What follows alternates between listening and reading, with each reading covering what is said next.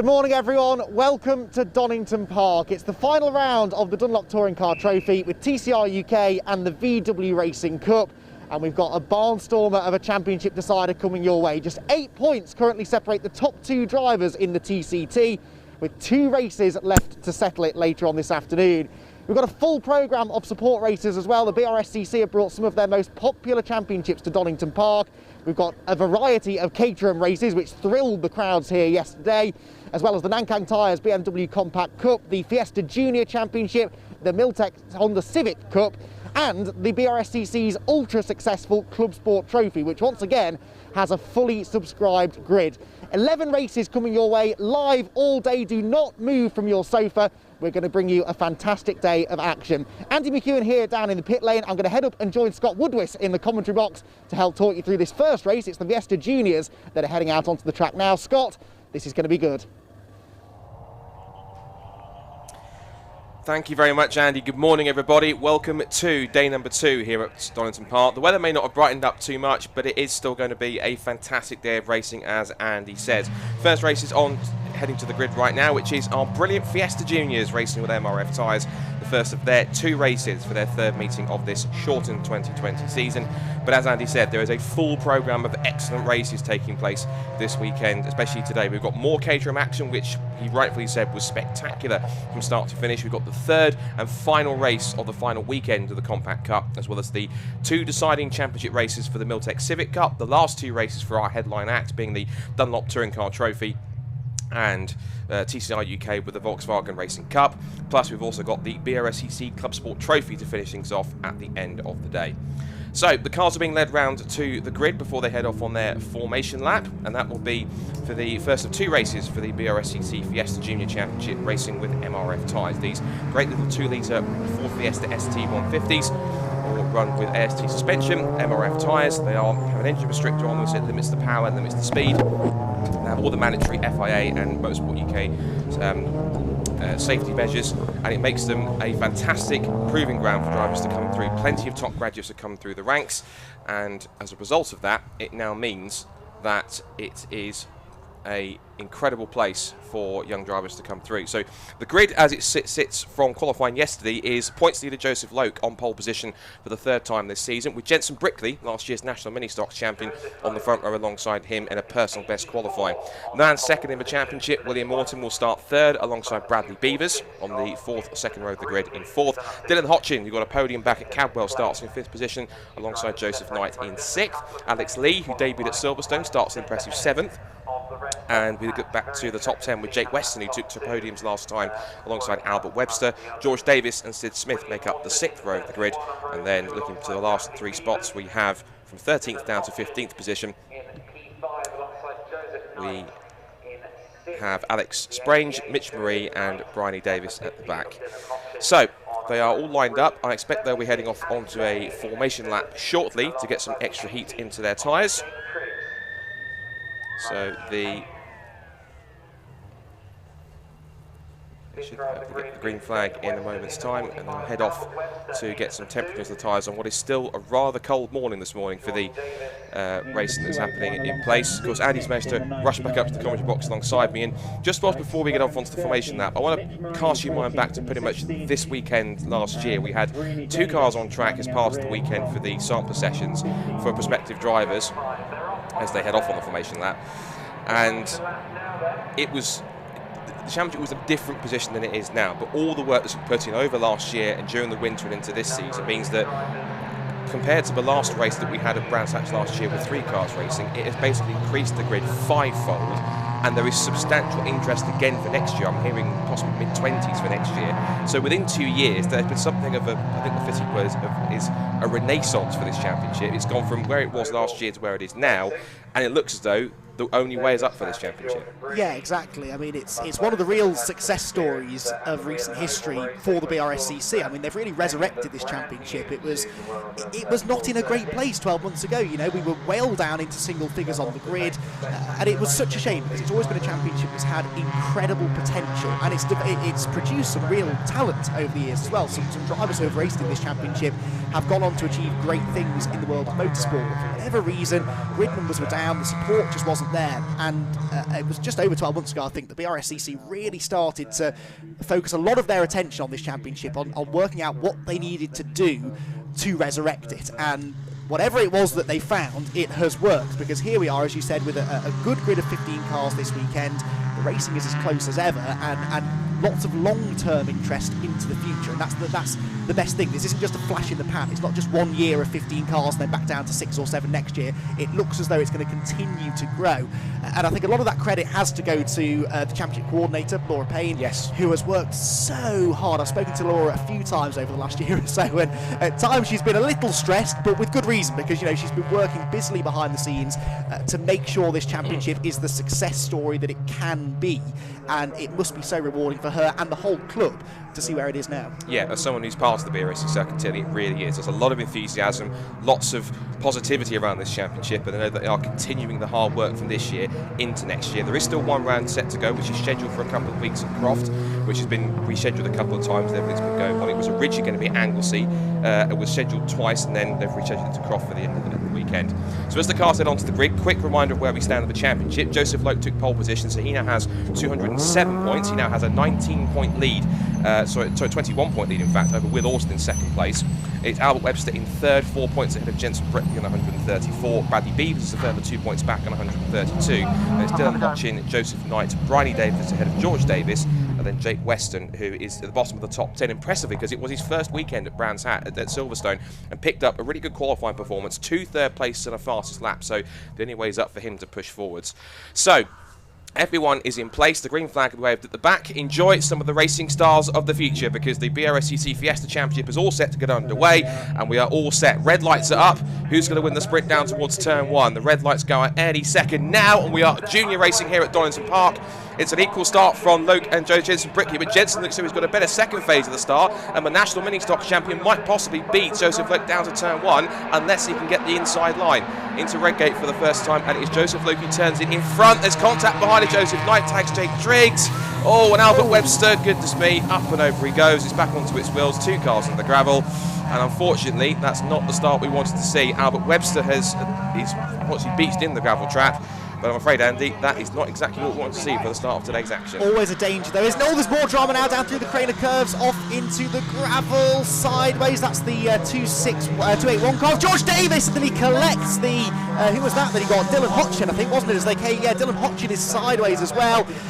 Cold rear tyres through the Craner curves. You don't really turn left very much at Donington Park, and so that right rear tyre gets very, very cold. And the first time you lean on it is through the Craner curves, and unfortunately it's caught a couple of drivers out. George Davis got sideways, skittered across the gravel, and as he rejoined, sadly, Dylan Hodgkin was just in the wrong place at the wrong time. These are short wheel-based, front-wheel drive cars. You have to work hard to get those rear tyres up to temperature. If you don't, it can catch you out. It really can. So that's Jake Triggs, I think, possibly. Well, it's a piece of bodywork from Jake Triggs' car. Albert Webster's the one that's walking away. You have to remember, these are very safe cars as well. I mean, the original base car itself was a 4-star NCAP safety rating, so it's incredibly sturdy. And then you add on all the mandatory FIA Junior and Motorsport UK safety measures that are needed. The safety car looks as though it has been deployed, so they can retrieve Albert Webster's car. Thankfully, it did when it went over. It was a slow roll, but it went over onto its wheel, so that was okay. I think the sort of slightly more concerning incident was George Davis coming across and just clipping the right rear of Dylan Hodgkin's car as it went flying across. So the race order after that rather frantic first lap was Joseph Loke, who still leads from William Alton in second place, Joseph Knight in third, Jake Weston's moved up to fourth, and considering where he started back in ninth on the grid, up 4 spots and all of that, Alex Lee is up to 5th position, followed by Alex Sprain, who had a cracking start from where he said to book his way through in 6th position. It is, I think that's possibly Bryony Davis up to 7th. Then it's Jensen Brickley 8th, Bradley Beavers is 9th, and it's Sid Smith in 10th position. And then Dylan Hodgkin was the one that got tagged by George Davis. Also Jake Triggs has fallen back a little bit, as is also Albert Webster, and Mitch Marie also is towards the back end of the field as well, but has picked his way up. So it looks as though ultimately that all the drivers appear to be okay, but as you mentioned, it wasn't quite the start they were planning for this first race. No, but that, as I said, is always a risk here. Redgate Corner is also a real pinch point. You do not want to be stuck on the outside line, and I think that first incident was really caused by everybody just trying to get across to the apex first and try all fighting for the same bit of real estate. And I guess this is the issue with a nice big grid. They've all got to try and fit into that first corner together. That's the damage to the right front of Albert Webster's car. And Albert, I think, had a good start because he started 10th, and I think he was higher than that by the time they got into turn 1. He might wish now that he wasn't, but he was trying to, as everyone else went to the inside, he was trying to find some clear track on the outside, and didn't quite work for him. That's Jordan Davies. Now, considering the contact that car had, Scott, it looks remarkably undamaged. I'm sure there is some steering damage or suspension damage to the front left corner, but it was a heck of a whack that he gave Dylan Hodgkin as he came back on the road, and yet it doesn't look quite as bad as I thought it would be. Yeah, front left corner is a little deranged, but that should hopefully be repairable for race 2. Yeah, and because the paddock is so together, particularly this year in terms of everyone supporting each other, there's going to be quite a lot of massive help to get whichever cars are involved that aren't able to take the restart once we get back racing again from safety car conditions. There'll be a lot of help to get them back in there to go ahead and push forwards. I think one of the losers from that also was Jenson Brickley. He started at the front row of the grid and was challenging for the lead heading into Redgate Corner, but for whatever reason he's then dropped down through all of that down to 8th position, so he's got some work to do to get himself back up there. Another driver again I'm impressed by, the white and green car, Alex Sprain. She started further back in 13th on the grid, and again he managed to just pick his way through everything that was happening up to 6th, and considering that he picked up 9th in the second race at Silverstone, he's someone who has worked incredibly hard in the background. He got driver of the meeting at Silverstone because it's all a self-run operation with them. They've gone up and saved up to make sure he bought all his own kit. They bought their own car, they put it all together, and they've got some support from other people around the paddock.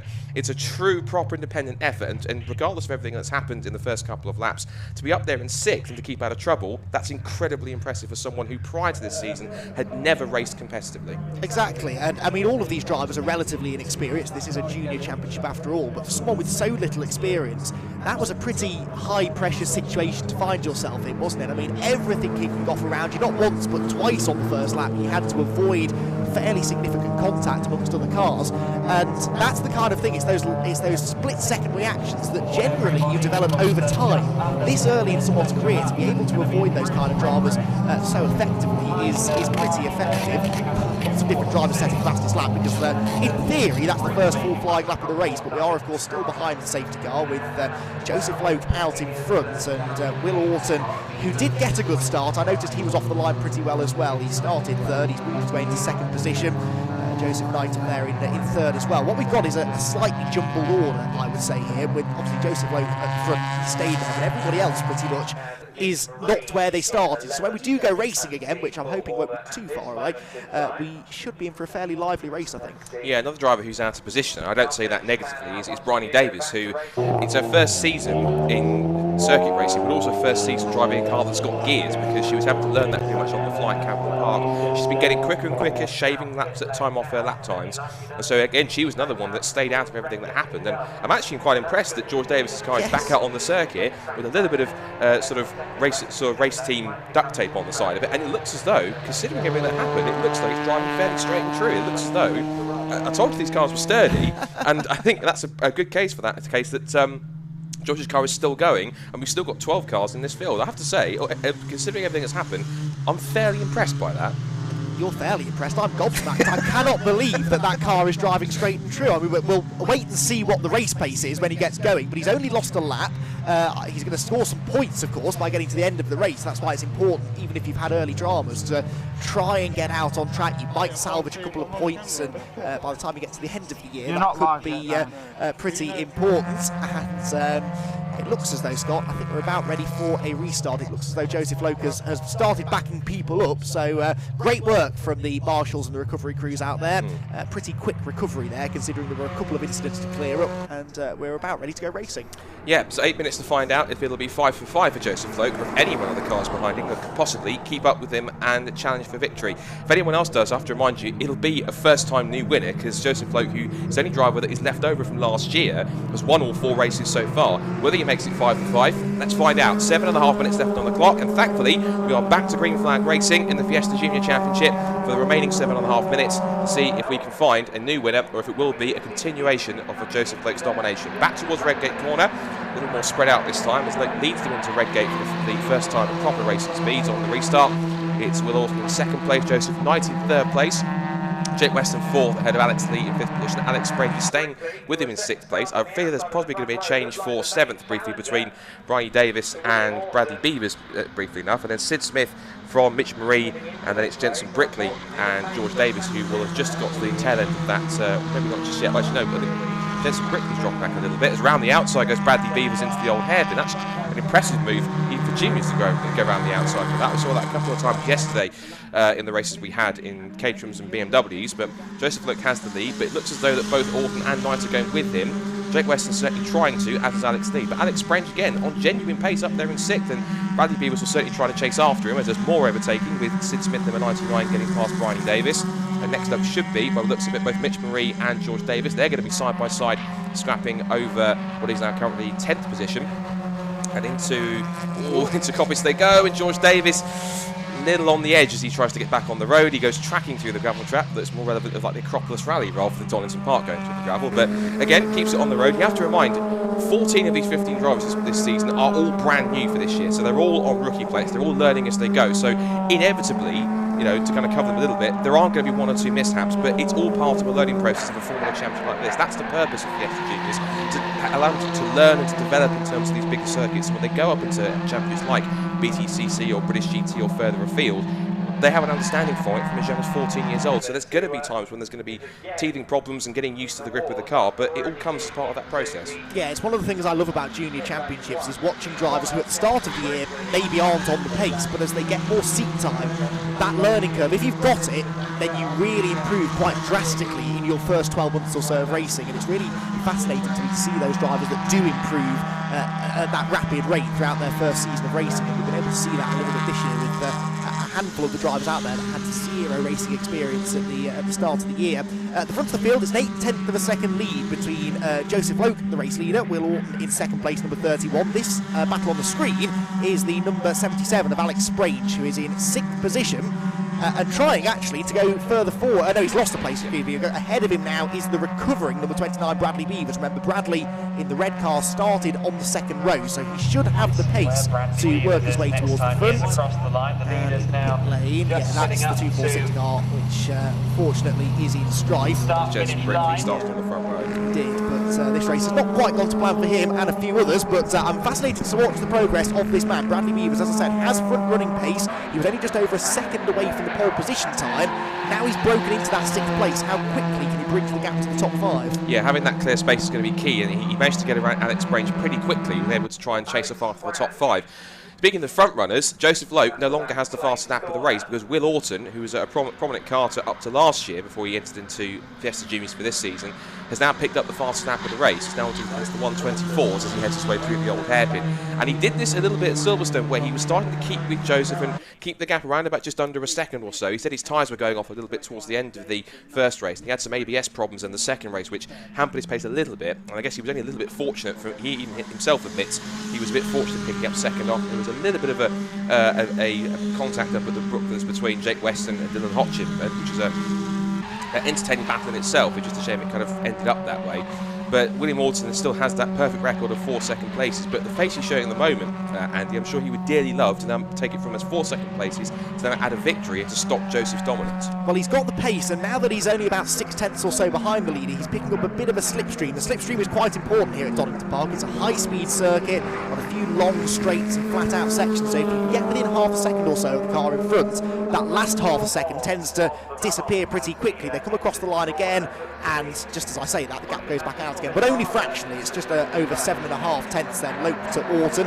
Loke with a personal best lap, but not quite fast enough to nick the fastest lap away from Orton. Knight is 2.7 seconds back in 3rd, but then he's got a 3-second cushion over Weston in 4th position for the time being. Jake Weston started 9th and he's holding his own nicely. He's been caught now by Alex Lay, and of course Alex in the 76 car did out-qualify him by a little bit, so that's the battle. You can see the 2 white cars just coming down the hill.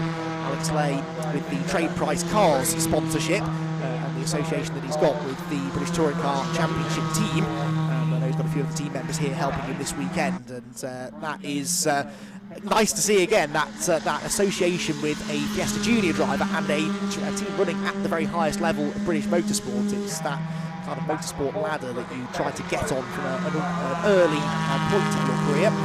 There's Briony Davis. How is Briony getting on? Down to 10th at the start of that, with the other Davis, George Davis, right behind, trying to find a way through. We're already, though, sadly, into the final couple of minutes of the race. We might just squeeze 2 more laps in. It's going to be tight, but that safety car has eaten away into the 15-minute race time. We've had the change there for 10th place. Now George Davis ahead of Briony Davis, so it was good while it lasted for Briony, up there inside the top 5, but those that had early dramas now starting to come back. Yeah, they're actually the first, from what as I can tell, the first brother and sister or siblings that not haven't taken part ever in the championship. That also goes to the Kents, because Lewis and Bradley Kents have also been picking themselves, but they are the first brother and sister or sibling pairing that have raced on track together in Fiesta Juniors this year. So they've both moved up from the world of mini stocks, as have a couple of drivers, and also Albert Webster's come from the world of short ovals in junior hot rods, so he has a bit of an advantage where junior hot rods do have gears, whereas mini stocks don't. It's a constant kind of 1 gear motor for them. But we're into the last 1 minute 15 seconds of this race, so I imagine we're going to get this and maybe 1 more lap, depending on how much time we had left. So yeah, we're going to get 2 more laps, including the one that we're on. Joseph Loke continues to lead the way. At the moment, it's 5 out of 5 for him, but it's never over until he gets the checkered flag. The gap is just about over a second. As now the next target for Sid Smith here is Alex Sprain. So after that work of going through, as a change for position between 4th and 5th, Alex Lee in the second of the Ali Rushforth Motorsport Repairs cars is up into 4th at the expense of Jake Weston, so a change for position here. And I have to say, Ali Rushforth must be absolutely delighted with this. Of course, Walton's had a couple of meetings worth to get used to the car, but Alex Lee in his second meeting already looking at a top 5 finish. Yep, having qualified 7th as well, so it's always nice to finish higher up the order than you started. However, he is now punching the hole in the air, isn't he, for Jake Weston to potentially come back at him into the chicane, forces the 76 car to defend on the way in. That might slow him down on the exit, and yes, they're being caught, well spotted, by the 29 car, aren't they, of Bradley Beavers. So Bradley could potentially sneak into the top 4 here by the end of this, the final lap, which they're starting now. Joseph Lowe looking good for the victory. He's 1.2 seconds clear now of Will Orton in second place, a lonely third at the moment for Joseph Knight. So the podium places, I think, are pretty set. It's 4th, 5th and 6th. It's still very much up for debate. Yeah, as they head through the old hairpin from the last time, there is Will Orton. As we said, 4 second places for him. It looks as though he's about to keep that 100% record up as he heads through the kink at Starkeys and up towards Schwanz Curve. And Joseph Loke, who we mentioned is the only driver left over from last year. He debuted at Pembrey in 2019 and since then has just continued to get quicker and quicker. He was the one that took the challenge in the end to Ollie Turner, who was the eventual champion last year. But he's picked up where he's left off. He's running the ex-Isaac Smith car from a couple of years ago when he competed in Fiesta Juniors in 2018 and then the Senior Championship in 2019. So it's a very capable and very quick car. In the hands of young Joseph Loke, it certainly is having a proper impact as they head down the exhibition straight for the final time and up towards the chicane. It's been rather action-packed in this first race, maybe not some of it the way we wanted it to see, but at the end of the day, it looks as though this man, there is no stopping him whatsoever, because out of the final chicane from the last time, it will indeed be 5 from 5 for Joseph Loke, still a perfect 100% record for the man at the top of the table. Joseph Loke wins race 1 of the weekend for the Fiesta Junior Championship with Will Orton a close second once again. It's a first podium for Joseph Knight. Well done to Joseph, he's been working hard since Cadwell to make that happen. Now for 4th, 5th and 6th, there has been a change. Alex Lee is 4th, Bradley Beavers will try and get into a line at the run to the flag. 4th, 5th and 6th, so it's going to be Lee in 4th, Beavers 5th and Weston in 6th. It's Sid Smith will be 7th, another improvement personal best for Alex Sprain, who picks up 8th position, and then Mitch Marie will also finish in the top 10 again. He will be 9th, ahead of the 2 Davises, George from Briony, and then we did also see Jensen Brookley go out towards the end of that race after some of the issues that he had, and he will at least head around and finish several laps down, but he will finish in 12th. So, what a way to start things off today for the day 2 of our Donington Park race weekend. We'll have more Fiesta Junior action later on this afternoon at around about 3:30. But again, these are some of the drivers which going forward, you'll certainly see them in the somewhere in the Toka package or the British Touring Car Championship or potentially the British GT or even further afield around Europe and around the world. And this is a championship which has brought through the likes of Bobby Thompson, who is here this weekend helping the 2 Ali Rushforth Motorsport cars. We've also had the likes of Aidan Moffat, who races some touring cars, and Lewis Kent, who's of course here this weekend, as well as Charlie Liddell and Ollie Turner, who will be appearing in the Cosmo Trophy race and is last year's Fiesta Junior champion. So, results for race number 1 from the Fiesta Junior Championship this weekend at Donington. Joseph Loke completes his 100% winning record and keeps it up so far with his 5th win out of 5. William Orton, 5 second places out of 5, his nearest challenger. And Joseph Knight, he'll be thrilled with his first podium in FJC this season. Alex Lee with a personal best of 4th. Bradley Beavers did incredibly well to become back up to 5th position, ahead of Jake Weston in 6th. Sid Smith is 7th from another improved result for Alex Brange. Mitch Marie also goes 1 place higher than he finished best at Silverstone. And Brian Davis cracks the top 10 for the first time.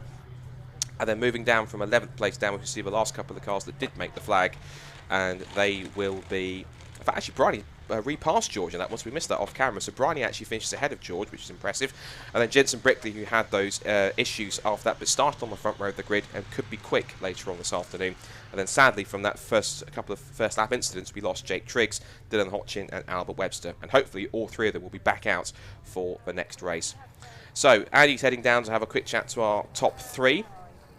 And he'll be able to get a bit of a view on how that race was for Joseph Loke, Will Orton and Joseph Knight. I'd imagine Joseph will probably be one of the happiest out of the 3 of them, because that is his first podium. He came close last time at Silverstone by picking up a 4th place in, I believe it was the first race. Yes, first race. And so, second race, forgive me. I'm trying to think of all these results on the fly. But...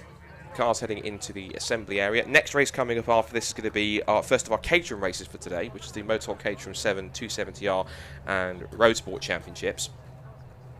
But we are going to hear from Andy very shortly once the top 3 are coming in. And so we are about to head down. So down to Andy McEwen, who can have a chat with our first podium of the weekend, the Fiesta Juniors, and our top 3, including our race winner, Joseph Loke. Well, that was a fantastic first race of the day for the Fiesta Junior Championship, and another brilliant race win for Joseph. Joseph, come over here, let's have a chat with you. You're getting kind of used to this now, aren't you, this winning feeling? I mean, I'm still getting the positions I want, but they're getting close. By next race, they'll be even closer. By the final round at Croft, they'll be even closer than that. So it's just they're keeping me on my toes. It was important for you, wasn't it, to really have a good start to the season? You were the only driver that carried on from last year. Do you think that gave you an edge in the first half of the year? Definitely first half of the year, but I know a lot of drivers have been spending a lot of time out on track. I'm probably just as experienced as everyone else with the amount of testing they've done. I've done 3 tests over the course of the whole season. Since the start of the year, January. So, and I know people like Orton have done over 30. So I'm really happy with my pace so far. What about a 6th win of the year in race 2? Is there a good chance of that? Hopefully, that's all I can say. I agree with that. Well done, Joseph. Congratulations on the win. Now, where's our 2nd place man, Will? There he is, just masking up as is necessary these days. And that was, well, a 5th win of the year for Joseph Loke, a 5th second place for Will Orton. Will, I guess that's a stat you're not maybe quite as happy with, but it's been a solid year, hasn't it? Yeah, it's been a consistent year. Couldn't really ask for much more of the car. Qualifying yesterday was a bit disappointing, but came back stronger today. You got a good start as well. Started on the 2nd row of the grid and you were up into 2nd at the start, and it was important that to get out of that midfield where it was all kicking off.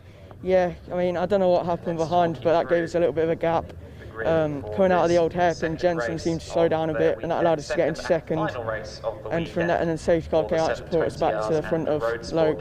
And from now on, it was just trying to catch up to him, really. I think you got the fastest lap whilst you were trying to catch him. That's a good sign for race 2, isn't it? Yeah, if we can keep doing them sort of lap times in race 2, we should have a good chance. Excellent stuff. Congratulations on the podium. Well, it's a 5th podium of the year for Will. But it's a first podium. Well done to Joseph Knight. It's been a bit of a long time coming, hasn't it, this? Yeah, obviously Cadwell really didn't go well. Silverstone we had 2 4th positions, so this weekend we was really hoping for a podium, and it came. It went really well this race. Starting a bit further back on the grid, obviously, were you at all worried into the first few corners? But we was aiming to get a good start, obviously, and it happened. We went from 6th to 4th or 3rd.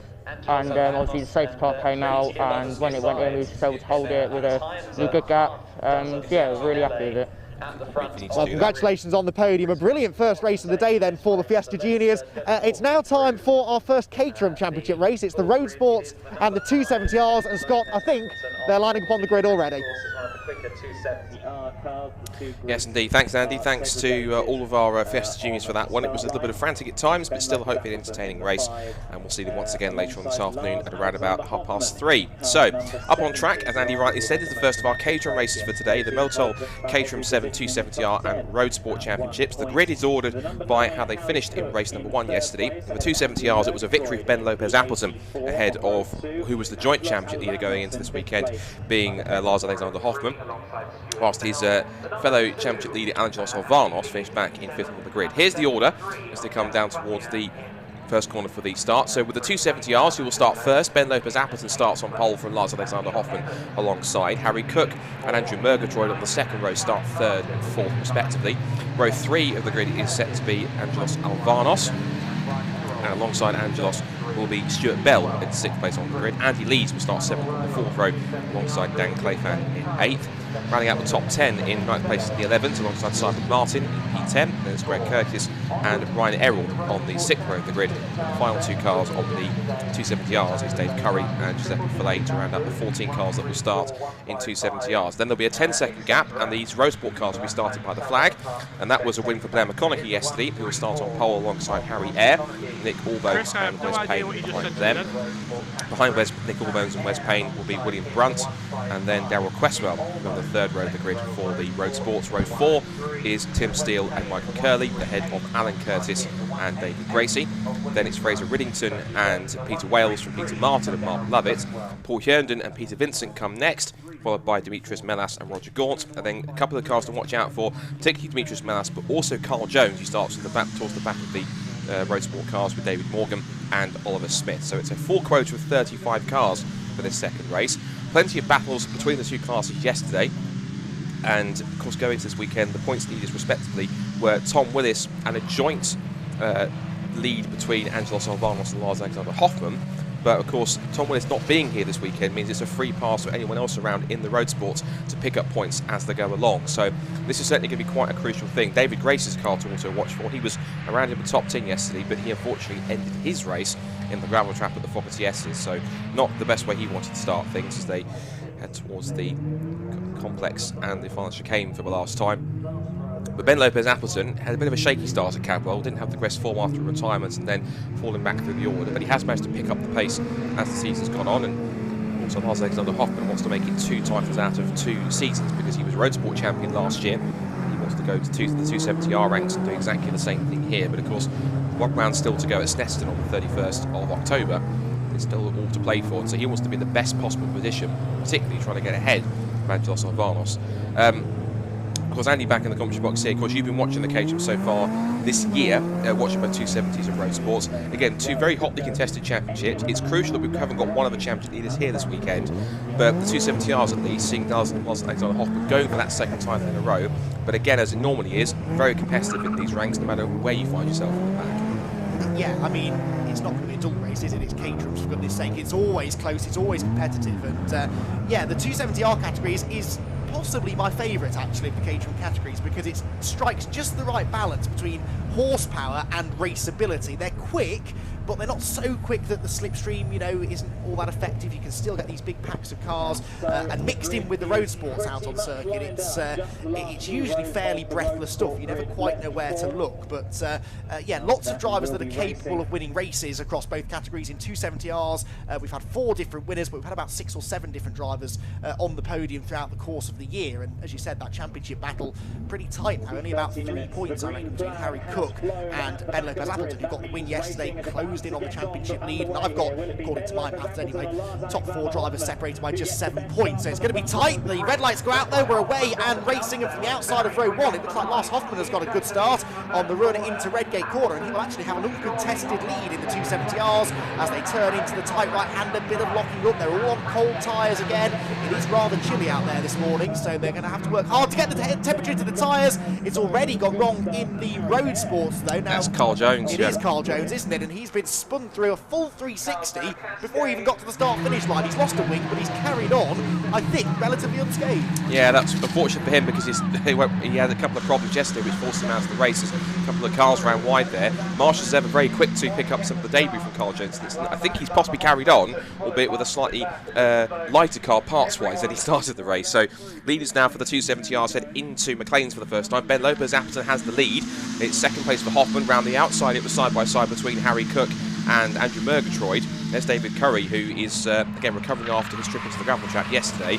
As they funnel their way through, the 90 car Stuart Bell started well ahead of Angelos Olvana, who, as I mentioned, came into this weekend joint on points with Lars Alexander Hoffman, but he started finish behind him. He's now, I'm just stealing Andy's spreadsheet for a second, 4th in points now after the yesterday's result, because he has updated it from yesterday, thank you. And into the complex to go for the first time. It's now second place into the Robert chicane for Harry Cook as he takes over that position. Andy Lees is in there as well, also so is Stuart Bell and Angelos Olvanos. So as expected, pretty frantic in the 270Rs, but so far, the former points leader Hoffman now leads the way down towards Redgate for the second time. Yes, he does, and he's starting to get away. I'd be surprised if he can break the toe, but he's going the right way about trying to do that, isn't he? Round the outside there goes Ben Lopez Appleton, trying to get past Harry Cook as they go through Redgate. It was Cook that was ahead at the line, but it looks like Lopez Appleton was able to make that stick. Third place then is Andy Lees. No, it's still Murgatroyd ahead of Andy Lees in the sort of Gulf livery, pale blue and orange car. This group, they need to try and work together to stop the leader, Lars Alexander Hoffman, pulling away. Hoffman can do with the points. He sits third in the points, only 5 points off the championship lead, but 5 points in Caterham terms can be quite a lot. In the road sports, incidentally, it was Harry Eyre that had the lead at the end of that lap one from Blair McConaughey. So Harry Eyre coming through nicely to lead in the road sports category. Harry is the points leader, and of course Tom Willis second in the points, not scoring this weekend, so this is already turning into a strong weekend for Harry, and he's setting the pace again in race 2. Yeah, and that's impressive considering that it was Blair McConaughey who picked up the victory yesterday, because Harry Eyre gave him the main benefit. It's mainly because he was higher up on the points coming into the weekend. Blair had an off weekend where he scored, I think it was one retirement at one of the previous rounds, so because of that he was lower down the championship, about 6th or 7th than where he would expect it to be given look at the rest of his results. So using that win to full effect to get himself up there. Ben Lopez Appleton meanwhile is into the fastest lap as the lead now almost changes between Harry Eyre and Blair McConaughey, and also look for the white, red and gold car of Nick Allbones in there. The purple car in there also in the mix is Wes Payne, and then fifth place car is William Brunt, and the other golf colour car. There's one in each championship. Andy Lees is in 270Rs, where you can tell which is which. Obviously one doesn't have a windscreen and lights, and the other one is a slightly darker orange for William Brunt's car compared to Andy Lees here. 270Rs head through the old hairpin. Hoffman still leads now. Lopez Appleton up to second. Harry Cook is third. Andy Lees has moved up to fourth, ahead of Stuart Bell in fifth position. And Angelos Olvanos in sixth. At the tail of that 7-car scrap appears to be Dan Clayfan. So 7 for the lead at the moment. And as we know in Caterham races, we both know, having been Caterham racing enthusiasts, that order can change in the blink of an eye. Case in point, third place now for Andy Lees at the expense of Harry Cook. And this is going to go on literally for the next about 26 and a quarter minutes. It gets to the point, doesn't it, where they jockey for position for a while, but then they get into that last 10 minutes, and then it's all about putting yourself in the right position. Do you want to be leading going on to the final lap? Sounds like a daft question, but as you can see here, look, we're going to get a lead change before we even get to the braking zone at the chicane, as Ben Lopez Appleton has now managed to get himself ahead in... Sorry, no, it's number 9. Ben Lopez Appleton, like the first time. You should know this, we're following these championships all year. Into the lead he goes, and he got that done before they got to the chicane. If that had been the last lap, he'd have snatched the victory away, and then again it changes going into Redgate Corner. This is why when you get to the end of the race, you don't necessarily want to be at the front of this pack.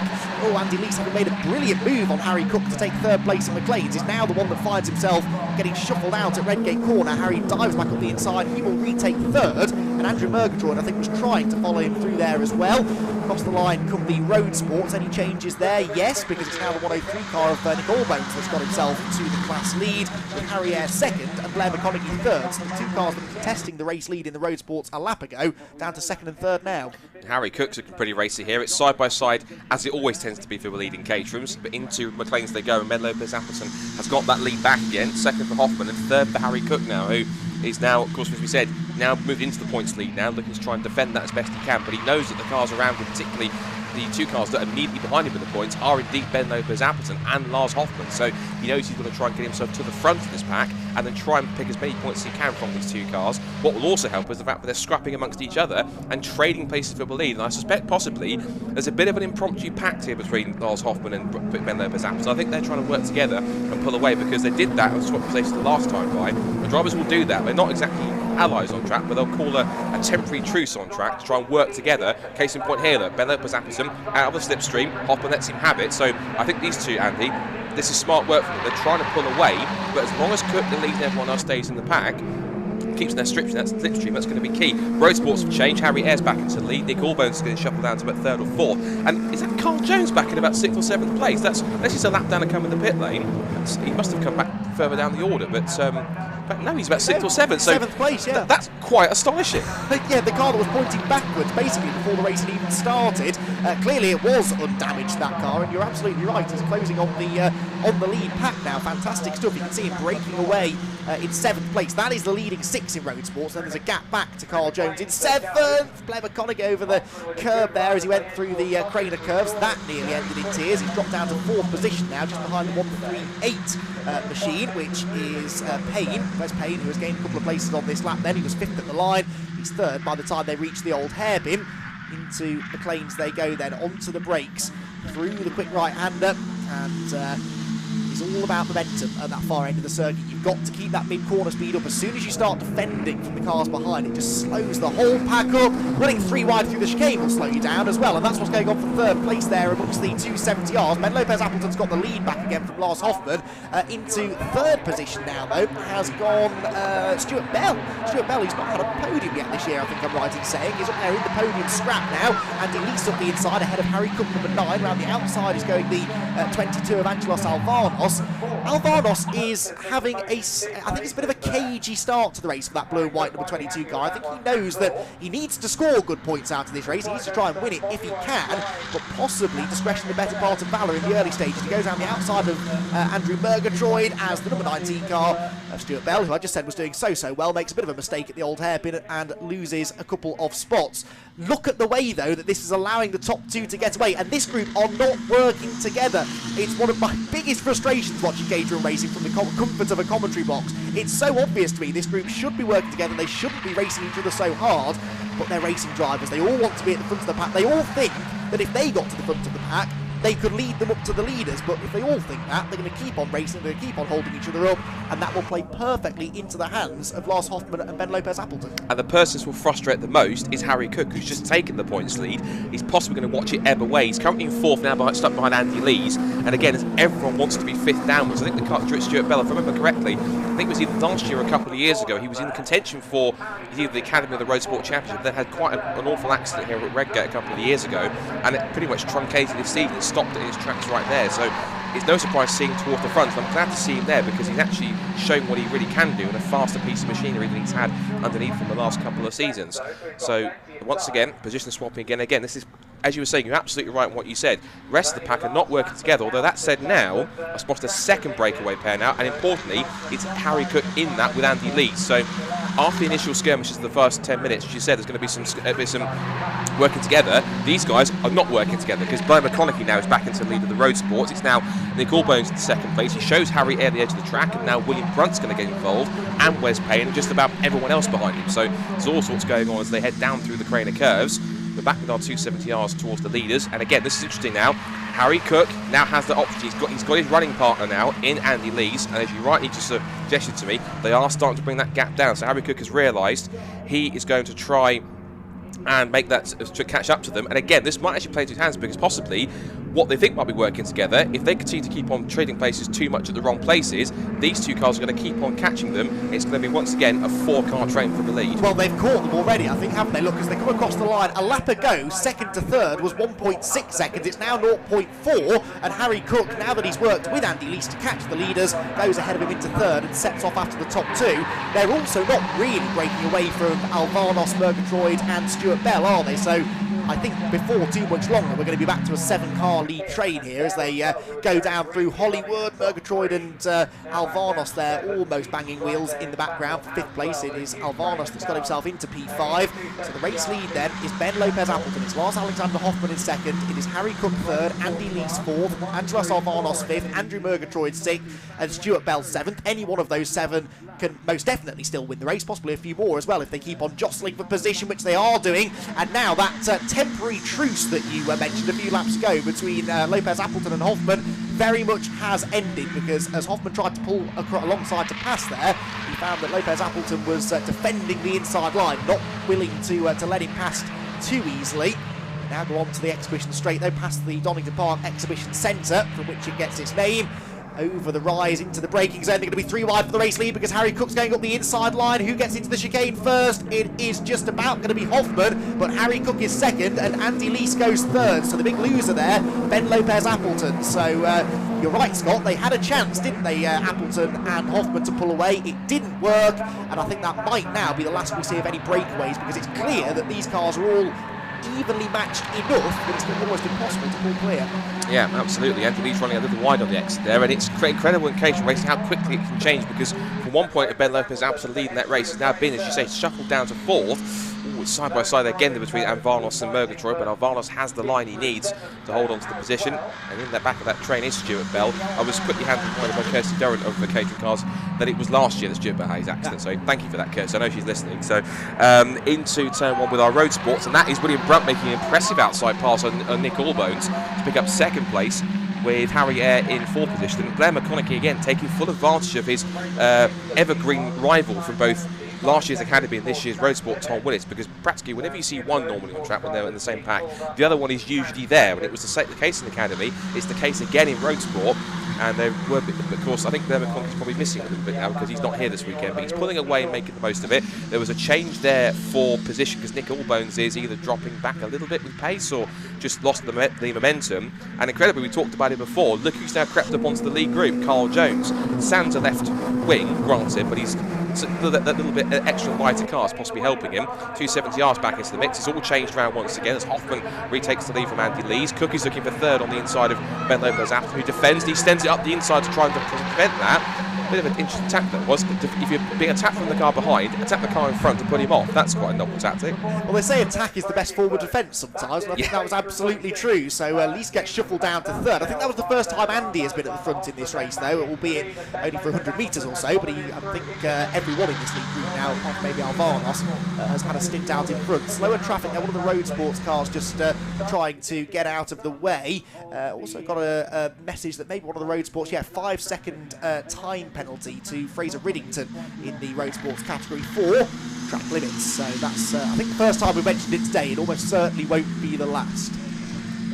So waiting for the 270Rs to head down the exhibition straight then, and onto the part of the circuit where overtaking is perhaps the easiest to do, and Angelos Alvarnos there, the blue car with the white stripe, trying to stick his nose out of line as they go towards the braking zone. It is still the number 70 of Lars Hoffman that leads the way, and actually Ben Lopez Appleton, the blue and grey number 5 car, into 2nd place. Those two have been the most consistent race leaders, or top 2 runners so far in this race. It's the leading group of it's 8 cars now, isn't it? So who else has joined this group? It is Giuseppe Fillet who has caught them now in the number 64 car, the red and black car at the tail of the shot. So 8 cars now in the lead pack. Further back, some nice battling going on. The number 34 car there coming through for Evans. Is for 11th place. He is racing. He's got the 77, excuse me, of Dave Curry right behind him. Road Sports across the start-finish line. Blair McConaughey back in front, and look at the way that McConaughey and Will Brunt have all of a sudden broken clear of the rest of the field. There's a sizable gap now between 2nd and 3rd, 2.2 seconds. So something has happened in the Road Sports group on this lap, because Harry Eyre and Nick Allbones and Carl Jones and Wes Payne, they've all fallen a lot further behind than they were at the start of the lap. So that's a little bit strange, not quite sure. They all set personal bests on that lap, so it must have been the previous lap where there was a bit of a shuffle about. Here comes the fight for 11th position though, and it is these are some of the last of the 270Rs in the race. The top 13 cars in this one are all 270Rs. 14 on back, it is pretty much extensively the road sport category. It is the 77 of Dave Curry then, who sits 11th place in the championship, arriving here this weekend, who is now actually starting to get away maybe from the number 34 of Neil Evans, who's ahead of him in the points by a few positions, behind him by a few car lengths on the road, and then we wait for the road sports to come through, and there they are, Blair McConaughey and Will Brunt then starting now to break clear. So we've got, as we head into now the second half of this race, a similar situation to the one that we had in the 270Rs earlier on, with the top two breaking away in road sports, and the rest may be left having to work together to catch up. The gap from Brunt in second to Harrier in third is 1.9 seconds, so it did come down by a few tenths that time. There is Harrier, third position. It's Carl Jones in fourth, remarkably. Fifth position, the 103 of Nick Allbones. And Allbones is looking like he's, I think, the last one in that tree. So Allbones is trying his best to hang on to the podium places. Nick has had two podiums, his second of which was a third place finish yesterday in the road sports category. White red car 103 at the back of that third place battle. But so for now, Blair McConaughey and William Brunt are content really to run at the front. McConaughey coming into this race 14 points behind Harrier, the championship leader. Well, Air is now in third, so Scott, it's in Blair McConaughey's best interests to work with William Brunt here, not just to secure the race lead, but to try and keep that next group as far behind as possible, because in that next group is the championship leader, and around, unfortunately, goes Nick Allbones. So another commentator's curse, I'm afraid. Also, a collision down at the old hairpin. 164 is off. And Paul Herndon, I think. Yes, it is. Now, this was a long way further back in the road sports category. There's someone else who's not running quite catch that entangled with him. But yeah, the road sports race, all of a sudden, the dynamic has changed completely, hasn't it? Yeah, it looks to be. Blair McConaughey taking full advantage of the lead, and he's brought William Brunt with him. I suspect Nick Allbones was trying to make it three abreast into Coppice, and actually the spin after that was the result of it not working. So it looks as though it's pretty much stayed the same for third and fourth. But the person, again, who still continues to impress me is Carl Jones, because he really is moving up well. He was just behind, I think it was Darrell Cresswell, then moving up a couple of spots. So I think he's got around Harrier, the last move he was making. So he's now picked himself up into what is now a third position. So who'd have thought it, from a full 360 spin at the start to third place. I think he's second and first looks to be, well, at the moment, a little bit too far out of reach, but who knows, given his pace, I could be proved wrong again. Well, on the previous lap, the third place pack was quicker than the leading two, but then obviously they started tripping over each other again. So if they work together and they don't race each other too hard, I think they can catch McConaughey and Brunt, but it's whether they're able to orchestrate that between themselves that perhaps awaits to be seen. The 11th place battle is still ongoing. So too, you'll be surprised to hear, is the lead battle. It is Lopez Appleton back in front of Harry Cook now. He's thrown himself back into second place in the 270Rs, and then a small gap back to Alvanos, yes, who is still third, and Giuseppe Fillet. Now, a few minutes ago, Giuseppe Fillet came from 8th position, a couple of seconds behind the leading 7, so all of a sudden right on their tail, and Giuseppe is now starting to work his way through. Not had a podium yet as Fillet, could today be the day. But he has had a podium in the past. Now, if I remember correctly, it has been here at Donington, so it's a circuit that he enjoys very much, and he's proving it here. So again, another driver that's being incredibly impressive to make his way up as Lopez Appleton locks the rears and gets sideways into McLean's. Now, whether that was by himself, whether he was assisted by something on the road, I didn't see any slippery surface flags down there, so that might be just him going too hot and then just locking the rears up for some reason. But that was a rather odd slide in many cases, because he didn't have anyone around him, didn't look as though there was anything on anything in terms of any flags warning of any slippery fluid or oil or anything else. So hard to explain that. It's not like him to make a mistake, and these cars are known for being fairly drivable as well. You can be quite aggressive on the brakes, so yeah, that was a little bit odd. He's shed a front wing at some point since we last saw him as Ben Lopez Appleton, but it's not really slowing him down. He might be a bit of a sitting duck in a straight line now, though, because he is punching a hole in the air for Harry Cook, and the championship leader pulls to the left-hand side. That's the outside into Redgate corner. He will have to be aggressive on the brakes, but he is aggressive on the brakes. Not quite enough, though. Lopez Appleton clearly not shook his confidence that moment that he had on the brakes at McLean's, because he was super brave into Redgate, holds on to the race lead. Now, the next dynamic in this race is dealing with lapped traffic, because we've got the joint classes, the 270Rs and the road sports racing together this year. It is a long race. We're heading into the final third now, and they're starting to catch the tail end of the road sports battle, and this is what happened yesterday, isn't it? They caught the road sports, and that can sometimes be the decisive moment in the race for both classes. It really can. It was the same also in the other categories with the 310s and the 7 UK UK. So absolutely, with these mixed grids for this year between the two championships, it's a bit of a new thing for them to have to learn this year. It's, Hoffman's off the road. Now, he was, of course, leading the championship the weekend, third, and that's Lars Hoffmann, last year's Road Sport champion, off into the gravel. And I suspect possibly 10 minutes to go, Andy. Safety car? Possibly. It's in a dangerous place, isn't it? And, yes, the yellow flags are out or down into the chicane, of course they are. We'll wait and see if the safety car gets scrambled. If it does, I was going to say it'll bunch everyone together. They couldn't get much closer than they already were.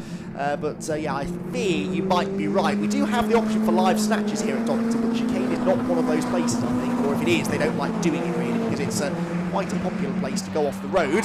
They will try and avoid throwing the safety car if they can, though, so we'll keep monitoring the situation. Significantly for Lars, that will be his first non-finish of the year. That will then become one of his 2 drop scores, so we'll get the abacus out again after the race and see what that means, but I think that means he'll gain back the 19 points that he was dropping from Thruxton earlier in the year. Paul Herndon's made it back to the pit lane after his earlier incident, but I don't think he's making it back out of the pit lane.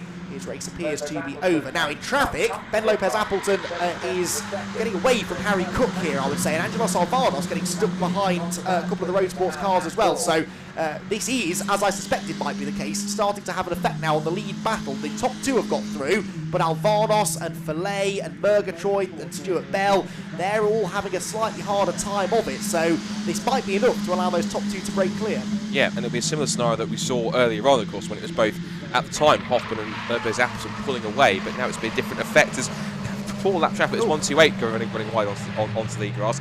That was pretty much him saying, I want no part of this, I'm moving out of the way. It's good driving from him, but at the same time being pretty spooked. That's quite crucial as well. Wes Payne is in the pit lane. He was up there in the points. I think he had a podium with Thruxton in one of the previous rounds. He was one of the front running cars. He came into today 4th in points. That's going to possibly see him, if he doesn't get out again, with also a 0 scores drop as well. In fact, no, he was dropping 1 already. He'll have to drop a second one this time. Maybe not, no, because he...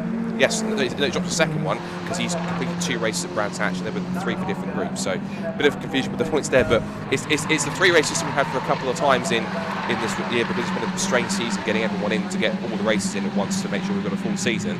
Whilst we're talking about that, Giuseppe Fillet has got past Andrew Murgatroyd, so he's up to 4th now. So he's on the fringe of a podium, so it could be possible. Maybe not yet, as Murgatroyd's got him back through the Craner curves. But with almost under 8 minutes to go, it's looking good, and I don't want to put the Commentex chaos on it, but so far, touch wood, after that off Hoffmann, no safety car, unless I've cursed it. You've said it now. I think you're right. I think the marshals have been. It was further round the corner than I thought it was, so I think they've maybe been able to get away with that. Into McLean's go Murgatroyd, Fillet, and someone we haven't mentioned for a little while, Stuart Bell, the 19. He's starting to come back into this. Now, in Road Sport land, it's still McConaughey from William Brunt, and they are still 2.2 seconds ahead of Carl Jones. Jones is getting a bit closer, but not massively closer. He's broken away from Harrier in 4th, and that is significant because Harrier is the points leader. Blair McConaughey, with the absence of Tom Willis this weekend, is his nearest rival in the points. So Blair will be happy at least to see that Harrier is not catching the leading 2, but keep an eye on that gap between the 2nd place man William Brunt and the 3rd place man Carl Jones. It was 2.2 seconds at the start of the lap, but on the previous lap, Jones was 9/10 quicker than the race leader. He's broken away from Harrier and he's got some pace. I think he's also passed the lap traffic that was between these 2 and 3rd place, so I think the phrase game on is quite appropriate for that, as Brunt was just swarming around. I think that might have just been them sweeping through shots, so he's coming for it, and he's just not too far away. So down the B back straight they go towards the chicane. 6.5 minutes to go. Here's that evergreen scrap that continues to rage between Ryan Errol and Dave Curry. Between these 2, they've been going at it, hammer and tongs throughout the whole race, just position swapping their own little private battle, which is nice to see. That's the main thing about Caterham racing. Whichever sort of step of ladder you're on, and I won't be saying several championships, but it really is true for Caterhams. Does not matter where your pace is, you always have at least one person to race with and have a good time on track with, which is always the key thing. That's why it's been so popular over the last few years, why it's so popular. You get sold out academy grids and drivers keep coming back year on year through the ranks up towards 310Rs and then the 7 UK cars. You've always got someone who you can make friends with and therefore always have a great race with on track. And the thing is, whatever your experience level, there is a championship for you. If you're brand new to racing, head over to Academy. They always have fully subscribed grids every year. If you've got a little bit of experience, maybe the Road Sports is the place for you. If you fancy a bit of this kind of racing, it's definitely the place for you. William Brunt there going around the outside of a lapped car. That's the that's Harry. That's Harrier. Hang on, has Brunt been off then? Because Harrier, no, Jones and Air were 2 seconds nearly quicker than the leader on the previous lap. So in the last sector, there was a problem of some sort for the top 2. And there's been a switch around because Air's passed Jones. Yeah. So whether Blair McConaughey's cleared off, or maybe something's happened to William Brunt, because he's now back with Jones and Eyre, and there's been a switch around. So maybe McConaughey's the one that's pulled away. It's Brunt that's had the issue. He was trying to attack, and he was right on the back of McConaughey at that point. So we continue to watch Curry and Gracie scrap. Curry and Errol scrap amongst themselves, going for the final top 10 spot. There's McConaughey, and he's on his own. So something's happened to William Brunt. Maybe he's tried to make a move, it hasn't worked, and he's now falling into the clutch to third and fourth. And whilst that's happened, Eyre has caught Jones and passed him, so he's now possibly getting himself back into a podium place. So 5 minutes to go, and it's all kicked off. Carl Jones is into second now as well, ahead of the treble one, that is. It's the other Jones, isn't it? That's into second place in class in the road sports. So McConaughey from Jones, from Brunt, from Eyre is the order. But yeah, Jones lost about 2 seconds to Brunt lost about 2 seconds to Jones and Eyre on the previous lap. So he must have had a moment somewhere towards the end of the lap. Not entirely sure what happened. There is another group of the road sports heading through the first corner at Redgate. 102 car there. Demetrius Melas is at the back of that little group.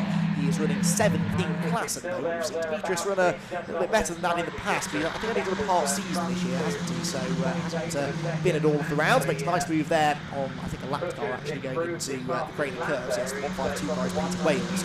Just in front of him, that's the one that he's chasing for 6th in the road sports category. At the head of the field, by the way, in the 270Rs, Ben Lopez Appleton still leading by 8/10 now over Harry Cook, and then he's over 2 seconds clear of Angelos Alvana. So that traffic has really split the pack a little bit in the 270R ranks. Road sports, as we can see, plenty of good battles still going on throughout the field. 199 is a lap down.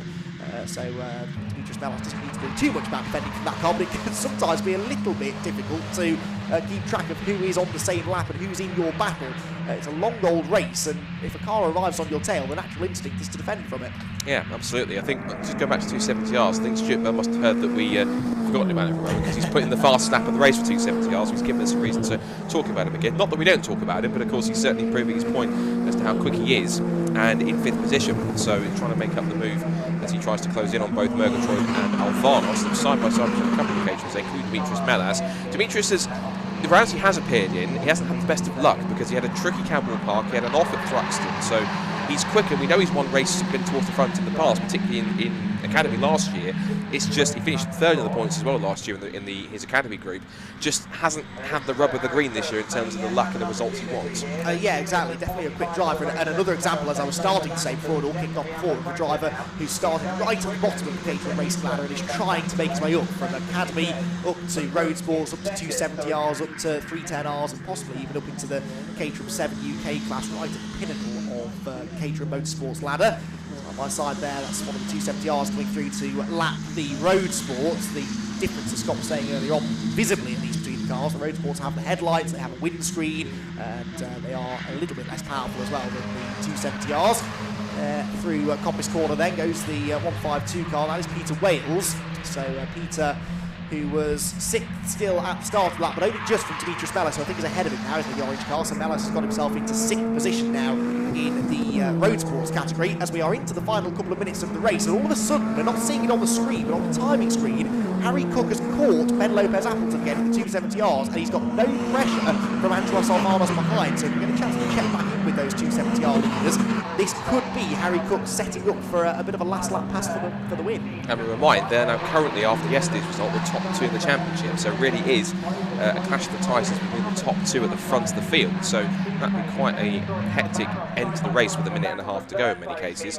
Back with the road sports, I was going to check in with the leaders there for a second. I'll refresh quickly my timing screen on my phone, and it shows at the moment that McConaughey, the gap between himself and Jones is still 2.4 seconds, so he's not really closing in too much to have an effect, but he's still in the mix to get a strong result in second place. We've got a couple more cars that are battling amongst themselves. That's the David Gracie car scrapping away with the 143 of Curtis, and they're battling over in the road sport ranks. That is a scrap for 8th and 9th and 10th position, so towards the bottom of the top 10. Just also been lapped, I think, possibly. Is that by, I thought it was by Andy Lees, but it's a similarly coloured car to Andy Lees' car, so not quite him there.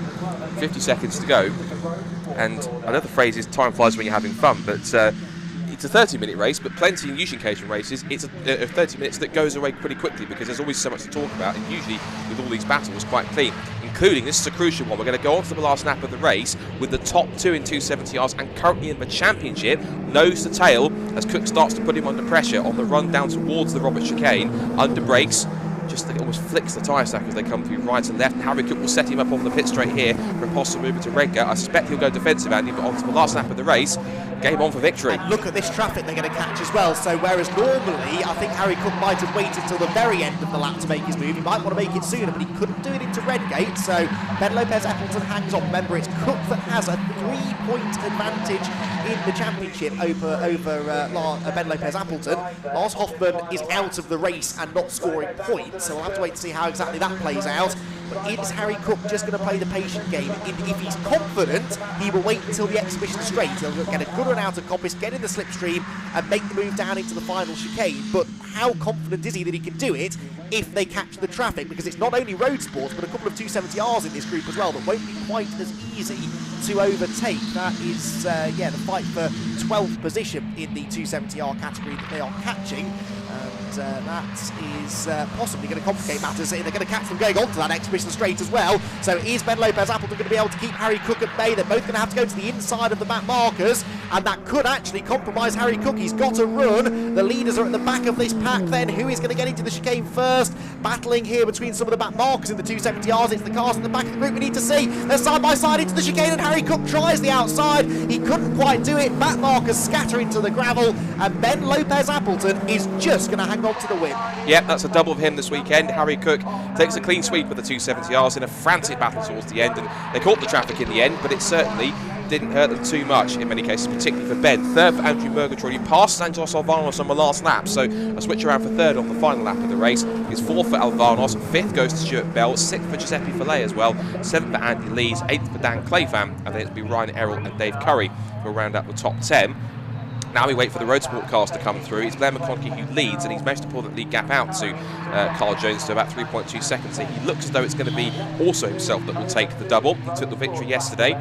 Just waiting for McConaughey for the confirmation. Here is that scrap between Curry and Errol. It's Errol that's going to be in front, but it'll get him towards. And just behind him is our road sport leader. There he is, Blair McConaughey. He will go ahead and take a double. So Blair McConaughey picks up 2 from 2 at Donington Park in the Caterham Road Sports, and that will be key points for him to make it through to Snetterton in a very strong position in the points for road sports. It'll be second place after it's a spin to second place.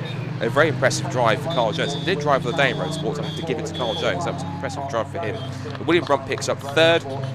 Harry Eyre finishes fourth. Darryl Questwell in fifth position. Then it'll be Demetrius Malas who'll pick up seventh. By the looks of it, and then it'll be Steele, Wales, and Gracie. Gracie's already picked up the 10th place after he crossed the line. So, eventful as ever, but entertaining as ever for Caterham Motorsport. As the cars make their way down through to the assembly area for the end of that race, here is confirmation of the result. Ben Lopez Appleton wins by 0.6 of a second from Harry Cook in second place. Andrew Murgatroyd takes third from Angelos Alvanos in fourth. Stuart Bell completes the top 5 from Giuseppe Fillet in sixth, with Andy Lees, Dan Clayfam, Ryan Errol, and Neil Evans completing the top 10 finishes in 270R and indeed overall. Moving down to 11th is Dave Curry. He then heads the first of our road sport finishers, as Blair McConaughey does indeed take the road sport victory. And he is ahead of Carl Jones, who again impressively goes from spinning and contact on the start line at the first lap to second place, which is incredibly well done for him, incredibly well fought back after his trouble yesterday. William Brunt is the final man on the podium for road sport, ahead of Harry Eyre, Darryl Cresswell, Demetrius Melas, Peter Wales, Tim Steele, and then Simon Martin in the next 270R to round out the overall top 20.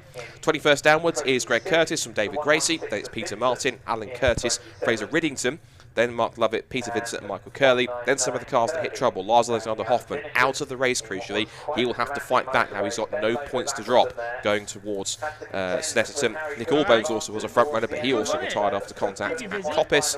And then the last few cars in the field to complete the grid was Wes Payne, who retired earlier on, as did Paul Herndon after contact, and we also lost Roger Gaunt towards the middle of the race as well. He went off in the closing stages of race 1 yesterday, and that is unfortunately a weekend to forget for him in race number 2. So that's the 270Rs and road sports done. There's still plenty more Caterham action to come, 2 more races for them, but the next action coming up is the season finale, the final race of the season for the Nankang Tyre BMW Compact Cup in 2020, and he's making his way down to the pit lane, so I shall stay silent for a moment whilst we allow to throw down to him, and he will be able to have a chat to our top 3, probably at least in 270Rs, including double race winner Ben Lopez Appleton. So we'll be back with BMW Compact after Andy's had a chat with the top 3. Well, what a fantastic race that was then, and it's Ben Lopez Appleton who takes another race victory. Ben, just going to come over and have a word with him then. Your second win of the year, and that, I reckon, puts you only about a point behind Harry with 2 races to go. It's getting close, isn't it? Well, you calculated that quick, yeah. I mean, bloody tight racing. Not helped by the fluids all over the track, making it really, really precarious for a lot of my colleagues out there who, unfortunately, I think a few of them saw the gravel off the back of it. Obviously helped me a little bit, so I'm not going to feel too sorry for him. But yeah, really, really tight racing. I didn't think that the championship would be, you know, a possibility. You know, aiming for top 3 this year now, which would be great. So fantastic effort and great racing. It's super close out there, maybe a bit too close on occasions. You've lost a wing, but that's par for the course, really, isn't it? Absolutely. You know, they're disposable items are the wings. You know, you just got to make sure that, you know, you don't get too close and clip a wheel or something like that, which will obviously end in tragedy. So, but yeah, really, really close stuff. Fantastic cars. Absolutely love this racing. It's great stuff. I couldn't agree more. Well done on a second victory of the year then for Ben. And Blair McConaughey, you are getting used to these winning ways at Donington. Your second win of the weekend, and an important one for the points.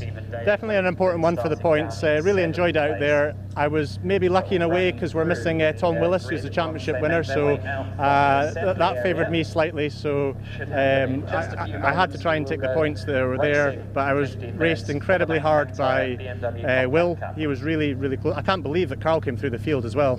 But I had a fantastic time, over the moon, and I just want to say everyone in the paddock's wishing well to David Morgan, so we'll pass on our wishes to him. Yeah, absolutely. Well, congratulations then for both of our class winners, the 270Rs for Ben Lopez Appleton, the Road Sports, it's Blair McConaughey, both of them in championship contention for their relative classes. It's going to be a fascinating championship decider at Snetterton next time out. Scott, back to you for the next race.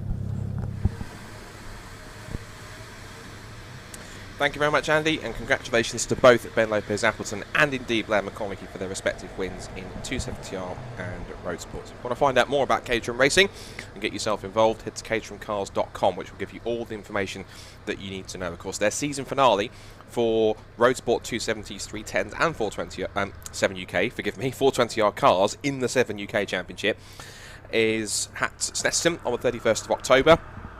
And they were looking to decide the titles in all 4 of those championships. We've already decided champions in the Academy, and the Academy will be coming up later on with our Autumn Trophy, so which is a non-championship race with all 40-car capacity grid for those machines, and they'll be back and forth in battle to see who can get the bragging rights. And what it also does, it gives a bit of a precursor to next year's Road Sports, because many drivers who are in both Academy groups will then move up into the Road Sports with some of the small upgrades that are required.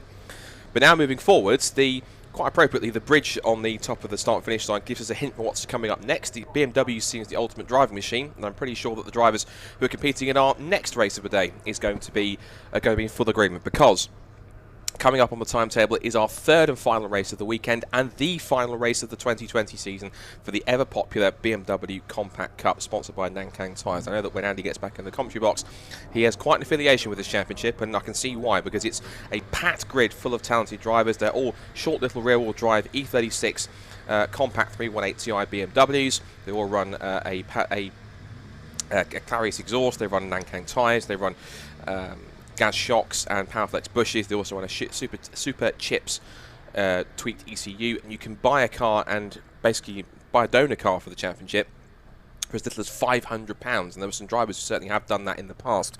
And you can put a car together and build one for as little as £5,000 to £6,000, which makes it no wonder why this championship is so popular. You have regular grids of 30 plus cars, even going into the early 40s in terms of numbers, and it is such a popular championship with some top drivers that have come through the ranks. One in particular in recent times is former British GT champion and 2016 Compact Cup champion James Gornall, who was also battling for the championship in 2017 with Stephen Daly, who has won 3 titles previously in 2017, 18 and 19, has been contesting this shortened season to try and pick up a 4th title in 2020. We had 2 very frantic races yesterday. The second race a little more fraught than the first, but still very entertaining, and it's a championship which I know has been well put together and well looked after by both Greg Graham and Charlotte White, the 2 driving forces behind the coordination team for those championships, as we head into our final race of the season for the BMW. So it's a little bit of clear up, I think, just whilst we get a couple of the Caterhams that were off in that race. And I think Nick Allbone's car has to be recovered, as well as, I believe, also potentially Lars Hoffman's to get back to the pit lane.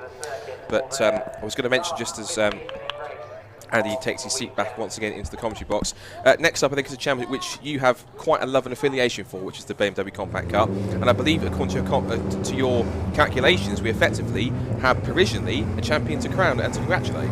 They're my calculations if it's right. If it's wrong, it was Greg from the BMW Compact Cup who gave me bum information. But yes, Stephen Daly, who was leading the championship, arriving here at Donington Park. These drivers had 2 races yesterday. You may have caught it on the BRSCC live stream, and he won the first one and was 4th in race 2. And we reckoned a win and another podium in race 2, or another top 5 or so in race 2 should have done it. So he should provisionally now be the champion. If he were to not score in this race, and second place man Tom Griffiths were to score the maximum points, yeah, he can't quite get there. He'd be 2 points short. So I reckon Stephen Daly, who starts on the outside of row number 2 for this one, should be good for the provisional championship with a race to go.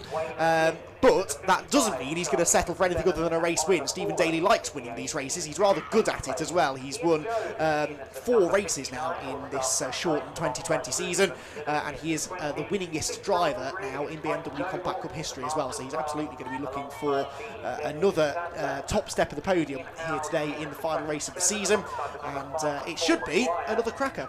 Should be. Well, let's take you through the grid for this final race. Then again, it's set by the results of the previous race, so we go back towards the front as we see the grid scrolling through. So it's Tom Griffiths who will start on pole position after winning yesterday's second race. It was a fantastic battle towards the front, which really changed towards the end of that race with several position swaps, and Tom Griffiths came out on top with former British GT and Clio Cup star Jordan Stilp starting on the front row alongside him.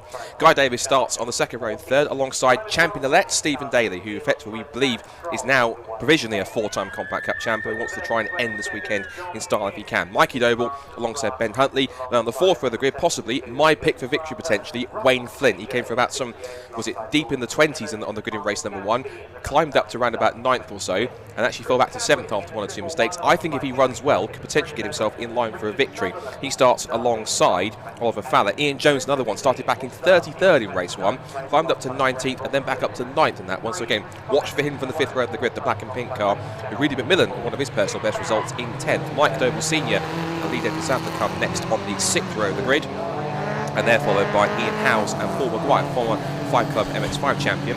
The next row of the grid behind them is Rhys Clay, who started towards the front of race 1 yesterday, but just didn't have quite the same amount of race pace to keep in that lead group, so he starts in 15th alongside Gareth Clay, his father, so it's all Clay in 8th row of the grid. Matt Flowers and David Sharp come next, followed by Simon Welton and Sam Strong, a former previous BMW racer elsewhere, making his Compact Cup debut this weekend to complete the top 20. 21st on the grid is former Fun Cup racer John King. He will start alongside Cliff Harper, Russell Cager and Paul Dillon, who had some bonnet pin troubles yesterday in race 1. One of them was sort of sticking up a little bit, which because of that meant he had to pit and have that fixed. He starts on 24th. Martin Gadsby, further down than he would normally be on a race weekend, but starting 25th on the grid ahead alongside Chris Chadwick. Then it's Henry Cook and Richard Sutherland on the 14th row of the grid. Keeps on going back with such a big grid of 35 cars. Chris McGinley and Graham Robertson comes next. Tom Evans and Ray McDowell, the father, we believe, of former British touring car racer Alex McDowell, keeping his hand in racing. Then it's James Barrett, Sarang Sofif Sahari and William Davidson starting towards the grid of the grid. Sadly, James Barrett and Sarang Sofif Sahari had an incident down at the Robert Chicane yesterday, which put them out of the race, and that forced a mid-race safety car, which brought the pack all together. So, effectively, this is now a race to pretty much decide who gets second place downwards, and I think with arguably the championship out of the way now, this should be a race, hopefully, in typical Compact Cup style, that should be a thriller, hopefully, from start to finish. Yeah, the last race of the season is usually a pretty good one. The last couple of years, actually, the championship's been decided with at least a race to spare, so we're quite used to this situation now, coming into the last round of the year and having no real championship battles on the line. But Tom Griffiths and Jordan Stilp, second and third in the championship, are only separated by 8 points in Tom Griffiths' favour at the moment, so Jordan will be looking in his first full season in the championship to maybe take that second place away. Wayne Flint sits 4th in points. Ian Jones, who year on year, he seems to be a perennial championship contender, but never has been able to win the championship. He is 5th in points after a bit of a disappointing day. He said he sabotaged qualifying for himself to make racing more interesting, he said yesterday. He had a bit of an issue in qualifying, ended up right at the back of the grid. In fairness, worked his way up through the order reasonably well. I think he got up as high as 19th in race 1, and then worked his way up into the top 10, I think 9th in race 2. So Ian Jones will start 9th for race 3. But keep an eye on the black and pink car. It's running a special livery this year. The bonnet is covered in pictures of a good friend of the championship, Stu Wright, who sadly lost before the start of the season. And it is a very, very nicely thought out livery, Ian Jones's car, which I'm sure he would like to carry to basically what would only be his 2nd win of the year. He won the very first race at Alton Park in abysmal conditions back in July, and hasn't visited the top step of the podium since. And for Ian Jones, that is definitely a surprisingly disappointing season. So lots of different potential race winners. We've had 4 different winners this year, and we've had a couple of drivers. Guy Davis, for example, coming out of nowhere to get his first podium ever in the championship in race 1 yesterday. This is a field of drivers that is full of talent and full of people that are capable of mixing it at the front. And as we've been saying, with no championship to worry about so much now, although some of the lower placings very much still up for grabs, maybe the gloves can come off a little bit ahead of the final 15 minutes of racing in the Nankang Tyre BMW Compact Cup. The green flag then is waved at the back of the grid. It's Tom Griffiths, number 16 on pole position. Number 92, the blue car, is Jordan Stilp alongside him. Red lights go on. We are ready to go for the final time in 2020. Away they go. Stephen Daly's made a good start from the outside of row number 2, and he will try to go to the outside of Griffiths and Stilp as they go towards turn number 1. Wayne Flint is away well as well from the 4th row of the grid. Can Stephen Daly get the advantage into turn number 1? He tries, but Jordan Stilp sends it into the corner and holds on to the lead. Ollie Fowler is sideways and off into the gravel trap further back. He's taken lead Andy Sadler with him. Former Ford Fiesta front runner is lead Andy Sadler, but his car is beached in the gravel trap and going no further. So it's Stilp that leads the way. Tom Griffiths is coming back now at Stephen Daly for 2nd place, and Stephen's on the outside line as they head towards the old hairpin. Griffiths will go through then. Stephen Daly down to the 3rd position. Let's hope they'll get through the old hairpin safely. Looks like they will just about, but that, I fear, Scott, is possibly going to lead to a safety car, because lead Andy Sadler's car is going nowhere. It's got a bit of damage, which will not aid with the recovery effort either. Yeah, Wayne Flint just tagged the back of Stephen Daly there and was just sort of edging him out of the way. Let's get himself to the 3rd place. We said to watch your Wayne Flint. Quick start was up to 5th for the first few corners. He's already picking his way through, and Oliver Fowler's car's also stuck in there. So I think your predictions of potentially a safety car might well be a definite safety car, because I know they can do live snatch down there in terms of picking them up, but I think with 2 cars down there, it's going to be too much. And as you've rightly pointed out on the timing screen, safety car has been deployed. So never uneventful in Compact Cup, as you well know, over the last few years, and that was I don't want to say typical Compact Cup start, because that's unfair, but typical drama on the first few laps of Compact Cup race, always living up to its reputation of being a tight and competitive championship, and a tight first corner that unfortunately has caused 2 casualties. Yes, unfortunately. I thought Ollie Fowler might have gone out of the gravel. It looked like he had enough momentum to dig his way through, but sadly that wasn't the case. So they will end the first lap behind the safety car. Jordan Stilp the race leader, Tom Griffiths 2nd, Wayne Flynn, what a start. He's on fire this weekend, isn't he? Into 3rd place ahead of Stephen Daly, that robust move, let's call it, that he made up in McLean's corner. Guy Davis is 5th. Guy Davis also having, I think, his best ever weekend in the championship. Yeah, got his first podium, as I said earlier on, in race 1, and he backed that up with a solid top 5 in race 2 as well. Then it is one of the Dobles, that is number 88, Mikey Doble, son of Mike, who also races in the championship. Mikey is in 6th place. Ben Huntley 7th, a bit further back than we're used to seeing him. Ian Jones gained 1 spot from 9th on the grid to 8th into turn number 1.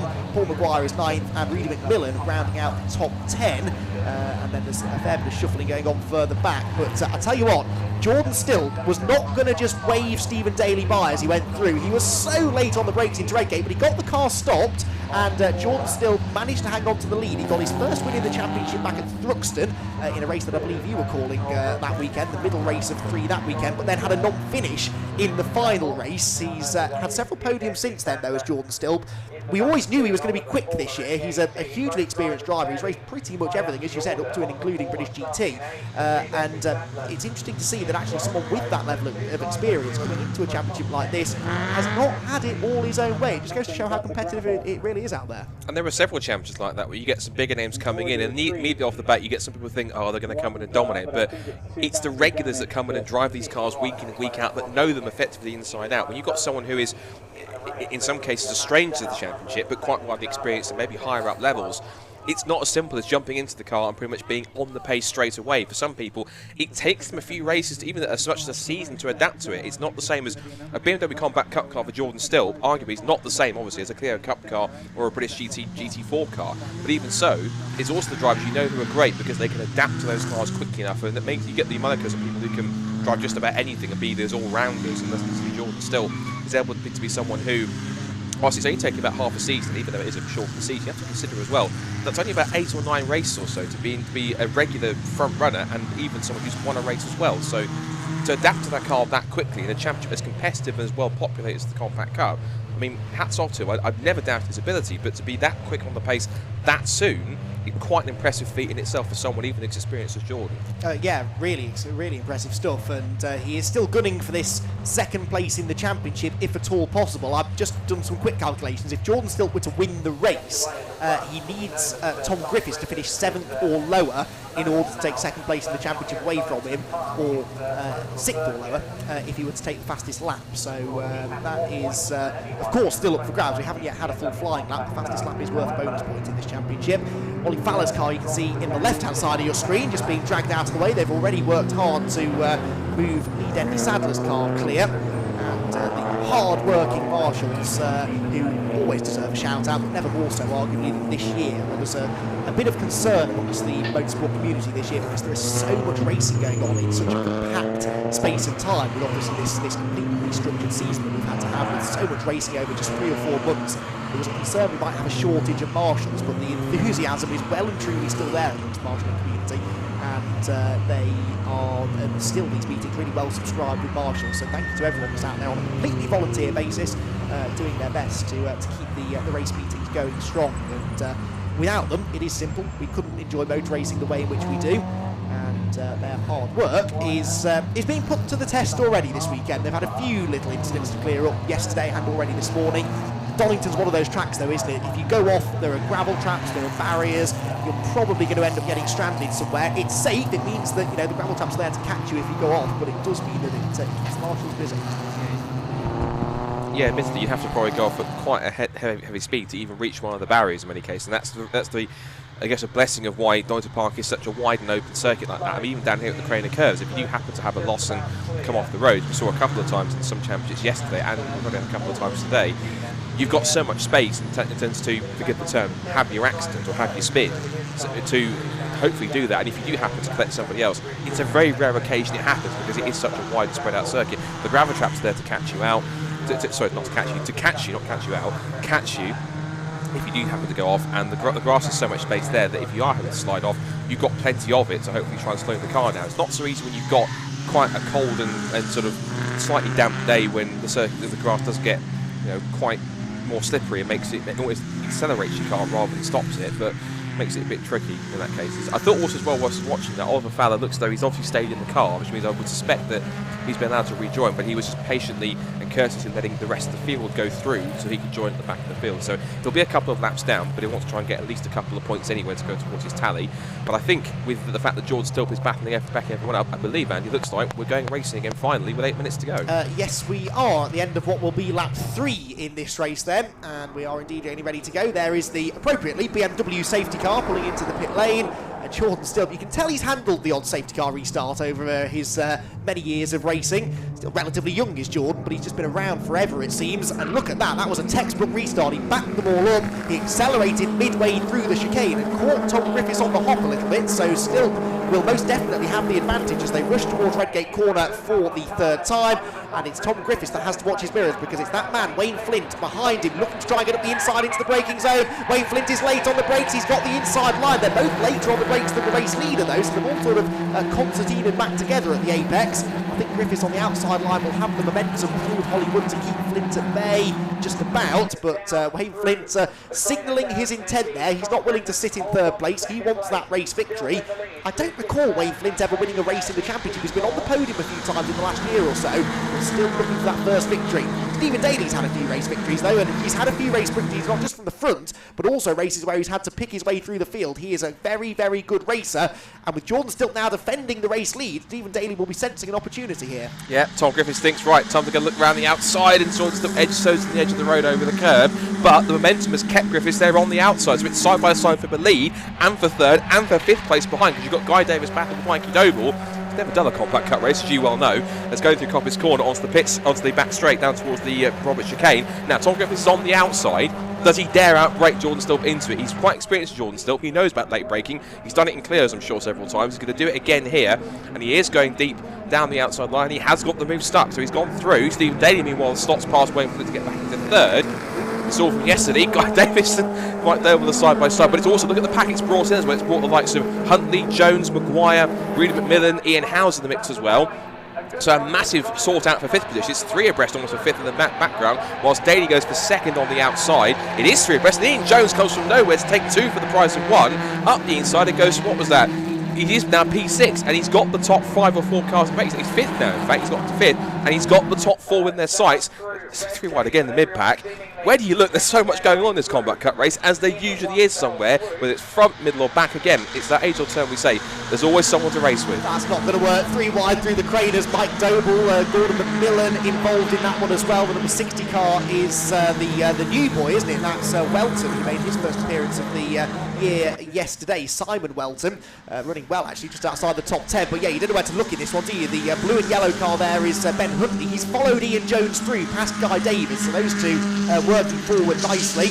A little bit wide there, Matt Flowers, the white and blue number 3 car. Wherever you look, there are big groups of cars all sort of tripping over each other, just desperately trying to get to the front. We've got 5 minutes of racing left in the season. They all want to go into the winter break on a high with the best result possible out of this last race. At the head of the field then, Tom Griffiths is the race leader, as we said. Jordan Stilp second, and he's now starting to back up Stephen Daly and Wayne Flint. So Griffiths is making his escape. Tom Griffiths 3 times a winner this year, including the second race of the day yesterday. He could be on course for a 4th victory. That would actually equal Stephen Daly's win tally from the year, which is fairly impressive. Stephen Daly is in danger of losing 3rd place, look, because the silver car on the outside is Wayne Flint, who is not backing out of this. He's going to try and go right round the outside. That can give you a good run down into the crater curves if you brave it out. But look who is catching them. Ian Jones is absolutely flying. On that previous lap, he did a 1:26.2, which was nearly a full second quicker than Jordan Stilp in second place, who is holding up Stephen Daly and Wayne Flint. They're still side by side as they go through the old hairpin, and Stephen Daly does now assert his authority in third. Runs a bit wide over the grass though, and that certainly won't help his momentum up the hill towards McLean's. So Griffiths trying to escape now with 4 minutes to go, but Ian Jones really pretty much is. I said Wayne Flint was on my dark horse, so also to watch for Ian Jones. He's absolutely proving the point that I think he's done it to get the driver of the meeting award for the last round, because he started. He said he purposely compromised his qualifying to make it interesting. He certainly has. He's gone from 33rd to 19th, then 19th to 9th, and now he's in a possible chance to get a podium. So I think he's probably thinking, yeah, that's why driver of the meeting trophy in the bag. What isn't in the bag yet is second place, because Stephen Daly wants to try and end his season on as high as possible. Whether he can or cannot catch Tom Griffiths, he wants to be on that podium to properly celebrate his title. If he can, he's into second. Wayne Flynn just arrives sideways at the Robert chicane into 3rd place. He takes it from Jordan Stilp, and look at Ian Jones. He's going to possibly take it 3 wide again. There's a little bit of a tussle there between Stilp and Wayne Flint, as Stilp just nibbling away at the rear bumper of Wayne Flint's car. He gives a bit of a push and a tow, but now here comes Ian Jones. But does he dare go around the outside to take 2 cars out? It's Ian Jones, of course he does. He's going to try anyway. He's going to hold on to the outside line to try and hold on to 4th, but still Jordan still tries to fight back, and Ian Jones is trying to kick him up position. It will be side by side between the 2 cars for 4th as they go through the craner curves. There goes Tom Griffiths. I think Jordan Stilp has just slotted back in front of Ian Jones before they came towards the craners. Well, not quite, because there is Ian Jones still to his rear corner. They bump through the curbing of the old hairpin. Jordan Stilp runs wide, he's lost momentum, and here comes Ian Jones. He gets a sprint through the kink at Starkeys up towards Schwantz curve. Tom Griffiths has that stretched lead now. Daly's pulled away, and Wayne Flint, who's been on the overall podium at least a couple of times this year, he's looking for another one. Up the inside goes Ian Jones, and he goes 4th ahead of Jordan Stilp. So the man who started from the front row of the grid earlier on is going to be possibly looking to not even be on the podium this time, and looks though so far for the second place run, Andy, it is certainly advantage Griffiths by quite a margin. Yeah, we'll have to see whether Stephen Daly is eating into that advantage. He's certainly got away from Wayne Flint in 3rd, Ian Jones in 4th, and Jordan still 5th. Well, Ian Jones showing his feisty nature here. Never underestimate Ian Jones's willingness to go for a move that he probably shouldn't go for. He is a real fighting driver, never one to back out of it. He's a clean racer, firm but fair, I think is a fair description of Ian's driving style. Certainly spectacular to watch, and he's not going to make life easy here for Wayne Flint.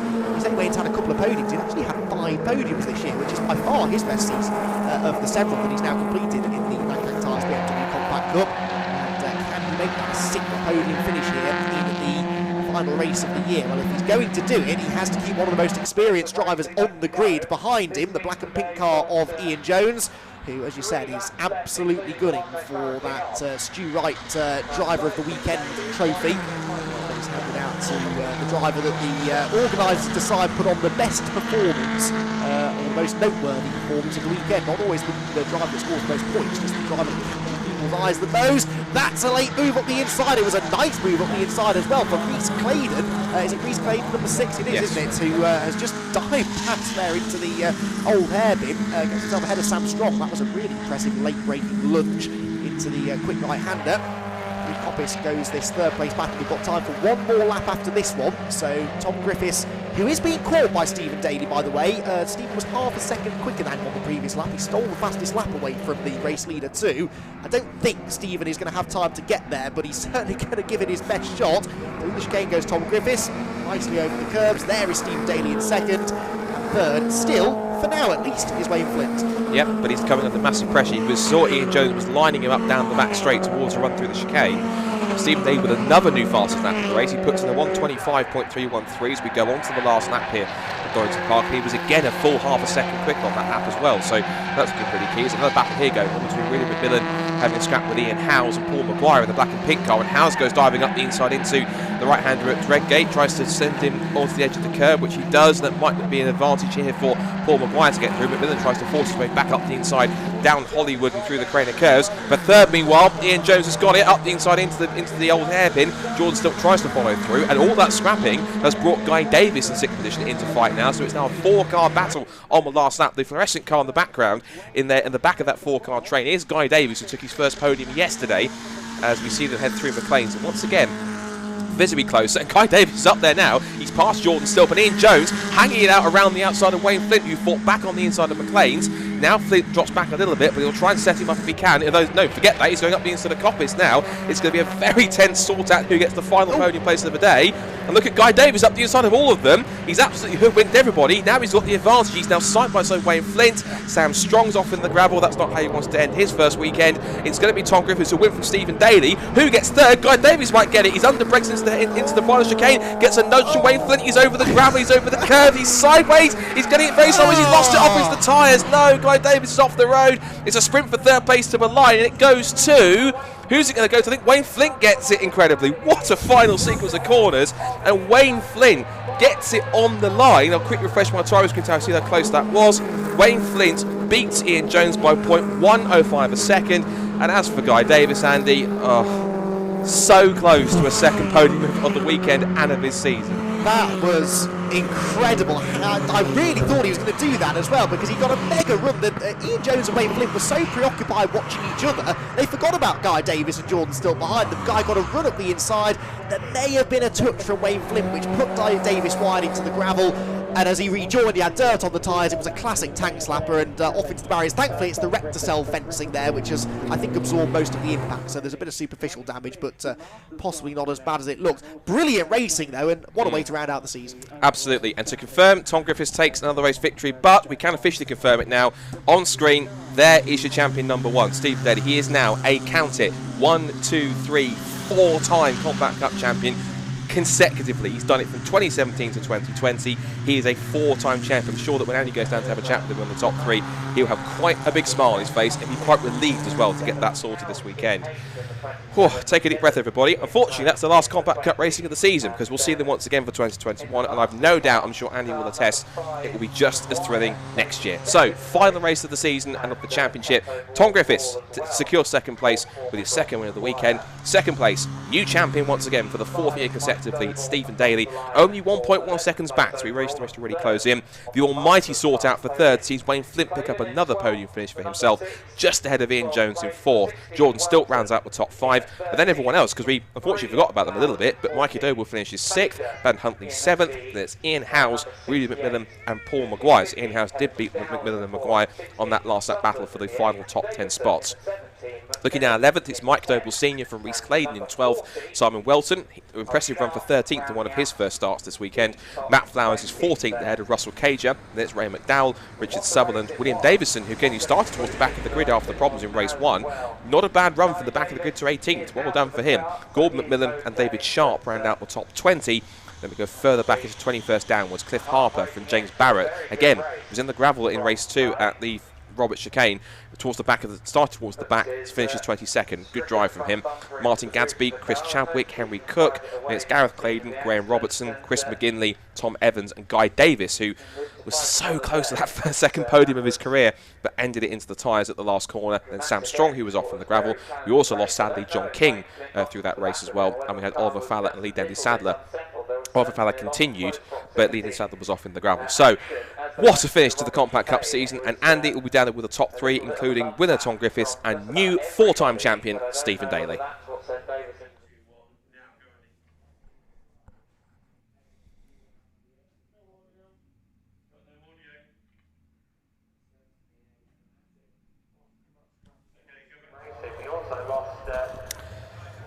Apologies that for a second, we had one or two audio issues there, so we'll come back to Andy with our top 3 in a second. So once I get notification, we've got that. Just to note, the next racing coming up is more Caterham action for the Avon Tyres Caterham 7 310R and 7 UK Championships. They had a breathless race yesterday where John Byrne's winning streak was finally broken after 3 weeks of domination at Cadwell Park and then Thruxton and Brands Hatch. Finally someone able to pick up the victory and beat him. So incredible stuff. It was Henry Heaton who took a last corner victory for him, and he will try to put that into test as best he can. There's going to be a little bit of time to get some clear up for a couple of the cars that are around the circuit. Of course, Guy Davis's car is going to be picked up as well as Sam Strong's and a couple more, so we've got some time to have a chat to our top 3, hopefully when some of the on the audio issues that we had down there, so apologies for that. Hopefully we can hear our top 3 very shortly with the Compact Cup. And in the 310Rs, so just finalise one or two things before we possibly throw down again to Andy down in there. So 310Rs yesterday was another action-packed battle from start to finish. And of course again the grid is set by the results of race 1 yesterday. So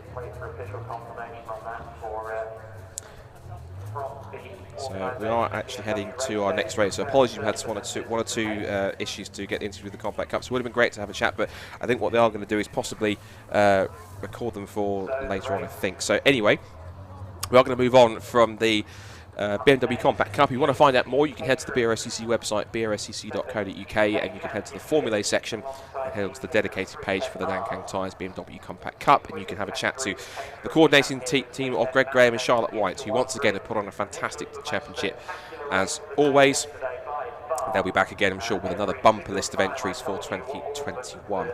So, moving into the Avon Tyres the Avon Tyres 7 UK and 310R Championships. We now, of course, move across to these next races coming up. So we'll just remind you what happened yesterday. As we said, the scrap that we had in the 710Rs was pretty intense, and Henry Heaton took his first victory in a race that didn't even see in the end John Byrne on the podium. He locked up into the final chicane, and as a result of that, it meant he actually finished 4th, because it was Henry Heaton who took the victory for Gordon Sawyer, and then Ian Payne, the boss of PT Sports Cars, who's been a long-standing Caterham team. He managed to jump out into one of his 420R machines for the 7 UK penultimate round, and managed to make the most of that with a 3rd place finish.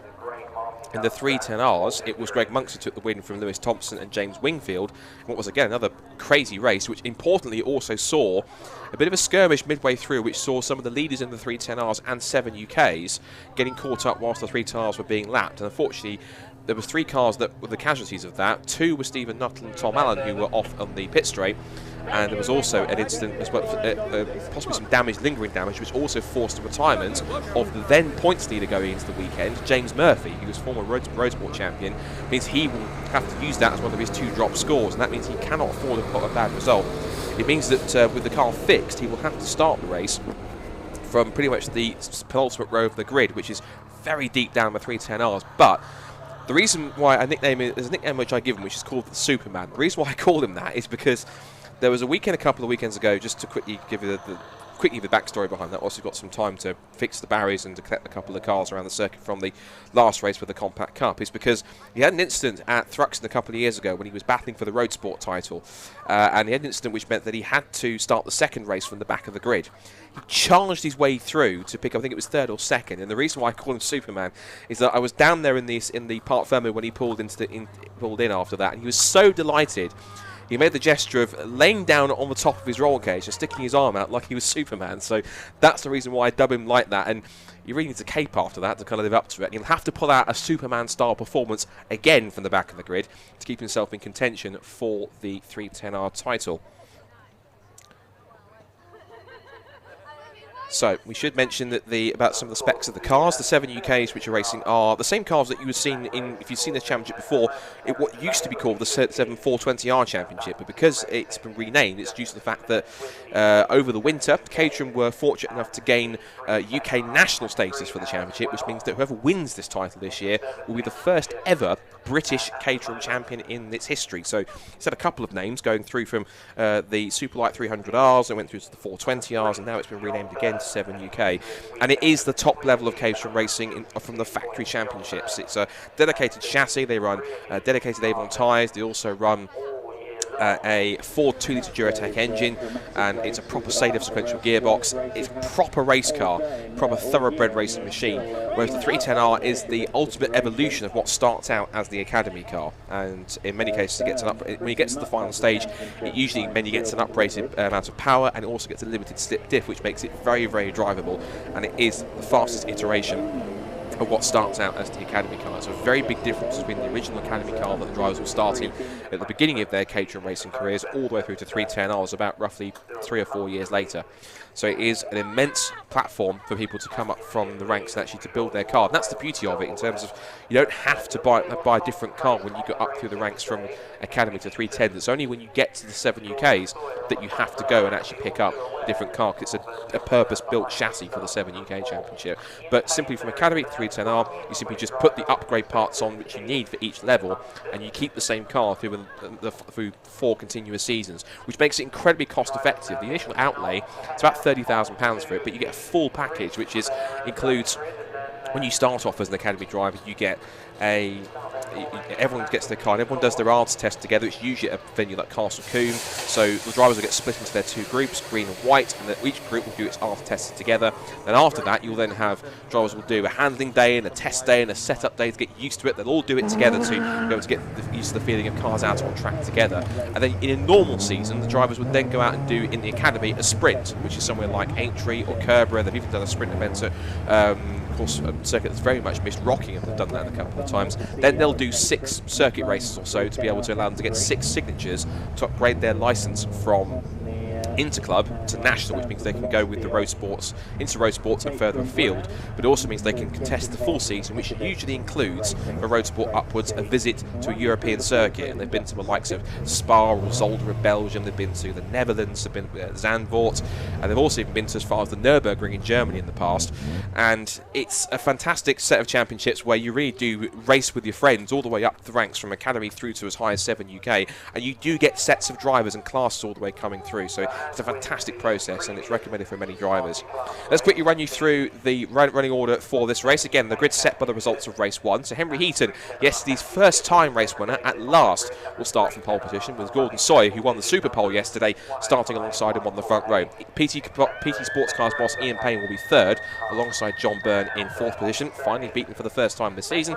Then it's Matt Topham and Jake Swan-Dixon on the 5th row of the grid. For Mike Evans, a welcome return to him, the former Caterham champion in the lower ranks, ahead of Chris Aubrey Tilbury on the 4th row of the grid in 8th position. Neil Fraser and Harry Kramer comes next from Rob Watts and Stephen Nuttall, who is on the grid after his incident yesterday, which involved Tom Allen when the leaders of both groups were getting together, lapping themselves. Then we go down to the 310Rs, who will start at the same time this time as the 7 UKs. It's Greg Monks on pole for Lewis Thompson alongside, then James Wingfield in an improved third place after he picked his way through, and Tom Grensinger will start alongside him on the 2nd row for the 310Rs. Then it's Caterham's racing CEO Graham McDonald starts 5th, and Chris Moore in 6th position. Don Henschel is 7th on the grid in 310Rs alongside Matt Shepherd in the bright yellow car in 8th on the grid there. Then it's the running up the top 10 for David Yates and Douglas Christie, two very similar looking cars. For Harry Senior, who started fairly deep in the pack last time, but picked his way through a few spots and was able to be stuck mid-pack in many cases. He will start with Harry Landy alongside him on the next row of the grid on row 6. So row 7, it's row 8 for Simon Sharrock and Jeff Price, followed by Johnny Jarrett and Gary Curtis. And the last few cars on the grid is Chris Welch and Gary Lapidus, and David Tan, and crucially James Murphy from the back of the grid. I guarantee he will not stay there. He will push his way through, as also should do Tom Allen, who was the other car that was involved in that incident between the two leading groups. So Andy's join me back in the commentary box here once again. These are pretty much the fastest of the fastest Caterhams out here, these two, the 7 UKs and the 310Rs. I don't use this word lightly, it was a barnstorm of a race yesterday, and I think the big headline is, I know I've said it a few times, and I don't mean this disrespectfully at all, someone finally beat John Byrne, because he dominated last year. He's won every single race up to this weekend, all 6 races, he took every single super pole, 4 fastest laps. But it wasn't a race where he was allowed to get away. It looked as if it was going to be possibly a tighter race initially at Brands Hatch, but he pulled away eventually. But this one, from the word go, he was in the pack of 5 or 6, and they just held on to him so much that he was shuffled around in 3rd and 4th. He was that close to making it a continuous winning run, but locked up at the final chicane. All hell broke loose, and at the end of it, to his absolute delight, Henry Heaton, who's been waiting for that victory for what, the last 2 or 3 seasons, finally gets that first win. So there'll be plenty of emotion for him out of that win, but it proves now, at least for the first time this year, John Byrne is beatable.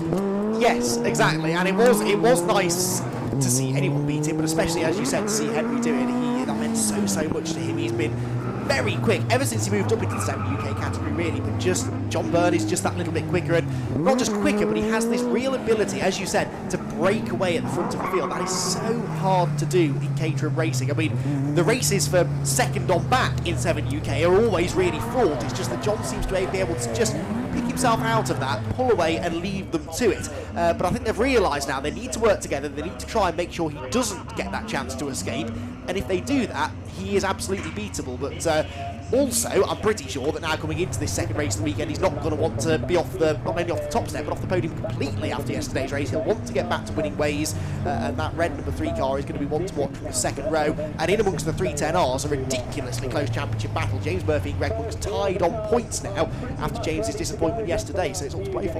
It really is. It's going to be quite another thrilling race. Hopefully, it will live up to the spectacle that we saw yesterday. We are all set to get underway just about. Green flag is at the back.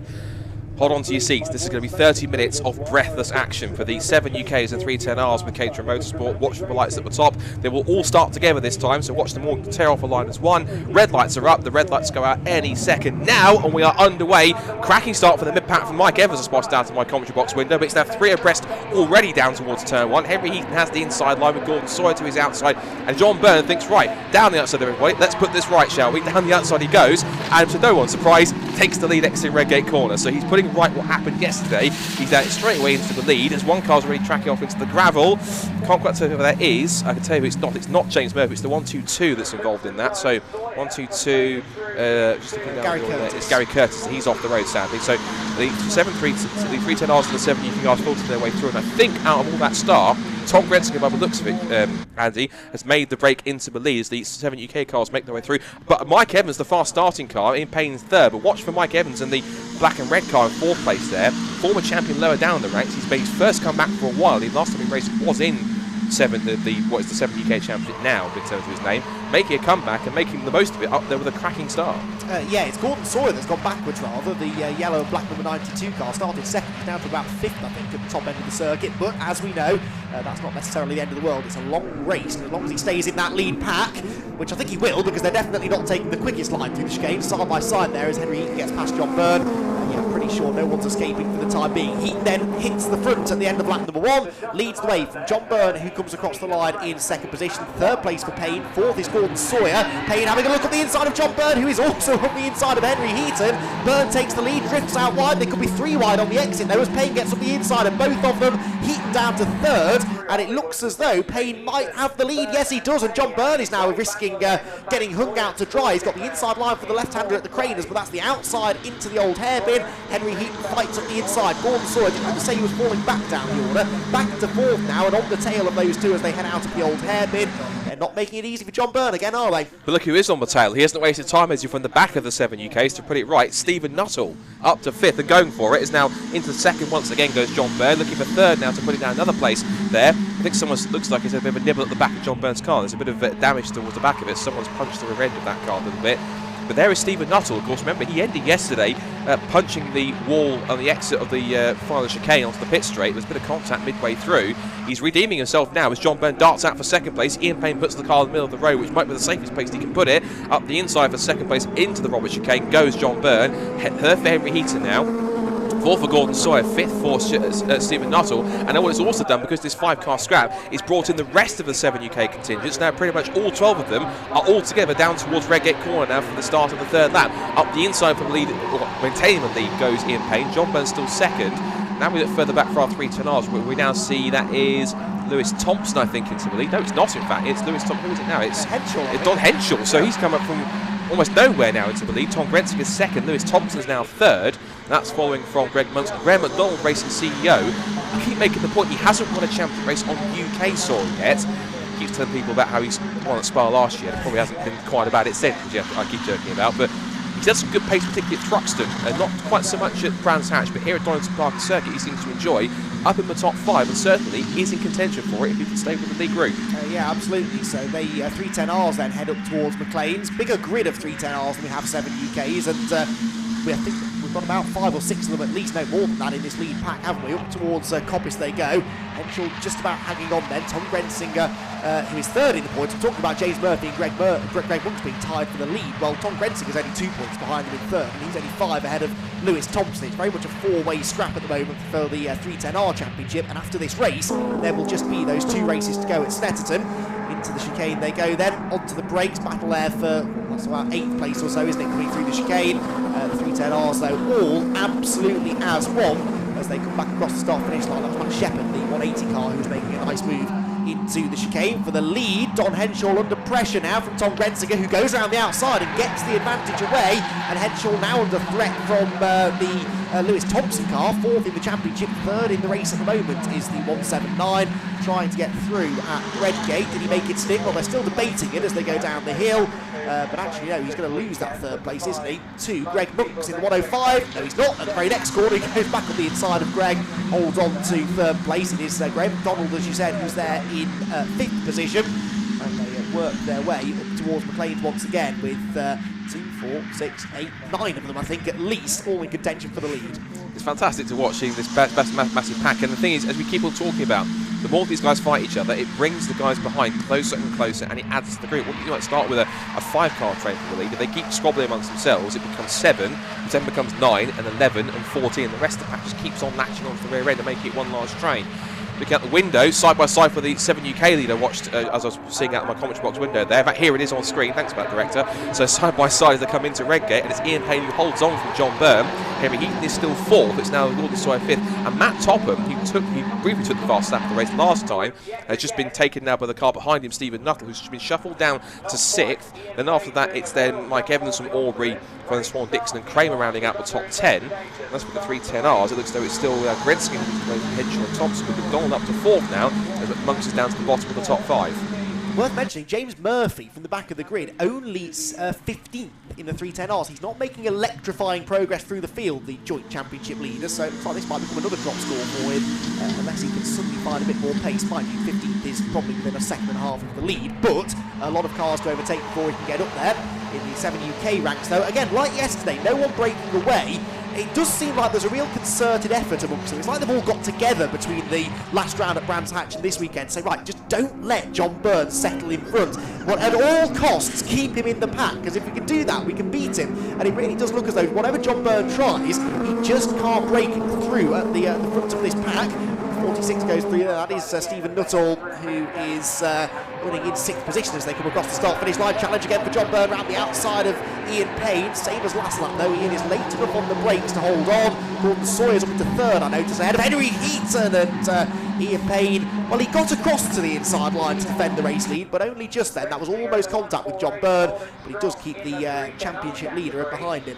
Yeah, that was a rather robust rebuttal there from Ian Payne to hold him on there as John Byrne gets a good exit from the old hair. But look at Gordon Sawyer, though. Last year's 310R champion has just arrived onto the tail of the top 2 and says, right, knocks on the door and says, can I come and play as well? He's going to go to the outside to try and make that stick if he can, but Byrne's got the inside line. And Byrne really is in a catch-22 situation here, which before yesterday, he's never really been in this season. He's right in the middle of the pack where he's got to think about what's in front of him as well as there is what's behind him, because he's got Ian Payne in front and everyone else wants to try and push him down the order further behind. He wasn't even on the podium yesterday, and now he's, of course, battling for the race win again, because it might be the first weekend where he won't have finished anything other than first this season, which is quite impressive. He's looking to the outside under braking. Heaton wants to try and peek around the outside of Gordon Sawyer for 3rd as well, but they flick their way through the chicane, right and then left, and then wiggle their way onto the pit straight. There goes Stephen Nuttall trying to reclaim 5th position from Matt Topham there as he goes to the outside line. Also catching now quite quickly appears to be Rob Watts in the red car, number 77 in the background. So it's 7 cars now in this lead group, side by side again. Where have we seen this before between these 7 UK leaders? Up the inside goes Gordon Sawyer, says, excuse me, I'll have a 2nd place if you don't mind.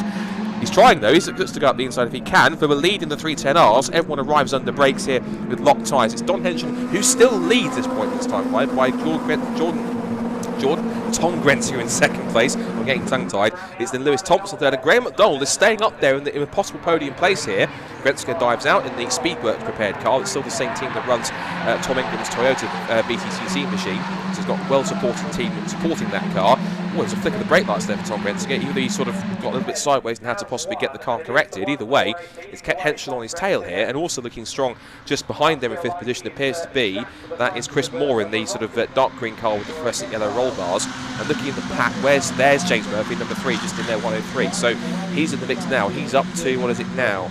About 12th position. He's made 2 more spots, and there's still 21 minutes in the race to go, and the lead pack is still in front of him there. So it's not all entirely over for him at the moment. Graham McDonald looks for 3rd on the outside of McLean. So he's still got time to get up there towards the front of the field. It's a long race. So not that you were, but it's not time to count up James Murphy just yet. He's got plenty of time, actually, ironically, to get himself there. 21 minutes to get to the front of the field. I think he can still do this. Oh yeah, no, definitely. He is now starting to get there. I'd imagine he was feeling out the car in the first few laps, make sure that there weren't any lingering problems from yesterday. Change for the lead there. Oh my word! Tom Grenzier gets the lead, but that's McDonald, isn't it, that's gone through into 2nd place.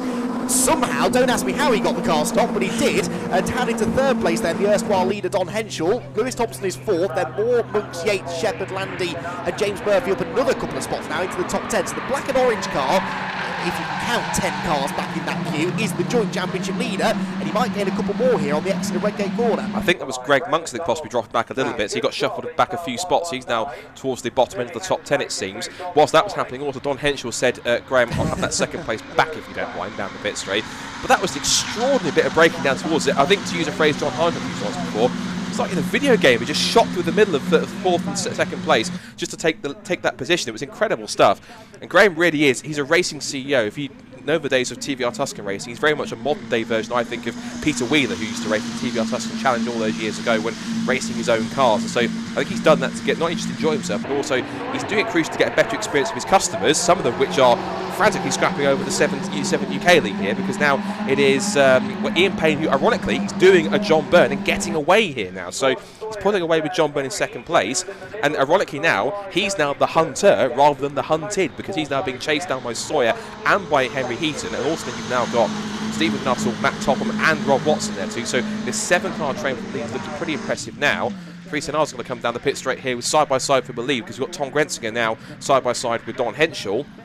And I think Graham McDonald's still in third place, although not for much longer. He gets swamped by one car, swamped by two, because he's been passed by Chris Moore and now possibly Lewis Thompson, unless Graham can stick it around the outside, which I think he has done just about, down the Krenikers. And look at this lead pack of 310Rs. It's incredible stuff. And then there's somewhere there, the black and orange car just there on the fringe of the top 10. There he is in the back shot. That is James Murphy from the back of the grid.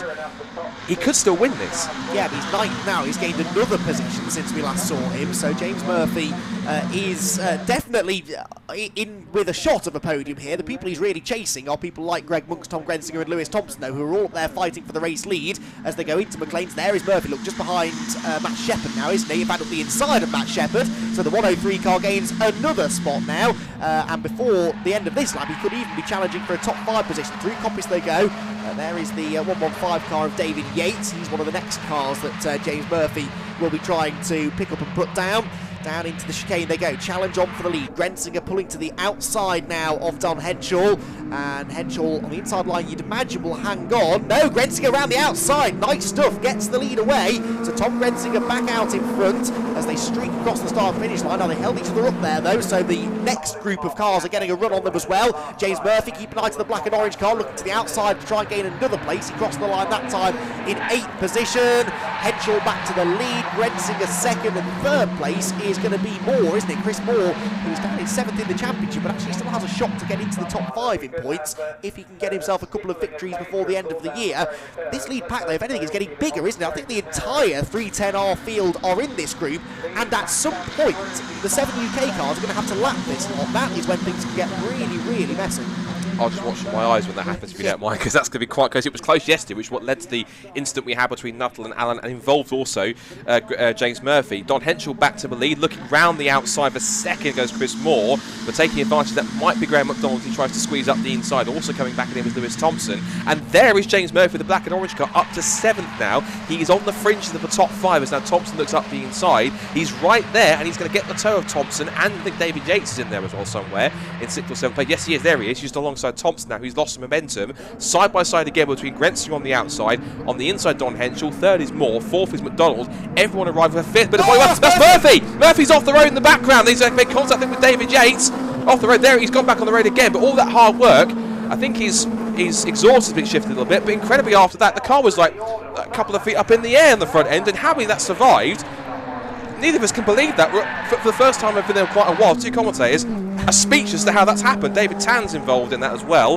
Contact, that's the ex-Christian Zaruta car, the Braun GP Special as I call it. Not looking so special now after that contact, but this 310R race continues to thrill. Graham McDonald up in there, but for the first time in a while after that, with Murphy continuing on, first time in a while, 2 commentators speechless. Well, and he hasn't even lost that many places, has he? He still came across the line in 11th, so he's and the car appears okay. So back to it, nothing to see here. James Murphy will now continue his charge up the order, which is being led again by Don Henshaw, who is sideways at McLean's. I don't know if that was a tap in the tail from Tom Grensinger or just a bit over-exuberant as he tried to carry the speed through the corner. Graham McDonald is there in 3rd position, just about, with David Yates in 5th position for David Yates, isn't it? It's Lewis Thompson, I think, that's in 4th place. Yellow flags this time at the chicane. Let's hope they've all seen them. Looks like they have. A couple of them just tapping the brake lights there. This is because of the car that is still stranded at the side of the road. And in fairness, not only not overtaking, but noticeably slowing down. And that is always a bit of a grey area when it comes to yellow flags. Some drivers inevitably will slow down more than others. Then they come out of the corner, they hit the gas again, and racing can continue as they head towards Redgate Corner. Then with Don Henshaw leading, Grensinger second, McDonald third, Lewis Thompson fourth, and then a change, I think, for 5th place there with Yates on the inside of Moore. I noticed there was a car pulled off just on the outside towards Redgate Corner. Couldn't see who it was, but there's a car that's stopped. Whether it's a consequence of what was going on at that final chicane between, I think, James Murphy and maybe David Tan. Whether it was a separate incident, I'm not sure, but there was definitely a car stopped as they came through.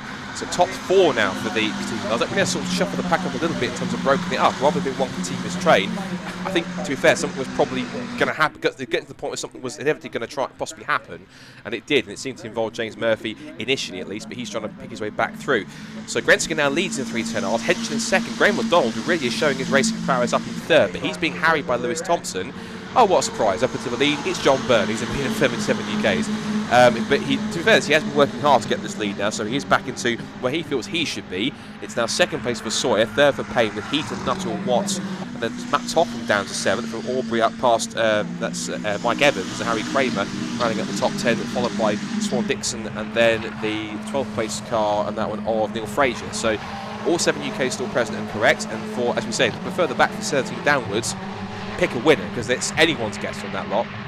Yeah, they're only about 10 seconds behind the 310R leaders now, are these 7 UK cars. In fact, you can see a couple of the 310Rs that they're about to catch now. So, oh, there's fluid on the track, there's oil on the track or something at the chicane. I saw some smoke in the distance, and John Byrne is off the road. Well, so is most of the 7 UK field, actually. And someone was slowing and smoking as they went into the chicane. One of the 310Rs, there it is, there's the culprit. Can't see the number on that car from that angle, but that car has had a fairly major engine issue. It's dumped a load of oil on the floor. In fact, it stopped right in front of my commentary box, so if I lean out the window, it is Doug Christie, number 167, whose engine has expired and caused absolute chaos amongst the 7 UK leaders, and momentarily the 310Rs are about to arrive on the scene. The safety car sensibly has been scrambled, because not only is there fluid on the track, but remember, there is still that car of David Tan, wasn't it, I think, that was stuck down the chicane in a vulnerable area.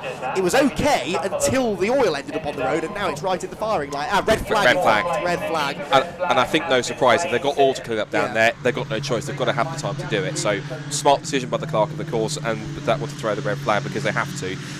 What this will now do is, when they restart it, it'll be in the order of the last complete lap. Yeah. What it might also do is give a bit of a reprieve to... Oh, they've thrown checkered... Timing screen is suggesting checkered flag, although... We've only just got past half distance, so... Also, what the timing screen is telling me is that number 7, Ian Payne, has been given a 10-second penalty for a false start. The man who was leading at the time of the red flag in 7 UK has been given a 10-second penalty. Now, yeah, the cars are lining up on the grid. TSL have started doing this just to confuse us poor commentators, I think, recently. The timing screen indicates that the checkered flag is coming out, when actually it's not. It's just a red flag, and they are going to restart. So I think we'll get a restart over about 8 or 10 minutes, probably. That is Doug Christie's car dumping, well, is it oil or radiator fluid, maybe? It looks like it's had front-end contact, which maybe has crumpled the radiator. Yeah, it looks like that. It's a red fluid. It looks like it's some kind of radiator fluid they put in, or big coolant that's in there that's spilling out, I think. So because of that, I was about to say before that with the safety cars that one person that will certainly benefit, possibly as a reprise, is James Murphy, because now, of course, he gets possibly a chance to regroup, and he'll be starting higher up this time. It means he'll be closer with the pack. So if he can make a trouble-free start, again, incredibly, after what happened to him, he's still not out of this.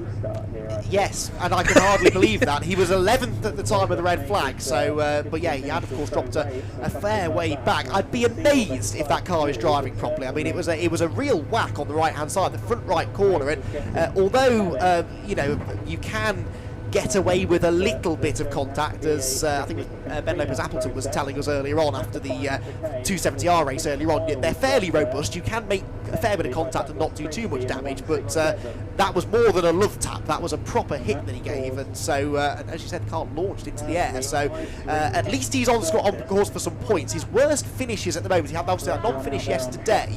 He also had a pair of 4th place finishes, one at Thruxton, one at Brands Hatch. So unless he can break into the top 4 again, this will become another of his drop scores. So that's what the drop scores are there for. They're there to save you if you have a bad weekend. This, by James Murphy's standards, has definitely been a bad weekend. So he's not out of it yet. If he were to take a lower score here, he might still conceivably just about hang on to either 1st or 2nd in the championship. So that's Rob Watts' car being pushed down into the pit lane, and we believe that there is a car that's leaking fuel. I don't know whether this is Doug Christie's car we're talking about, or whether that is the issue with Rob Watts' car. He's had a hit to the rear, which could possibly have done some damage. So one of our 7 UK competitors perhaps not going to take the restart.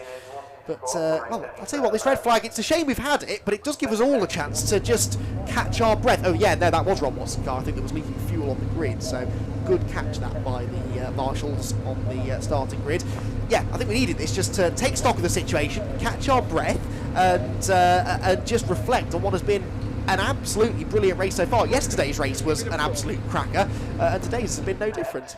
I did say at the beginning it was going to be breathless. Now, they certainly proved it, and we've still got 13 minutes to go. So it's going to be, well, not exactly 13 minutes. What they'll do is they will determine how much time there's going to be for the restarts, whether they'll give the full 13 minutes and what have you seconds, or they'll round it down, or possibly to 10 minutes, whatever it is, depending on the time schedule that we've got.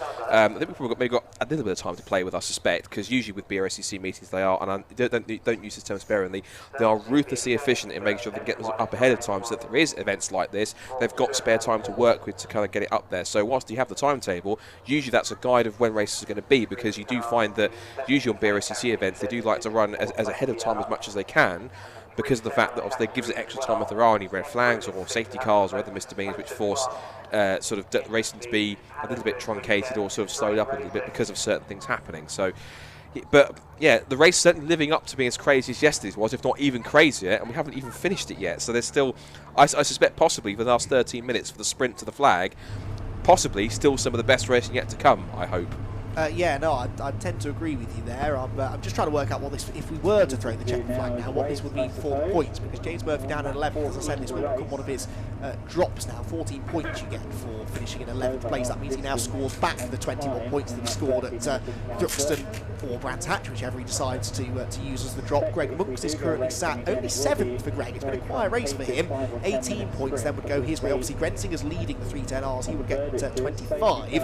Lewis Thompson is in 4th position, so he'd get 21. So as things stand, Greg Monks and Tom Grensinger would be tied for the championship lead, 2 points ahead of James Murphy, and he would be about 7 points ahead of Lewis Thompson. So yeah, it's going to be tight going to Snetterton. I sadly cannot be at Snetterton. Scott, I know you're going to be there.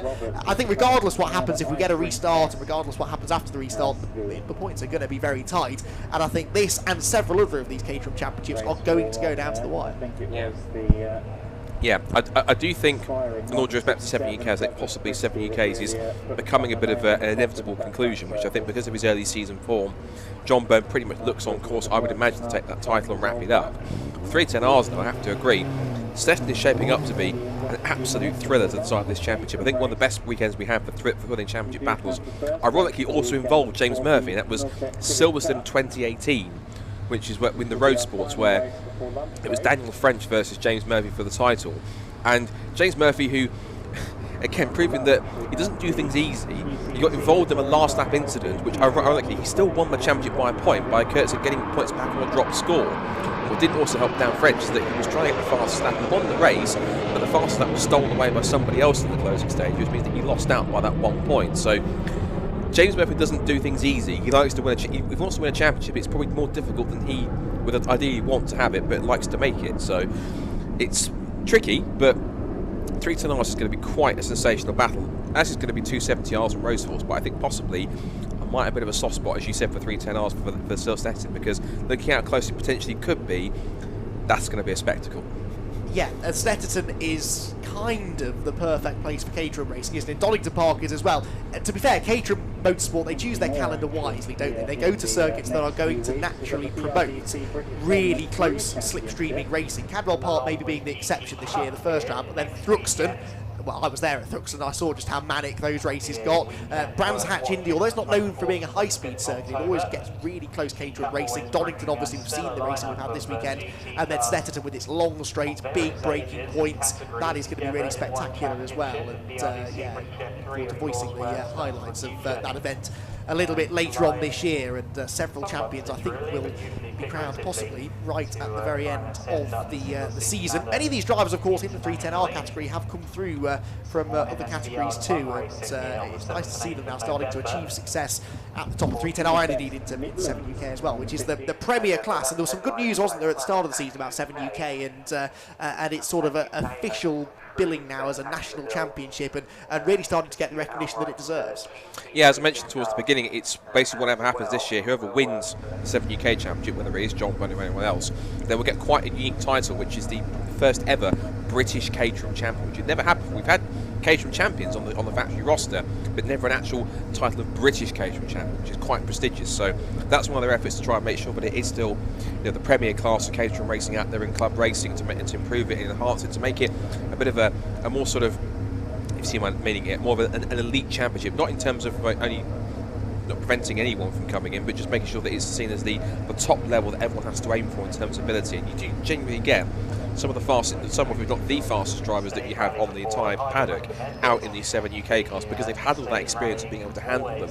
You get some drivers coming in to have a go every now and again. We've had drivers like, in the past, I remember guys like Chris Hoy, Jamie Chadwick's had a go, I think Tonzo Cole's had a go in these cars before, in these 420Rs, and they are a unique experience. I know when before, but when they were talking about when they bring new drivers in, that either it's the academy or coming up through the ranks, and they do say something along the lines of, what have you driven or raced before? And they say, well, I've driven a Porsche or stuff like that. And they say, right, forget all of that, because racing a Caterham and driving one is much different than anything else you've experienced. Anything you've learned, you might have circuit knowledge, but car knowledge and how to handle it, almost throw it all out the window, because it's a completely different machine. And it's a unique set of skills to race one of these cars, but just let alone drive it, to want to drive it fast. And these guys certainly have quite a lot of skills where some of them do decide to go further afield. I'm guessing career-minded guys, possibly like Lewis Thompson, maybe Tom Grenson, who's got that speedwork support. I call it the Formula 4 sports cars, because like Formula 4, it will teach you things which many other championships may not well do. That's not no disrespect to them, because of its a unique car and a unique championship where it teaches you a lot on mechanical grip, setup, driving, rhythm, smoothness, and on low grip tyres as well, relatively low grip tyres, means you learn stuff which might give you lots of stead and maybe an advantage over other drivers that won't have driven these cars for many, many years to come. Yeah, I mean, anything, the power to weight ratio of these things, especially the 7 UK cars, are insane. And anything that's got more power than it has grip is a great learning experience, because as you said, you learn how to handle a car that isn't going to just drive itself for you. Now, that's no disrespect to, you know, single-seater or sports prototype cars and their drivers. That is a unique set of skills that you need to handle a high downforce car, but there is just something, a very back to basics feel about a Caterham or a Formula 4 1600 or something like that. Something that doesn't have any aerodynamics, no wings, no diffusers, just a lot of power, very little weight, and as you said, relatively little grip from the tyres. The tyres do a good job, but they're not designed to give you the speed of a full-blown racing slick, specifically because they don't want to make it too easy for the drivers. You know, the harder the cars are to handle, the more you're going to learn, and there are skills you will learn from racing in Caterham Championships, whichever of the Caterham Championships it is that you decide to have a go in. Those skills will carry you throughout the rest of your time in motorsport, and having a car, you know, being comfortable with a car that is moving around underneath you. A lot of drivers who come through the single-seater ranks and have never raced anything like this, they struggle if the track's a bit damp and greasy, or if they haven't quite got the setup right because the car's a bit loose underneath them, and it's often the drivers that do well in wet conditions are the ones that have experience of racing cars like this, that slide around, that you really have to work hard in. And so it really is the best of both worlds. It gives us great racing to watch, it gives the drivers something that is going to teach them something new every time they head onto the circuit, and those that can do it well are super talented drivers. And yeah, you look at particularly some of the young drivers coming up through the categories, Henry Heaton, I would throw into that mix as well, and people that could really go places in motorsport off the back of success within these championships. Yeah, and I can't disagree with that, and I think also as well, when you get some of these drivers that do come in, I mean, unless drivers again, like I was about to say Chris Hoy, but he owns several Caterhams every day, so he knows how to drive one of these cars on the road at least. But when you get someone like Jamie Chadwick or Tom Onslow Cole's come in before, who arguably may not have driven a car like this, or primarily driven more aero-focused cars, it really is a shock to the system. It's a case that it's not a car they're used to. They always come away with a big smile on their face saying they enjoyed it, but maybe in the back of mind thinking, I knew it was going to be a tricky car, different thing to experience, but I wasn't expecting that in particular in terms of how it was. And so again, it's a driver's adaptability in terms of how you can adapt to how you go through. And maybe some drivers who have come through who have raced something like Formula Ford or a more mechanically minded car, something like, for example, off the top of my head, a Mazda MX-5 or a Lotus Elise or something along those lines, which is purely a handling based car which is on mechanical grip alone, might firm better. But in terms of other cars where it's more aero is the primarily way you get your grip on how you drive it, because you get cars that are better when they're aero driven in terms of a different driving style compared to mechanical driven. So there's two different ways of driving, schools of thought in those different driving styles. So this is definitely more mechanically minded, but again, it gives you all those key lessons to make sure that when you do have to start dialing on aero, you can understand how the car behaves mechanically first before you start thinking about the aerodynamics as well.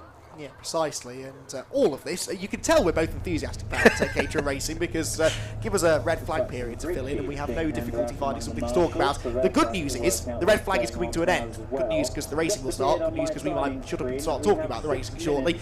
6 minutes will be the rescheduled distance, so a couple of things this means. First of all, we're not going to be able to keep up with everything that's going on in the two classes because it's going to be an all-out sprint to the finish now. Also, it saves the 7 UKs that trouble of having to lap the 310Rs. That was about to happen before the red flags came out, and as you said, we saw yesterday that had a big impact on the outcome of the race. It was no doubt about to really mix things up in this one too, so that at least is one less thing for them to worry about now. They can just both classes focus on their respective battles. The grid then might take a little bit of organising though, because I noticed that the 310Rs had arrived at the start-finish line ahead of the Caterham 7 UK cars, so they're going to have to be just shuffled through. Harry Kramer's car, we can see there the red machine at the front of the grid, which I think had lined up in the wrong grid slot, so the start line marshals will be working hard now to try and organise this and get the cars into the correct places, and the marshals we've already given a shout out to, but also a big shout out to the BRSCC officials here this weekend who are busy people. I see him Payne going the wrong way up the pit lane and into the paddock, but everybody else is being gridded up. So Ian Payne, well, we know he had this 10-second penalty.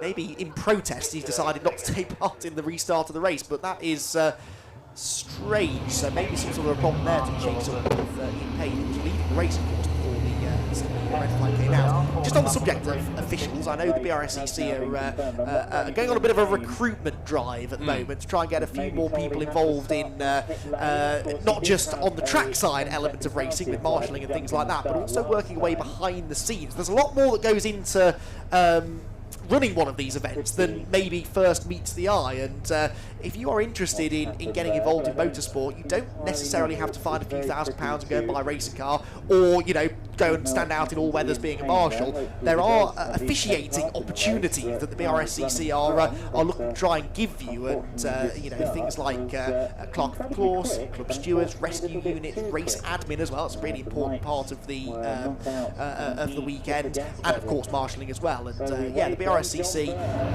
are looking to try and get more and more people involved, aren't they? Yeah, it's incredible that you can find a route into motorsport, and as you say, you're rightfully so, you don't have to be behind the wheel of a race car to do it. You can find routes all the way through, and I think what also helps if you're a motorsport fan or somebody who enjoys motorsport watching, always thought I'd love to be able to get in the inner workings, and I was exactly the same person when I joined in 2015 in the club. I was started out being a fan on the outside looking in, but then you start to go into that inner sanctum of the paddock and you get to find out all the inner workings of how it works. And there's a lot more that goes on than some people might think in terms of, as you say, race admin, all the admin. There's a lot of admin work that goes on behind the scenes, and the people who do it, particularly at HQ, very valuable people to be in there, because there's a lot of stuff that has to put together in terms of the paperwork, taking the entries, making sure everything's all sorted in terms of race entry payments and things like that. It's very, very crucial. Then even on a race weekend, rescue units crucial in terms of being able to be involved if there's an accident or drivers that need it, and also things like as you say, the clerks of the course and the stewards and stuff like that on that side as well. This is not to discourage anyone when I say this, but in many cases having some kind of motorsport experience, particularly racing experience, is valuable, because what it means is that you have an understanding when you're making decisions, for example, on if you're a steward and giving someone a penalty, or deciding on what's going on the track, etc., and things like that. If you have an understanding what it's like to be a competitor yourself, it's quite a key advantage to have that, because it means effectively you can be relatable and understand the situation that some of the drivers might be in. So it's a crucial thing to have, and yeah, absolutely. It's motorsport runs in many cases on volunteers, not just marshals, but everyone else before. And as you rightfully said, give a shout out to the marshals. Without volunteers for marshals and officials, genuinely these events simply just can't happen full stop, because the personnel's not there. So big shout out to them, because most of them do give up their free time to do it for the sport that they enjoy and that they love, and to be involved in it, and they're an absolute godsend, an absolute vital part of every single race meeting, not just BRSCC but the entirety of British motorsport around the world, because without them motorsport just wouldn't be the same. Yeah, absolutely. If you are interested then in possibly getting involved behind the scenes at the BRSCC, do contact BRSCC HQ or Luke at brscc.co.uk as well is the email address. I've been told I'm allowed to give out on there. He may live to regret that. Luke Souch, who is one of the officials at the club. Also, Mazda X5 racer, isn't he, on occasion, Luke? And I got his name right today, so he'll be doubly happy, I'm sure. So yeah, if you're interested in doing it, contact the BRSCC and I'm sure they can point you in the right direction. One of our motorsport friends I'll give a shout out to, who obviously you were working with yesterday, Mr. Jamie Peter-Dennis. You're still in bed? I know I would after yesterday. In a break, I was going to ask you just to have a quick chat about Alton Park yesterday, but I suspect we'll get some time possibly between the lunch break into that, because it was quite a frantic day you had at Alton Park yesterday, particularly with a couple of titles settled. But just he was asking about Ian Payne, and he speculated whether or not he was going through the paddock to the GP loop to rejoin at the back of the grid, as he wasn't sure he could go the wrong way. But I can't see he's rejoined though. He's not on the 7 UK grid, so I think possibly either that's a further issue that we don't know about, or as you say, maybe because of the penalty he got given, he thought, right, well, forget this, I'm going back to the paddock and I'm going home. So either way, that is rather odd. But what the issue is, hopefully it's not a serious issue with Ian's car, but whatever it is, he won't be taking the restart for one reason or another. Yeah, he's not. I'm just looking out the window. He hadn't lined up at the back of the 310Rs either, which I thought was another possibility. So yeah, answers on a postcard. Absolutely no idea. But anyway, as you can see, cars are moving. We're about to get the race back underway, and this will be, as I said, a 6-minute sprint. I'm not even going to ask you to try and predict the 310Rs because, quite frankly, there are about 15 drivers who probably still feel they can win it. But 7 UK, what do we think? Can John Byrne fight his way through to the front? He was finally sort of swapping the lead, wasn't he, with Ian Payne before the red flag. Ian's now not taking the restart. Can he get back to winning ways, John Byrne, to this one? I was going to say it depends on the start, but then knowing Caterham, the start means nothing in many cases. So I guess for John, but it might depend on him, because usually if he's able to get out in front and create a gap, he's fine, he's comfortable, he can pull away. If he gets stuck in the pack like he has done between yesterday's race and the first part of this race, that's when he has to really get his elbows out and fight. So I think there's still a chance he can win it, but at the same time, I think there's still a realistic chance that the likes of Gordon Sawyer or possibly Henry Heaton can take a victory. I think, given his fighting drive yesterday and the fact he was able to pick it up at the last few moments, I think Byrne is certainly an absolute possibility. But I think at the same time, I think there's a good chance maybe either Sawyer or Heaton might be able to pick up a win as well. That fence you're sitting on looks awfully comfy, Scott. I trust you, it's not. It's absolutely not. Yeah, I think any one of those three can do it, but trying to pick between those three, truthfully, is very, very tough. Yeah. So I think I think personally it's going to come from any of those three. Which one? I couldn't tell you. Right, excellent. That cleared that up then. In other words, anyone can still win it in both categories then. 6 minutes to decide it. And good luck, Mr. Director, trying to keep up with both classes here, because it's not just the Caterham 7 UKs, but the 310Rs as well. It is John Byrne and Gordon Sawyer then who line up on the front row in 7 UK. Keep an eye to the blue car of Henry Heaton as well, that's lining up third, because I think he, having had a taste of race victory yesterday, is definitely going to be looking for another win here today if he can get it. Also, the 310Rs, James Murphy, how many points can he salvage from this race? Remember, he needs to reach the top 4 to avoid this becoming another dropped score. He'd rather not use up his drop score quota before Snetterton, I'm sure, especially given what happened in that championship decider that you were mentioning a while ago. Back few rows of the grid then more or less in position. And over 6 minutes, we're only going to get about 5 or 6 laps maximum in this one. Place your bets, everybody. 2 classes of Caterham Motorsport UK Championships about to get back into action, with John Byrne, the red and black number 3 car, the championship leader in Caterham 7 UK, already on that championship trophy, looking to get back to the top step of the race podium. Red lights are on. 6 minutes, we are away and racing once more at Donington Park. The launch towards Redgate Corner begins with John Byrne getting the advantage away immediately. It wasn't a great start from Gordon Sawyer, was it? And who's that charging? That's Mike Evans. Mike Evans with a great start, and Sawyer hits him. Gordon Sawyer locks up, hits Mike Evans. They're both off into the gravel. Evans is going nowhere. I'd be surprised if Sawyer can dig his way out. He might just have enough forward momentum to get back on the road. Just the brakes are cold, the tyres are cold after sitting on the grid for so long, and Gordon Sawyer, when he went to hit the brake pedal, just could not stop. No, that's a real shame. Mike Evans had such a likely getaway, and unfortunately, all comes to nothing. And Lewis Thompson thumps the curb on the outside, but they're just trying to get around him on the outside. There is James Murphy's trying to get through. But here we go. Where have we seen this before? John Byrne has a gap, and as you said, if you give him a gap, he will absolutely run away with it. But let's see if anyone else can try and catch him with the 310Rs. The order is relatively unchanged, but James Murphy is trying to be the man on the move. He's got past a couple of cars already. He's outside of James Wingfield, and to be fair, the leads are just about in front of him there, so he is pretty relatively close. And just as we've got things underway again, safety car's been deployed again. So I think this is going to be quite an it's been a quite interruption-filled race, and the interruptions continue. Yes, now I think it's only one car they need to move, and we've seen the efficiency of the recovery crew, the marshals, the live snatch crew up at Redgate already put to the test today. So I'm going to be optimistic and say we might get a lap or two of racing at the end, probably more likely just one, but we'll have to wait and see. John Byrne then leads, Henry Heaton second. The good news is for Heaton, at least he catches back up to John Byrne. He was 9/10ths back at the end of that lap. Nuttall is third, Chris Aubrey is up into fourth with Matt Topham fifth. In 310Rs, it is Grensinger with the lead, Don Henschel second, Lewis Thompson third, Chris Moore fourth, and McDonald then, Graham McDonald in fifth position.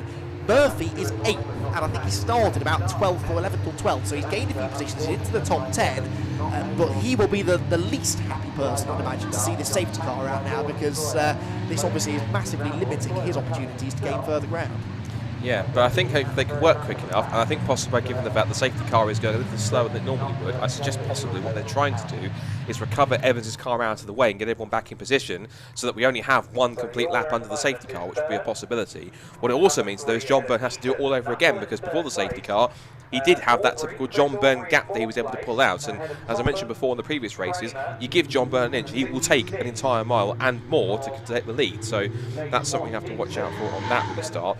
But in fact, actually, quick as ever, our recovery teams and marshals, Mike Evans' car is already out of the way, and the car's already down at the old hairpin, so I suspect we probably are going to get racing back this time by, which is good, because we only have about roughly 2.5 minutes to go, which gives me, I think, on my clock about 2 lap time wise, maybe a fraction chance of 3 laps, but it depends. I think 2 at least. So I thought 6 laps was going to be short. A 2-lap sprint with 2 classes this close and this competitive. Strap yourselves in. This is going to be quite a barnstorming finish, as it was yesterday. Yeah, exactly. It's I think it is going to be 2, isn't it? They're lapping. Quick lap time is about 1.25 minutes ish. So yeah, 2-lap sprint to the flag. Then John Byrne has Henry Heaton back on his tail. So the only 2 race winners in 2020 in the K7 UK Championship have got themselves the front cream, as they say, very much rising to the top. Tom Grensinger trying to hang on to what would be a really important victory in the 310R category, his nearest championship rival. Well, Lewis Thompson, he's really benefited from this because he was down at about 6th or 7th before the red flag, 5th in the championship, remember, sorry, 4th in the championship, no, yes, 4th in the championship, and looking to try and overcome this sort of 7-point deficit he's at in the points. James Murphy needs this extra couple of laps to try and move forward too, so still lots of storylines yet to be unravelled here.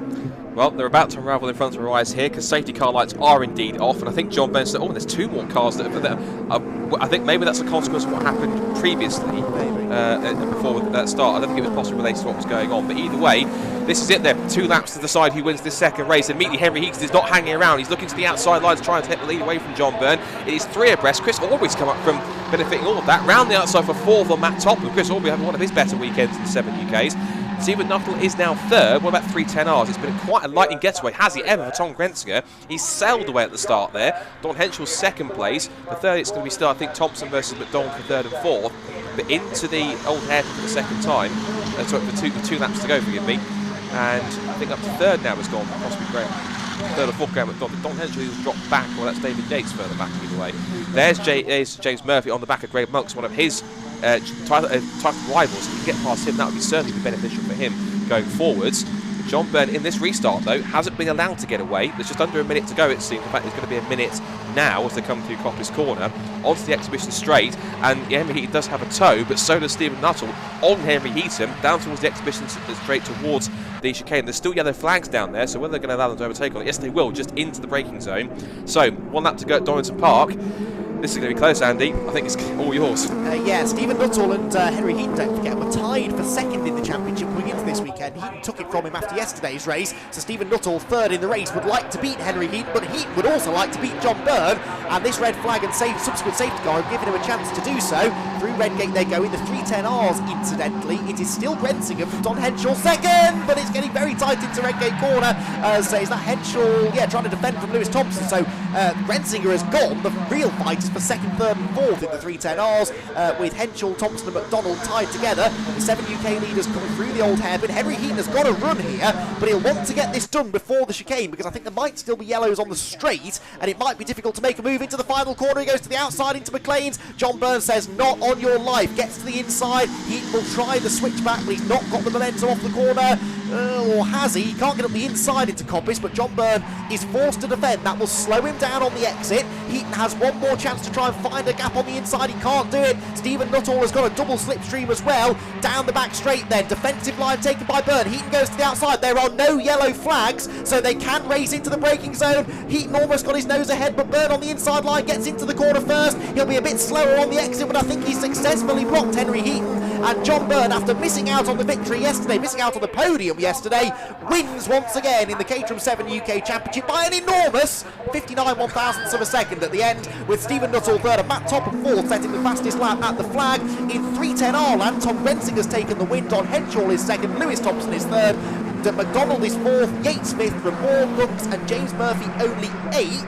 I'll work out the points for that in a little while, but certainly that has not helped James Murphy. He's effectively used up now his 2 drop scores with 2 races still to go. And that now means that Snetterton is going to be all the more crucial. He cannot afford a bad weekend at Snetterton. He has to make it a good one and make it count.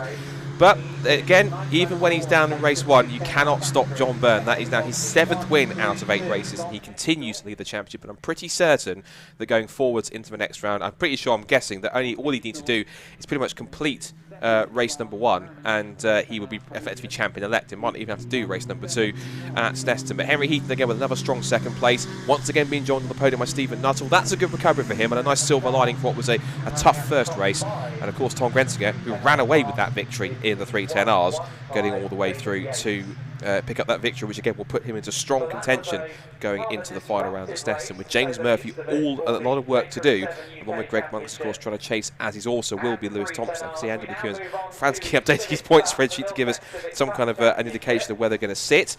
And as we now wait for our results to come up, I think we're also going to we're checking 310R results at the moment in terms of where they are. A little bit of a recovery effort going on for a couple of the cars that are around there. I think we're just waiting for the results to come up on the screen.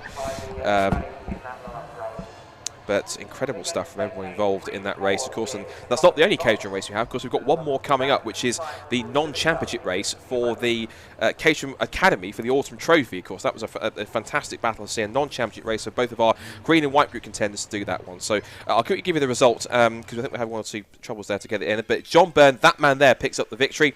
It is from Henry Heaton and Stephen Nuttall. Matt Top indeed did take the fastest lap of the race, with Chris Albright from Jake Swan-Dixon, Harry Kramer, Neil Fraser, and then Tom Grenzinger, who finishes 9th overall, and indeed, of course, won the 310R race. Then Don Henshaw, Lewis Thompson on the podium alongside Tom Grenzinger in the 310Rs. Then it's Graham McDonald, David Yates. Then we go Chris Moore, Greg Monks, James Murphy, James Wingfield, Matt Shepherd, Harry Senior, Jeff Price, Harry Landy, Johnny Jarrett, Simon Sharrock, and Gary Curtis. And we lost from that race Gordon Sawyer, Mike Evans, Ian Payne, who didn't take the restart for whatever reason, Gary Lapidus, Chris Welch, and then it's Alan and David Tan who went off the road. Now, quickly before Andy gets down there, he has done those quick maths, and it suggests that going into the next weekend, on those drop scores included, that it now means that it's still Greg Monks and Tom Grenzinger who will be tied on points with 142. James Murphy's 2 points back, but now cannot drop any more scores, because effectively he's dropped to 17 points from this race and a 0. This is his worst weekend, so he will have to drop these 2. And then it's Lewis Thompson, who's on 134. So it's going to be 3 points on drop scores, so 2 points on drop scores, forgive me, between 3 drivers. A tie between Monks and Grenzinger, and then it's going to be Lewis Thompson, who's back in 4th, 6 points behind James Murphy. So we'll find out exactly how John Byrne found that, and Tom Grenzinger, and he's down there in the pit lane with our 2 class winners in this Caterham 7 UK and 310R race. Well, fantastic racing then. The Caterham 7 UK and Caterham 310R championships as competitive as ever out there. It took a while to get to the end of that race, but when we did get there, it's the familiar sight of John Byrne on the top step of the podium. John, if you just want to come over here, we'll have a quick chat with you. not a bad race. I'm sure you were rather disappointed to miss out on not only the win, but the podium in race 1. Made up for it there, then. Yeah, the race 1 really got to me because I didn't see the last lap board, so it was fully my mistake. I went onto that last lap, getting a nice lead, thinking, yeah, I'll just take a normal racing line, get a good drive onto the straight. And I looked to my right as I was turning in. I saw the noses; they died from miles away as they knew it was the last lap. So fair play, they put the nose in and put me offline, put me 4th. But today I went all out for the win, and it feels awesome, really awesome. Does it feel like these wins are getting harder to get now, though? Because people like Gordon, Henry, Ian, they're on the pace now, aren't they? Yeah, everyone's on the pace. It's all the previous rounds was all me. I made slightly less mistakes during the race, so my times are a bit more consistent, so I could just edge out slightly, and then they start battling, then I can pull away. So this time, this track promotes closer racing, so it was full fight mode every single lap, which is awesome. I love it. I don't know whether you've done the points calculations, but if you haven't secured the title, you should now have one hand on it. What does it mean to you to become not only the Caterham 7 UK champion, but of course it's got national status this year? It means that bit more, doesn't it? It means an awful amount to me. I want this to be almost my stepping stone now to something bigger and better. So I'm looking for sponsorship for this year because Motion Capital came on at the last minute to help me fund this year. Otherwise, without these guys, I wouldn't have been on the grid. So I now want to see if I can take this up and challenge the big boys. Good stuff. Well, congratulations on the win and provisionally at least the championship for John Byrne. Now in the 310Rs, Tom Grensinger in the end had a pretty healthy margin at the end of the race, but I think that was probably the most comfortable you were for the entire day. Yeah, definitely. John really gave me a hand with that safety car restart. I don't think the other guys were expecting it. It just enabled me to pull a big gap and just sort of maintain a healthy lead. It was definitely the easiest part of the race by far. Yeah, the first sort of 25 minutes or so were not easy. I mean, I think at one point we had 15 or 16 drivers in that lead pack, but that's what the 310R Championship's about. Exactly, yeah. It was just trying to stay in that top 2, top 3 area just to keep yourself thereabouts for the lead and try and keep leading across the line in case there was another red flag, really. And thanks to the Speedworks Motorsport Driver Development car with brake fluid, K&N and Belmont Camping, it just all fell together and it was a really, really solid car to drive and it was lovely. Very quickly, your thoughts about Snetterton. We reckon 2 points in it between the top 3. It's going to be close. It's going to be really close, but I'm going to be out there fighting as hard as ever and going to try and put myself in the best position to win it. Good stuff. Well, congratulations then to both of our class winners there. We're going back to tin tops now, though. The Miltech Honda Civic Cup are lining up on the grid ahead of their first race of the day. The last race before lunch. So, Scott, back over to you.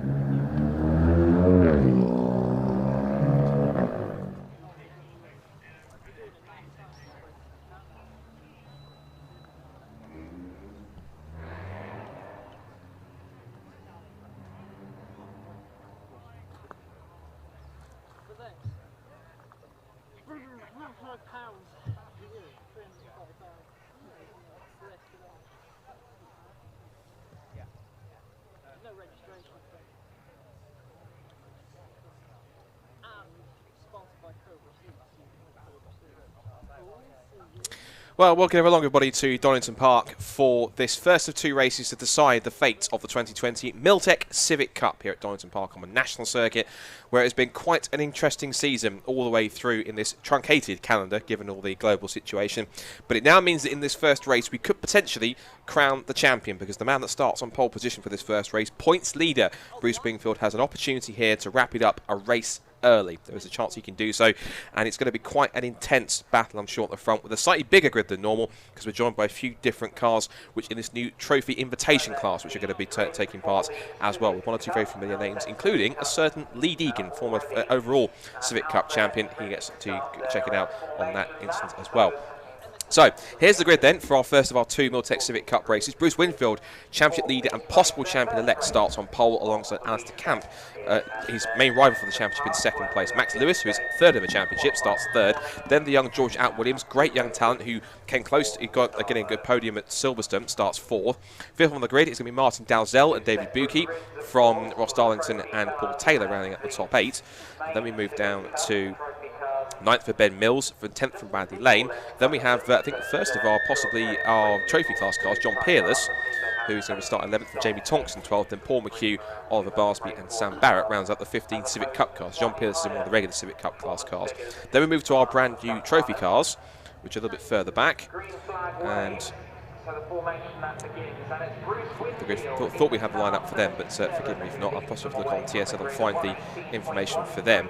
But we mentioned the fact that we had these new trophy cars that were taking place. I'll give you the right or the yes. So in the trophy class cars, it's Lee Deegan, former double champion, who will start on pole position in that class, from Ryan Bensley alongside him on the front row. Then Simon Welch and Mark Hughes, followed by Mervyn Beckett and Tony Hunter, who is a regular in the track attack races, who is usually in his bright white #1 Clio, but trying something different this weekend in one of these faster cars. Now, we should explain with these new trophy cars that we've got for this weekend, there are different machines to the Civic cars. They're a different spec, so we'll give you a quick rundown of what's different about them. So a new trophy class for the invitation class cars here. They run a standard ECU, a bolt-in cage, standard inlet and exhaust, which is a different differential to the Civic Cup cars, with a standard glass and standard brakes. You can build one of these cars for around about £7,000 to £10,000. In terms of horsepower difference, it's a 15 horsepower difference between the Civic Cup cars and the invitation cars. The main cars have around 230 brake horsepower, whereas the invitation cars have 215 brake horsepower as well. And it's quite a frantic championship. I always call these cars mini touring cars because they sound the part, they look the part, and they're fantastic. There's some of our new invitation class cars on the grid, and they look pretty much very similar, but the one or two differences. They're a little bit more, slightly more standard spec than those cars, but even so, a nice addition to the grid for this weekend, Andy. And of course, it's a nice expanded grid. And what's the championship that, regardless of how many numbers we get and what we've seen so far, it always produces a fantastic race. Yeah, it really does. And those invitational class cars, the trophy class cars, the plan is going into next year that will become a class within the Civic Cup. So they're kind of moving over to this maximum motorsport run championship on the BRSCC and TCR UK TCT bill. So yeah, good to see the grid expanding. Yeah, you're right, it's a really popular championship. This has been around for a number of years now. The Honda Civics, you can get a donor car, one of these Civics, for relatively little money in the grand scheme of things. Actually, what you get is a lot of bang for your buck, because as you said, once you make all of the racing modifications, they are proper little racing cars, pretty rapid, competitive lap times, very competitive racing, and that is reflected in the fact that the championship year on year goes right down to the wire, but also the races are not often won by a huge margin. So Donington Park in particular has a bit of a history of producing some really good Civic Cup racing. It's been a while since we had a dry race at Donington for these cars. I seem to recall the last couple of years at least it's been sort of monsoon conditions for this championship finals weekend. So we really get to see these cars at their full potential today. There's also some Dunlop watches up for grabs as well, of course, from their tyre supplier. They get a watch presented to each race to the driver that in the main class that makes the most positions. It's called, I'm sure I've heard this name before, so the Dunlop Forever Forward Award. I wonder where they got that idea from. So it's the similar sort of thing as BRSCC have as well, with a different sort of point system they have for that championship. There's also a watch presented to the driver who has the best presenting car at the beginning of the meeting as well. And also one team will choose this on Saturday AM this morning, and of course I think we should have been let know who that was chosen to be. So I'm sure we'll get that info between first and second races, I'm sure, from them involved. Anyway, let's get the first of our Civic Cup races underway. The 5-second ball has gone up, so let's see if Bruce Winfield can wrap up the championship a race early. The red lights are on, they are out, and away go the Civic Cup cars for this first of two 20-minute races. Immediately jumping into the lead from pole goes Bruce Winfield. It's a good start for Alistair Camp, but he might be swamped possibly on the run down towards the turn 1 run by Jules Williams and the blue and orange car of Mac Lewis in third position. Also, we've got Simon Bowe from Martin Dalzell, who sideways catches it. Paul Taylor's off into the cover. Ross Darlington goes wide as well. A couple more cars involved. As for the trophy invitation class cars, 2 are off into the cover already, but they're starting to pick their way through. So, as we expected, as they funnel down towards the old hairpin, not a dull start for the Civic Cup cars, but they should provide a good race nonetheless. Now they're starting to get a little bit more spread out. Up the inside they're looking, I think, on George Williams trying to get past Max Lewis into the old hairpin. But a frantic start, but an entertaining one nonetheless for these cars that always put on a great show. And that will continue to be the theme, I think, over the 20 minutes. Bruce Winfield then, as you said, looking to wrap up the championship. Dave Buki's out of the race. That's a shame. A regular front runner in this category. I didn't actually see how he got stuck in the ground. He must have been involved in one of the first quarter collisions, of which I think there were a couple. And you know what's coming next. The safety car has been scrambled because Dave's car is in a slightly tricky position, but as we've hinted at a few times already today, the recovery crews at Redgate know what they're doing. They've had plenty of practice, and they should dig that car out of the gravel before too much longer. So Bruce Winfield then is going to lead the opening lap. Bruce is 4 times a winner this year out of the 6 races we've had so far. He won at Alton Park at the season opener. He won the first race at Thruxton as well, the second round, and then did the double last time at Silverstone, won both of the races there with bonus points for fastest lap. It was maximum 52 points that he took from Silverstone, and that really is what's put him out in this championship lead. That coupled with the fact that Ali Camp, who is second in the championship, had a bit of a disappointing second race at Alton Park. He was off the podium in that second race up in the northwest for the one and only time actually this year, and that means that, as Scott I'm sure has told you, there are 30 points between those two arriving at Donington. Max Lewis in third though, he's not a million miles back. In fact, Max is joint third in the championship with Paul Taylor. We just see Paul getting involved in some fisticuffs at turn one, so that might play into the hands of the 71 car, which sits fourth place. It's Winfield that leads, then Camp second, George Alt Williams is third, fourth place is Max Lewis, fifth place then for Dalzell, sixth for Mills, seventh lane, eighth for Tonks, Darlington is ninth, and Paul Taylor is 10th after that off that he had.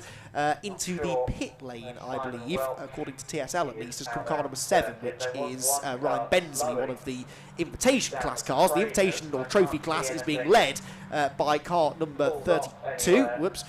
Hit the right thing on my laptop. Number 32 is Mervyn Beckett, who started down on the third row, so he's had a good start to come through to lead the category. Second place in class is car number 6, which is Mark Hughes, and they are together on track a little bit further down the order. So I think that does sort of hint at the fact that it's the 5th and 4th place cars on the grid that are now 1st and 2nd in the class tells you all you need to know about what was going on in the trophy class through the first few corners. But thankfully, we've only lost one car. The safety car, of course, gives those that have been off and delayed on lap 1 the chance to close back in, and it looked as though that recovery process was nearly complete, so we should hopefully go racing again this time.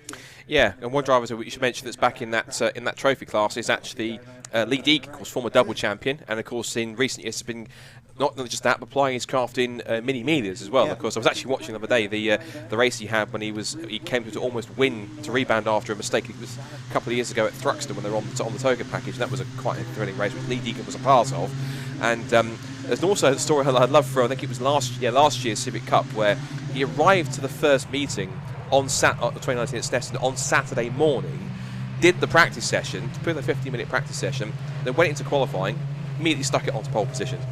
And he was coming back after a year off because he'd gone off to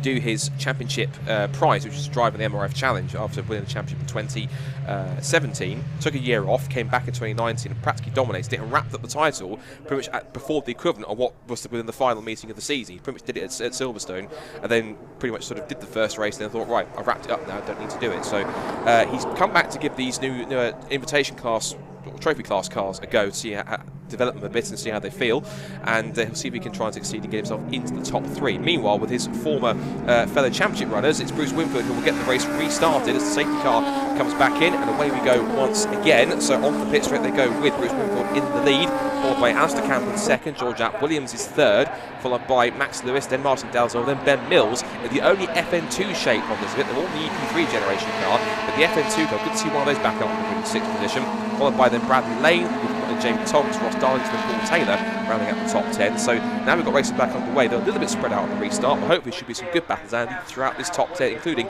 this one possibly for 4th between Max Lewis and Martin Dalzell. Yeah, Dalzell in the yellow car was on his toes at the restart. One of the only ones that was actually. Most of the rest of the field, as you said, getting a little spread out at the start. Further back, meanwhile, this looks like one of the trophy class battles, and diving up the inside there goes the 48 car. Yeah, that is Lee Deegan. That was for 3rd position in class. It's the number 6 car that he just got ahead of, and that is Mark Hughes. So Mark Hughes losing a place there. Lee Deegan, after getting delayed, I think, in that first corner, is now starting to pick his way back through towards the front of the trophy category, who did not score points this weekend, but are very much looking to try and get some winners' trophies if they can.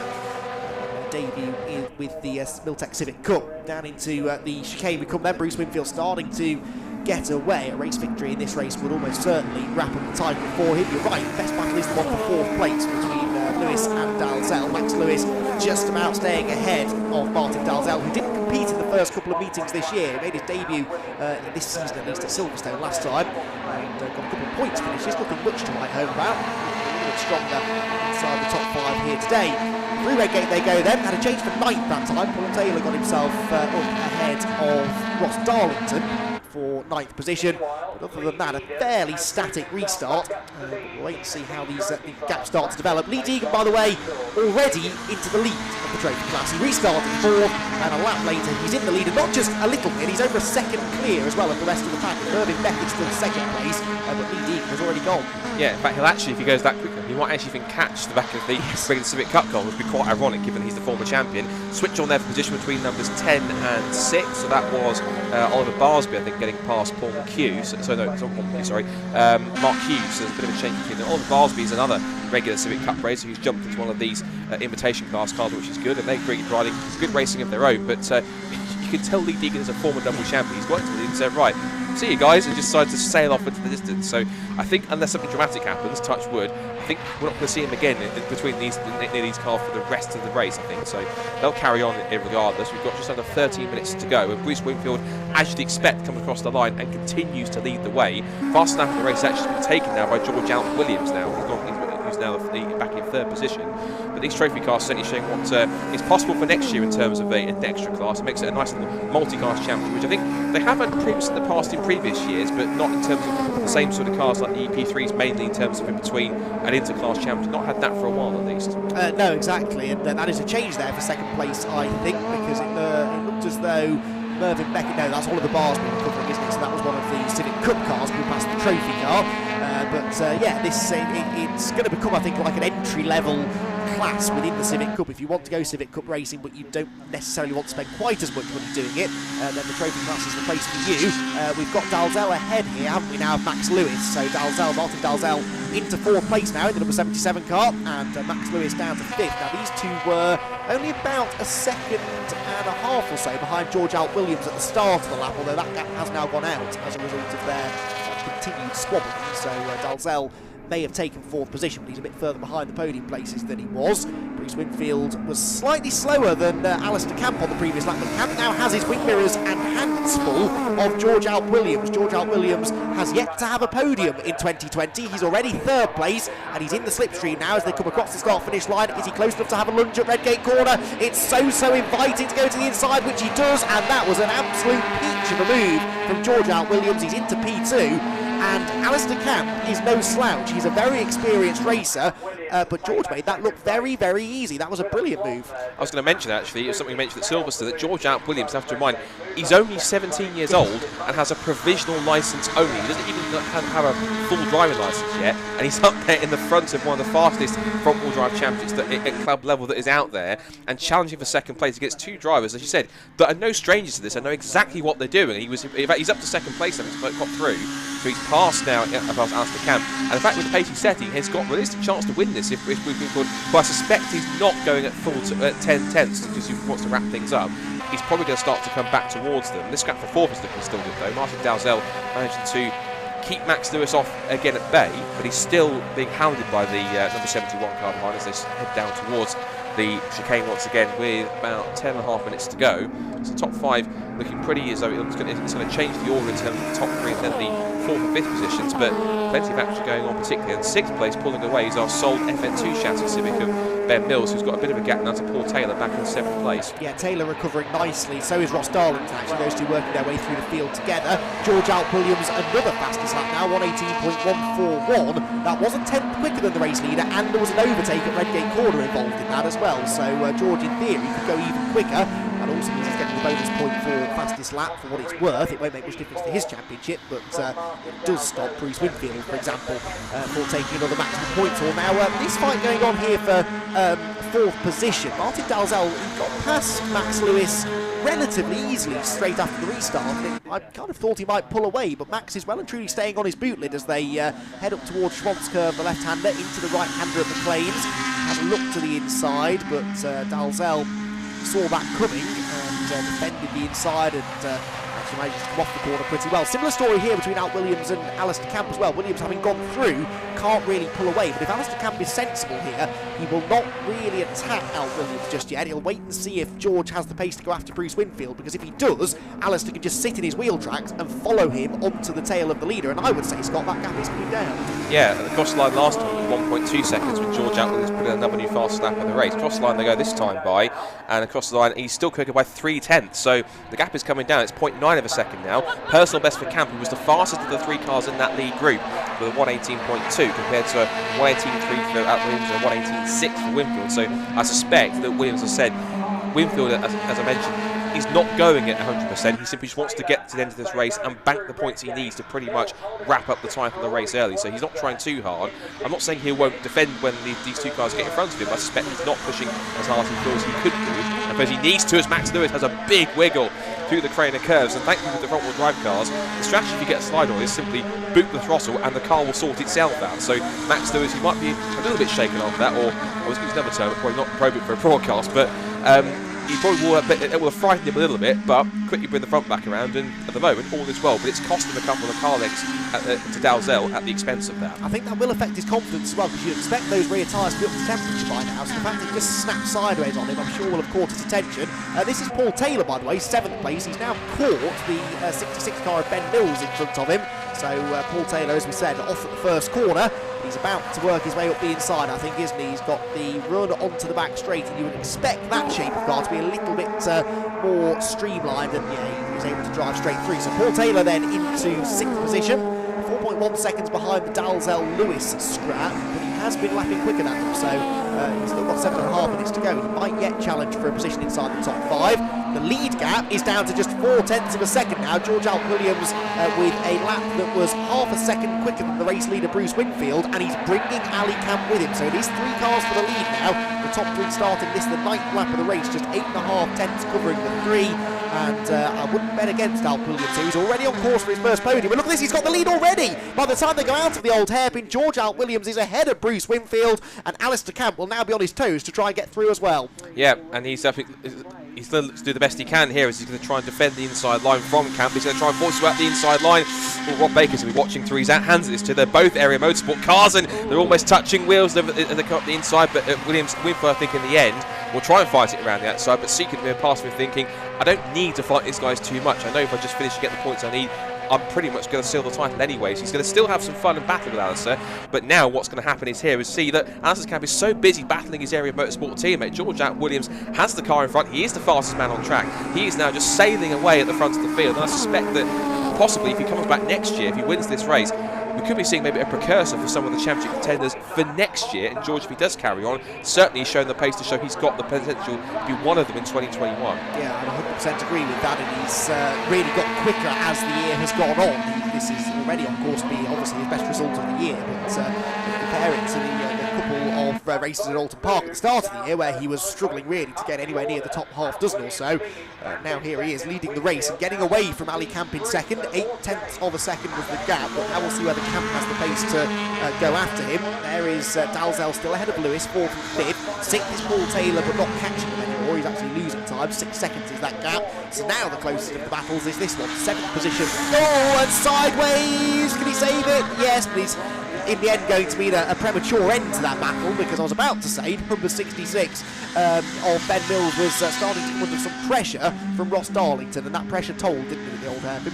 It did. I was noticing at the back of that distributor, it looks, I think possibly that Ben Mills, that MN2 Civic, possibly, oh okay, let's just spot it. I thought for a second the little rear fin on the back had been taken off, but it's obviously it's obscured by the whites of the graphics on the back of it as well. But yeah, that's tricky. They said it's not a particularly warm day in any case in stretch imagination. Oh, and that's Paul Taylor off the road. Rally crossing his way back onto the circuit, again using, he's shot spitting just behind Ross Darlington.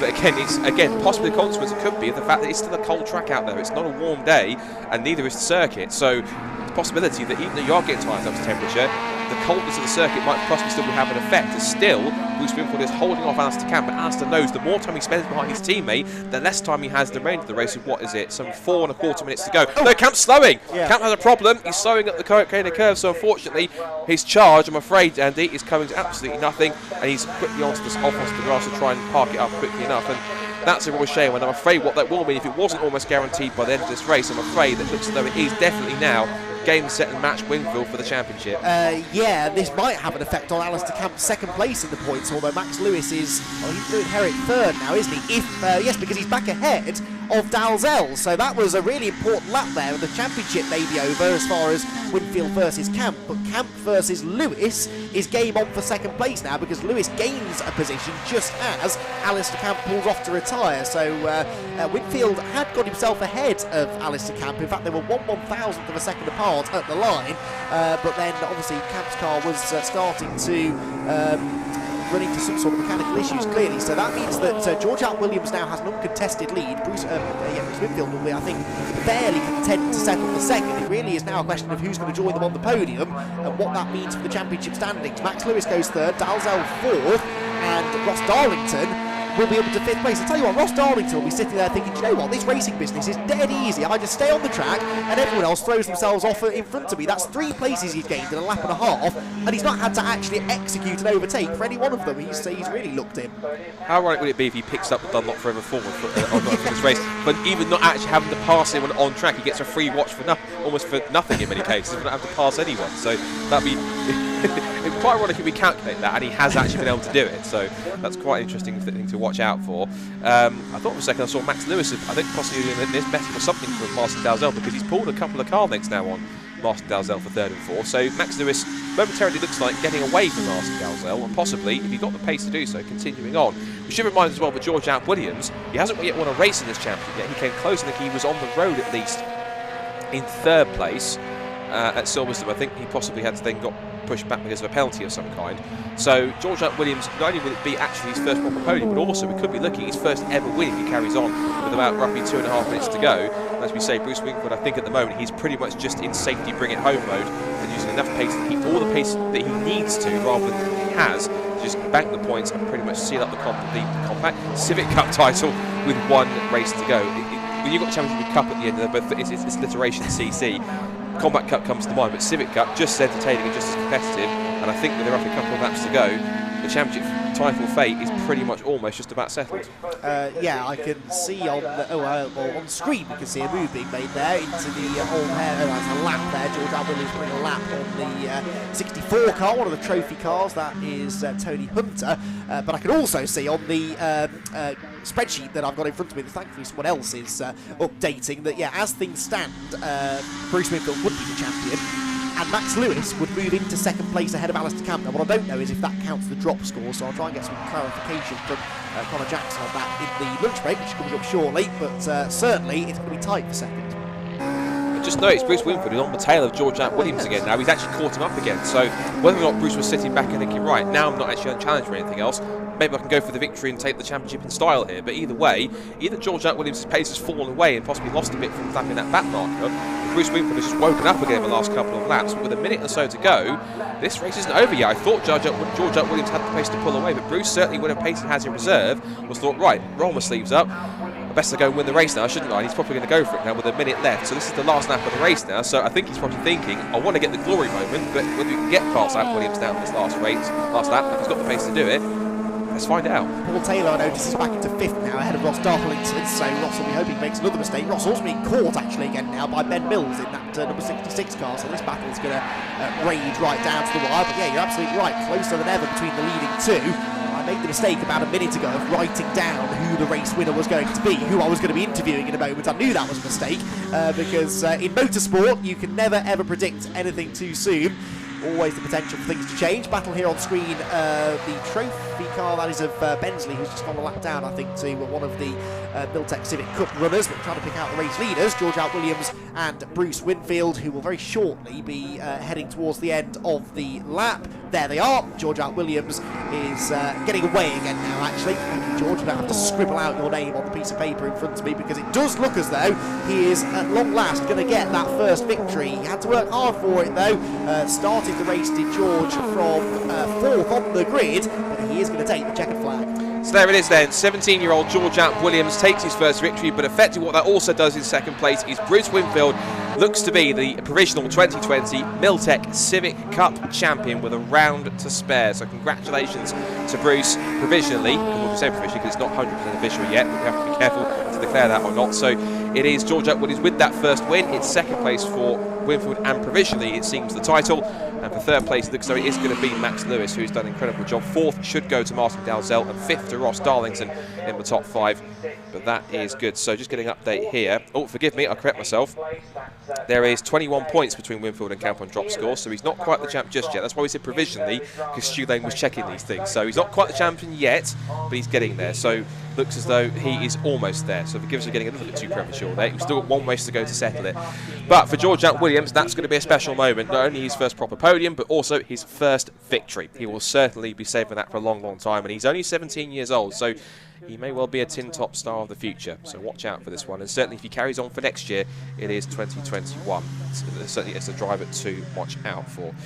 So as they come back around, and it will be interviews for the top 3 from Andy McEwen. Let's give you the result then. So it is victories, we said, for George Williams. Second place in Bruce Winfield, who still has one more race to go, it turns out. Thanks for the correction on that. Stu Lane for the points in second place. Third place for Max Lewis. Fourth for Martin Dalzell. Fifth for Paul Taylor. Sixth for Ross Darlington. Ben Mills in 7th place. Bradley Lane is 8th from John Peerless in 9th. And Oliver Barsby rounds out the top 10. In the 11th place overall, and winner of the invitation class is Lee Deegan, who won quite a canter in fact. Next is Paul McHugh in the next Civic Cup car, 11th in that class. Then it's Mervyn Beckett from Mark Hughes, and then it is Tony Hunter. And then we sadly lost from those races. We lost Alistair Camp, we lost Jamie Tonks, who was in the pit lane with a problem. We also lost 2 of our invitation cars, being Ryan Bentley and Simon Welch, and also David Buki, who was off in the gravel trap at the opening corner. So that concludes the first part of today's racing at the moment. We're going to have the interviews, of course, with Andy Down with the top 3, with, of course, George Williams, Bruce Winfield and Max Lewis. Of course, then we go into the lunch break before we get the first of our 2 races for our main event of the weekend, which is, of course, the final rounds of the Dunlop Touring Car Trophy featuring TCR UK and the Volkswagen Racing Cup. We've got champions to crown there, but we've got 2 more races to decide who those are going to be. They're coming up after the lunch break. So before we do that, we should be heading down to the Andy very shortly in the pit lane. And when we do, we'll be able to see what George Williams thought of that victory. 10 minutes to 1:50 for the TCR UK Dunlop Touring Car Trophy. So you can just see the cars in the middle of the shot. So the cars not in the top 3 heading into the assembly area, the Parc Fermé area, forgive me, after that race. And of course, the order of that, I think it's a slightly partially reversed grid for the race 2. So basically, it's the result from race 1 with a partially reversed front view cars on the grid. So a bit of a mix-up for the final race. And as we say, just to give you a run through quickly of this afternoon's timetable for after lunch, so we've got the Dunlop Touring Car Trophy race at around about 10 to 2. We've got then a bit of a break because we have a qualifying session for one of our last races of the day, the Club Sport Trophy. Then we've got our Caterham Academy Autumn Trophy race, which is the non-championship race for the green and white group drivers together to graduate from the academy in style. Then we have the second of the Fiesta Junior Championship races coming up after that. Then we have the last race of the season for the Dunlop Touring Car Trophy with TCR UK and VW Cup. Then the second race for the Miltech Civic Cup. Then the last race of the day is the 45-minute pit stop race for the BRSCC Club Sport Trophy. So we're ready for the interview, so let's head down to Andy to have a chat with our top 3, including first-time race winner George Williams.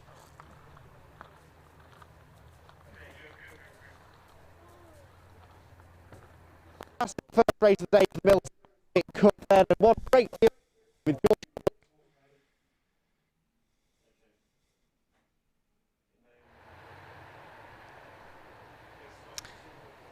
Well, apologies there, we're having 1 or 2 issues with our pit lane camera just down there with that one. We could hear Andy McEwen, but it was a bit of a stuttery picture in terms of being able to see him. So hopefully when we've got that quickly sorted out, we'll be able to have a chat with our top 3 from the Miltech Civic Cup. As we said, George Williams, his first win at just 17 years old, hasn't even got a driving licence yet.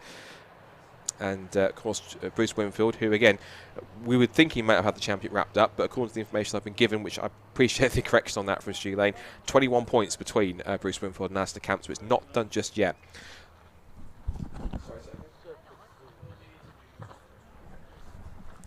So, I think, unfortunately, because we have one or two...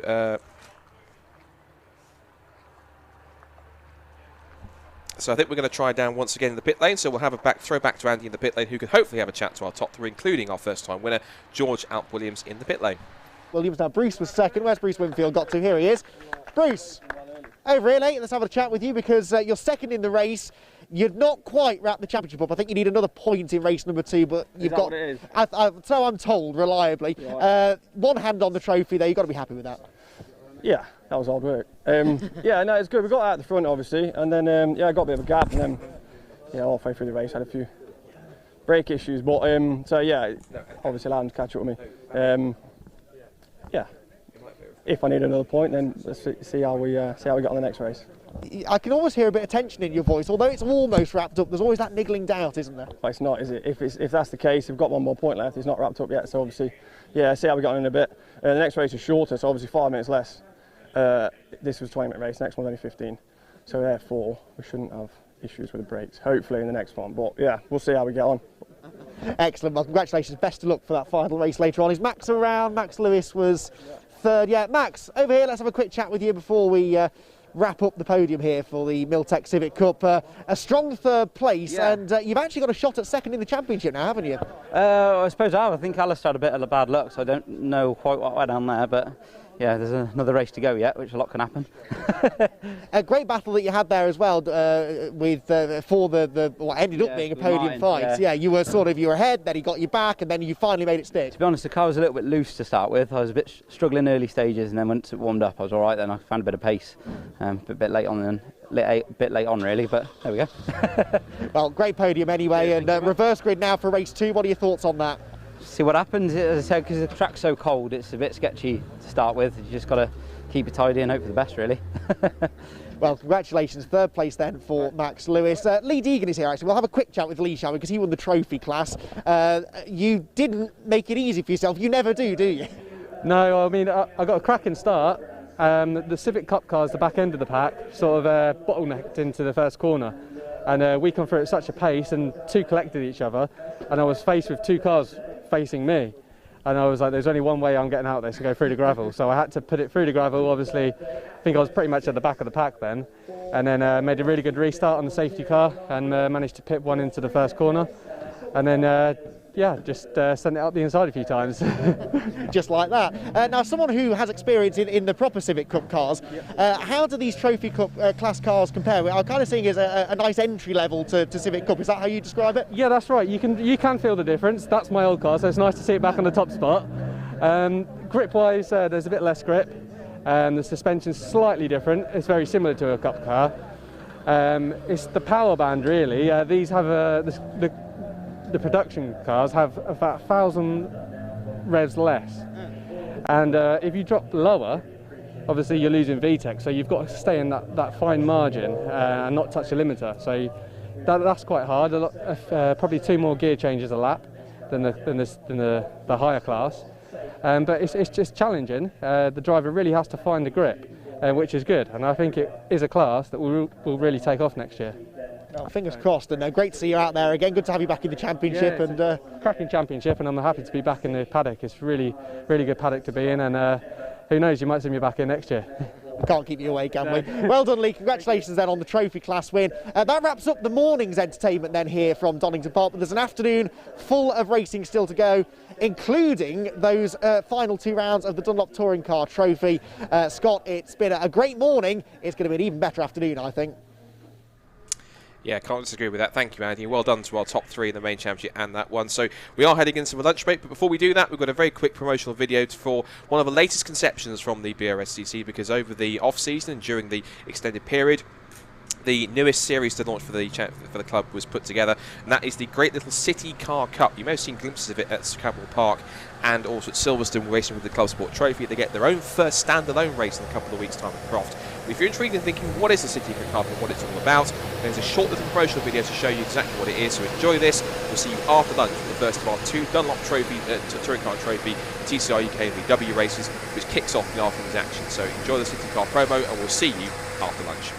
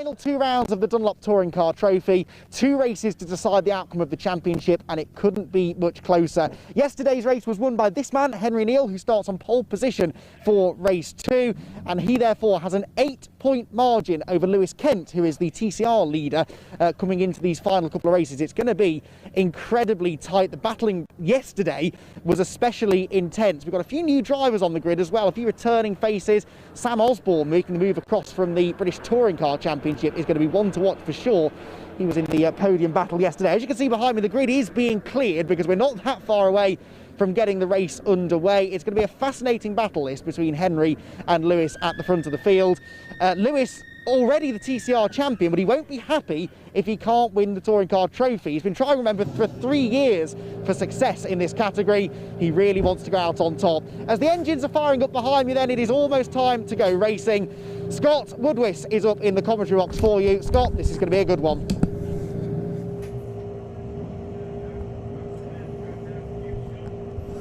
Yes, indeed. Thanks, Andy. Welcome along, everyone, to this second race of the weekend for the Dunlop Touring Car Trophy, featuring TCR UK and indeed the Volkswagen Racing Cup. It's been a pretty intense season, even if a bit of a slightly truncated one than we would have expected. But nonetheless, it is going to be an exciting battle, particularly at the front, between the 2 cars right at the front of the field, finishing first and second yesterday. They are the 2 main contenders in the overall Dunlop Touring Car Trophy. Henry Neal for Team Dynamics in the Honda Civic Type R, and Lewis Kent in the Hyundai i30N TCR. I know that Andy's making a bit of a mad dash back up to the com box here, so the cars will be heading around onto what will be their formation lap. We'll be able to give you the grid of who is where. In fact, we've got the grid in front of us here. So, based on yesterday's result, this is how they line up. It's Henry Neal, yesterday's race winner and championship leader in the Dunlop Touring Car Trophy, who will start on pole position. Lewis Kent, who effectively is the top TCR driver of the season, he is going to start alongside him on the front row. There'll be another battle royale between them for the Dunlop Touring Car Trophy title. Third on the grid should be Max Hart after he finished third, and fourth should be Darrell Wilson in the Vauxhall Astra TCR. Fifth is Mark Wakefield, who's been promoted again from VW Cup. He's in one of the 2 Maxim Motorsports Cupras. Alongside him is Jeff Alden, making his debut in the championship in the Matrix Motorsport run on the Civic. There's Sam Osborne, a BTCC current racer in one of the 2 PMR Cupras. Alongside him is his teammate Will Butler, another promotee from Volkswagen Racing Cup. And then Tim Docker, who I was hoping was going to be on the grid, but sadly due to contact yesterday doesn't appear to have made it. So we then go back to our VW Cup cars, a little bit further back, which should see, I believe, looks like it's Bradley Kent who will start on pole position for that race. Bradley Kent, alongside him is going to be Howard Fuller, one of the 2 drivers from Team Hard. Good to see Howard back on the grid once again. Andy Wilmot, another former BTCC man in the 2nd Team Hard Volkswagen Golf. And we have Josh Coggan, who is starting fourth on that. Then we have the 2 debtors, Martin and Jack. It was Jack who won yesterday's first race of the Champions Cup, so it looks like he's got 6 reverses from that first race on that grid. Then it's 7th place with Paul Ivans, next is Ross and Joyce, and back at the grid, hoping to try and salvage something from what's been a pretty tricky couple of the weekend so far, is Richard Gilbert, who came into the weekend leading the points in the VW Cup, but after trouble yesterday, Andy, wasn't the best way to start his weekend, particularly when he had contact, and not on purpose. He kind of he tagged the spinning Tim Docker. He had nowhere to go, and after a pretty awful week at Silverstone, his fortunes just didn't get any better yesterday. Yeah, he wasn't the only one in strife yesterday. It was a pretty bruising affair, that opening race of the weekend. They overall touring car-ish, didn't they, really? But that is what the Dunlop Touring Car Trophy is all about. Close, hard racing. I believe there were a few words exchanged between Andy Holly, our senior clerk of the course, and the drivers that were involved in some of the fisticuff yesterday. So hopefully we get more of the great racing, but a bit less of the trading of paint. Fascinating battle this, isn't it, between Henry Neal and Lewis Kent. Both of them stalwarts of the series. Lewis, of course, in his 3rd year racing that TCR Hyundai, and finally appears to have wrapped up the TCR element of the championship, but he really wants to win the TCT part as well. He wants to beat Henry Neal. Neal has 1 more race victory than Lewis this year, and that is ultimately what's given him this 8-point cushion. But with 2 races to go and still over 50 points available, you wouldn't bet against Lewis mounting a bit of a fight back. That Hyundai works really well around Donington Park. It's got good straight line speed, it's good through the medium speed corners, and they're together again on the front row of the grid. It's going to be a great race. I think I heard it was either from you or from Chaz Drake on one of the previous weekends, but there was something which is a long-standing problem that was fixed on Lewis Kent's car, which was that he was finding out why the car was handling strangely, because he found that the brake bias switch of the sticker found that Hyundai themselves actually, by mistake, it was a complete mistake, had applied it the wrong way round, so it means he was critically setting up the brake wires in the wrong direction. So they've found that out, recognised it. And ever since then, the car has been working pretty much like a charm. It's been working as it should do.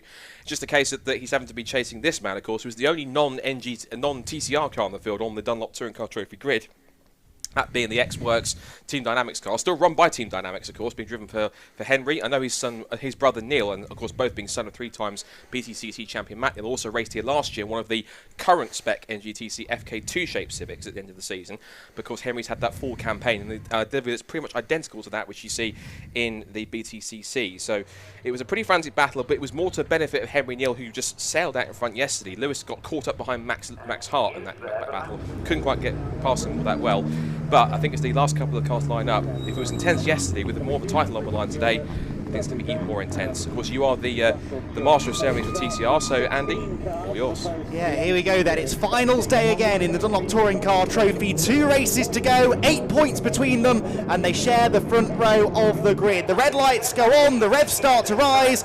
Off they go, and it's a terrible start made by Henry Neil. It's Max Hart that pokes through the middle and goes from 3rd to 1st straight away. Brilliant start by the young Irish star. Lewis Kent slots into 2nd, and Henry Neil will have to fend off Terrell Wilson for 3rd place. Into Redgate they go for the first time. Hart then with the advantage in the Cooper. Lewis Kent in 2nd position. The VW Racing Cup, of course, also forming part of the grid. They had some intense racing in yesterday's encounter. It looks like that might be Howard Fuller, who has come through to a front position on the early stages, but it's Hart that leads the way down into the old hairpin. Now Lewis Kent has a golden opportunity here to try and take some points out of Henry Neil. Wilson is sideways there, and that could have been Mark Wakefield, I think, trying to get up the inside and coming off the corner. Sadly, the number 19 of Jeff Holden is going a little bit slowly. That's the Honda Civic. The game is on for the race lead, though. Max Hart defending first position into McLean's corner.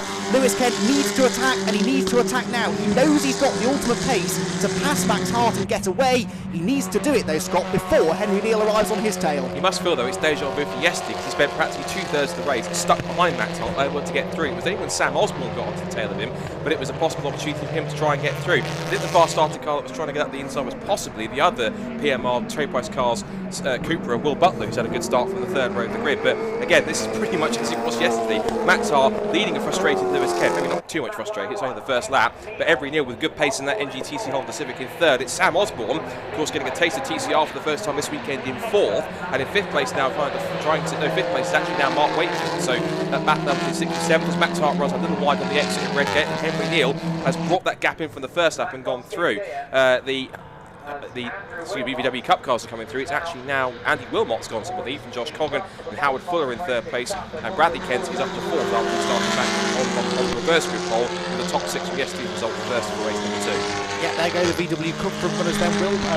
Wilmot leading the way. Josh Coggan it is who was trying to get up the inside there in the green Golf, going down into the old hairpin. Battle on for the race lead. They're all starting to bunch together here, aren't they? Max Hart is driving defensively. That's backing Lewis Kent up into his championship rival Henry Neil. And then Sam Osborne, British touring car star in that Cooper, the number 77 car. Brilliant looking car that is. It's been driven by a few different drivers this year, but Sam Osborne is really getting the best out of it.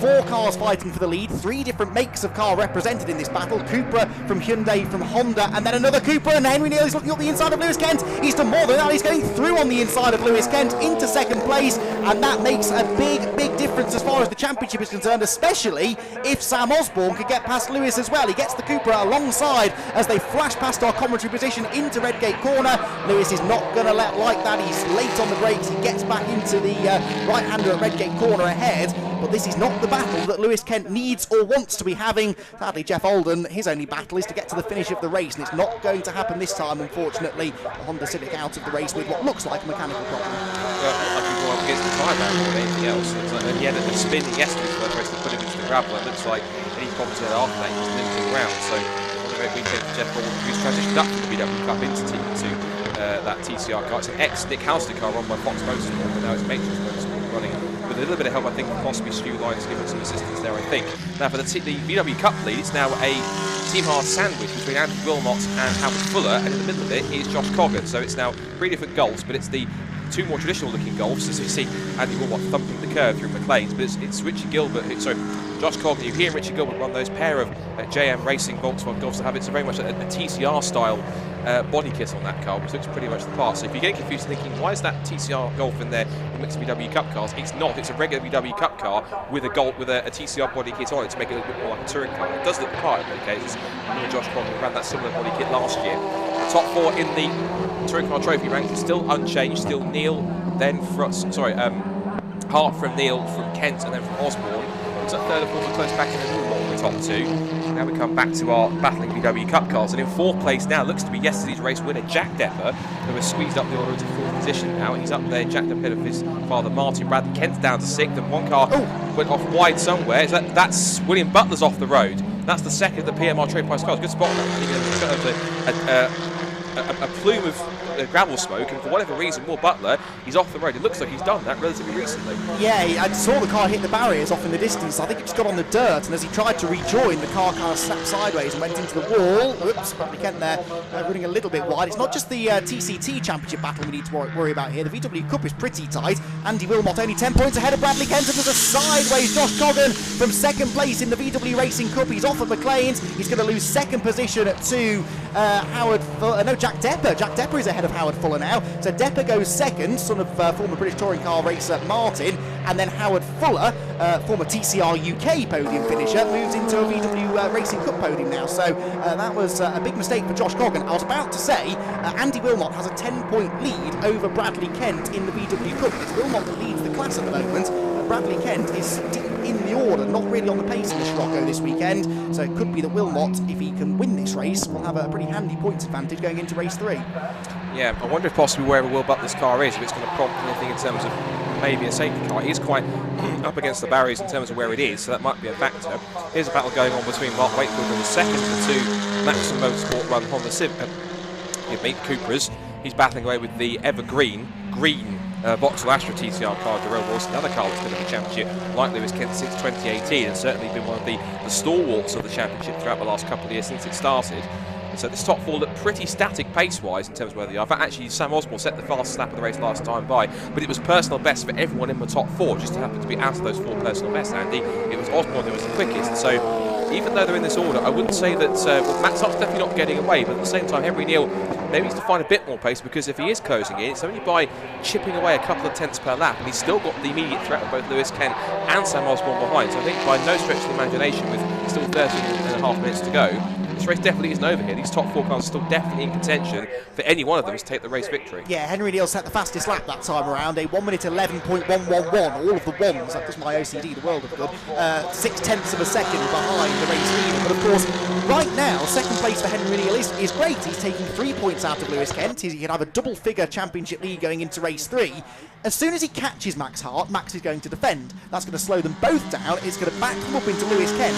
In a way, Henry doesn't need to apply the pressure to Max Hart, but I don't think he's going to be thinking like that, because he also knows that if he can get the lead away from Max, that's 7 more championship points than if he finishes in 2nd place. So I don't think he's going to stay where he is for long. In VW Cup, by the way, Jack Depper has taken the lead. Look, the black Scirocco, number 33, is ahead of number 21, Andy Wilmot, and number 65, Howard Fuller. These are the top 3 in the class, and that takes a few points away now from Andy Wilmot. He drops from 1st in class down to 2nd. He still, though, is ahead of his championship rival, Bradley Kent. Yeah, it's good to see Team Hart back in the championship. Of course, these 2 really nicely prepared golfers. We saw them at the start of the season with Ollie Brown at the wheel of his. Of course, he was getting ready for his run into the touring car championship. But TCT, of course, he's having to take some of the recent rounds off due to it was a skull fracture he had in one of his ribs or something at Alton Park after an accident. So hopefully we're getting back on track. But it was crazy. He went through that whole process of getting all the license signatures he needed in about 4 or 5 weeks, which is a bit of a whirlwind sort of performance for him to get himself into the touring car grid from having taught cars at Palmer Sport for ages. But this is pretty crucial now, because of course this is what's also crucial now, looking back at it as we switch to the leaders. Top 4 all together again. Lewis Kent's looking up the inside, he's sideways over the curve at McLean's. He's going to be wide, but he's going to try and force himself alongside Henry Neal on the sprint towards Coppice. Closes the door, goes back up the inside over the curve. It's contact. The 2 champions touch, and wide goes Henry Neal, but he keeps the throttle in. Now though, the loss of momentum gives Sam Osborne the chance to get himself up the inside in 3rd place. We know how quick he is, how quick that Cooper is, down towards the turn 1. Apart from all of that, Max Hart now has a bit of breathing space is now as everyone else behind is fighting over second, third and fourth, and Sam Osborne, who's in the background, has got past Lewis Kent, so it's all changed again, but not in Lewis Kent's favour. Yeah, but I think this is going to keep happening. That all started because of exactly what I predicted a few laps ago. Henry Neal caught Max Hart, Max started watching his mirrors, and it slows them all down. Now Henry Neal has no pressure from Sam Osborne, he should be able to catch Max Hart again, and will rinse and repeat the same process again. So, although things have calmed down a bit now, I do think there is the potential for a bit more chopping and changing here before the end of the race. Hart then leads the way in, I believe, the car that James Turkington drove to the TCR UK Championship here 12 minutes ago. Second place, Henry Neal. Third place now is Sam Osborne then, and Bradley Kent in, Lewis Kent, excuse me, in fourth place. Bradley Kent, of course, running in the VW Racing Cup, and those leaders coming across the start-finish line now. That is the fight going on for fourth place. Josh Coggan, after his run through the gravel at McLean, seems to be struggling now, and Martin Depper, the father of the VW Cup race leader, Jack, is about to move into fourth place, I think. Josh Coggan has something to say about that, tries to get back on the inside and succeeds in doing so. There's a little bit of damage to the rear diffuser, isn't there, from that run through the gravel. I don't think that's slowing him down massively, but there's no doubt that car is not as quick now as it was before he went off. No, definitely not, and it's actually showing possibly through the faster corners here as Martin Depper has the pace advantage and the grip advantage and slots through into fourth position. So now it's Depper's first and four, whilst the two Team Hard cars are second and third. Just now, looking out of our commentary box window, that gap between the top four and the touring cars has closed up even more now as we continue to watch Josh Coggan possibly having a bit more of a chance to keep up with Martin Depper, but now he's got some clear space. He might want to try and start to close in on the two Team Hard cars in front, because Andy Wilmot at the moment is going with Jack Depper. It's Howard Fuller that's being left behind in third place. Possibly, if he's not careful, he starts to continue losing pace in clear air. Martin Depper, who's got past Josh Coggan now, and already starting to pull away, you can see it visibly, could have an advantage here. So Josh Coggan, of course, having the problem. Meanwhile, a problem for Max Hart again, because Henry Neal is back on his tail, exactly as you predicted. They're going to start concentrating up because Sam Osborne's caught Henry Neal, who has caught Max Hart, is looking one way then the other. Max Hart, he's not the championship hump, but he doesn't care. He's going to try and defend to get his first touring car trophy race win. He's come third in every single race. He wants to go at least a step higher if he can, but Henry Neal has something to say about that. He's come up the inside line. They're going to be banging panels on the run down towards it. Henry Neal's on the grass. He kept his foot in his side, but he's on the front towards the chicane, but somehow he keeps his foot in and ends up side by side with his championship rival Lewis Kent. They're side by side into the chicane, but Niels holds on to third. So now it's a Cooper 1-2. Sam Osborne up to second place, but Max Hart is defending for his life because he knows if he holds on, he can get his first touring car win. I know it looks as though this is working out nicely for Henry Neal because he's staying ahead of his rival Lewis Kent, but actually he's in the hardest position because, as you said, he's going up against two drivers ahead of him now in those Coopers, Max Hart and Sam Osborne, who don't care one bit about the championship fight. Henry wants to get ahead of them, not only to score the points, but also to get some distance on this battle and have a slightly easier run to the flag. Lewis Kent is on the inside, is he into the old hairpin? Snatches a break, takes to the curb as much to avoid hitting the Honda, I think, as anything else. But yeah, Henry is being goaded into a fight that he doesn't need to be in, but he's got no choice. He can't back off, he's got to try and go forward. That is his only chance to get to safety. Max Hart locks up at McLean's, runs out wide, Sam Osborne's through on the inside. Now can Henry Neal get through? No! Max Hart stubbornly defends the inside into Coppice corner. Neal goes to the outside. This could be Lewis Kent's next opportunity even to get up the inside. There is a stationary Golf there. Is that Coggan maybe? We'll get to that in a moment. That very nearly caught out this lead group as they head towards the chicane. Osborne has the lead. Henry Neal was at the inside of Max Hart for second. Has he gone through? Yes, he has, and he gets a car between himself and Lewis Kent as well. And now the onus is on the Hyundai to try and come through as well. I think the car stopped. It was either Josh Coggan or Richard Gilbert, because if Richard managed to get out, Richard Gilbert is showing a stop on the circuit, so that's a crucial thing. He was at one point going to Silverstone, the championship leader, so that's a disaster for him. It's not been 2 weekends on the trot for him. Lewis Kent, meanwhile, and actually, no, is it Josh? No, it is Richard Gilbert's car. I got confused by the number on there. In fact, it's number 12 that was on there. So no, it's Josh Coggan's car stopped. Yeah. No, forgive me, I've acknowledged that. So Richard Gilbert has stopped already. So I apologise. They're two very similar coloured cars, but the numbers 2 and 12. So Josh Coggan, then, he was. Whether it must have been the damage from when he ran off on the exit McLean's through the gravel track, whatever it was, because he was being dropped by Martin Depper soon after he passed it. So that was a crucial thing. Now the TCR runners have got a chance to possibly put a lap on Paul Ivans. And now we look back to our safety car's been deployed, in fact. So safety car is out there, and that's for obvious reasons because Josh Coggan's car is in a dangerous position. It's on the inside of the track, but even so, it still has to be recovered. Yes. Now, I would question whether there were yellow flags out at the point at which all those places were changing amongst Henry Neal, Lewis Kent, Sam Osborne, up at Coppice Court. I mean, surely there was a car stopped in the middle of the road, and I did think for a moment Henry Neal was going to hit it. Now Henry Neal was on the inside going past Max Hart. Did he pass him under yellow flags?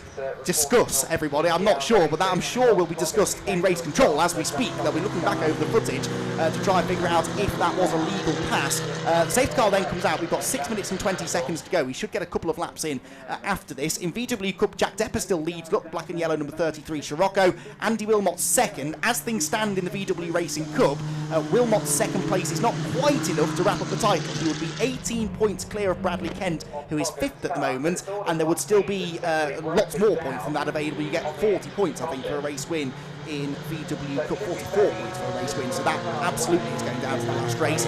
In the Dunlop Touring Car Trophy, as it stands, Henry Neal is second, Lewis Kent is fourth. That means there would be an 11-point lead. Has that been updated? No, it hasn't. It hasn't been updated. Henry Neal would have 18. Let me just change that myself.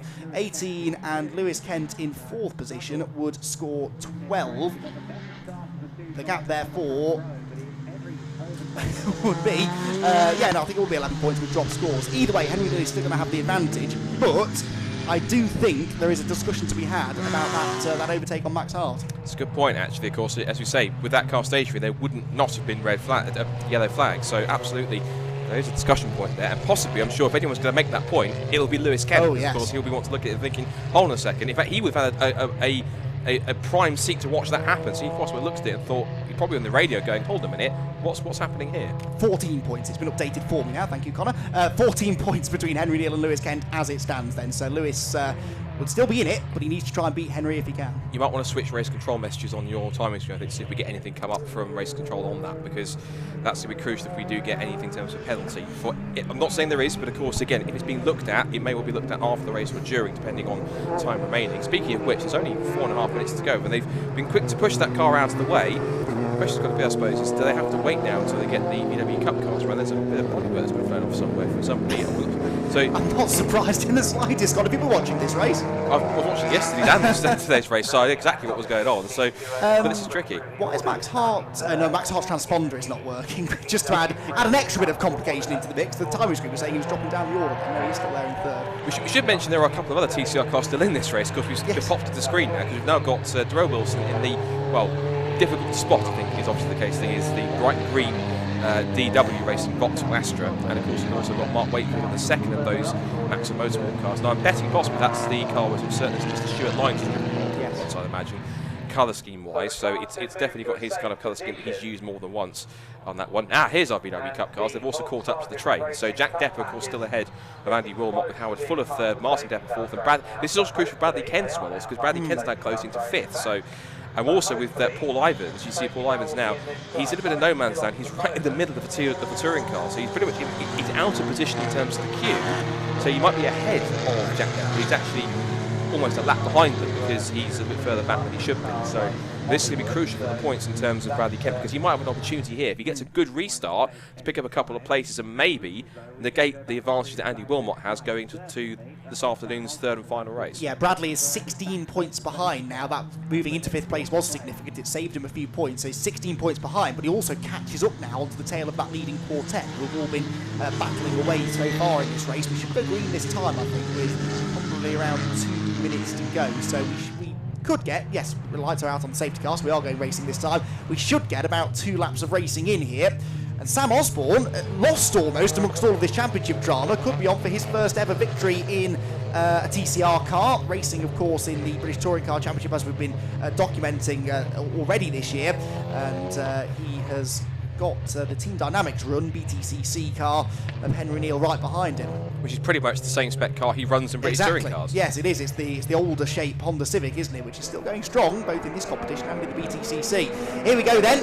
Off goes Sam Osborne. He was not hanging around, but nor was Henry Neal, in fairness. The key here is Max Hart. Max Hart, if he starts holding up Lewis Kent, that could really play into the hands of Henry Neal. Across the line they go, just over 2 minutes to go, so we should get 2 laps of racing in. Drivers weaving around, trying to get some heat into the tyres. The battle is on for third place. Lewis Kent immediately goes on the attack, pulls to the outside of Max Hart into Redgate corner.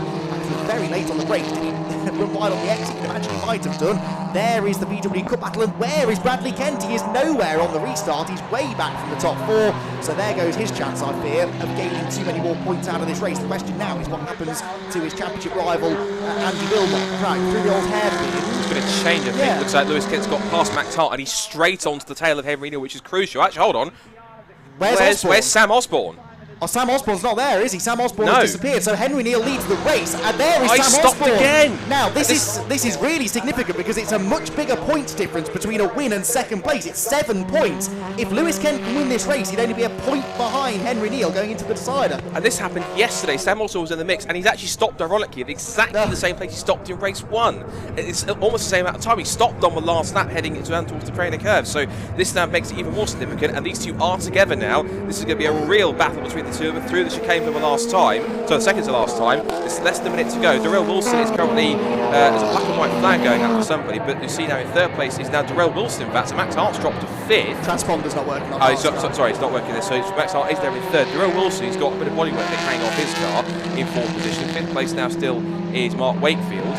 And yellow flags comes down there. So unfortunate for PMR Racing, but I guess a small silver lining, which, forgive me for the humour, both their cars were there when they recover them as Lewis Kent's going one way, then the other, forcing Henry Neal to go defensive. But look at Max Hart, the way he's arriving on the tail of his top 2 is Henry Neal actually is almost backing Lewis Kent up into Max Hart as the VW Cup cars head down the Craner curve. Yeah, Lewis Kent had a run then out the old hairpin. I think he's going to try and attack as they go to the top of the circuit. There's no change in the VW Cup. Lewis Kent is on the inside of Henry Neal, and he goes through. Does he know they're side by side with half a lap to go? This is absolutely vital for the championship. Henry Neal fends him off, gets to the inside of the old head at the Coppice corner. Lewis Kent with the switchback, he's bought himself the inside line, and Max Hart could have a factor to play in this as well. If he gets past Henry Neal, that could give Lewis Kent the championship lead. 2 corners to go, the checkered flag is waiting, the top 2 in the championship are together, and Henry Neal somehow has fought his way in front. He's late on the brakes, gets the car stopped. It's a drag race to the line. The Hyundai is quick in a straight line. Can Lewis Kent get there?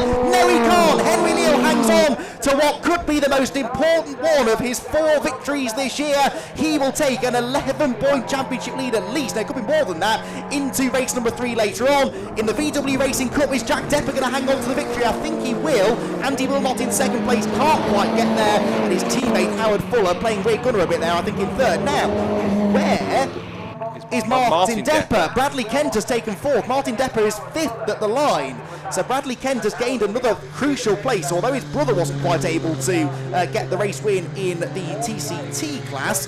At least Bradley has been able to salvage some more points from the VW Cup. Well, so the points now then, 148 for Henry Neal and 133 for Lewis Kent going into the final race.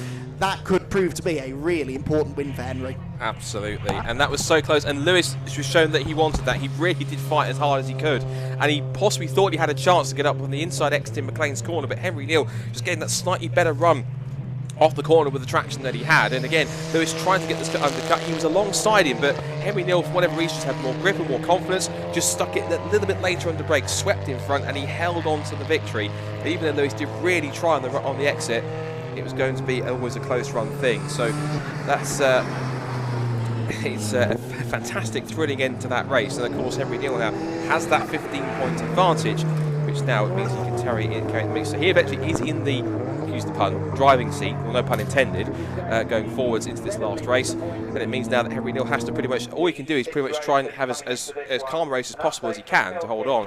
As for PMR trade price cars though, well, one silver line is to know where both cars are, and they're easy to be recoverable in the same place. But Butler, of course, in the tyres, and another technical issue as he parks up at exactly the same place as yesterday. I don't know what it is, but Sam Osborne's car at the moment is not destined to finish a race. Fingers crossed they change that for race number 3, because that's such a quick car in Sam Osborne's hand. He had so close to possibly getting a first race victory, which is absolutely unfortunate.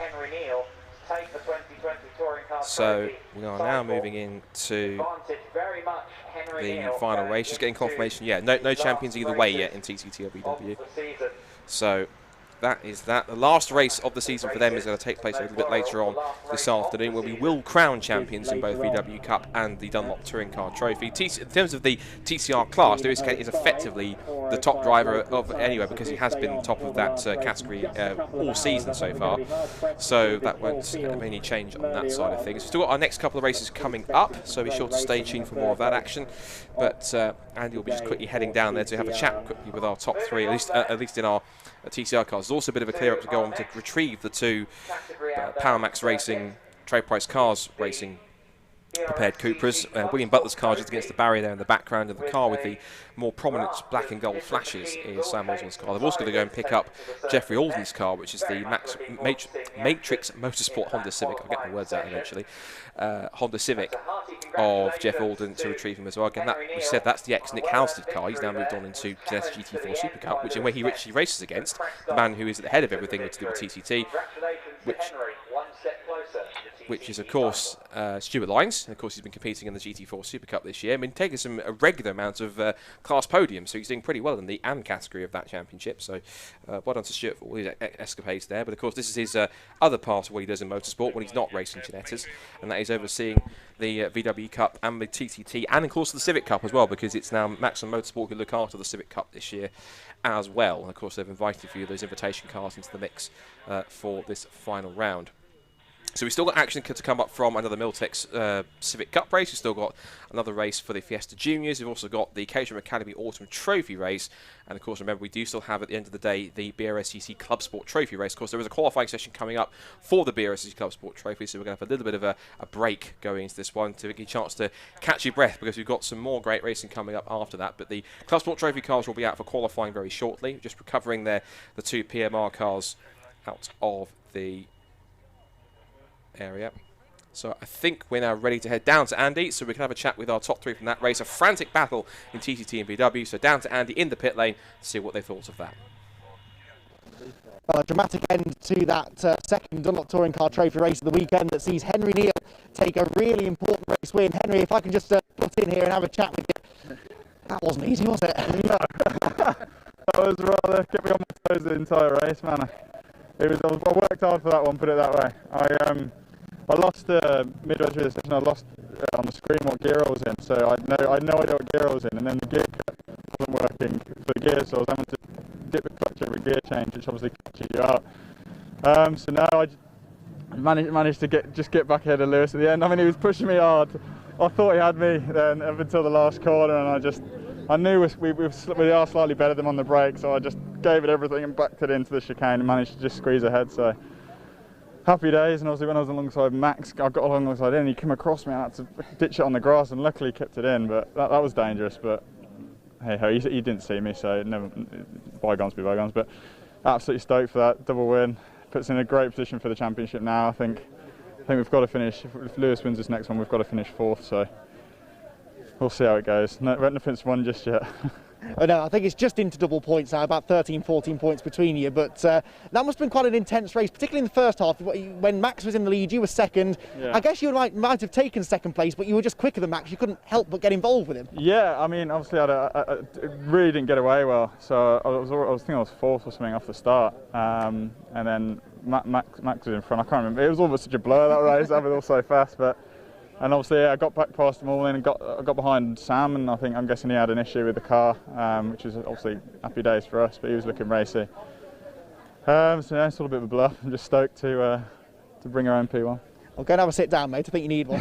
Cheers, I will do. Henry Neal then, race winner in the TCT. Now, Lewis Kent was second. He'll have a wander over here, I think. Lewis is stood chatting to his team, and not the result you were after, I'm sure, but I mean, it could so easily have been a win. It could so easily have been the gravel trap that beckoned for you. That was a bruising race. Yeah, it was actually a bit easier than the first race. It weren't as rough and ready, but no, you know, not the result we were hoping for. I feel like it was still a little bit of not as fair play as I thought it would be. You know, I do believe that sometimes I was down the inside and people have turned in, and you know, through the last corner I thought I was going to be able to get a run on Henry, and I saw brake lights, so it kind of caught me out, and we had some little issues like that. But you know, it's racing. It's how you drive these things. If you want to win, you have to do everything at the end of the day. yeah, hopefully in the last race we can come out on top, and you never know, Henry might have some misfortune, you never know. But yeah, fingers crossed the last race goes all in our favour and we can come away with a win. Well, you've got to go for that win, haven't you? There's no choice. Yeah, exactly. The car felt absolutely mint, you know. If I'd have actually got a gap and I was by myself at the front, I reckon I'd have pulled away by miles. The car feels absolutely amazing at the moment. But yeah, it's just the traffic at the moment. You've got people all over the place not letting you pass, and you know, some of them aren't even fighting for the championship. It's a bit silly, but it's racing at the end of the day. People want trophies, and that's how it goes. But yeah, we're gonna have to focus on the last race, and yeah, as long as the car settles like that, then we'll be all right. Well, second place then for Lewis in that race. Thank you, Lewis, for having a chat. And third place was Max Hart. There he is. Max, you were leading for much of that race, just faded there towards the end. Was that an issue with the car, or did you just get sort of hung out to dry? Just tyres, I think. See, I did a lot of warming up on the warm-up lap in hopes to get a really good start, which I did, and got myself into the lead. And then towards the end, the tyres really started going off, and it was understeering everywhere.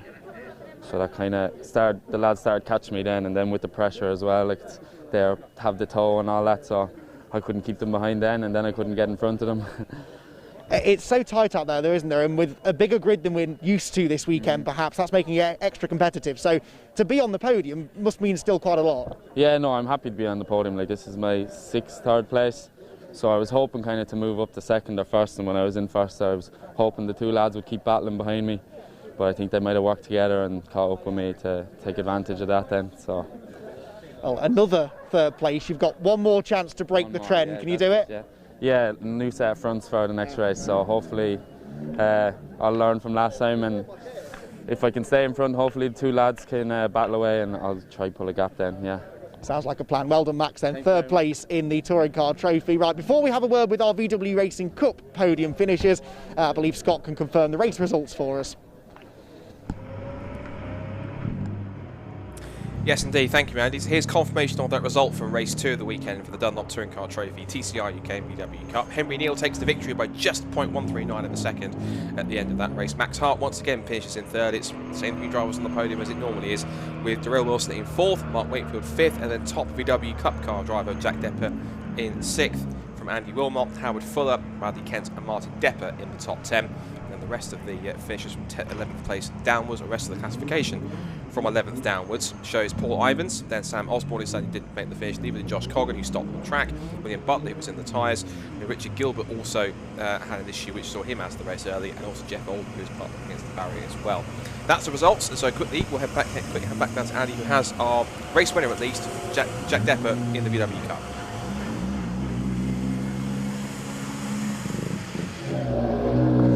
Well, that is how the race results look after that first race of the day. Remember, there's another race coming up later on this afternoon for the Dunlop Touring Car Trophy and for the VW Racing Cup. And our race winner in the VW Racing Cup was Jack Depper. Jack, come over here. If you just want to wander down this way for us. Race win, not easy. Absolutely not, no, especially with all the ballast on board and starting from sixth. It was felt like driving almost a different car to the first race. Him through. I had to brake earlier, carry the momentum. It made it that little bit more difficult, but hey, managed to pull it off. And yeah, 2 out of 2 this weekend, so not too shabby. Yeah, you obviously agree with this place, and I guess this guy has to take some of the credit. He's given you all of his best advice, hasn't he? Oh, absolutely. You know, the best mentor I could ever have, and it's not too bad because over the dinner table, you know, it's 24/7. It's not paying for a weekend and he's there and gone. It's all the time. It's, oh, Jack, what about this? What about that? You know, always trying to help me improve. So no, massive props to Dad. I couldn't do it without him. He's had a few races himself, hasn't he? But I'll tell you what, you are becoming one of the stars of the show in this championship. You're peaking at the end of the year. Does this mean next year maybe there's a title campaign in you? Yeah, well, thank you very much. I mean, hopefully so. Who knows what next year holds, really? You know, unprecedented times with COVID and that. Hopefully, if it all clears up and we are back to normal, then I will be fighting for a championship. Well, that's the plan. Best of luck. Congratulations on the win, and maybe another one later on. Thank you very much. Cheers. See ya. Jack Depper, then, your winner in the VW Racing Cup. Now, second was Andy Wilmot, and Andy, you had a bit of a tense race there because you've got this points lead to try and protect. You knew Bradley was a bit further back, but it's so close, it's so tight, it can so easily go wrong. Yeah. And nearly did. Yeah, it nearly did go. Yeah, it was. I can't even explain, to be honest. I don't even know how I got into the lead. But then when I realised I was there, I was desperately trying to keep it. I had a little bit of mechanical issue which I was trying to trying to maintain. Jack got past me, and I just had to again maintain that. So I was driving in my mirrors most of the race. But no, I was happy where I finished, to be honest, because it's all about the points in this one, and then damage limitation for the next one. Yeah, you've got a decent lead, I think about 16 points, but 44 still up for grabs. It's all still to play for. You had your rear gunner there, though, didn't you, towards the end, keeping you safe. Were you worried at all he might break the script and try and get past you? Yes. Yeah, at the end of the day, as soon as we get the helmets on, that's it, really. Like, it changes the personality, so I was a little bit worried, but he was... He did put some pressure on me a few times, and I was, oh, Howard, please don't. I'm trying to like maintain an issue here. But no, we got through. It was all right. But do you say 16 points ahead? Is that all I am? I'm told. Don't quote me on that. I'm quoting you on that. Makes me even more nervous for the next one. It's not very much, I know that. It's going to be an intense final race, but best of luck for it. Great, thanks very much. Andy Wilmot then, second place, and it was a familiar sight here at these TCR meetings. Howard Fuller. Howard, welcome back, first of all, to the paddock, and welcome back to the VW Racing Cup. It's been a while, hasn't it? It certainly has been. Well, it's good to see you again, and when I get to speak to you, I've usually done something well. But excuse the makeshift mask, but the balaclava will do for now. But no, it's been a really good day so far, and yesterday was pretty positive, and looking after Andy the best that I can. But you know what, he's driving so well. He really, really is, and we've not raced against each other or with each other since 2013 back in British touring cars. So it's been a few years, but yeah, he's driving a great race. But it really is testament to the team, because you know we've not been in the championship all year. It has been a familiar place for Team Hard, the Volkswagen Cup, when we're coming back in and we're being really competitive, and I'm enjoying it. I really am. The last time I spoke to you was a couple of years ago. You were racing in TCR UK, got yourself a podium at Brands Hatch. Well, I will never forget the atmosphere in the garage after that race. What have you been up to since then, and what are your plans for the future? Well, that podium for us was significant. It really, really was, and it was such a shame that we couldn't get any more momentum in that series, because I really believed in the TCR UK Championship, and I love to have stayed. And we had some great hospitality and great sponsors on board with us who wanted to keep going, but unfortunately the moons didn't align. But the news of us racing the British Touring Car Championship at the start of this year came to a nice, well, I say surprise, but we really worked on it for a number of years. But it's come around, and this is the championship I know very well. I've won races in over the years.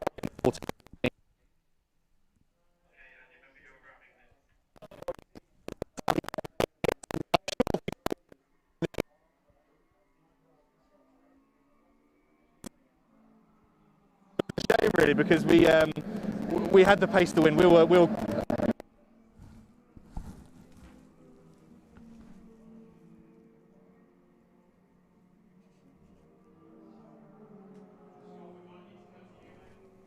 Okay.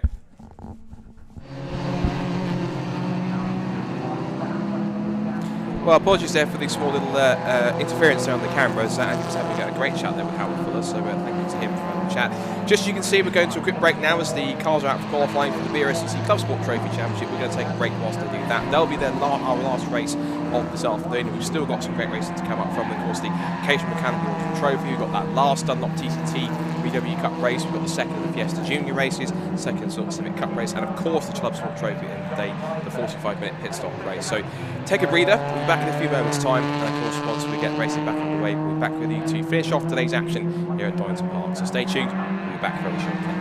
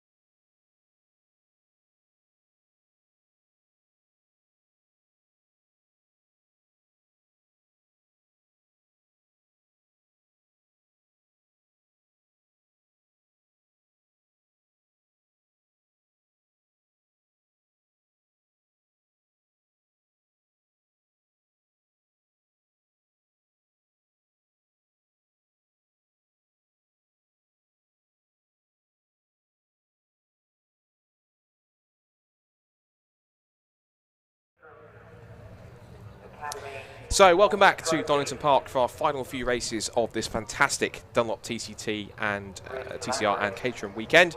Scott Woodward and Andy McEwen in the commentary box here for the last few races. Next up is a very special race. It's our final Caterham race of the weekend and the final race for the Caterham Academy. Of course, but this is not for championship. This is their special end-of-season autumn trophy where you get drivers from both green and white group on track together to go by athlete out for a trophy and some bragging rights and to give you a bit of a preview to what to expect from next year's Road Sport Championship. Now, if you've been watching the Academy Championship throughout this year, in particular this weekend, and you're wondering what it's all about, well, Caterham are a very handy video to give you the lowdown on what you can expect if you enter the Caterham Academy Championship. So, check this out.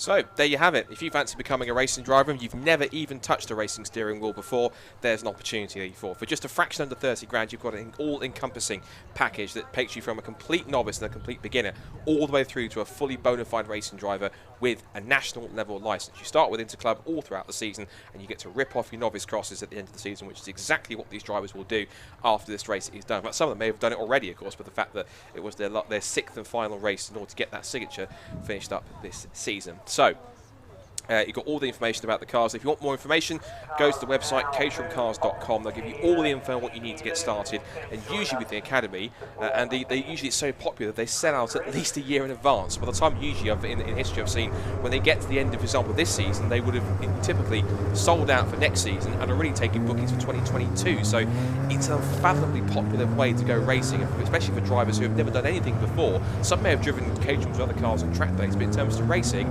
brilliant platform to get involved in. There are lots of other championships out there that claim to be the ideal entry point to motorsport, and there are alternatives to Caterham, no doubt about it, but do any of them get 40, 50 plus drivers signing up every year? Because you can only do this championship once, you only have 1 year to do it, and then every year a completely new set of drivers sign up to do it, and I can't think of any other championship that has that level of turnover of driver year on year on year on year, and it shows that this is such a popular product ultimately. If you've got a Caterham, why not come and race it? Why not use it for what it was originally intended for? And what better place to do it than on this big Caterham package, and it could well prove to be your first step on the Caterham racing ladder. Really could. Can't disagree with that at all. So the grid is set. Basically, this is a mixture of green and white group drivers that have entered all together into this race. We get a first chance to see them up close racing together. So the first two rows, it's kind of like a Caterham white group race, because we've got Hugo Bush on pole ahead of Taylor O'Flanagan, who didn't race yesterday but is the white group champion. But it's Dominique Mansberger and Simon Shaw on the second row of the grid. Then we go to next to a third row of our two main green group contenders, with Chris Skillicorn alongside the green group champion for this year being Tom Cockrell, making his first appearance of the weekend. So both the Academy champions racing together on the track for the first time. But it's James Walker, aka Mr. JWW, 7th on the grid on the 4th row, alongside Alex Vincent in 8th. 9th on the grid, Dennis Erkenbach, the London-based Turkish driver from Toby Boys in the top 10, then Gwyndaf Jones and Andy Lund making up the top 12 positions. 13th for Peter Mott, ahead of Ryan Lovett in 14th, with Michael Hilton and Sam Gibbons in 15th.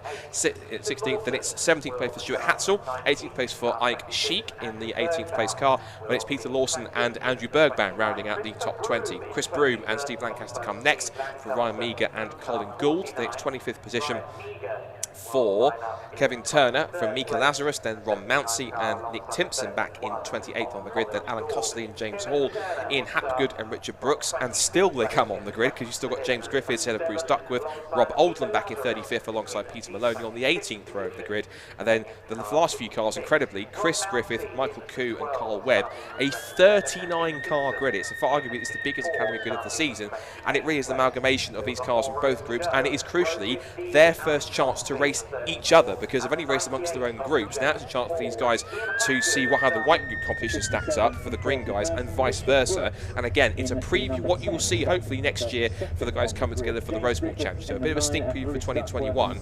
And usually at the end of the season racing, because it's only just the trophy and the bragging rights to go for it, because it's a non-championship race and they can simply race for fun, usually it's a cracking event for this last race of the season. Yeah, and Donington Park is the perfect circuit really for Caterham racing, as we've seen all day long in all of the other Caterham categories that have raced earlier on today.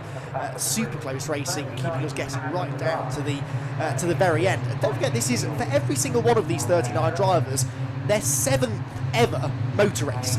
They are not experienced drivers at all. When I say that they're new to racing, they are literally new to racing. That is one of the rules of Caterham Academy. You can't have raced before, certainly not extensively, before you can race in this championship. They have at least had one race at Donington, which of course was yesterday. Each group raced once, and that decided the championships. Both of our champions as well, from the white and green group, are out on the grid today. So that's going to be a private little grudge match, because I'd imagine the way, if you're new to Caterham Academy, the way it works is that all of the drivers that enter are split evenly into a green group and a white group, both exactly the same regulations. It's just to make sure that we don't have 60 of them racing at the same time in their first ever races. This is, as Scott was saying, the only time they've ever raced together. And I'd imagine the champion of one group would quite like the chance to prove that actually they would have beaten the guy that won the other championship as well. And this is their one chance to do that. So no points, but definitely a bit of a grudge match to be settled, I think. Yeah, like I mentioned, it's a real great chance for these two groups to stack up against each other and ultimately get the bragging rights going to the wins to claim they were the faster group in terms of theirs. So there's a bit of almost, not that we're working together too much, I imagine, but almost a bit of a secret sort of like a pact between the green and white group drivers in terms of seeing how many they can get ahead of the other group to try and figure out. And usually you can figure out, it's an obvious thing to say, that which group ultimately would have been the faster group in terms of how many drivers in which group finish ahead of the other. So a bit of a telltale sign already is that the top 4 positions are set by white group drivers, and we've got the top 2 in the green group starting just behind them on the 3rd row of the grid. It's almost like the regular front row for the green group in many cases. Chris Skithercorn actually quicker than Tom Cockrell this time, but Tom Cockrell took the majority of the races out to Taylor and Flanagan. We should give, in fact, we should say, I guess, by virtue of yesterday being completed, congratulations, of course, to our 2 champions. So Tom Cockrell is green group champion, Taylor Flanagan is white group champion. Taylor starts on the front row for this race alongside and around some of his closest rivals from the championships. Tell who they are. Taylor Flanagan's car is the yellow car just on the right hand side here, number 11, with the sort of black flashes on the front. And as for Tom Cockrell's car, it's the car that starts on the 3rd row. It is the red and white machine starting alongside Chris Skithercorn on the 3rd row. He is car number 59 for Tom Cockrell, so it's the first time you'll see him this weekend. But of course, it's also their first race for this weekend as well, and actually ironically their first race for Donington, whereas everyone else who did race yesterday, Andy, already has a race's worth of experience in the back. Yeah, which could prove crucial. It's a tricky little circuit to get used to. It's very fast and it's all about momentum. There are lots of long, sweeping, medium and high-speed corners, and especially in these cars, they are the least powerful of the Caterham cars that we see racing out on the UK circuits. You've got to keep that average speed up through the corners, and that requires quite a bit of confidence, because to do that you have to be happy with the car sliding around a bit underneath you. So yeah, they may just take a few laps to get up to speed, but it's only a 15-minute race, so they haven't got too long. Absolutely. Well, what better way to graduate from Star rather than a graduation ceremony? This is their graduation race.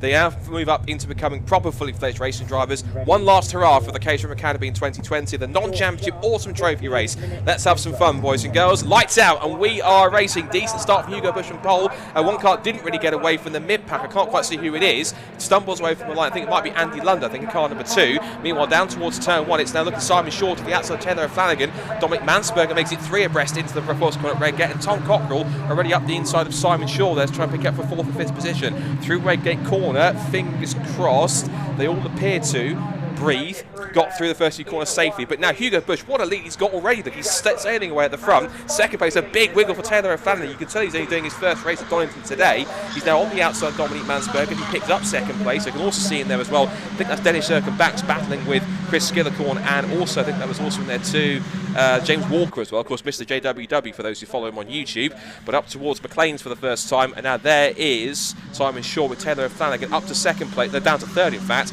Simon Shaw fourth, Cockrell fifth, James Walker's up to sixth, Dennis Erkenbachs is around there in seventh place. So I say tentatively, so far so good. Still 14 minutes to go, but everyone so far knows this is just a fun race to enjoy themselves, but it doesn't make it any less competitive up at the front. Well, this is the least experienced grid of drivers we've got racing here today, and I think it's the first time we've got to this point of the first lap and no one's in the kitty litter, which really, again, says a lot for how much they've learned as the year has gone on. The race leader, though, no doubt about it, Hugo Bush, he may have only been 6/100ths of a second quicker than Taylor O'Flanagan in qualifying, but he's really racing away here at the end of the first lap of racing. And look at that, what a brilliant sight they make as they pitch and roll their way out of the final chicane. Schick there in the green number 8 car trying to work forward. Taylor O'Flanagan also working forward. I think he just reclaimed second place from Dominique Mansberger as they went down into Redgate Corner. Dominique might just have held on actually as they went through the long sweeping right-hander. Number 42 there on the inside is Christopher Broom. Ryan Meager, I think, was the man that was trying to overtake in the number 79 car. All cleanly through the first lap, then down through the Craner curves into the old hairpin, and still side-by-side battles raging right throughout the field. Bush leads them. Mansberger was a full second behind, and we have our first spin, and that's the number 31 car going around from a little bit further down the order. One car also off into the gravel in the background is 34. Well, number 34 is Alan Costley, so fairly costly mistake, you could say. Boom, boom. Colin Gould was the one that spun to sort of spark all of that off. So Colin Gould, number 31, has rejoined. Alan Costley, though, I fear, is out of the race. Yeah, it's a shame. I fear that might possibly prompt a safety car because the position it's in, because it hasn't gone that deep into the gravel trap to not be a problem. So whilst it's happening, whilst you possibly might get a safety car here, the marshals are there trying to push him out if they can. We see the attack for second place. Hugo Bush has been caught by the chasing pack. It's Dominique Mansberger. He's at it again. He's done this several times in the white group this year, charging towards the front. So it's Bush still leads. Mansberger in second place. O'Flanagan third. Simon Shaw fourth. And the green group champion Tom Cockrell is on the back of the top four now. So we could possibly see he's got the fastest lap of the race. Are we about to see the two Academy champions go wheel to wheel for the first time? So, Simon Shaw looks to the inside of Taylor O'Flanagan, who covered as he was trying to attack Mansberger for second place through Redgate and through Hollywood. I imagine if it's not a safety car yet, they will at least put the other. Oh, another car off there. That's number 12 that's off into the wall. That is, let's check here, I think, is that Ron Mounsey, I think, number 12. He started 27th, so Ron unfortunately off there. As you can see, a bit of remnants of a couple of bits of bodywork there as they're still trying to push this car out. I think possibly what they have done is allowed at least the driver of the car off into the gravel, Alan Costley, to get out the car, so it means that he can then continue the race, at least get it out of the way so they can get the race back under full green flag condition. They're doing a live snatch, in fact, so in fact they're going to put yellow flags all the way down the Craner curves. There's probably going to be yellow flags as well up on the inside of the barriers through Starking's Corner and through Schwanz, so probably no overtaking there. So almost half the circuit, and at the moment, is under some kind of yellow flag, which means it's fairly static there. So being able to pick a moment to pass is now even more crucial, given that half the circuit is off limits. Yeah, exactly. The old hairpin in particular is definitely a viable overtaking opportunity. So too, though, is the Robert chicane, which is where they're heading now. Remember, Hugo Bush had a 1 second lead at the end of the opening lap. Well, he's about to lose the lead as they come towards the completion of lap number 3. Dominique Mansberger up the inside, probably a bit wide further back, but Mansberger then gets the lead. Bush down to second, and Taylor O'Flanagan looking to try and get the run on the exit of the chicane to pull alongside. Can't quite do it. Yes, he can. Goes to the outside, but Hugo Bush has a slipstream as well. They're 3 wide for the race lead into Redgate Corner. Bush on the inside, O'Flanagan on the outside, and Dominique Mansberger is the meat in the sandwich. Bush gets the lead back. Mansberger is back alongside again through Hollywood, and Tom Cockrell thought he saw a gap on the inside of both of them. Sensibly, I think he bailed out of it. Now, there may be yellow flags at the bottom of the hill, and I think that's maybe why Dominique Mansberger backed out of that. So Bush to the lead, Mansberger second, O'Flanagan third, and that looks as though it's Shaw in 4th place, I think, isn't it still? The blue and yellow car with this sort of leading group of about 7 cars making quite a break over the rest. I think that's actually James Walker, who was 6th into 4th. So the blue and yellow car, there's Simon Shaw's car's the yellow car with the black nose in there. It looks as though the yellow flags has been not only withdrawn, but it's some fantastic work by the marshals and the recovery teams. The life snatchers brought the Alan Costley car out of the gravel quite a lot. A couple of cars kicking up the gravel there in the foreground. That was the car, of course, we said that came off the road of Ron Mounsey, so that car's up against the barrier, but it's way up against it. It's not a circuit point, touch wood, where we'd too much for a problem. I was about to mention about before I spotted that, if this has become a precursor of next year's Road Sport Championship, sign me up for that whole season, because this is looking pretty tasty indeed for a non-championship race. It's looking absolutely brilliant. So down the back strip we've got more battling further back here, I think, unless that is Hugo Bush. No, this is further back here. This is, if there's the lead groups flashing through, this is Dennis Scherkenbach's battling away with, I'm trying to catch the number on the side when it comes past the screen. Where's the next car? That's Peter Mott is battling with in the mix. Ryan Lovett's in there as well, so is also Jones. For the lead, in fact, here comes the number 11 Taylor Flanagan. Just behind him, Tom Cock getting wide. The Green Group champions off onto the gravel, but keeps his foot in and somehow keeps it going.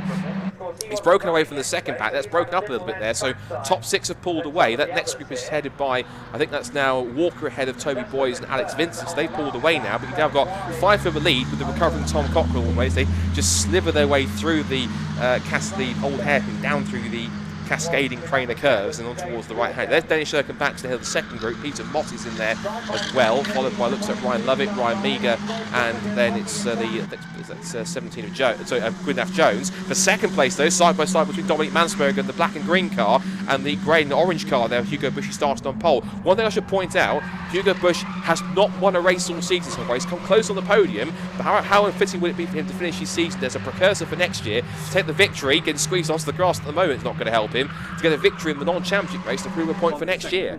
Yeah, absolutely. He's going to have his hands full though. Got to get back ahead of Tom Cockerell, and Dominic Mansberger makes it 3 wide up the inside. There's going to be a big squeeze. Surely they won't make it through without banging wheels.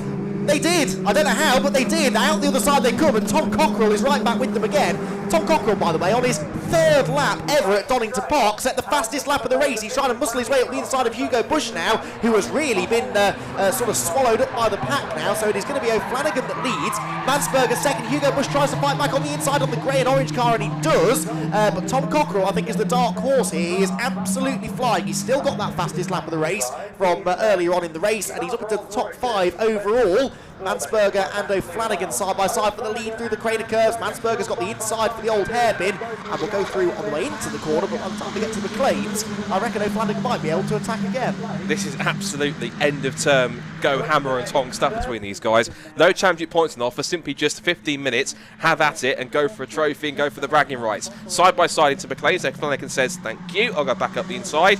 Now it's 3rd place for Bush, of course, he slots in, so it is currently white group cars 1st, 2nd and 3rd. How is it for 4th? Is it now? Yes, it's 1st, 2nd, 3rd and 4th for them. 5th now for the first of the green group cars now with Tom Cockrell ahead of Chris Skinner. James Walker is back in 7th place as they come up through McLean's. The next group are coming through here. Rest of the pack going through. I spotted Sam Gibbons there as he comes through the right-hander. Richard Brooks is in there too. Andy Lund's also fallen back, and Ian Hapgood side by side again. Here we go once more into the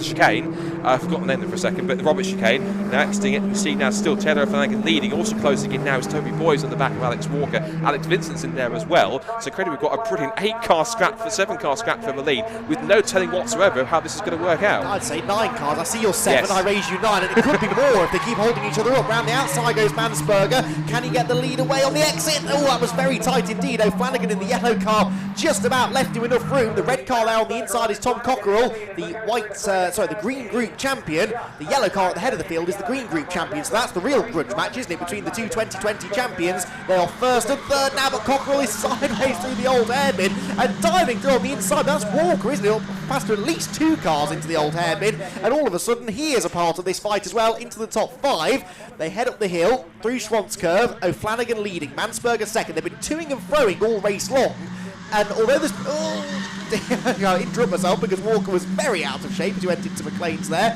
Does he re-emerge the other side? Does he re-emerge the other side? Yes, but 2 places further back, so the 2 cars he overtook at the old hairpin getting back. Yeah, O'Flanagan and Mansberger, for all of the changing of positions we've had in this leading 8 or 9 cars, those 2 have fairly consistently been at the front of the pack. The difference now is that Tom Cockerell has caught them, and he will want to do something about that. Yeah, he's trying to do it now. Looking around the outside of Dominic Mansberger, of course, the first time he's raced him all season. Now it's sort of exactly what kind of elbows the German's got now as he holds on to 2nd place as he comes down to pit straight. He will try to the outside to make that move to get himself a spot higher on the podium. Hugo Bush is still 4th, Simon Shaw 5th. Then it's Toby Boys in 6th, Walker 7th, and down the outside goes Mansberger, looking to take the lead away from Taylor O'Flanagan. Takes the outside line. Flanagan shows in the door and says, "Not on your life, sunshine." It's Naomi banging wheels down to it. Oh, dear, Richard Brooks is off the road in car number 18. Unfortunately, that's his season done, I'm afraid, and not the way he wants to see. But again, hold your breath, side by side through the crane occurs. Tom Cockrell thinks there's everyone for me in the middle. He thinks about it, goes into the old hairpin. Mansberger takes over at the front, sideways again through the old hairpin for Tom Cockrell.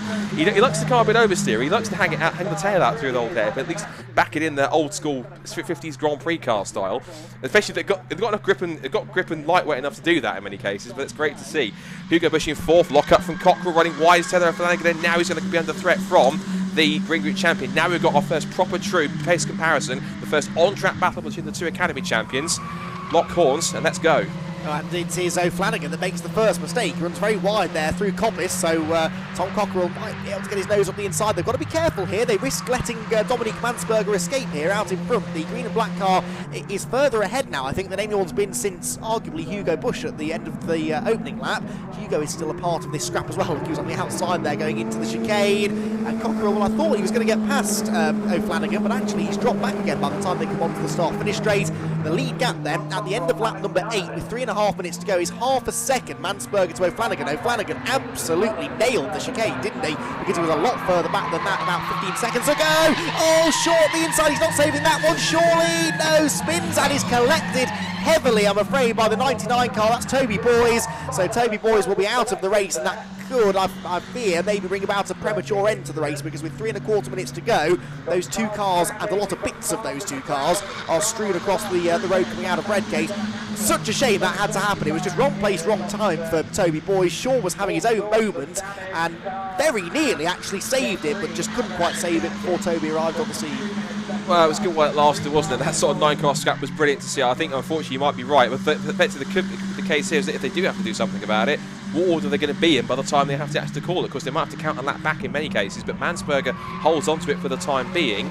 No change on the timing screen just yet. They're still going. It might be the case of James Walker's car is right on the inside of the circuit, so it might be possibly a get-out-of-jail card on that case. But now for the lead, it's 4 for them between Mansberger, O'Flanagan, Cockrell and Bush. It's going to be 3 abreast. Take your pick. It's now O'Flanagan in the middle, Cockrell to the outside, Mansberger on the inside line. Mansberger fends them off, or does he? Round the outside the middle goes to O'Flanagan, but doesn't get through because Mansberger gets back on the exit. Hugo Bush is on the grass alongside Tom Cockrell. The checkered flag is out. It was a sprint finish towards the end because one other car came off Alex Vincent's off the road.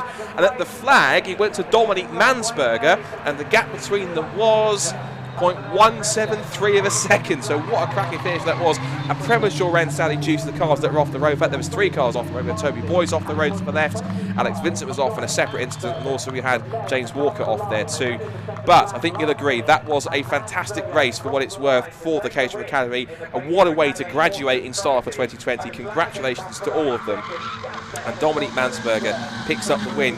I'm hoping they've realised that the race is over, because it looks like they're still going at relatively racing speed. So I would hope at least that they can see that that the race is finished. But in fact, they are still racing like it is still going. For the sake of it, we'll have a look at it. The race is over, so Mansberger's declared the winner. But Hugo Bush thinks, I still want to get this victory if I can, but he doesn't realise he can't now because the order's set. He'll be finishing up in 4th place anyway. So they come up towards the right-hander at Coppice Corner. So the race is over, so it's not actually going to make a difference what order they finish across the line this time by. But it's quite interesting that they've gone through and haven't actually spotted the checkered flag. I don't think probably they were so busy battling amongst each other, they probably didn't notice the checkered flag went out. So that's a key thing to watch out for. They're going to head down towards the chicane, and Hugo Bush will get through here, but he'll realise that it won't be 2nd place. It'll have to still be 4th, because for some reason it looks like I think Cockrell's realised it, so have a couple of others, but these guys haven't. So checkered flag goes out again, and they actually go through for another lap. So I suspect that might be a conversation with the clerk of the course after that, because they won't have done that on purpose, but again, they were so confined battling amongst each other. I think Cockrell and a couple of others spotted the checkered flag, but these 3 didn't, so they've gone round for an extra lap. So that could have an effect on the result post-race, I'm afraid, but if the clerk of course decides to take action on that. But nonetheless, congratulations to all of our Academy drivers. It gave Andy a bit more chance to prepare up in the comment box before he goes down. So as they head down the cascade, through Cascades and towards the old bear pit, now they've realised the race is finished because they've crossed the line and taken the checkered flag. But it won't be in the order that they think it is, because looking at the final result, at least I've got on my screen, it is Dominic Mansberger who picks up the win. Taylor O'Flanagan will be second, and it'll be third place for Tom Cockrell, fourth for Hugo Bush, fifth for Simon Shaw, sixth for Chris Skillicorn, seventh place for Dennis Erkenbacks, Ryan Lovett is eighth, Ryan Meager is ninth, Peter Mott picks up the top 10, Nick Timpson 11th, Gwyndaff Jones is 12th, Ike Sheik is 13th from Andrew Bergbaum, Peter Hilton is 14th from Peter Lawson in 16th place, Mika Lazarus 7th, Christopher Broome 18th, and it's Sam Gibbons and Hall. And we'll quickly rewind that back to the order to confirm it. So on the screen, Dominic Mansberger does in fact get the victory. Taylor O'Flanagan is second from Tom Cockrell in third. Hugo Bush is fourth from Simon Shaw in fifth position. And it's Chris Skillicorn, Dennis Erkenbacks, Ryan Lovett, Ryan Meager and Peter Mott rounds out the top 10. From 11th place downwards, it's going to be Nick Timpson from Gwyndaff Jones, then Ike Schick from Andrew Bergbaum, Michael Hilton and Peter Lawson, Mika Lazarus, Christopher Broome, Sam Gibbons and James Hall round out the top 20. 21st, Steve Lancaster from Andy Lund, Ian Hapgood, Kevin Turner, James Griffiths, Bruce Duckworth, Rob Oldland, then it's Stuart Hatzel, Peter Maloney and Chris Griffith. Rounding out the top 30. Then 31st downwards, Michael Koo and James Carl Webb. And then the cars we sadly didn't see make the flag. So James Walker, Toby Boys, Alex Vincent, Richard Brooks, Alan Costley, Colin Gould and Ron Mounsey. And that's that. So that's it for the Caterham Academy for this year. Again, a big thank you to everyone that's been involved in Caterham Academy. And of course, it's their last race for not their last race of the season. We've still got the races for Road Sport, 270s, 310s and 7 UKs.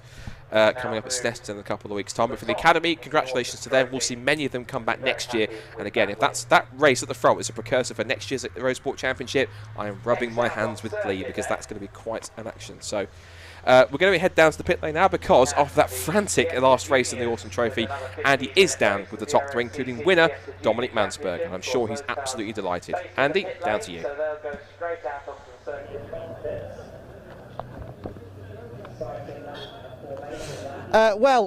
We were going to have a chat with our podium finishers from that Caterham Academy Autumn Trophy race, but they're so eager to get back and discuss that with their teams and families. They've driven straight past me down to Parc Fermé, so unfortunately we can't hear from them. What a fantastic race it was.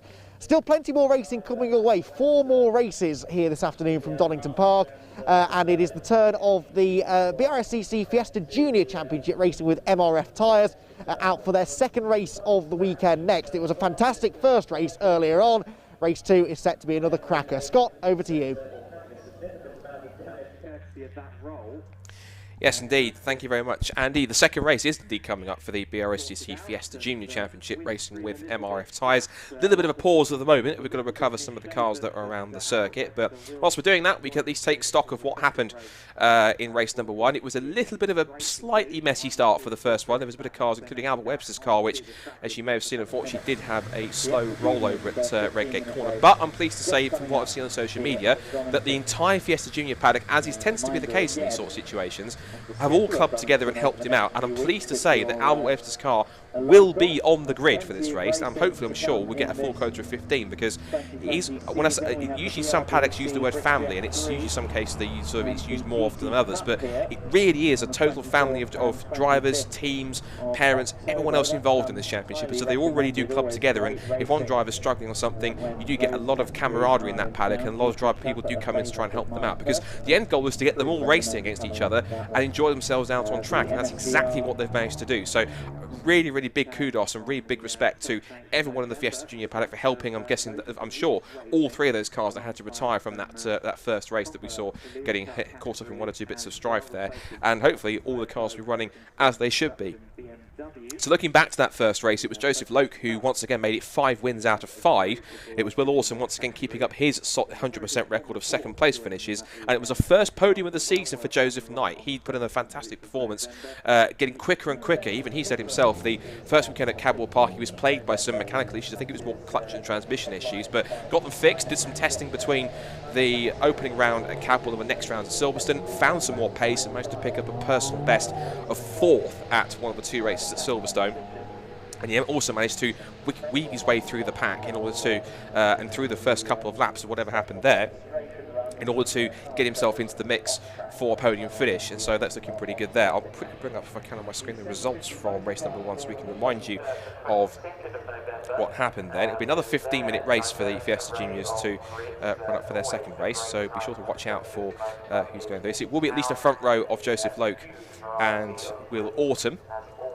So it was Joseph Loke who won the race this morning from Will Autumn and Joseph Knight. Alex Lee put in a personal best to make it 2 Ali Rushforth Motorsport cars in the top 5 with a personal best for him. He only debuted at Silverstone and put some strong performances in, but all the work he's done since then, of course, including driver tuition from another Fiesta Junior graduate, that is Bobby Thompson. Of course, he's been a former VW Cup champion, of course, is now a regular driver in the BTCC with Trade Price Cars Racing. And in fact, if you look at Alex Lee's car, it has that very distinctive replica livery on that car, which reflects the support that he gets from Trade Price Cars and the whole team involved with Ali Rushforth. Bradley Beavers finished 5th after he recovered and put in a strong drive to get a top 5 result. Jake Weston was 6th there to Sid Smith, and Alex Sprague improved on his personal best from his debut at Silverstone.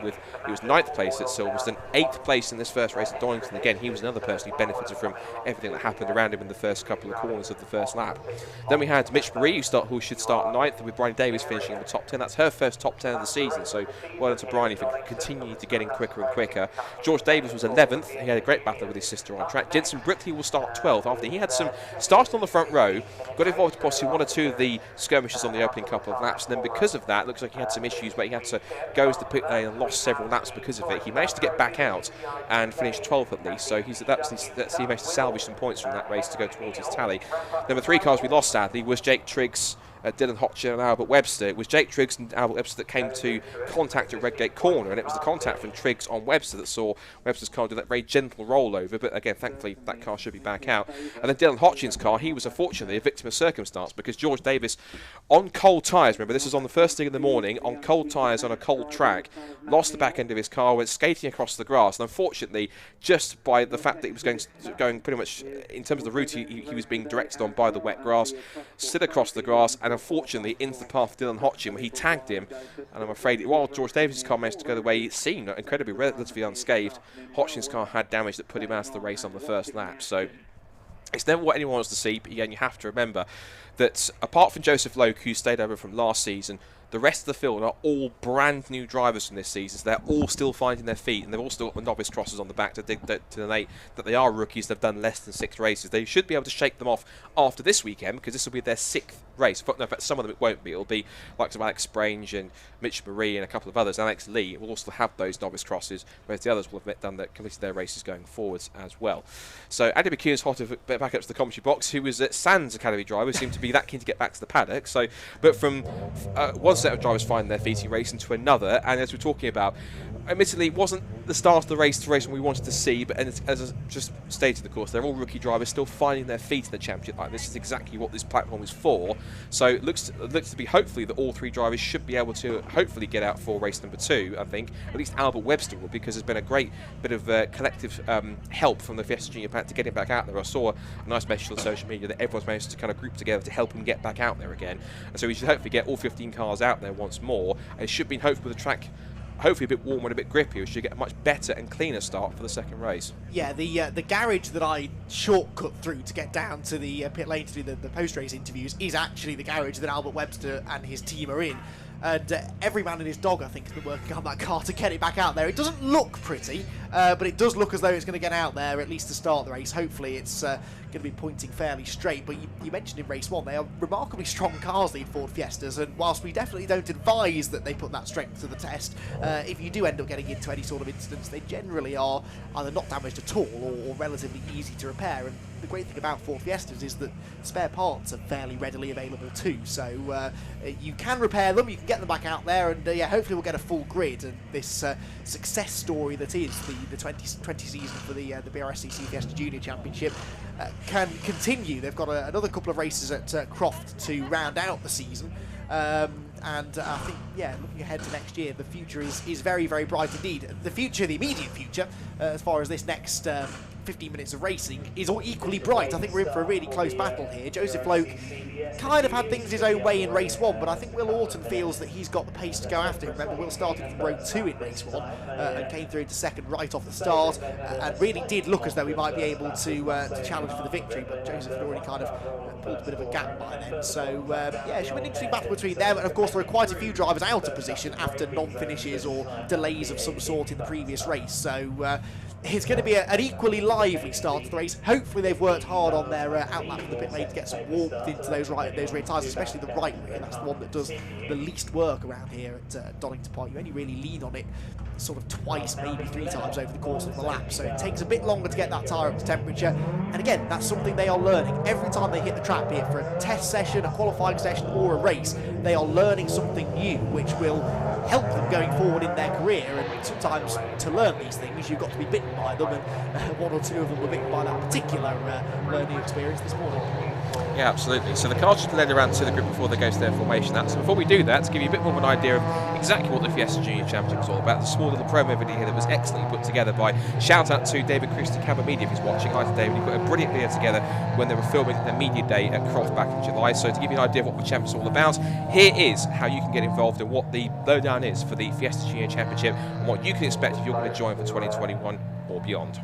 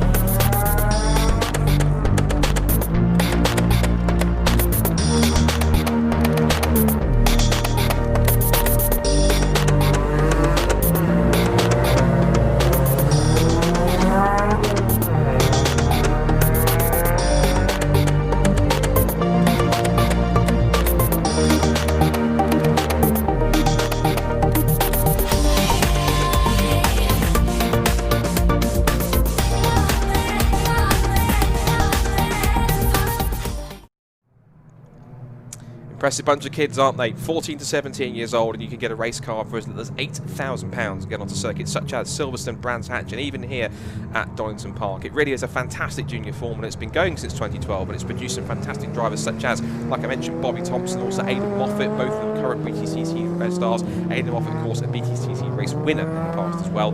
Other drivers such as former GT4 British GT champion Jack Mitchell, as well as Charlie Liddell, who's been a champion of the GT4 Ginetta Super Cup. Of course, and even drivers racing this weekend. We've got Lewis Kent and Bradley Kent, both coming up from the championship. Ollie Turner, who is last year's Fiesta Junior champion, he's racing in the Club Sport Trophy here this weekend as well. So plenty of top drivers that have come through to all sorts of different categories. Even some other drivers on the Toka package currently this year, including also Gustav Burton, who's done a great job as well. So I think from the grid there, that's the Caterham Academy grid, so possibly ignore that for the second. That's not quite the... I don't think Hugo Busch and Taylor Flanagan have jumped into Fiestas for this race, but either way, they're just lining up on the grid, so they're going to head off onto their race. But yeah, I think if you look back at the history of drivers, and you look back through all of them, where they've come from, where they've gone to, there's some impressive CVs and some impressive champions that they've gone on to, and you can notice of some of them, some of the drivers that have come through and used this formula as a proper stepping stone and a learning ground to develop their skills on the UK circuits, and it's so valuable. Some drivers will obviously, young drivers will stay in karting until 15, 16, however long,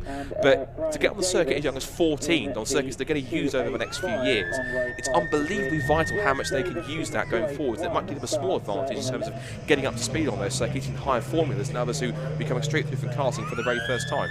Yeah, absolutely, and this is going to be, I think, a very entertaining second race of the weekend for the BRSCC Fiesta Junior Championship with MRF tyres, which is now going on to its second green flag lap. So we will be getting underway after this lap is complete, and it is Joseph Loke that, just to confirm, has that pole position with Will alongside him. Will Davis got ahead of him on the flag lap. That should be redressed before they get around to start the race. Joseph Knight and Alex Lay on row 2, Bradley Beavers and Jake Weston on the third row, ahead of Sid Smith and Alex Strange. Mitch Marie and Brianna Davis are together on row 5, ahead of George Davis. Jensen Brickley, of course, had dramas in the previous race.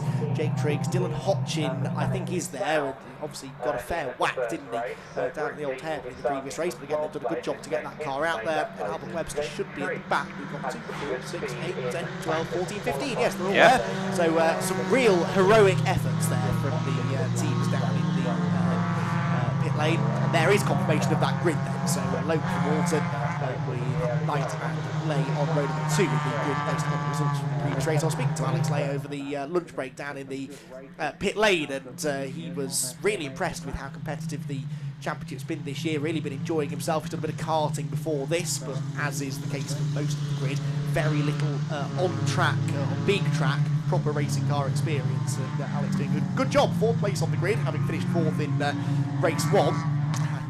He was debating with his father where he was going to be starting on the grid for this second race. His dad was convinced he'd be further back, but having discovered he is going to be starting 4th, he's promised me he's going to do everything he can to get a podium, and it would be nice to see him on the podium. It would be nice to see some new names up there towards the front of the field.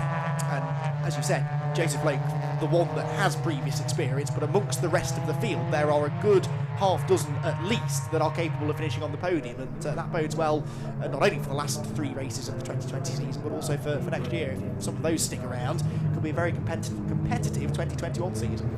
Yeah, I think it's almost certain, given age range, that a good portion of these drivers will stick on for next year, because as we said, there's more drivers in the prospect of even hearing through the grapevine of the main people throughout the Fiesta Juniors, of course Laura Payne and Greg McCaraith, and also Ian Billett, who's their champion scrutineer, that there are drivers, lots of interest coming in for the season, for next season, and I'm hearing numbers potentially of early to mid-20s for next season, which is a massive improvement. You consider, we talked about this morning where the championship was 2 years ago. Of course, at the end of the last season, we had 4 cars that entered for Brands Hatch, 3 raced because one driver had a bit of an injured wrist or something after qualifying, but then transformed that into having just 1 driver left over from last year and 14 brand new drivers for Silverstone. I know we keep saying it, but it's mega impressive for a championship like this.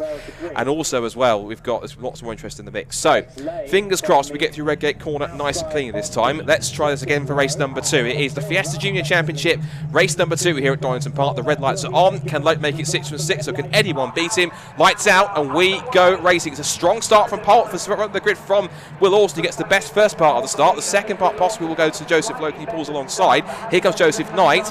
Breathe in, 3 abreast here, and Will Alston gets swamped by Joseph Dart on the outside line. Loke on the inside into turn 1. Looks like they're going to get through nice and safely. 4th place seems like a good start already for Bradley Beavers. The 5th for George Davis. What a cracking getaway he got from that 11th on the grid. So that's a lightning getaway for George Davis up into 5th position. 6th looks to be that is Dylan Hotchin. Where's he come from as well? Some cracking start from the back of the field. 7th for Alex, that's Jake Weston. 8th for Alex Lee. They've all got through. Fingers crossed, Redgate fine. All into the old hairpin. Hotchin up the inside of Davis. That's George Davis. He's over the grass and over the curb, but he holds on. Ooh, a little bit of bumping there to come through Starkey's corner, but they're just going to be holding on for the time being. But the top 3 trying to run away already. Side by side still for 5th place between George Davis and Dylan Hotchin, but Loke has the lead. It's Alton 2nd place, Knight in 3rd, Beavers in 4th. George Davis back up to 5th position. 6th for Hotchin. Duking out for 7th is Jake Weston on the outside of Alex Lee. And Denson Brickley, who started back in 12th on the grid, is up to about 9th or 10th. So plenty of action on this first lap, but thankfully it's a clean and competitive first lap as they round through Coppice to end lap number 1. Yeah, Dylan Hotchin back up the inside of George Davis now. Don't forget, Davis started 11th, so he's had an equally good start really, but Hotchin, I saw him out of the window, that he just went for the middle. He hooked up the start, went for the middle, and everything opened up perfectly for him. He has now got through ahead of George Davis into the top 5 from, what was that, 14th on the grid that he started. Across the start-finish line, they come then at the end of the opening lap, and it's going to be Joseph Loke that leads the way, Will Alton is 2nd, Knight is 3rd, Bradley Beavers 4th, Dylan Hotchin up to 5th, ahead of Davis in 6th place, Brickley 7th, and yeah, it was Lee, wasn't it, that really struggled a little at the start, and he's having to defend now as well from the number 80 car as they go into Redgate Corner. That is Jake Triggs, who started down in 13th. So I mentioned before the race started there were lots of drivers out of position on the grid. They haven't really stayed out of position for long, have they? They've, for the most part, had a really good start and worked their way through the order nice and quickly. Dylan Hotchin, forget the left rear, the right rear being a bit cold. I think his left rear can do a bit more temperature as he got a bit sideways through the old hairpin there. But 77 around the outside is Alex Strange racing away there there with Mitch Marie in the number 16, and Dylan Hotchin is slowing, is he? Now, he had that slide at the old hairpin, and that looked as though the grey car there, is it going a bit more slowly? It might well be. I think he's picking pace up a little bit more. Yeah, I think it's possibly just lost momentum because he did get that sideways slide through the old hairpin. You spotted it through there, so maybe he lost a bit of momentum, and everyone else that was charging through appeared to lose it. So pace-wise, he's keeping an equal distance now between himself and Jake Triggs. So he's back up to speed, which is good to see. Still all 15 cars running, touch wood. So all still going well. We've got Jake Weston here defending from Jake Triggs. There go the leaders. I can't help but thinking, looking at it, I'm just going to say it through the chicane. It looks like a touring car race to me. It's brilliant to watch. Joseph Lope with the first proper flying lap here takes the fastest lap, 1 minute 24.730. It's a good battle shape out here, actually. Jensen Brook has worked his way to the front from 12th on the grid up now to 5th position, but the biggest move on the first lap. We said, what Dylan Hotchin? He went from 14th to 5th. He picked up 9 spots on that first lap, so you're absolutely right. The lightning getaway he got managed to pick himself up through the field into a top 5 position already. And also Jensen Brickley started 12th, up 7 places in 2 laps. Impressive stuff so far. And at the front of the field, Will Orton is trying to go with Jake Lope as best he can. He did this at Silverstone, but saw his tyres drop off a little bit towards the end. It looks like he possibly had more of the same in the first race here at Donington, but possibly if he can look after him this time, there's a chance he can take the fight to him in the closing stages of this race. Dylan Hotchin, and his lap chart makes for interesting reading, doesn't it? 14th on the grid to 5th, and back to 10th again now after that moment at the old hairpin. He's regrouping, he's caught Jake Triggs now in the number 80. In fact, he's gone past Jake Triggs in the number 80 as they go into McLean's corner, so that's into 9th place now. Next target will be the 45 of Jake Weston, who has slipped down slightly from where he started. Started on the outside of row number 3. There is the white number 45 car. Dylan Hotchin's thinking, I've already overtaken this lot once. I didn't really plan on having to do it again, but with still just under 11 minutes to go, the top 5 may still beckon for Dylan, barring any further mistakes. The race leaders are about to come through and complete their third lap of the race then. Joseph Lope is 1.1 seconds clear, and on the previous lap was a full 4.5 tenths quicker than Will Orton in second place. Orton to 9th. That gap went out by about a quarter of a second as well, so they're spacing out a bit at the front. Still battling is this group from 6th place on back, or 5th place on back. Brickley, Davis, Lee, Weston, Hotchin. Hotchin, the one maybe most likely to make a move here, you would think, in the number 50 car, who is back into 9th place, but chasing after those up front. There's the leader. There's a bloke through the old head. He's almost on Joseph's pace, but just that couple of tenths a lap that Joseph seems to have, and that is probably the extra 12 months of experience in the car. You know, Joseph, he was telling me after race 1 though that he hasn't done as much winter testing as a lot of the other teams and drivers did, so he actually feels, although he would say this, feels that he's actually not at such an advantage despite the extra race experience that he has in the cars. But that is, I think, worth noting. It's one thing to go out there and do endless test days, but actual racing experience is something else completely. You know, getting off the line quickly, getting into the first corner well, getting the heat into those tyres. On a test day, you can spend the first 4 or 5 laps just slowly building up your pace, getting the tyre temperature up, but in a race you can't do that. You have to go straight away. That maybe is where that extra seasoning experience Lope has is coming into play. Really is. Good job by Joseph Knight, in fact, actually. Still remaining in 3rd position.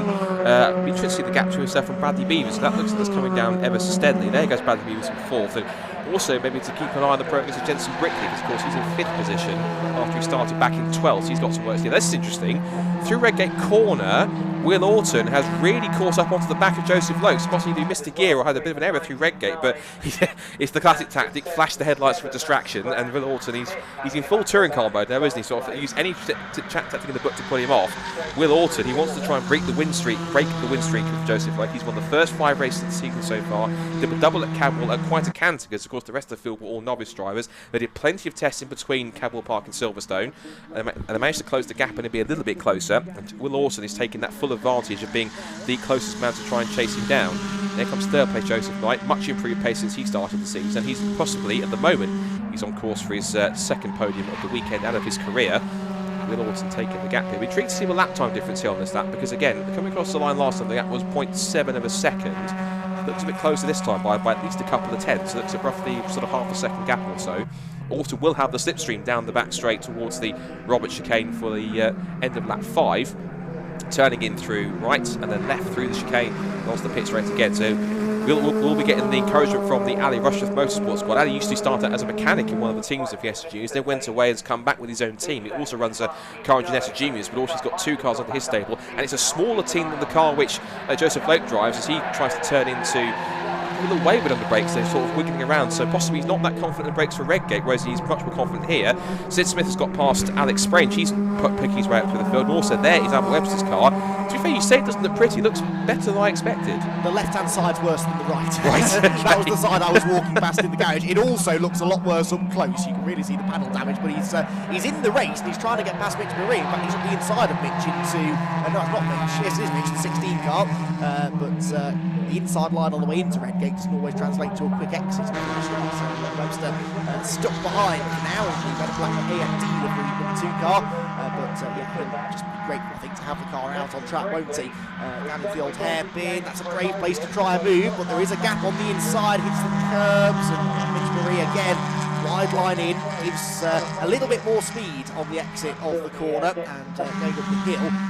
Webster still frustratedly can't quite find a way through. Just going back to Joseph Loke and Will Orton for a moment, as Webster still can't get past Mitch Marie as they go through the plains. It looks like where Orton is gaining time is that final chicane, because I watched on the previous lap, the gap was pretty constant around most of the lap, and then through the chicane he took about half a second out of Joseph Loke. So I think maybe under braking and that quick change of direction, maybe Joseph isn't comfortable with the rear of the car stepping out the way it is. Let's see if it slides again into Redgate. Well, keeps it a bit more under control, but I think those points at which the rear of the car is really being lent on, I think that's maybe where Orton has the edge. Out of Hollywood they go, through the Craner curves. We've got 6 minutes to go, so we're on to the 7th lap, and we're just into the second half now of this second 15-minute race of the day for the BRSCC Fiesta Junior Championship, racing with MRF tyres.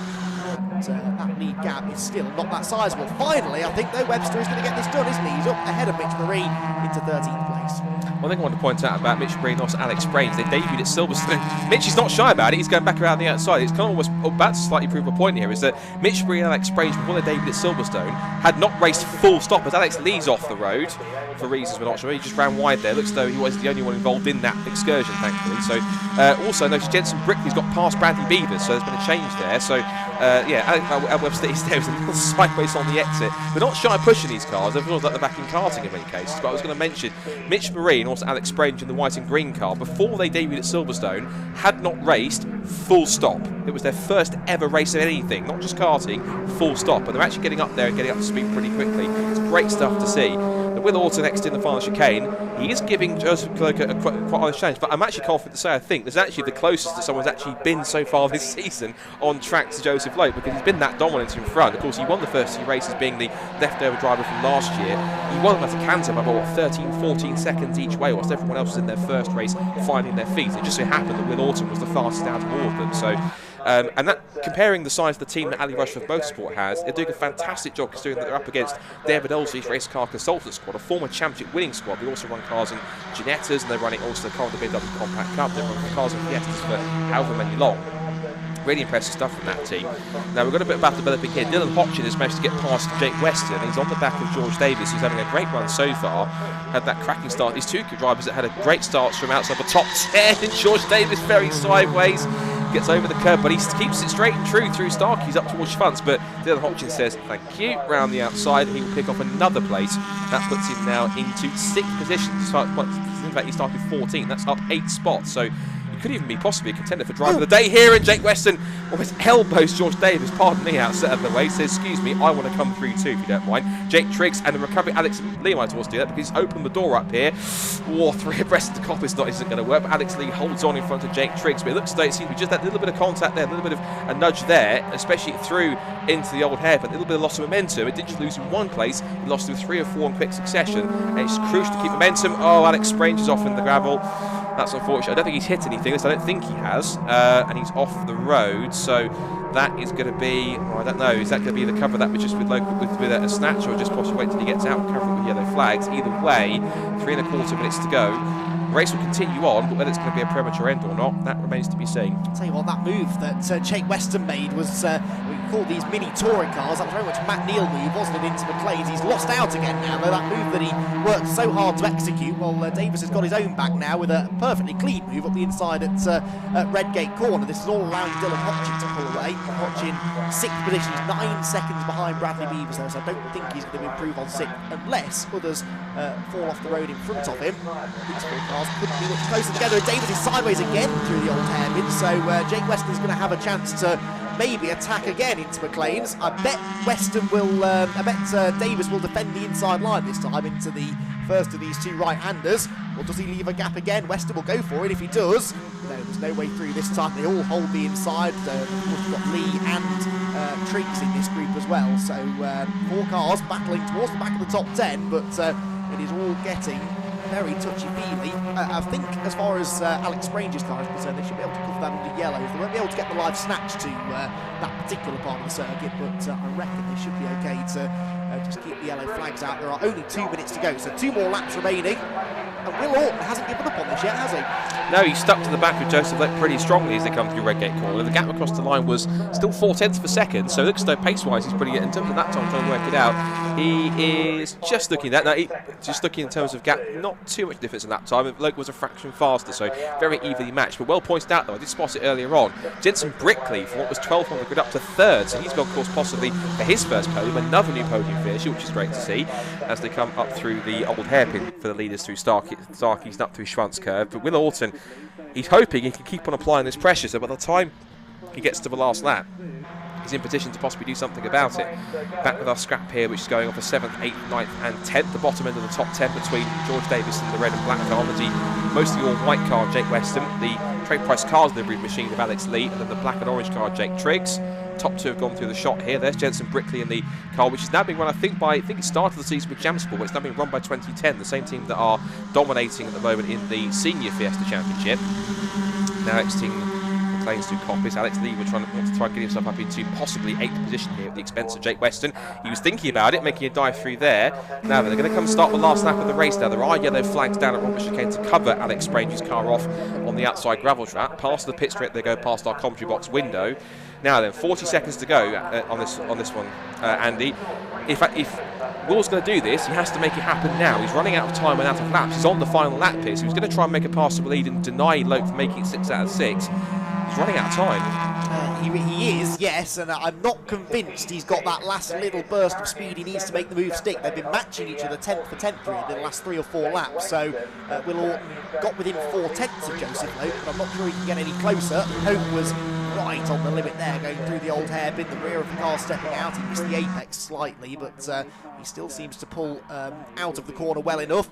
And Will Orton really now needs to just try and build up to a challenge, maybe into the final chicane, but we know there are yellow flags on the exit of the chicane, which you would imagine will still be there by the end of the race. Car 281, by the way, George Davis being given a 5-second time penalty for not respecting track limits, and, well, Jake Weston isn't really respecting track limits, but he's certainly not gaining anything from it. He's in the gravel at the old hairpin. That will drop him out of 8th place. 2 more corners to go, though, and Joseph Loke, I reckon, is going to keep this 100% winning streak up. And he said to me after race 1, didn't he? He said that he reckoned the chasing pack will get closer and closer with every race. This, I think, has been one of the hardest 4 wins he's had all year. Really has, but he's going to keep in front exactly where it counts. And again, there is still no knocking Joseph Lowe off the top step of the podium. It will be 6 from 6, a perfect record so far still for Joseph Lowe. He rounds off another great weekend in the Fiesta Junior Championship, but you rightly said the pack are getting close. Jensen Brickley is 3rd and sets the fastest lap of the race on the final lap. What pace he's got after he qualified 2nd in qualifying yesterday morning. It is 4th place for Joseph Knight. 5th will go to Bradley Beavers. 6th is going to go to Dylan Hodgin. 7th, I think, he's actually going to go instead to Alex Lee, because, of course, no, Jake Triggs, in fact, I think, because he moved up. So, yes, Jake Triggs gets 7th. Alex Lee is 8th. Davis, after his penalty, is 9th. And then 10th place for Sid Smith, 11th for Jake Weston, who finished slightly off at the old hairpin. It's 12th for Albert Webster, 13th for Mitch Marie, and 14th for Bryony Davis. The only non-finish that we had, as we said, is Alex Sprange down at the gravel track. But there it is. That is the Fiesta Junior Championship done for another weekend. They have 1 more still to go as they now head north to North Yorkshire and to Croft at the end of the month on the 31st of October to finish off their final 2 rounds of their short season. And of course, we said things are looking very bright indeed for 2021. Confirmation of the result then. Joseph Loke makes his 6 wins from 6 races so far. But William Orton is right on his tail and will hopefully want to use Croft as an opportunity to possibly deny him a 100% winning streak record from 8 out of 8. Jenson Brickley, a great drive from 12th up to 3rd with the fastest lap, gets his first podium in his Fiesta Junior career. Joseph Knight, he's 4th ahead of Bradley Beavers in 5th. Dylan Hodgkin goes from 14th to 6th. He could be a contender for driver of the meeting with that result. 7th for Jake Triggs, 8th for Alex Lee, 9th for George Davis after his 5-second penalty for track limits, and Sid Smith rounds out the top 10. Then 11th place for Jake Weston after his off at the old hairpin, 12th for Alan Webster, 13th for Mitch Marie, and 14th for Brian Davis. And the only non-finisher, sadly, that we had is Alex Sprange in 15th place. He's shown his 15th, but he retired, of course, after he went off at the Robert Chicane. If you want more information on the championship, head to BRSCCFiestaJunior.com. It's for 14 to 17-year-old drivers, all in the Ford Fiesta ST150. And who knows, that with the numbers looking excellent for next year, possibly looking into the low to mid-20s already for next season, with lots of interested drivers, not just from karting, but short ovals and even further afield. It looks as though it's going to be a stellar year in what is the continuing renaissance of the BRSCC Fiesta Junior Championship. So the top 3 appears to be down at the top of the pit lane, which means we can have a chat to our junior drivers. Andy's down to have a chat with our still championship dominant leader, Joseph Loke, as well as our second place men, Will Alton and Jenson Brickley. So it's an unbroken run of victories for Joseph Loke then, who's just about to get out of his car after another race win in the BRSCC Fiesta Junior Championship, racing with MRF tyres. But as he said to me after race 1, it's getting harder and harder now to win these races, and Will Orton really pushed him right to the end. And a great 3rd place there for Jenson Brickley, setting the fastest lap on the final lap of the race as well. Joseph Loke taking his time to get out of the car. So what we might do is maybe have a chat. Well, let's have a chat, since he's here first, with Jenson then, who was 3rd place. Congratulations, mate, your first podium in the championship and fastest lap to boot as well. Yeah, well, we got a bad race in the first one. I qualified 2nd, and the master switch was broke, so it kept cutting out. So we finished 12th in the end, 3 laps down. So I started 12th in that one, and I just came through like mad. I was on it. Yeah, some really great overtakes as well through the middle of that, and then once you got into 4th place, you were chasing down the podium. Did you believe you could get it? Yeah, well, I knew I could get it because I was catching him like mad, and I seen that there was still 5 minutes to go, so I wasn't pushing too hard because I didn't want to trip up myself, but yeah, it was really good. You've joined the championship at a good time. It's arguably more competitive now than ever before. Have you enjoyed your first season? Yeah, it's been really good, yeah. Good racing as well. Yeah, absolutely. Well, congratulations on 3rd place then for Jenson Brickley. Now our race winner is out of his car, so let's have another word then, shall we, with Joseph Loke. Well, you said to me after race 1 these races were going to keep getting harder and harder to win, and you were right. I was. Yeah, kept me even more honest than race 1, so yeah, but obviously happy with the result. So you pulled a bit of a gap after the first couple of laps, and then he just started to close in. How much pressure were you under there? It was mainly a mistake from me. I really went deep into one corner, into turn 1, and I just let him on my rear, and it was, it's driving error, but yeah. Obviously, points-wise, this is looking good for you now. If you haven't officially wrapped it up, it's virtually done. Have you allowed yourself a moment to just sit and think about what that means? Not yet. I'll probably do that after the final round, once we know that we've hopefully won. So, yeah. Well, congratulations, dominant performance, but I'll tell you what, the last rounds at Croft are going to be very, very close indeed, because this man, Will Orton, surely that win's got to come at some point. I mean, did you think maybe today was the day? I was hoping so, but after qualifying yesterday, it was just trying to get the best result we could out of the day. But hopefully, next round. You were closing in there. I mean, I know Joseph said he made a little mistake, and I saw instantly you were on that headlight flasher, you were trying to distract him, throwing everything you could at him. Yeah, just trying everything I could. Try not to make any mistakes or run wide. Gave it my all. Your thoughts then for Croft next time, a completely different circuit. Are you looking forward to that one? Yeah, it should be a good challenge. We were there on the media day. Pace was good, so hopefully it should be a good weekend. Excellent stuff. Well, congratulations then to our podium finishers in the BRSCC Fiesta Junior Championship racing with MRF tyres. They've got their final rounds in a couple of weeks at Croft. But here at Donington, the racing action continues. 3 more races coming your way throughout the rest of the day, including that all-important championship decider for the Dunlop Touring Car Trophy. That's coming up soon. Yes, indeed. Thanks, Andy, and congratulations to all of our Fiesta Junior drivers again. Of course, lots of interest for next season, but they will go on to their final rounds in a couple of weeks' time at Croft on the 31st of October. And again, if you want more information on the championship, head to BRSCCFiestaJunior.com and get in touch with Championship Coordinator Laura Payne, who has been doing so much work behind the scenes. She's done a Herculean effort to put this all together with the assistance of Greg McElwraith and everyone at the BRSCC, who have been working tirelessly to get the championship back to where it should be, and things are looking incredibly bright for next year. So if you're a young driver, you've got someone who's going to be 14, 17 years old, of course there is one currently racing karting, short ovals, hasn't even raced before, even done sim racing in many cases, and wants to get involved. Fiesta Junior Championship is a great proving ground for young drivers who want to get onto the circuit and race on the same circuits that British Touring Cars, British TCT use, and everything else going forwards. So we now move into a crucial point in the day, because this is now the third and final race coming up for the Dunlop Touring Car Trophy and the TCR UK Championship, including the VW Cup as well. There are champions to crown in both, a Dunlop Touring Car Trophy champion and a Volkswagen Racing Cup champion coming today. It is once again under overcast skies here at Donington Park, but the racing is as bright as ever, and it's going to be a showdown once more between current points leader Henry Neal and Lewis Kent. Effectively, Henry Neal looks to be in the driving seat, no pun intended, for the title, but Lewis Kent will try to fight every single step of the way on this last race of the season to try and deny that from happening, or at least try to prolong it as much as possible. At least in VW Cup as well, Andy Wilmot is also going to try and look to see if he can wrap up the title as well at the wheel of his team behind Volkswagen. But there, just behind the BMW safety car, are the two main championship contenders, the white, orange and black car of Lewis Kent, the Hyundai i30N TCR, and the black and white FN2 Honda Civic NGTC touring car of Henry Neal, the only NGTC or non-TCR touring car in the pack, and he is hoping that he can possibly come away with the title, which he would love to do, because it means he would emulate in some cases his three-time British touring car champion father, Matt, because of course he will have a touring car title of his own for him to cherish going into next season. Who knows, maybe going forwards he may well possibly want to take the place or join his father Matty in the British touring cars in the future, and this may well be a perfect stepping stone for him to have taken a full season's worth of running in an NGTC spec car. But of course, here and now in the touring car trophy for just about any NGTC or TCR touring cars that want to take part, it's a brilliant way to go touring car racing on less of a budget than you might think you might need. And of course, it's also an opportunity for possibly some other drivers to take the fight to them and possibly get some good results. One driver you have to keep on looking for, of course, is Sam Osborne, because he's come so close to a strong result in the first two races. But again, it seems to be, for some reason, on the same point of the race, at the same part of the circuit.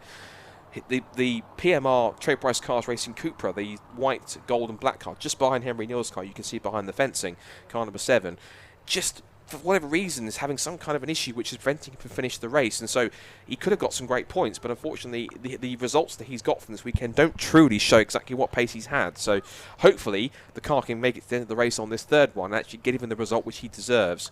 We've also got Max Hart as well, of course, who has been pretty much, I think the word for the day is defend, because whenever he's got in front of both Henry Neal or Lewis Kent, he's had to pretty much get his elbows out as much as he can and stop them from getting through. So he's frustrated Lewis Kent no end in race 1, frustrated Henry Neal for a while in race 2, but again still finds himself ending up in that third place. He's owning that third place. He's pretty much not only owning it, he's owning it.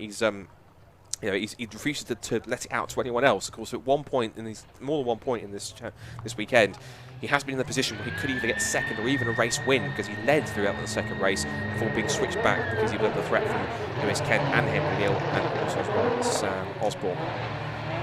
As the cars make their way out of the pit lane, the heading round to the group will throw down to Andy shortly when they start to arrive.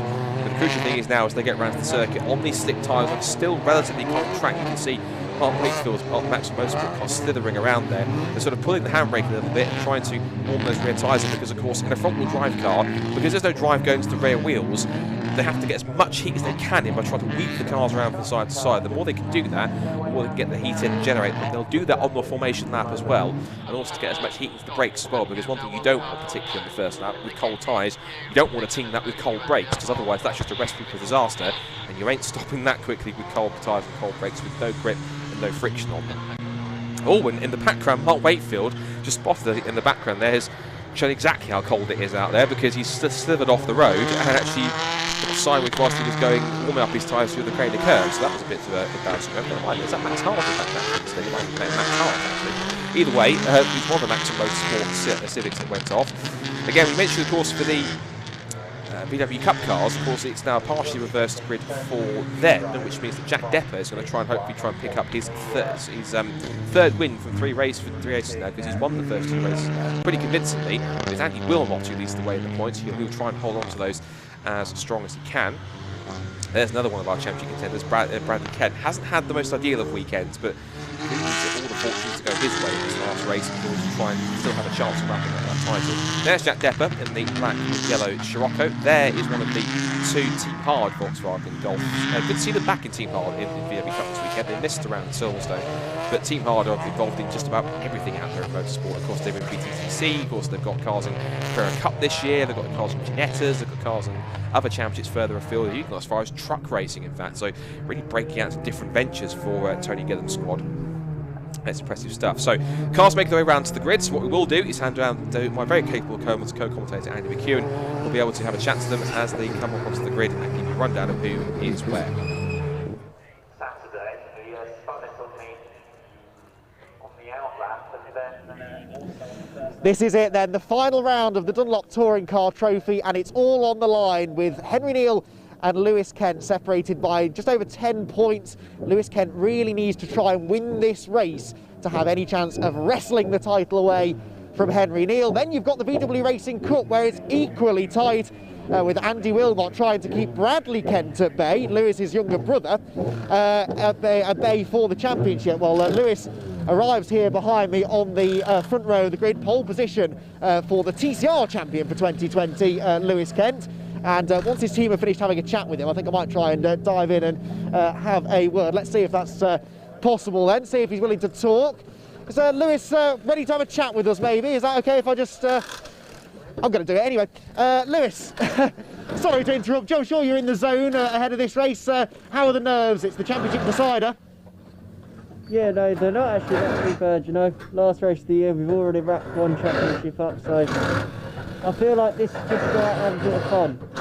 We're just going to go out, see how we get on, and yeah, hopefully we can get a win under our belt as well. Well, it's a track that suits the Hyundai. You were on fire in the previous race. Best of luck, mate. Yeah, no, thank you very much. Lewis Kent then in the Hyundai on pole position. Now it's Henry Neal that he's got to try and beat for the championship, remember. Henry beat him in the previous race, but it so easily could have ended the other way round. See if we can just dive in for a quick chat with Henry. How are you feeling ahead of this final race of the year, mate? Are you nervous? I'll be lying if I said no. You know, I think I've worked it out. If Lewis wins this, we've got to finish 4th. So we've got to try and bring it home. You know, don't get me wrong. I'll be going for the win. But first and foremost, I need to bring it home. That's all. So yeah, just looking for a good, solid top 4 finish. You've put an awful lot into this campaign, not just this year but last year. It would mean a lot, wouldn't it, if you could pull it off? Oh, mega, mate. It's more for all these lads working on the car right now, because they're all doing it off their own back. They don't get paid to come and do the TCT weekends. So it's for them, you know, and it's for everyone who's put faith in me to run this year. So, yeah. Well, best of luck, Henry, then we'll leave you to it. Let's see who else we can find there. We've got a few more minutes, I think, before the race gets underway. Sam Osborne, 3rd on the grid. Now, he was a contender for the race victory in the previous race, sadly had a problem. Let's see if we can dive in and find out what the problem was. Sam, welcome to the championship, first of all. Good to have you here. What was the problem in the previous race? Unfortunately, we've just had a drive shaft go. So, unfortunately, that led to 2 DNFs, one in the first race and one in the second race. It's a real shame because you've got race-winning pace, I think, haven't you? Yeah, we've got fastest lap in both races. Once was pretty good, and the second one we made a little bit of a change, and it really helped us. So that was great. Some serious multitasking there. Well done, mate. I'll leave you to it.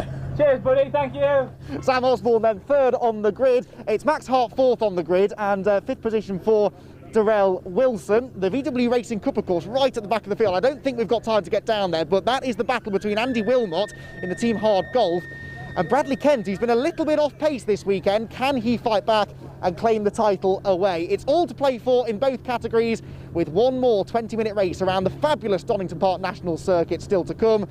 Scott, I don't know about you, I'm starting to feel the nerves down here. I think this is going to be exciting, isn't it?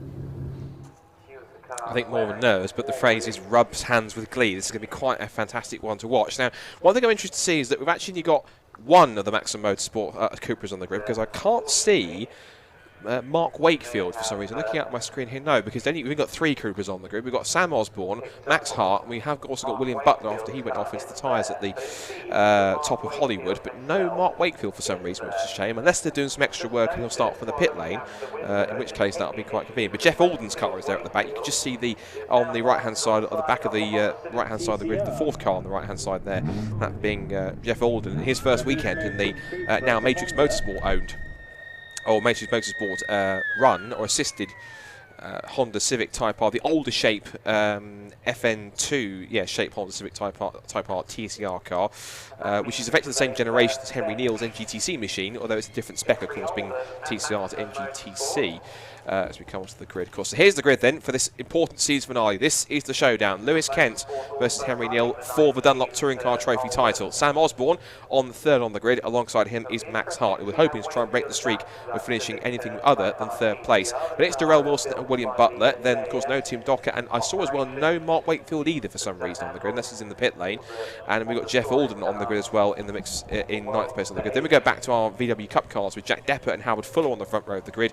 Josh Coggan and points leader Andy Wilmot, who'll be on the 2nd row for the VWs, followed then on the 3rd row for them by Paul Ivans and Bradley Kent, then Martin Depper, and Richard Gilbert is on the grid at the back once again. So both of the JM Racing cars are in there. Russell Joyce should also be on the grid as well. So the 30-second boards are up. This is it, Andy. This is crunch point in the championship, and this is going to be a key one. The 2 main contenders again end up on the front row. It's pretty much it's been the story of the season. Those 2 battling for the championship, always pretty much starting on the front row. Tension's real, isn't it?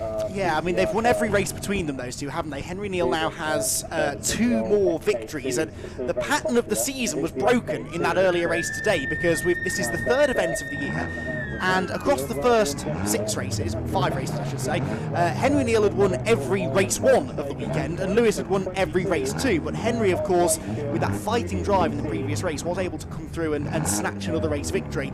And that does now give him this advantage, doesn't it? 15 points. It means that even if Lewis Kent wins, a podium or even a top 4 might be enough for Henry. It sounds like he's on top of the maths, and he's a very level-headed character, actually, for someone relatively young. He's been racing for a number of years, and it's not like his dad, Matt, to get to flap about things either, is it? I think he's inherited that cool, calm exterior. But I could definitely sense nerves from him when I was chatting to him just now on the grid. Lewis, on the other hand, a big difference from when I last spoke to him after the previous race. When I spoke to him after race 2, you could feel the disappointment just radiating off him. But he sounded confident then on the grid. He knows all he can do is win the race. If he wins the race, it's out of his hands. So he's got one objective, good start, get the lead into turn 1 and try to pull away. Then the pressure is on Henry. Henry has to perform, he can't make any mistakes. He hasn't had a bad race yet this year. Maybe this is the time when he might get a bit of bad luck, who knows? So fascinating dynamic between those 2 young chargers, both of them destined, I think, for great things in the world of touring car racing. Henry, of course, with his familial links, but Lewis has also been competing over in Europe, in TCR Europe, and was trying to get over into the WTCR field as well originally this year. Obviously owned by factory support as well, maybe. So they're both drivers we're going to be hearing a lot of, I think, over the coming years, and this really does matter an awful lot to both of them. I think also quite special for Henry, and of course for the whole Neal family, because of course it means that Henry gets a chance to, in some ways, emulate his father in winning a touring car title. Of course, it'll be his first. Obviously, Matt's won 3 of them himself. But what's crucial, of course, with Henry having Matt as a father is that he will know exactly. Matt's done this so many times before, being in the mix for the title. This is interesting. Just information from our friend from TCR guru Phil Kinch, give him a shout out, he was here this weekend. Interesting enough to say, Mark Wakefield has switched cars, so effectively the car which was being driven by Jeff Alden, he's now actually relinquished that, and Mark Wakefield is now in there. So we'll get to see an interesting point. Now, Sam Osborne's car, yet again, is having mechanical issues. I didn't quite catch the interview. Did he say what the issue was with that car? I think he said, yeah. So that looks suspiciously like a similar problem, because the car has just died a death, hasn't it, going up the hill. So that is such a shame. I really was tipping him for a race win today. I did notice when he was going down to the training curves, that car, there was a bit of a gap between the top 2, because they kind of raced away off towards the grid, whereas Sam Osborne's car was a bit further back as he was sort of trying to get through there. So whether that's drive shaft or something else, but it's not been pace-wise. He's been brilliant, but just getting the result and getting to the end, it's just not Sam Osborne's weekend, is it? It really hasn't been, but very talented driver. I don't really think he's been able to show his talents to the best of his abilities in the BTCC this year. He's been very unlucky, got involved in a few skirmishes he could have done without. Yeah, talented driver, and a shame that he's not going to be out there. This might lead to a delayed start as well, because that car ain't going anywhere. Marshals, of course, can't approach the car properly, so they're having to listen in to what he's describing to them. But if he's saying he's got no power, he's going to need to be towed out of the way. Worth giving the VW Racing Cup some attention here as well. Only 14 points in it between Andy Wilmot and Bradley Kent, neither of whom start on pole position. It's Jack Depper, the race 2 winner, who will be lining up first. In fact, double so far this weekend on his first appearance this season in the Caterham, although he did race last year in the VW Cup. There are more points available in VW Cup than there are in TCT. You get 44 points for a race win in the VW Racing Cup. So, although it is a slightly bigger lead for Wilmot over Bradley Kent than it is for Henry Neal over Lewis Kent in TCT, it's actually less secure in a way. If Wilmot were to have a bad result in this one, he could very conceivably end up losing the championship lead. We should mention, we're just anticipating if it's going to be a delayed start or not. We are just anticipating the fact that, of course, this is a weekend which for the VW Cup is one in which, oh no, they are going to make a race start. So 5-second wall is up then. This is it. Here we go then, final round of the Dunlop Touring Car Trophy. Lights go out, away they go. It's not a great start from Henry Neal again. He's going to lose second place to Max Hart. Further back in the VW Cup, Bradley Kent has had a shocker as well, but his brother Lewis is leading the pack into Redgate Corner. Max Hart goes to the outside to challenge for the race lead though. The Irish driver is sideways on cold tyres. He can't get into the corner first. It's Kent that leads, Hart is second. Henry Neal with a mega run out of the corner, pulls alongside the Cooper as they go into the Crane of Curves. He wants to get into second and try to get his head down and escape after Lewis Kent. Kent leads then, Neal second. The top 2 in the championship are the top 2 in the race, but in reverse order. Hart third, Wilson in fourth position. VW Cup, it's Ogden is that out in front, I think. Yes, it is, because Richard Gilbert, the other green car, is further back. But there, look, is Bradley Kent. The orange and white number 44 car has not had a good getaway at all. So one Kent brother has a demon start, gets the race lead. The other one, though, with work to do. One thing to mention, Sam Osborne's car did get restarted. I saw Warwick's tyres in the background, and I think I've just heard it coming to the pit lane. So whatever the issue was, he's got it back again. Will Butler gets a little rocky over the curbs as he comes out through Copper's corner onto the back straight. So Sam Wilson's car's been refired. They can get it quickly redone. He'll have to go down a lap, unfortunately, but he can still show his pace in terms of where he could have been. But at the front of the field, this is crucial. As you mentioned, all Lewis Kent can do is push as hard as he can and go for this victory. That's all he can do. He just needs to know effectively he effectively controls in terms of what he can do. As for Henry Neal, well, it's up to him in terms of just getting the car done and getting it down to the end. But if he's under pressure from the likes of Max Hart here, again, Max Hart's not in contention for this, but he doesn't care. He's just racing for himself. He doesn't want to finish in third place yet again. He wants to go for second or higher, so he'll be going up for himself here. That's the crucial thing in this race. And meanwhile, for the VW Cup cars, the lead has gone Howard Fuller. It's second for Jack Depper, third for Martin Depper, fourth for Josh Coggan, and fifth for Andy Wilmot. But he's still crucially ahead of Bradley Kent, who's now behind Richard Gilbert. So, as you said, not a good start for Bradley, but at the moment, Andy Wilmot is effectively doing everything he needs to keeping out of trouble and finishing ahead of Bradley to wrap up this VW crown. I think we'll see a very cautious Andy Wilmot in this race. He's had a non-finish at Silverstone earlier in the year. He can't really afford another, because then actually Bradley Kent wouldn't have to finish all that high up the order to take it away from him. But you're right, it is Howard Fuller then, the big friendly giant as he's affectionately known. That's Richard Gilbert off at the old hairpin, but Howard Fuller on his return to the championship leading the way. It'll be a great feel-good story to see him grab a race win. Jack Depper second, Martin Depper was up into third, but he's just lost that third place to Josh Coggan in the Golf, who then runs wide, gets a wheel on the dirt, and you're ending up in the gravel if you do that. Or he just about avoids the gravel, but he certainly loses momentum out onto the pit straight.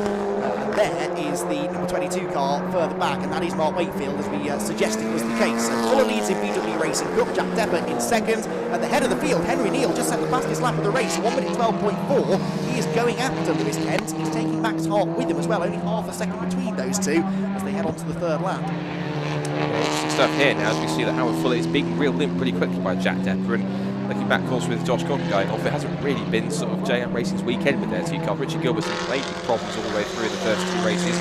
It appears as though it's back up to some point kind of full speed now in many cases, but Josh Coggan's been off the road and had issues too after he retired from the second race when the car stopped at Coppice, so not the best fortunes for them, but they'll regroup and I'm sure they'll be back next year to be stronger for a full championship charge. Meanwhile, we watch Martin Depper and Andy Wilmot, 2 drivers who I need to correct myself here, I think they have raced against each other on in BRSCC, I think at the same time, I think in the past. At least they've driven NGTC cars in the past, at least maybe on the same track together. Maybe, maybe not. I'll have to possibly check that. But either way, Lewis Kent continues to command the pace. But there is Henry Neal. Oh, Mark Wakefield's off the road. It's not been a good weekend for that Civic. And that is actually a carbon copy of what Jeff Alden did in race 1 yesterday. It's off the road. And I'm afraid, Mark, you can spin your wheels all you like. That's not going anywhere. And the safety car is scrambled up. Panic then because Lewis Kent was slowing down. He'd seen the safety car, but the safety car hasn't quite caught the leaders in time. So, well, that little cushion that he built up, about 1¼ seconds, is going to evaporate now. But it is Henry Neal right behind him. Max Hart in third. Now, interestingly, Max Hart and Henry Neal, I don't think they're on each other's Christmas card list because remember they had a bit of contact in the previous race. And just before, Mark Wakefield's out of the gravel now. That's just good, so it should be a brief safety car period in this. But yeah, just before we went on air for the post-race interviews earlier on, I did hear Henry and Max having an exchange of words, shall we say, about that contact that they had. And Max was saying that he just didn't see Henry there. I'm not sure Henry was buying it. So there may be a little extra incentive there for Max to get stuck in here. Although Henry is on the verge of wrapping up the title, Max is going to want to try and race him. And then, of course, you've got Darrell Wilson and Will Butler behind who could also have a part to play in this. We've been saying all along that all Lewis Kent can do in this race is get to the lead, pull away, win and hope for the best. Of course, there is another option, which is that he backs up Henry Neal and tries to make something happen that could make him the champion. Now, it's not the gentlemanly thing to do, but who cares? It could be the thing that wins him the championship. And now that Henry's caught him anyway, I wonder if he might be tempted just to drive a little more defensively. He has to anyway to hang on to the race lead.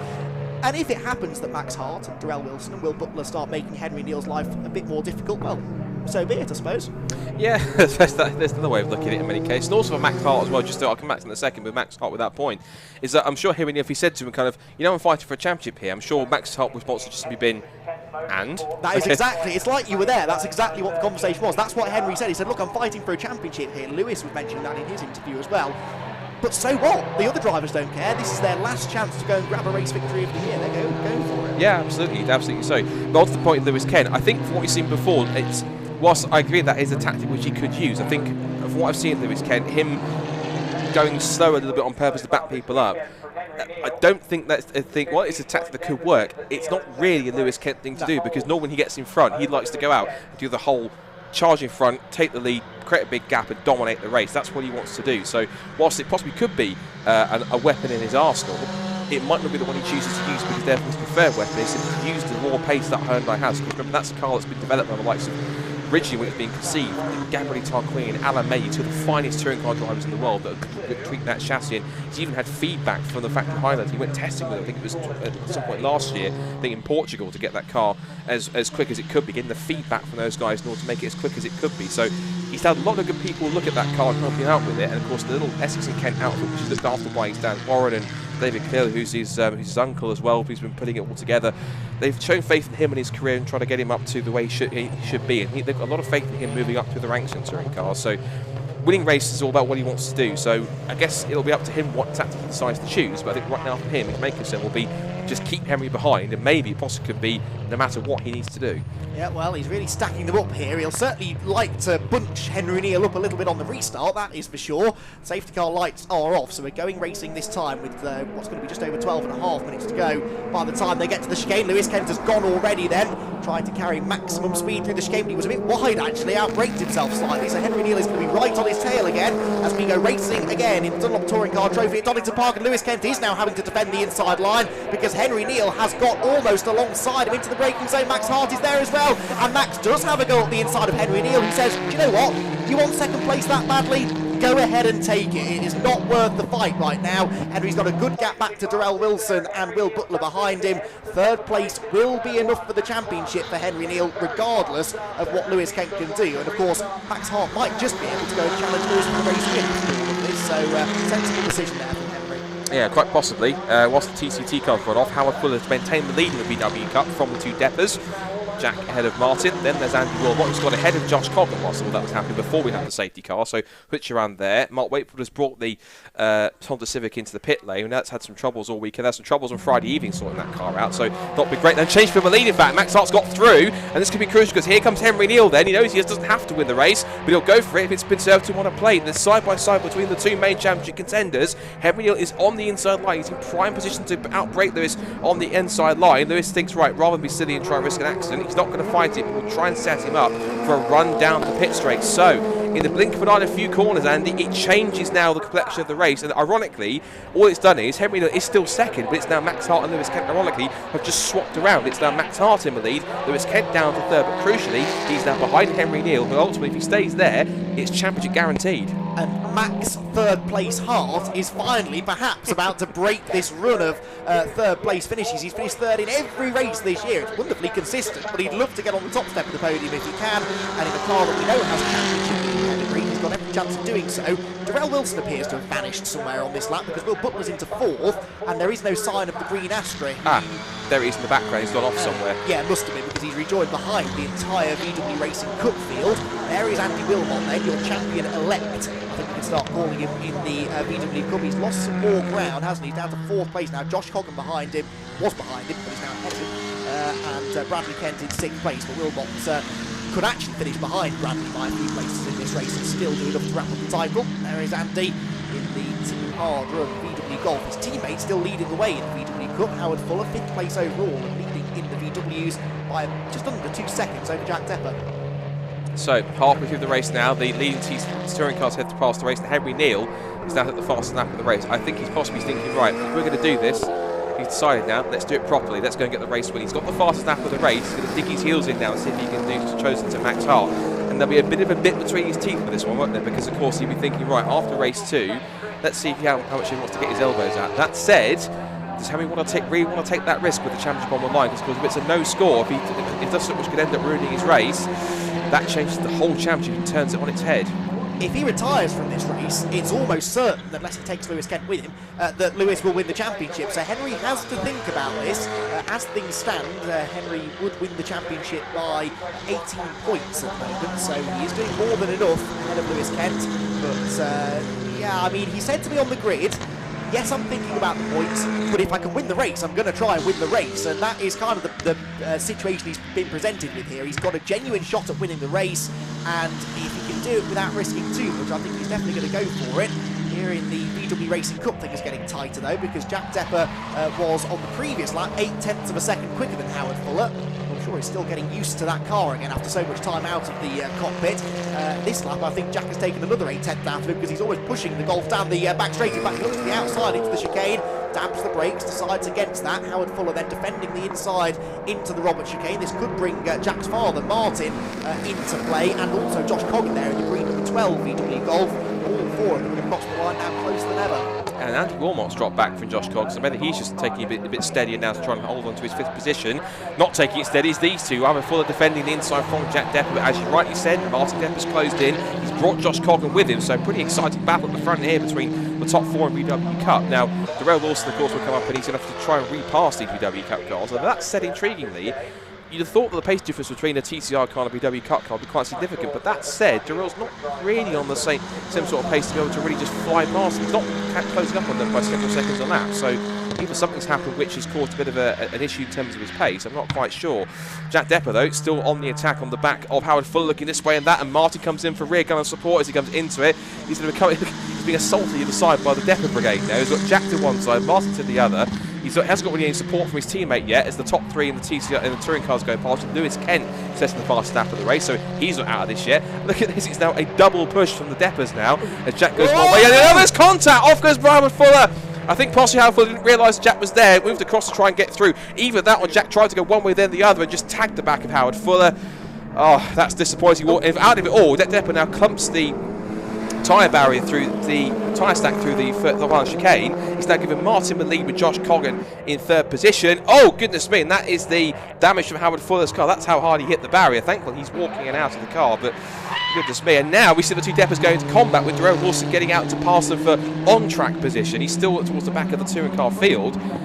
Where did that come from? That just kicked off out of nowhere. Yeah, Howard Fuller was really defensive, wasn't he, into McLean's? They just stacked everyone up, and I think Jack Depper decided, right, now's my chance. But yeah, they just, I think one zigged, the other zagged, and they just kind of met in the middle out of confidence. I've seen it happen a few times over the years. Here, for the overall race lead, Max Hart is now under all sorts of pressure from Henry Neal, who is well and truly stuck between a rock and a hard place, isn't he? You've got the Cupra in front of him of Max Hart, who will do everything he can here to get his first ever win in the Touring Car Trophy. And he's got his championship rival Lewis Kent breathing down his neck, applying all the pressure he can in the hope that Henry makes a mistake and ends up off the road. So there are 3 cars all in contention to win the race, 2 of them fighting for the championship as well, and still just under 6.5 minutes of the race to go. Howard Fuller's car is far enough off the road at Coppice that I think we should be able to continue with no safety car. Lewis Kent is so committed through the crane of curves, isn't he? Gets within inches of the rear of the NGTC Honda Civic Type R. VW Cup, it's the 2 Scirocco's still ahead of the Golf. Andy Wilmot, of course, has inherited 4th place now after his teammate's demise. And 5th is Paul Evans, isn't he? Ahead of Bradley Kent. Evans ahead of Kent, 5th and 6th. So Evans having a decent run in as one of the regular face in the VW Racing Cup paddock. Out of Redgate they go then. Andy Wilmot quite content, I think, to sit in 4th place. He knows that's enough for the title. And I don't think he's got any intention whatsoever of getting involved in this real scrum for the race lead as into the chicane come Hart and Henry Neal. Still the same order, but Henry, I think, is going to get tempted into having a go here, isn't he? He really is pondering it, isn't he? As he said, he's going for the lead if he can do. He's going to go for it. Gets a good run off of the final chicane on towards the Redgate corner with 5.5 minutes to go. Looks to the outside line, forcing Hart to go defensive. He will think about the undercut here, but again, he's going to be thinking about keeping one eye on Lewis Kent behind because he hasn't gone away. He's going to try and go around the outside if he can. I think Max Hart was a bit loose on the exit through Redgate into Hollywood. And now look at this. 1st, 2nd and 3rd, nose to tail through the crane of curves. And Kent is there again, looking back to the outside, forcing Neal to go defensive offline. Might switch back on the exit, which he's possibly going for. Runs wide into Henry Neal, tries to go defensive as he blocks any avenue for Lewis Kent to get through. Max Hart's getting away here as the 2 championship contenders are going through with almost 2 wheels on the grass there for Lewis Kent on the exit of Schwantz curve. But again, the harder they fight each other, the easier it is now at the moment, and for Max Hart to make a break. I very much get the impression Lewis has been just letting Henry get on with this and trying to just sort of, because the only chance he's really got of winning this is if Henry has some sort of an issue, but Henry just dropped back a bit after that aborted attempt to pass going out of Redgate, and that meant that Lewis felt maybe now was the time to attack, but I think they've both got the pace to catch Max Hart again here. Max is not the quickest of these 3, but he's defending well, and Max isn't stupid. He knows that the 2 drivers behind him, especially Henry Neal, are not going to take a massive risk here to get past him, so he can kind of play the 2 of them off against each other, and if they do catch him again before the end, I'm sure he will just start driving defensively again. Lewis Kent, will he work with Henry Neal here, maybe to catch back up to Max Hart? I suspect he might do. 4 minutes to go, so they can't really afford to trip over each other, otherwise they will run out of time to catch the Cupra. And with 4 minutes to go, with it back to our VW Cup car, still the Depper 1-2 here. Jack with Martin as his rear gunner here as they come down the back straight. I think they did this yesterday's first race. It was a 1-2 for the Deppers with Jack ahead of Martin in that order.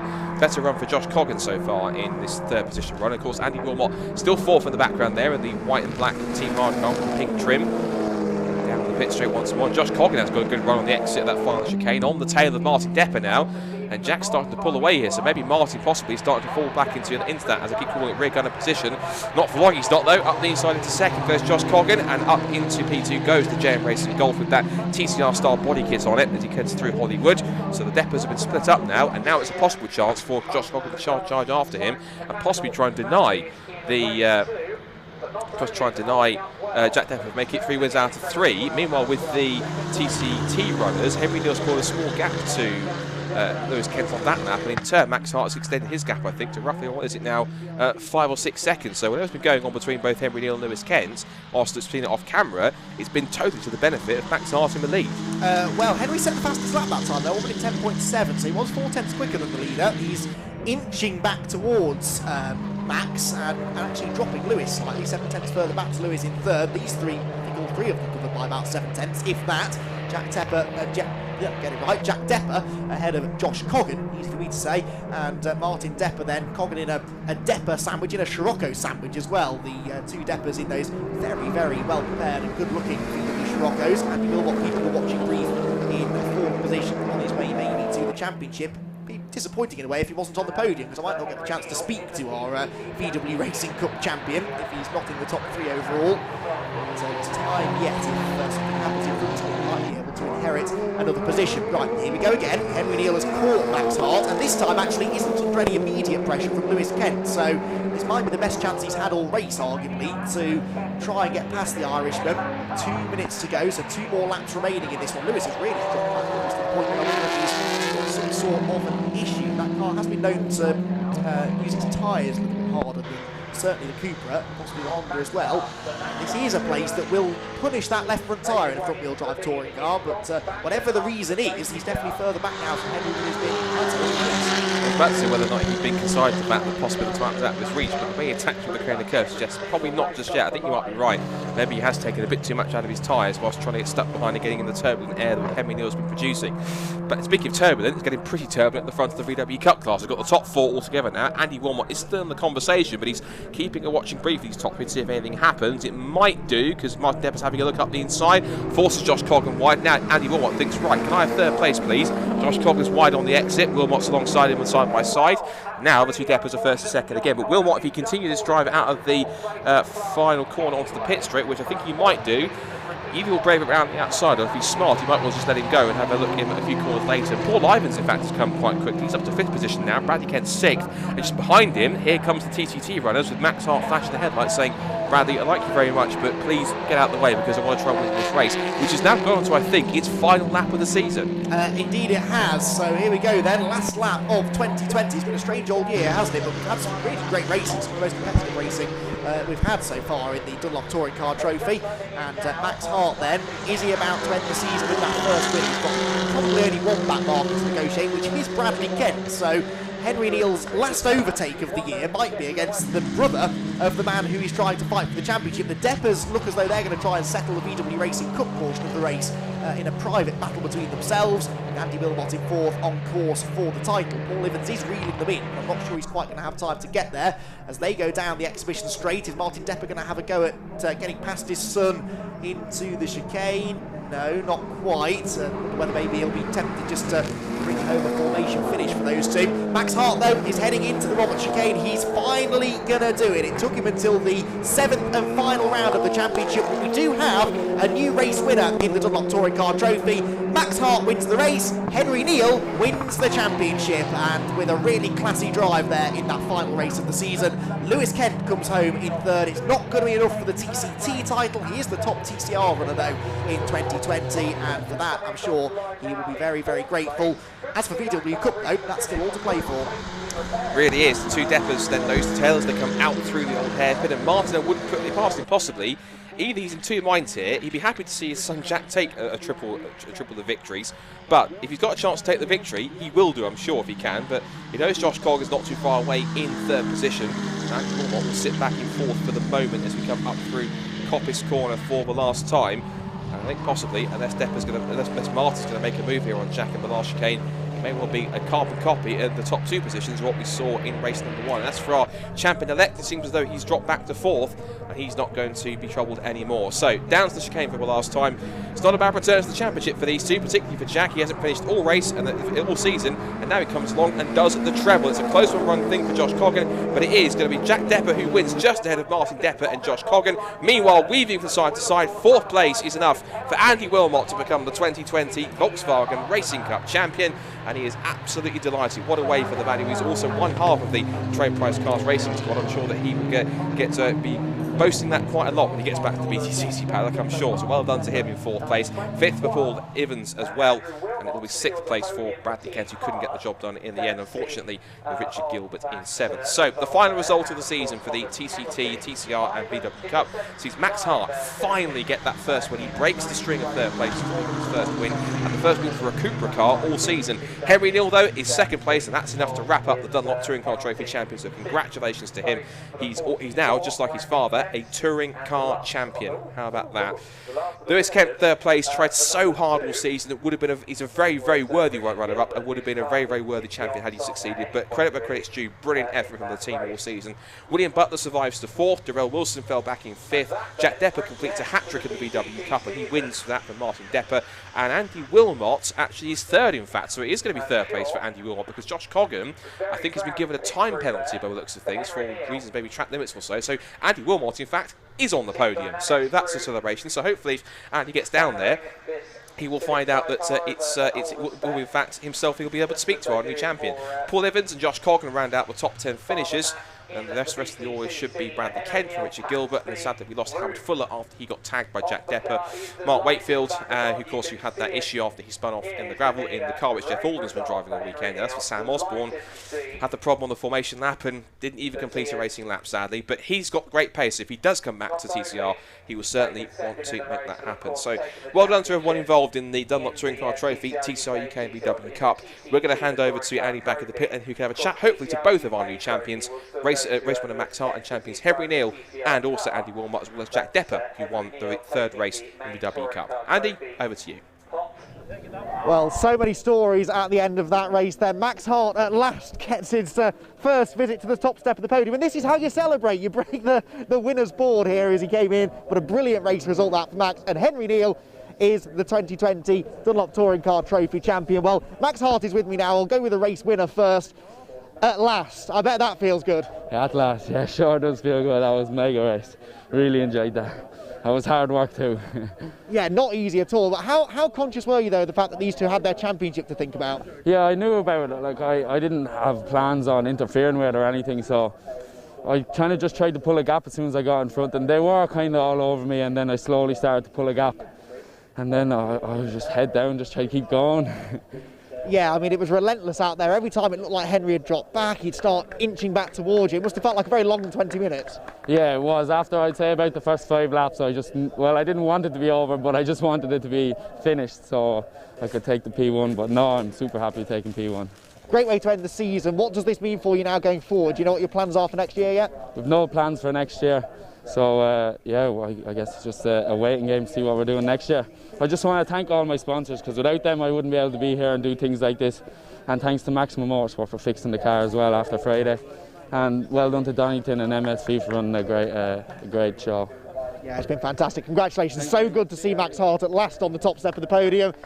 But for the championship, it's all about Henry Neal. Henry, well done. I'll tell you what, when I spoke to you before the race, for the first time ever, I think, I could feel the nerves coming from you. I think, despite what you were saying to me, it must have been in the back of your mind that it could still go wrong. Well, yes, that's it. It ain't over till it's over. And I knew we had one more race to do. We had to finish 4th if Lewis won. So I just treated it like every other race, go for as high as possible. I got on the back of Max a few times, but to be fair to him, he was defending really well, and I just couldn't seem to get away past. I was looking for the lunge somewhere, but he just covered off that inside line. But over the moon, can't believe it, champion. So absolutely psyched. This really means something to you. Oh, huge. It's like to do it at my dad's ex-car is just like the best thing ever, so psyching. And you're both touring car champions now. Not quite at that level, but yeah, I'll take it. Oh, I would. Well done, Henry, on your 2020 champion, Henry Neal. Now, where's the man that pushed him so hard right to the end? Lewis Kent is over by his car. Who'd have thought? Let's have a wander over, shall we? Lewis Kent then coming home. In the end, 3rd place in the race, 2nd place in the championship. Lewis, it's not quite the TCT title, but you've caught a lot of eyes this year. Another really strong season for you. Yeah, another one. No, we've wrapped up TCR UK, you know. 3rd time lucky, as they say, so we've tried it for 3 years, we've finally got it. So we're pleased with that, and you know, I've said to everyone, once you go against a works team, you have to get your work cut out for you, but no, we tried our hardest, you know, great credit to Henry, he deserves it the most out of us, you know, he's been trying hard all year, and no, we're really happy with how we've done, and 2nd ain't too bad, you know, hopefully, as I've said before on some of the interviews, I'm hopefully going to move on to some big things next year, and no, you'll see me around. So no, it's been a good year. I think we're going to hear a lot more about Lewis Kent over the years. Congratulations, runner-up in the TCT, but he is, as he said, the TCR UK champion for 2020. Right, VW Cup time now. The win, of course, went to Jack Depper. It was a Depper 1-2, actually, with Jack taking the victory and Martin 2nd. There he is.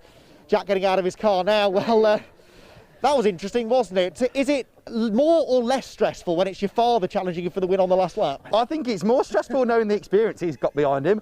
But no, we had a good battle. It wasn't as clean as I'd like it to be, but that's racing sometimes. But no, 3 out of 3, what can I say? Brilliant, fabulous, phenomenal. To hook us through that moment, I mean, obviously Howard was in there in the lead battle. What happened between you two coming out of Coppice? Yeah, so I got a brilliant run down the straight, and I was on his arse. And I think I just overlapped him, and he hadn't realised, so he tried to come back over, but my car was there, and it just sent him off. Which is unfortunate. I would like to, raced a lot more with him, but hey ho, you know, there's not much we can do to prevent that.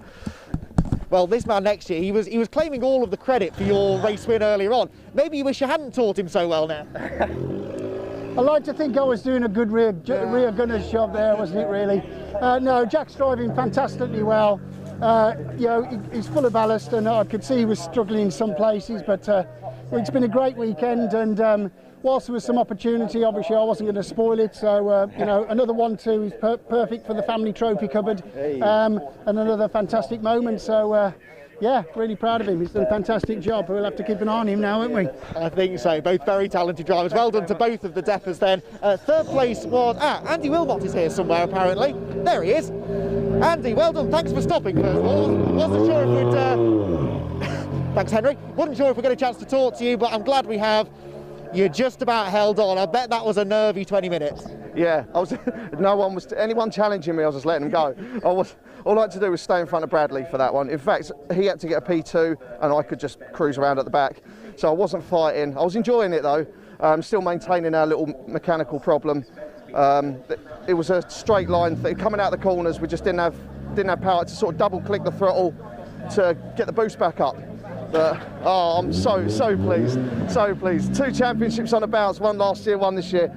I didn't think it was going to happen, but it has. And thanks to obviously Maximum to getting me to Silverstone Point, and then Team Hard to get me here right now. So joint effort. I'm so pleased.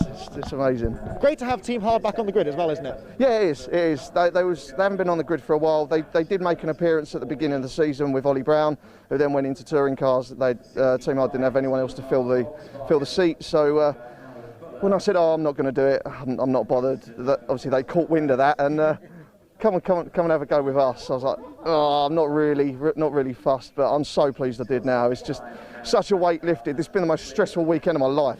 Obviously, I thought last year was stressful going into a championship, going into it in P2 in the championship, and that's exactly how I've gone in this year. But just more stress because it's a much more competitive championship. There hasn't been as many cars on the grid as usual, but nevertheless, it's still been such a hard slog. But it's, to be honest, majority of it's reliability and consistency. We managed to do it, so I'm really pleased and thankful to everyone that's supported me. No sponsors, just myself. But yeah, the supporters have been amazing. So without them, and 2 good teams getting me to this point. So thank you. And congratulations then, Andy Wilmot, your 2020 VW Racing Cup champion. Huge congratulations to Henry Neal for wrapping up the Touring Car Trophy as well. That's it for 2020 in the Dunlop Touring Car Trophy. Some more racing still on its way here from Donington Park. But what a fabulous season of Touring Car Trophy racing it's been.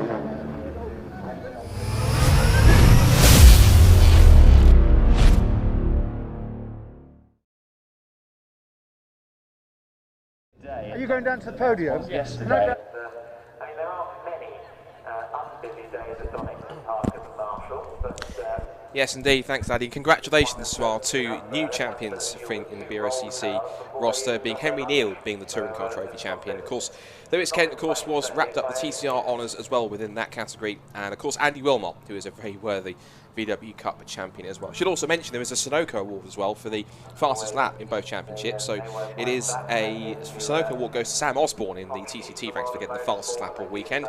And in the VW Cup, a bit of a silver line for JM Racing. It's Richard Gilbert who picks that one up as well. Bit of a clear up going on for the end of that race. We've still got 2 more races to go. The next one coming up being our second of our Miltech Civic Cup races, where we will actually wrap up the title now for either way between Bruce Winfield and Alistair Camp.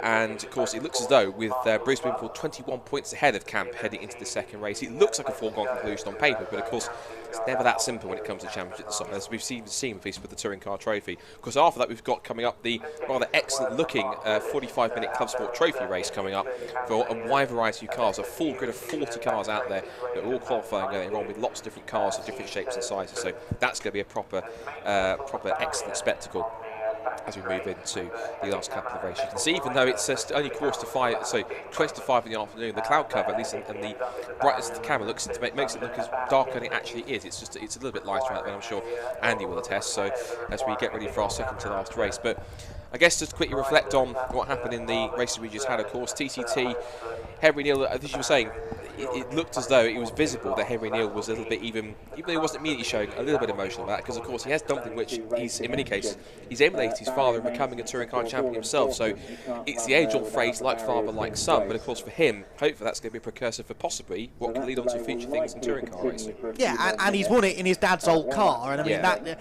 I don't think we can overestimate that. That was, that is really special, that car that his father had so much success in. I mean, Matt Neal and Honda are kind of synonymous with each other, and I think the Neal family now as well, and the whole Team Dynamics squad, they've got this brilliant relationship with Honda, and that is genuinely a chassis that Matt raced and won races with in the British Touring Car Championship a few years ago. So I'm sure that is a big deal for Henry to have won it in that car and at a circuit that means so much to them as well. It's their local circuit. It's of course where Matt got his first ever BTCC race win all those years ago, back in 1999, and he's won so many times in the past as well. And Henry really does go well here. It suits the car well, and he really drove a clever race there. You know, he attacked Max Hart when he had a chance to, but as soon as it looked like it was a bit too dicey, he backed off, waited for another chance. And that's something that Henry Neal 2 or 3 years ago would not have done. He would have just got stuck in, he'd have been going for the race win, mistakes would be made, and ultimately championships would be lost. But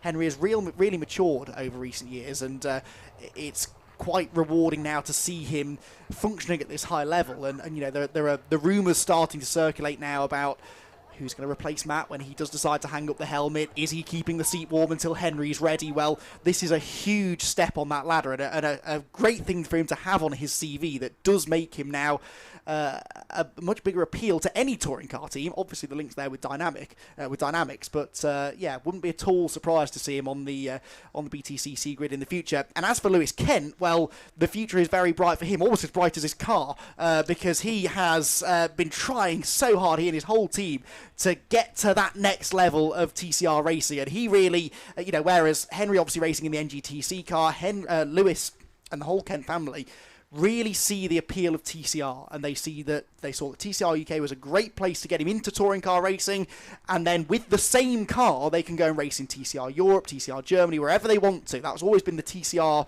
ethos, and the Kents really are keen to maximise that, and I think this year finally wrapping up the TCR UK Championship, runner-up in the TCT, and only just missing out on the title ultimately, that's going to be a great springboard for them to do more races over in Europe and try to get further up the international touring car racing ladder. So a huge day for both of them. They'll both, I think, leave Donington Park fairly satisfied with how their weekend and season has gone, and keep an eye on Henry Neal and Lewis Kent over the next few years. I think there are some exciting things ahead. Another person we have to mention, of course, as well, is Max Hart as well. First win in a touring car as well. He's come from a single-seater background, having come up from monopostos last year, so it's a different kind of racing for him, and he's adapted well. But I know we made the slight joke about him owning third place, but of course still be third place all the way through and to be on the podium in every single race in a first season a touring car, and it's as familiar as a TCR machine. Hats off! That's not an easy thing to do, coming from a club level multi-car single seater championship, which is a very different kind of racing, a different car altogether. To switch to a front wheel drive big sort of international type touring car and to get the results he's had, let's forget the size of the field, but to do that impressive and to even keep up with two experienced guys like Henry Neal's got all the backing of Team Dynamics as well, of course. And that's not to say Max Hart hasn't got a good team behind him. He's got Maxim Motorsport behind him, who've been in racing for ages, of course. And Lewis Kent, who's got a very capable TCR car in the Hyundai. To keep with them was to take the fights and particularly be in that position to win a race. Hats off. Not an easy thing to do, and he's carried it off beautifully. Absolutely. I mean, Lewis Kent has 3 years experience in a TCR car. Max Hart has half a year, less than half a year, about 3 or 4 months worth of experience in a TCR car. So that is a real achievement actually, and I think if he were to come back next year, which I think he'd like to, budget allowing obviously, but I think he would like to be back next year, then I think he absolutely could be a contender, especially if Lewis and Henry decide to go off and do different things now. So Max really impressed with his attitude all year. He came in that first round at Alton Park, and the first competitive session of the year, he binned it in qualifying, went off at Lodge Corner into the barriers in torrential rain, in fairness, as it often is in July at Alton Park, I must attest. But he went off the road, and I spoke to him after, and I thought, he's going to be disappointed with that. This is not going to be a happy Max Hart. But you know what? He still had a smile on his face, and he said, look, I was going to make mistakes. It's my first ever time in a front-wheel drive car in the wet at a really challenging circuit. the car's not too badly damaged, I can still get a podium in the race. And he did. He got a podium in that race, and the next one, and the next one, and the next one, and all the way through the season, and finally peaking at the end with that race win. So yeah, great story for Max, and hopefully he'll be back next year. Yeah, and I think it won't be too long before we see both Henry and Lewis Kent sharing a touring car grid once again in whatever form that might be. Who knows? Maybe even the top level of BTCC. Fingers crossed in many cases, because Lewis Kent had a possible opportunity to get onto the grid in a BTCC car at some point towards the end of the season. Of course, with Henry, I'm pretty sure it's only a matter of when rather than if we see him on a BTCC grid.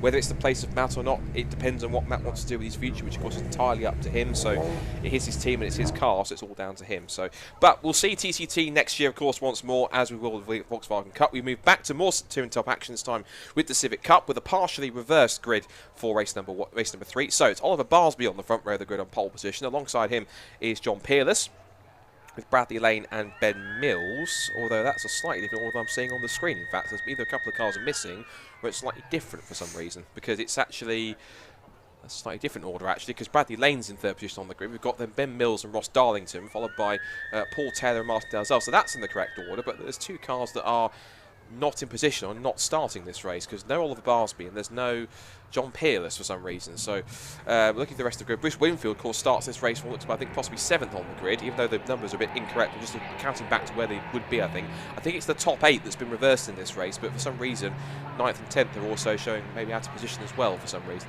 Let's bring up the grid myself so we can have a quick look at it. Of course, we have got the invitation cars, of course, and the trophy in that invitation sort of trophy class cars, which are hoping to be in the mix as well. So the grid I have here, bring it up here. So it does have all of Barsby and John Peerless on the front row, but they're not there for me. So it's Bradley Lane and Ben Mills coming up from Ross Darlington, Paul Taylor, Martin Dalzell, and then Max Lewis, followed by Bruce Winfield and George Al Williams. Paul McHugh comes next from Alistair Camp. The next game, Jamie Tonks, David Buki, and Samuel Barrett rounding out the Civic Cup main championship cars. Then we go back to the invitation cars, which you hopefully should be the trophy class cars potentially for next year. It's Tony Hunter on the front of that grid from Mark Hughes and Irving Beckett. Lee Deegan starts 4th, who won that first race quite comfortably, former double Civic Cup champion, and Ryan Bensley and Simon Welch. So coming into this final race then, 21 points between Bruce Winfield and Alistair Camp. You would think possibly with that gap that it's a foregone conclusion, but as we even saw points with the TCT guys, it's never as simple as that, of course. So of course, with that partially reversed grid, it's now the job of Bruce Winfield to try and get himself in front. He's going to start out, in fact, in front of Alistair Camp, so that's the main thing, because Camp, I think, because he went off in that first race and had a problem, so he pulled off and had an issue. So this is all down now to Alistair Camp to try and do what he can, but what he can do is really race as hard as possible, whilst Bruce Winfield will know what he needs to do to get the job done, to keep out of trouble, score the points he needs to, and wrap up his title. So that's a simple task for him. Alistair Camp can just race as hard as he can and do what he needs to, but for everyone else, there's other positions to try and fill out. We've got Max Lewis and Paul Taylor and Jamie Tonks pretty close in the championship with 3rd, 4th and 5th. So plenty of stories here in the main championship. And the trophy cars, of course, with that partial reverse grid. Deegan starts 4th, but knowing Deegan, he won't stay there for very long, will he? No, well, he didn't in race 1, did he? He started at the front, had a bad start, and it looked almost as if he was out of it, but didn't take him long to get to the front. I mean, he's a very quick driver. His Lee Deegan, so is his brother Shane, of course. Both of them are former race winners and championship contenders in their various categories. So, yeah, they are, Lee at least is applying himself well to this Honda Civic now, the trophy class car, the more production-based car, which is sort of being teed up as a stepping stone into the championship. But yeah, Bruce Winfield, yes, in a way, his job is quite easy in this race. He just needs to score a handful of points, and it doesn't really matter where Alistair Camp or Max Lewis are on the track. But he has to do it from 9th on the grid. Now, okay, there are a couple of cars ahead of him that haven't turned up, so let's say that's 7th, essentially. Still right in the middle of the pack, and that is where things can so often go wrong. So the championship situation here for Bruce Winfield is a little less secure maybe than he'd like coming into this final race of the season, and he's got to try and win the championship from deeper in the field than he would ideally like to be as well. Yeah, one thing to also point out as well is that John Peerless's car isn't on the front row of the grid, but Oliver Barsby's is. That's why I was a little bit confused. I think there was one or two cars that were lining up initially on the grid before the formation. That would have been slightly order. But there we go. So, red lights on for the final race of the Middlesex Civic Cup, and away we go. And pretty unchallenged from the front row is Oliver Barsby with a great start from the front row of the grid and a cracking start from the yellow Civic of Martin Dalzell. He's launched himself off what was the 4th row of the grid for 7th place. He's on the outside for 3rd and 4th, but for the lead it's for side-by-side between Bradley Lane and Oliver Barsby. There's the black and red car of Lane that turns in. There's a bit of a concertina effect. Dalzell hits Taylor punches Barsby, off into the gravel he goes, and he then comes back onto the circuit, and all that hard work from pole position at the start of the race, he's gone down right to the tail of the Civic Cup field, which is really poor luck indeed. Now then, it's going to be lead then for Bradley Lane, a sideways Ben Mills to the screen occurs for 2nd place, Max Lewis 3rd, and already up into 4th goes Ben Winfield. He's decided if he's going to win this championship, he's doing it from the front. He's past Paul Taylor, the fast starting Martin Dalzell is back in 6th position, 7th is Ross Darlington, side by side for 8th Alistair Campen, the race 1 winner George Out Williams, but Bradley Lane has the lead, made up for not much longer, big sideways moment through McLean's. There's a front wheel drive car, big throttle and bring the front end round, and away he goes. Ben Mills in 2nd place, Max Lewis in 3rd, but crucially, Andy, Bruce Wingfield up into 4th place. He's not hanging around here. He's managed to take all the places which he was starting back in, 7th place, so 9th place on the grid. He's already up, look at that, 4 or 5 spots already.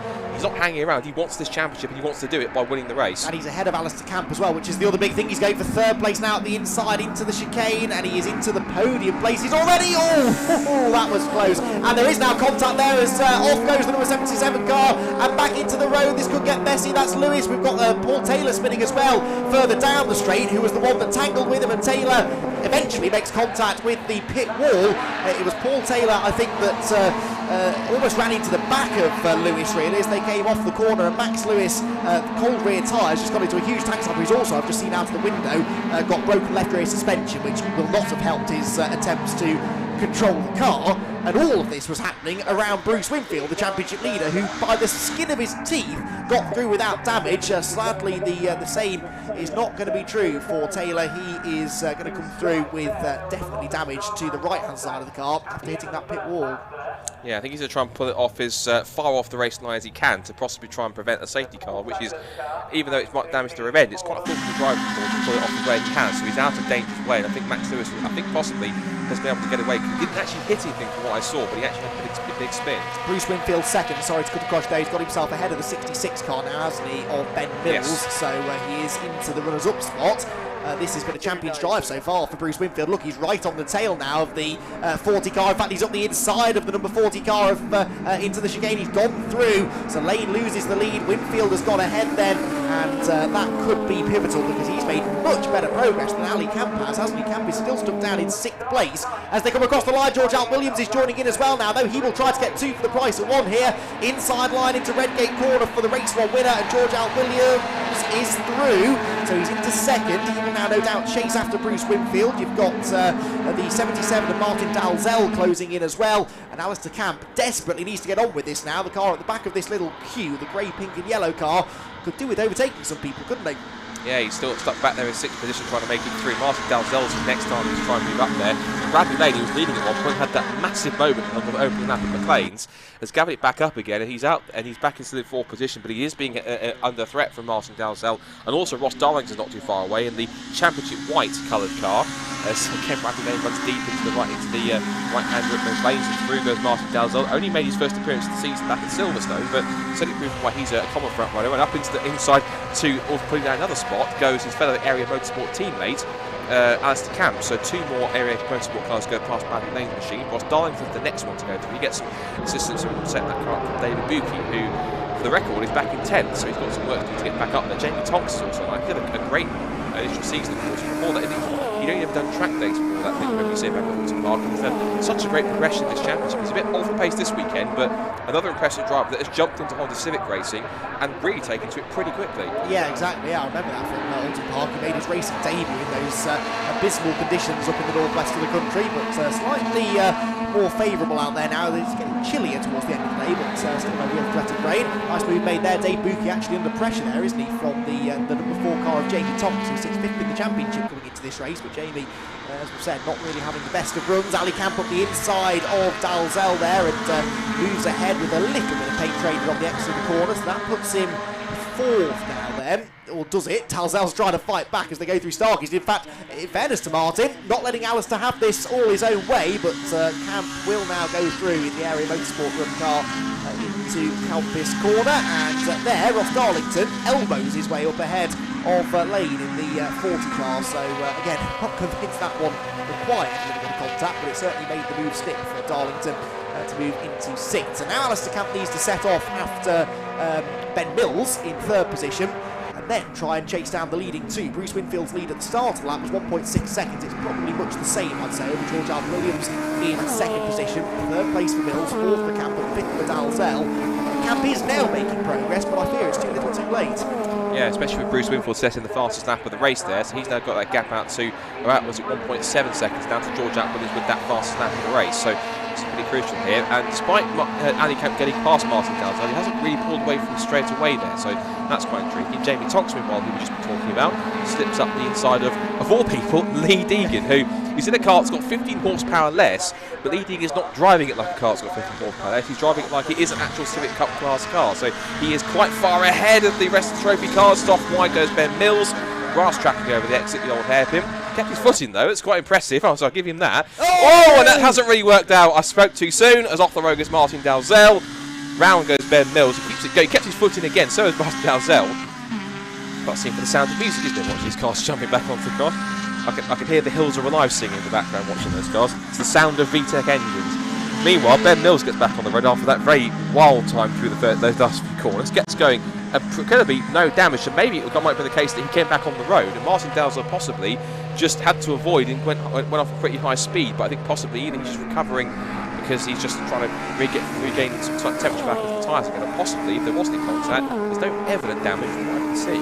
I was thinking as he was bouncing across the grass, this could sometimes lead to disaster. I've seen it happen a few times because it's surprisingly difficult to merge back into the traffic there if you decide to cut across the inside of Starkeys, and the very next second into shot they came, both pointing the wrong way. But yeah, that could have been an awful lot worse, couldn't it? What it means is that Camp is now 3rd, of course, after that moment for Ben Mills. He went off there in the previous race, didn't he, with a very similar moment, just lost the rear turning into the corner. Darlington goes 4th and Lane back into the top 5 now, with Dave Buchan into 6th position. Dalzell, by the way, has just come into the pit lane here outside the window, and also see notification on the timing screen telling me that.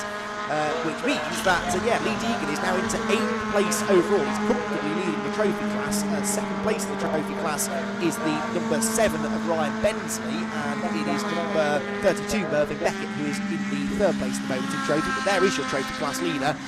Lee Deegan is ahead of the very experienced Dave Buchan, who, as we keep saying, is not in a trophy class car. That car should be quicker. It's actually Bradley Lane, in fact. Oh, it is. It's very similar looking car, so it's easy to get confused. I can see why that happened, but it's Bradley Lane in front of David Buchan and Jamie Tonks. There was Lee Deegan, he's behind them, just behind, so he's just behind them on track, but he's actually ironically not that far away, so to come through the fast chicane, there goes Winfield ahead of, Outlet Williams and Aston Kemp. Ross Darlington's up to 4th now after all of that. 5th place for Bradley Lane, 6th for David Buchan, who's ever a popular figure in the Civic Cup paddock for various reasons. And 7th place for Jamie Tonks, 8th for Lee Deegan, who comfortably, I think that's up to state, comfortably leads the invitation class in those cars. It's a different sort of spec of car, different bits and pieces. There are different differential, we've got slightly less power on them as well, and it's a different class of car, but this is a bit of a test for them in order to bring it in as what we call a trophy class for next year. It's going to bolster the grids further with a different spec of Honda Civic, make it a 2-class championship. And usually when you do that, it does invite more cars, so it means you get more competition in there. And as Lee Deegan's proven, if you're quick enough, you can keep up and run with the same sort of pace. It's only 50 horsepower difference, but it can make all the difference in terms of skilled drivers likely it can make the difference. So if he jumps into the trophy class next year, I mean, who knows? He's won 2 Civic Cup titles. He could take a trophy one if he does the same as well. Yeah, absolutely, and it can be quite intimidating actually coming into this championship at the top level as someone with relatively little experience, and that trophy class definitely is a bit more of an inviting prospect for new drivers into the series. Bradley Lane here is busily defending his 5th place from David Buchan. Of course, as he defends, it's allowing Jamie Tonks to close in, so 3 cars together now for 5th, 6th and 7th place as they race down the exhibition straight. Buchan might try and get to the inside into the chicane, but Bradley has that covered. Defensive line into the right-hander can sometimes put you offline for the left, which it has, but Buchan gets stuck on the outside line, so Jamie Tonks, well, you'd think he was relatively inexperienced at racing. That was some great racecraft, anticipated the situation in front of him. He's already ahead of Buchan and level with Bradley Lane. Now, Bradley, I'm sure, is going to try and hold sway on the inside line, but Jamie just goes right around the outside. That was absolutely fantastic. Jamie Tonk passed the pair off them there, and he just let them have their own issue and pounced when they lost their momentum. That was really clever stuff. And he's a rookie, you say? Yes. Yes. I'd hate to share a track day with him, I tell you, because if you're going even slow, oh no, don't throw it away now. He's in the gravel at the old head, but he's sideways, foot down, save it, don't hit the bridge. Oh, it's still swaying around everywhere, but he has, I think, just about gathered it together. But those two places that he worked so well to get, and that we were praising him for getting, sadly, he's just thrown away again. I think Bradley Lane felt sorry because he went off in sympathy there, just on the exit as well, so he was off onto the grass too. But you make a fine rally driver, Jamie Tonks. He kept his foot in there, which he should do, so definitely good. And they do rally these Honda Civic type cars in not just the UK, but other parts of the world. Now, this is interesting, in the background, there goes Bruce Winfield for second. Look at this. Ali Camper's caught race winner George Alp Williams on the sprint down the exhibition straight. He's gone a little bit closer through the Roberts chicane, and now on down towards Redgate again. The gap has closed in once more from round about roughly half a second or so. Back into Redgate corner, diving up the inside. George Alp Williams just doesn't even defend that in many cases. Lets him up the inside. Either that, or George just didn't expect it to dive up the inside that much. Caught it, was completely caught off guard, and didn't have a chance to come back at him at all. He does now, going through Crane and Curve, which might not be the wisest thing to do. Whether that's proved true or not, have to wait and see. Big wiggle for Alistair Camp. He saw him in his mirrors and thought, oh crikey, the car's still there. Comes through the old hairpin, counting over the curves. Alp Williams is still pushing on, but again, we say this again, he's 17 years old, and he came into this weekend at starting the season without a driver's licence. He's got a provisional, but not an actual full driver's licence, and yet he's pulling off possibly moves like this up the inside of McLean's corner. Again, he's also a novice cross as well. Again, he's a rookie, you say, making passes like that. It's great to see some of these new drivers coming in who are taking these cars just like that. You say it's a difficult champion to come into, but for newcomers, particularly like Jamie and also George, they're taking to it and they're absolutely fearless. And that was a peach of an overtake, wasn't it? Not just quick in the car, but he's confident enough on the brakes to make those sort of late lunges against someone who has been racing for an awfully long time. And Alistair Camp, for most of his career, has been in these sort of front-wheel drive hot hatchbacks. He's raced Ford Fiestas in the past as well with much success as Alistair, and over into the Civic Cup in recent times. It doesn't look as though the championship's going his way this year, but he might not even finish second place in this final race of the year. Just under 3 minutes to go. Winfield leading by nearly 5 seconds now over Alp Williams in second, Alistair Camp in third, and Ross Darlington, by the way, is still fourth ahead of David Buki, who's getting away now from Bradley Lane. And what happened to Ben Mills? Oh, he had dropped down to 8th, but he just reclaimed that 8th place from Lee Deegan in the lead trophy class car. There goes the leader. This battle for second is going to run and run, I think, isn't it? Alistair Camp, I don't think he's going to be able to chase down Bruce Winfield, mainly because he can't actually make a move stick against George Alp Williams, who, I think you're right, I think George was caught off guard by Alistair when he first made that move into Redgate. He didn't let him do, because the first possible opportunity, he fought back. Camp is now trying the outside at McLean's, runs out over the curb though, that doesn't work. Throwing everything at him, but George Alp Williams doesn't make many mistakes, and now that he knows Alistair is there, and now that he knows Alistair's good on the brakes into Redgate, he's not going to make life so easy this time. Yeah, for a 17-year-old rookie, he's not only got good pace, but he's got good racecraft as well for the few races he's done, so he's definitely making the most of it. And now on the strip, pulling away from Alistair Camp slightly with a good exit through Coppice Corner. There goes Bruce Winfield in the foreground, 1 minute and 45 seconds to go for him, so it'll be 2 more laps this time by then for the champion-elect, potentially. Down the pit straight he goes. The champion's title's not wrapped up just yet, but of course he's just got to complete these 2 laps to effectively seal the deal. Alistair Camp, though, is staring at the back of George Alp Williams, lights ablaze, and he tries to bore a hole into the back of that Honda Civic with the 2 beams of light from the headlights. It's still Ross Darlington 4th, by the way, David Buki 5th, Bradley Lane 6th, and then it's 7th place for Ben Mills in that FN2, who's still in 7th place despite everything that's happened to him with the excursions he's had. And then it's Jamie Tonks, who briefly was behind Lee Deegan, has now repassed him on pace as Alistair Camp was turned the car almost on the nose there, like a rear-wheel drive car, but that's how you race him in Civic Cup sometimes as he goes through, but it hasn't really, it hasn't really gained him any time. It hasn't really cost him any either. It was quite a handy way to go through there as he goes through McLean's. And George Alp Williams, again, for a 17-year-old who hadn't raced this championship all the start of the season, I think he's safe to say he'll be glad to get rid of that cross on the back of it, because he's definitely racing like he's not a rookie at all. Yeah, certainly. Alistair Camp is finding it difficult to get through, but I'll tell you what, these cars are twitchy at high speed, aren't they? The quickest way to set up a front-wheel drive car like these is with very stiff rear suspension, because they're naturally very prone to understeer being front-wheel drive, so a lot of the setup work is about rotating the car on the nose, and it looks great, and when it works, it's very quick, but it means you do have to live life rather on the edge at times, which Alistair Camp was then through the old hairpin. Lee Deegan here, keeping pace still with the little group in front of him. That's Bradley Lane 6th, Ben Mills 7th and Jamie Thompson 8th position. And Bradley Lane just keeping Ben Mills at bay for now, but Mills has closed back in after that moment he had down at the old hairpin. Jamie Thompson is back behind them as well, who's also had a moment at the old hairpin. But a popular place to go off today. Bruce Winfield has not really put a foot wrong in either race, has he? He was really strong in the earlier race with a second place finish behind George Al Williams, a sensible second place finish. And now he only needed a handful of points from this second race of the weekend. He's going to come away with 25 on them and 2020 championship. I do love how surprised you were when you said that Lee Deegan was keeping up with Jamie Thompson. He is a double Civic Cup champion, don't you know?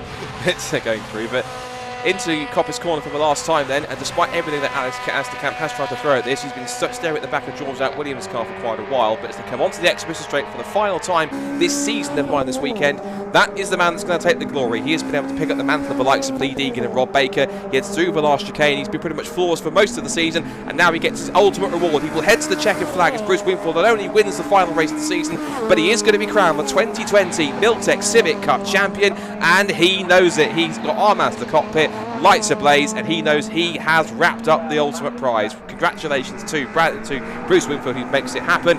For change for fourth on the last lap, though, David Buki has stolen it from Ross Darlington on the end. It's, for the record, second place for George Out Williams and third for Alistair Camp. Buki does get fourth on the last lap for Ross Darlington. Bradley Lane will come across in sixth. It will be Ben Mills and Jamie Thompson. Lee Deegan will come across, and he will comfortably win once again the trophy category, or the invitation class there with those trophy spec cars. And then behind him it's going to be Paul McHugh. He's been doing double duty this year in Civic Cup and also in STXRs a couple of times on the same weekend at Donington Park in Silverstone, which is intriguing. And the rest of the trophy cars will have Bensley coming across in second place, Mervyn Beckett third, Mark Hughes fourth, and Simon Welch and Tony Hunter. But there it is then, the black and orange car on screen is another champion crowned. Your 2020 Miltech Civic Cup champion is Bruce Winfield. And he now joins the likes, as we said, of Lee Deegan and Rob Baker, who've succeeded in the last couple of years on the list of people who've succeeded in these brilliant VTEC Type R hot patches. Brilliant championship and a brilliant way to wrap up the season in overcast conditions, but let that not spoil anything for the fact that there, your race winner is a champion. Bruce Winfield doing it in fine style. He wins by 2.6 seconds from George Alp Williams in second place, who won race one earlier on. As the Camp has to concede the title, but still is on the podium in third place. David Buki stole fourth from Ross Darlington in the end on the last lap ahead of Ross in fifth. Then it's Bradley Lane sixth, Ben Mills seventh, Jamie Tonks eighth. The ever quick Lee Deegan also once again wins for the second time this weekend the Invitation Trophy category. Paul McHugh rounds out the top 10 in his Civic Cup spec machine. And then the rest of the order should, I think, be Invitation class trophy cars, I think, from 11th place downwards. And so from 11th it's Oliver Barsby, I think he's the last finishing Civic Cup car. Then Ryan Bensley, Mervyn Beckett, Mark Hughes, Simon Welch and Tony Hunter, all of them in the Invitation class. And sadly we lost Martin Dalzell. We also lost, for the problem, we also lost Paul Taylor, I'm afraid, and Max Lewis after they were both been spinning on the exit of the final chicane at the end of the lap. So the Miltech Civic Cup is another championship wrapped up for this truncated season 2020, but we should rest assured they will come back for next year. Should be sure to head to their Facebook page and also to civiccup.co.uk, I believe is the website, so be sure to head to them. Very popular championship. So let's head down to the pit lane where we have the top three, including Andy, who can have a chat to our brand new champion, Bruce Winfield. Well, it's always such a fantastic meeting this finals weekend, because as well as the great racing, we do get our champions crowned, and it's Bruce Winfield, the latest that we can add to that list, and he's just getting congratulations from his fellow drivers out there. And we'll dive in a second and have a chat within the trophy class won by Lee Deegan as well. But Bruce Winfield, what a champion's drive. 9th on the grid, through to take the race victory and the championship as well, just to make absolutely sure that he had that secure. Let's dive in, shall we, then, and have a chat with Bruce, because I get a feeling he could spend all night chatting and being congratulated by those that he beat. But Bruce, once he's got the helmet on, the face mask on, helmet off, face mask on, then we'll be able to have a chat with our champion and race winner. And that is the 5th time, actually, that he's won this year. And in a shortened campaign, that's really impressive. By far the most successful driver of the year as far as race wins and as far as points are concerned. You've wrapped up the title. Yeah, it took till the last race to wrap it up, though. Yeah, absolutely buzzing. I don't know what to say. It was awesome. obviously I had trouble with the brakes in the first race. This one was like, try and get out front, get out of the way, and then manage it, and that's what we did. So yeah, thankfully it all worked out. What was your mindset ahead of that race? Because you were deep in the field, right where things can so easily go wrong, and you knew that above all else you had to finish. I thought maybe you'd be a bit cautious, but you were just going forward the whole time. No, yeah, obviously you don't want to go out by being cautious, do you? You know, you want to do well. Obviously, I would have been happy with a podium. Obviously, like everybody else, you want to try and win, don't you? Which, yeah, managed to keep it clean, stay out of trouble, and yeah, get out front. So yeah, it's good. Make that sound very easy. A brilliant achievement winning the championship. What does this mean now for your future? Don't know, not got any plans at the moment. Yeah, in terms of next year, not got a clue. We don't know what to do yet, so just see what happens. Championship number 2 might be an option. No, maybe not. I've got another one to win this year and another championship. Yeah, that's the plan at the moment. We'll get that out of the way and then figure out what we're going to do next year. So. Good stuff. Well, congratulations, Bruce Winfield, then your champion in 2020. George Williams was second. George, if you want to have a wander down here. Whoops. There we go. Congratulations. Ooh, nice heat coming from your brakes now. I might stand here for the rest of the day. It was another brilliant drive that. You and Ali had a fantastic battle, didn't you? And you came out on top. Yeah, well, it's sort of I'm not a man for excuses, but the brakes and tyres were fading a bit, and I was making a few mistakes, and he caught me up. But I'm glad we had a good battle to end the season, and I'm glad I came out on top. Yeah. It almost looked like he caught you out into Redgate. You weren't expecting that move, but then as soon as he made it, you fought straight back. Yeah, well, I mean, we are teammates at the end of the day, and the last thing we want is to balls up a 1-2-3 with a stupid crash, and I saw the bright headlights and the bright pink car, and I thought I might as well keep it safe. But then I thought I'd try it down through Craner, and again backed out of it again. But yeah, it was definitely close race, maybe a bit too close for Rob's liking, but yeah, good race. Well, congratulations, George. 17 years old and on the podium again at Donington Park. We'll very quickly grab, Alistair Camp as I nearly break the radio. Alistair was third place in the race, second in the championship. It was always going to be a tall order to catch Bruce in the points, wasn't it? You gave it your all in that last race, though. Yeah, I gave it my all. Like I say, I've had a few issues this weekend with the car, so I'm happy enough with where we've got on the podium and that, but just want to, like I say, next year get things sorted on the car and try and put it to him at the front instead of just being that second place man with issues. Great team result as well in this final race. I'm sure that means almost as much to you as any championship results. Yeah, definitely, like you say, to bring in 1, 2 and 3, so hopefully Rob will be proud and yeah, like I say, go again. Well done to Alistair, well done to Bruce Winfield as well then, who is your 2020 Miltech Civic Cup champion. We've got one more race coming your way here from Donington Park. It is the Club Sport Trophy Mini Enduro, and that is not too far away from starting, Scott. That's one of the BMW compacts with a bigger engine in it than one of the 3.2 litre cars. They are on the 7th row of the grid, along with Leon Shepherd in 14th. 15th is Andrew Bond in the 97. The Miller Langridge 17 car will start from 16th. 9th row of the grid. What's your focus, guys, now? With the light going, it'll change your NDs and your focus, so keep an eye on that, make sure your camera's a bit touchy. David Thomas is set to line up in 19th alongside Oliver Turner in the 221, while Anthony Woodhams in the 18 will start from 21st. Adam Reed in the 7 starts from 22nd alongside...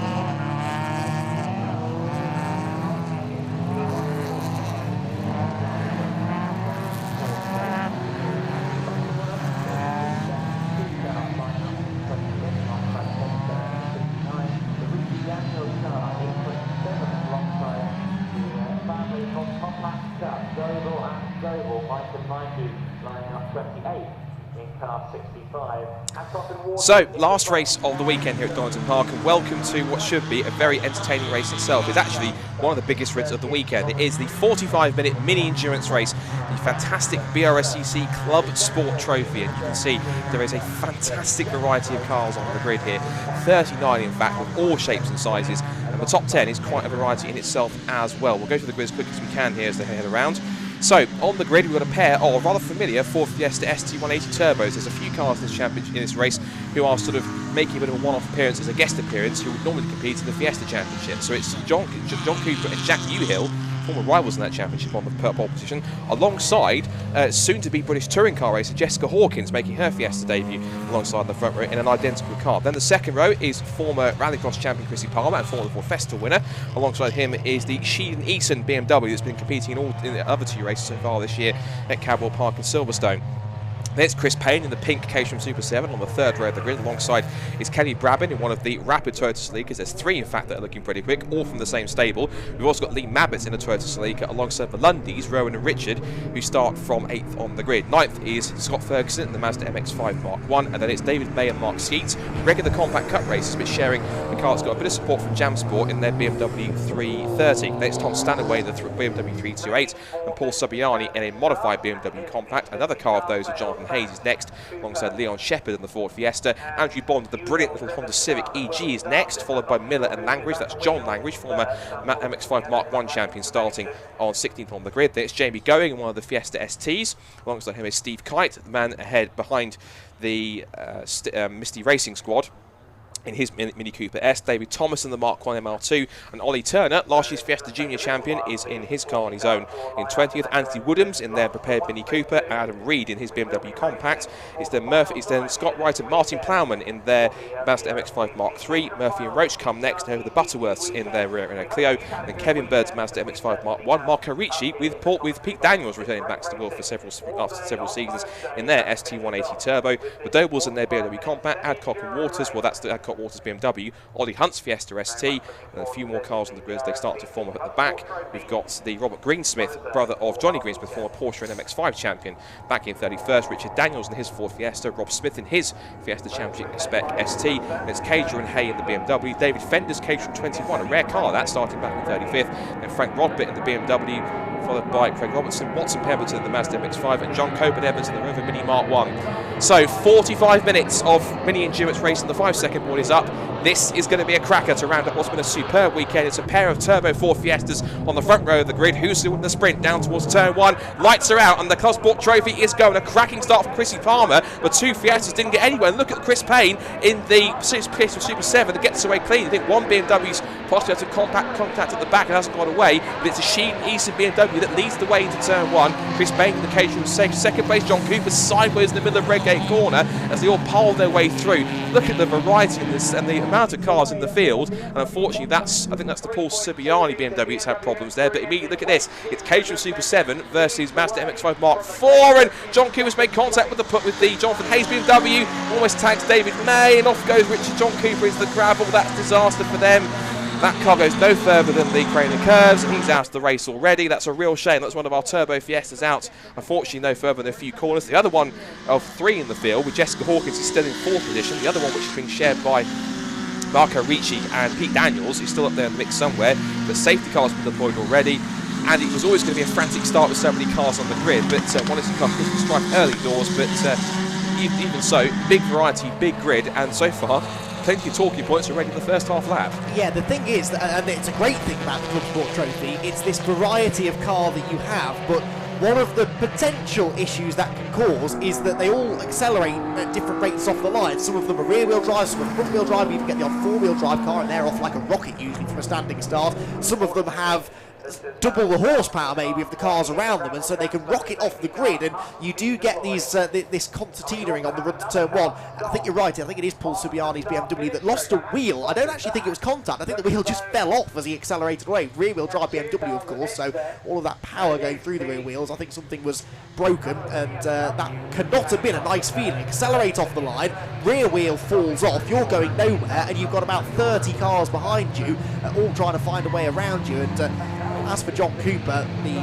disappointingly not in a Mini, but in a Ford Fiesta, that was cold tyres, wasn't it? We've seen it so many times today. He had cold tyres at Redgate, had a huge slide, and then through the Crane and Curves, an even bigger slide, and sadly wasn't the only one that got caught up in that. He was lucky not to roll though. If he'd gone into that gravel sideways, we often see cars dig in and go over there. At least he went in backwards, and once he's been unceremoniously hoiked out of the way by the live snatch vehicle, we should be able to get the race back underway. I wonder, because he hasn't actually got out of the car, and usually the rule is if you get out of the car, as is Paul Subiani's doing, that's your race over. So if he stayed in the car on purpose, he's thinking, well, I might need to go down a lap, and it's in the invitation class, so therefore he's not actually going to extend the cars. he might be choosing the option to say, look, drag me out of the gravel and I can get back going again. Because if he stays in the car, there's a chance his race might not be completely over, but that could be a possibility in many cases. The order, when it shook out at the end of that first lap after everything that was going on, it was the Sheedon Eastern BMW that's done the whole season so far. It raced at Camwell, raced at Silverstone, and it won its class at Silverstone. Yes, it did, in Class B. The third place is for Chrissy Palmer in the Mazda MX-5 Mark IV. That was the car that built the Mark IV trophy specs with the sequential gearbox, which is quite a good car. Jessica Hawkins from the front row of the grid stayed 4th in her Fiesta ST Turbo. Kelly Brabin, her fellow female racer, is in 5th position in the first of the 3, I think 7 motorsports run Toyotas. I think they're all 7 motorsports run. If one of them isn't, forgive me, but there's 3 very similar looking Toyota Celicas in the field. It's the Lundys, Rowan and Richard in 6th position. The May and Skeets BMW is in 7th. Then it's Mabbott's Toyota Celica in 8th, the Stanaway BMW 9th, and then Andrew Bond and his Honda Civic EG, brilliant little cars put together by him, is rounding out the top 10. So looking pretty good in that respect. In terms of the regular Fiesta Championship runners, they're not scoring any points. They're just there in their own class, getting extra racing for what would have been here at Donington Park, but their calendar changed sort of midway through to eventually be switched across to Croft in a couple of weeks' time. Top of them, not counting Jessica Hawkins' car, though it is a Fiesta Championship car in terms of the invitation class, is Jamie Going, and he's number 146 Fiesta ST that leads that way.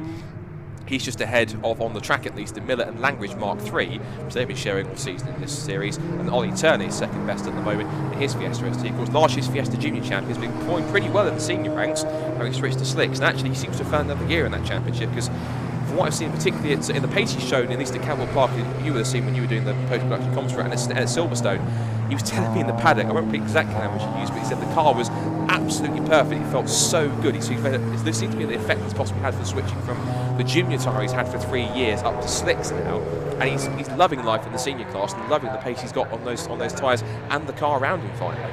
Yeah, exactly. It's nice to see a driver with that sort of confidence, isn't it? It's usually when they're able to pull in their best results, but it is the Sheen and Eads BMW Compact then that leads the way. Speaking of BMW Compact, several of the Compact Cup drivers we saw racing earlier on today are out there.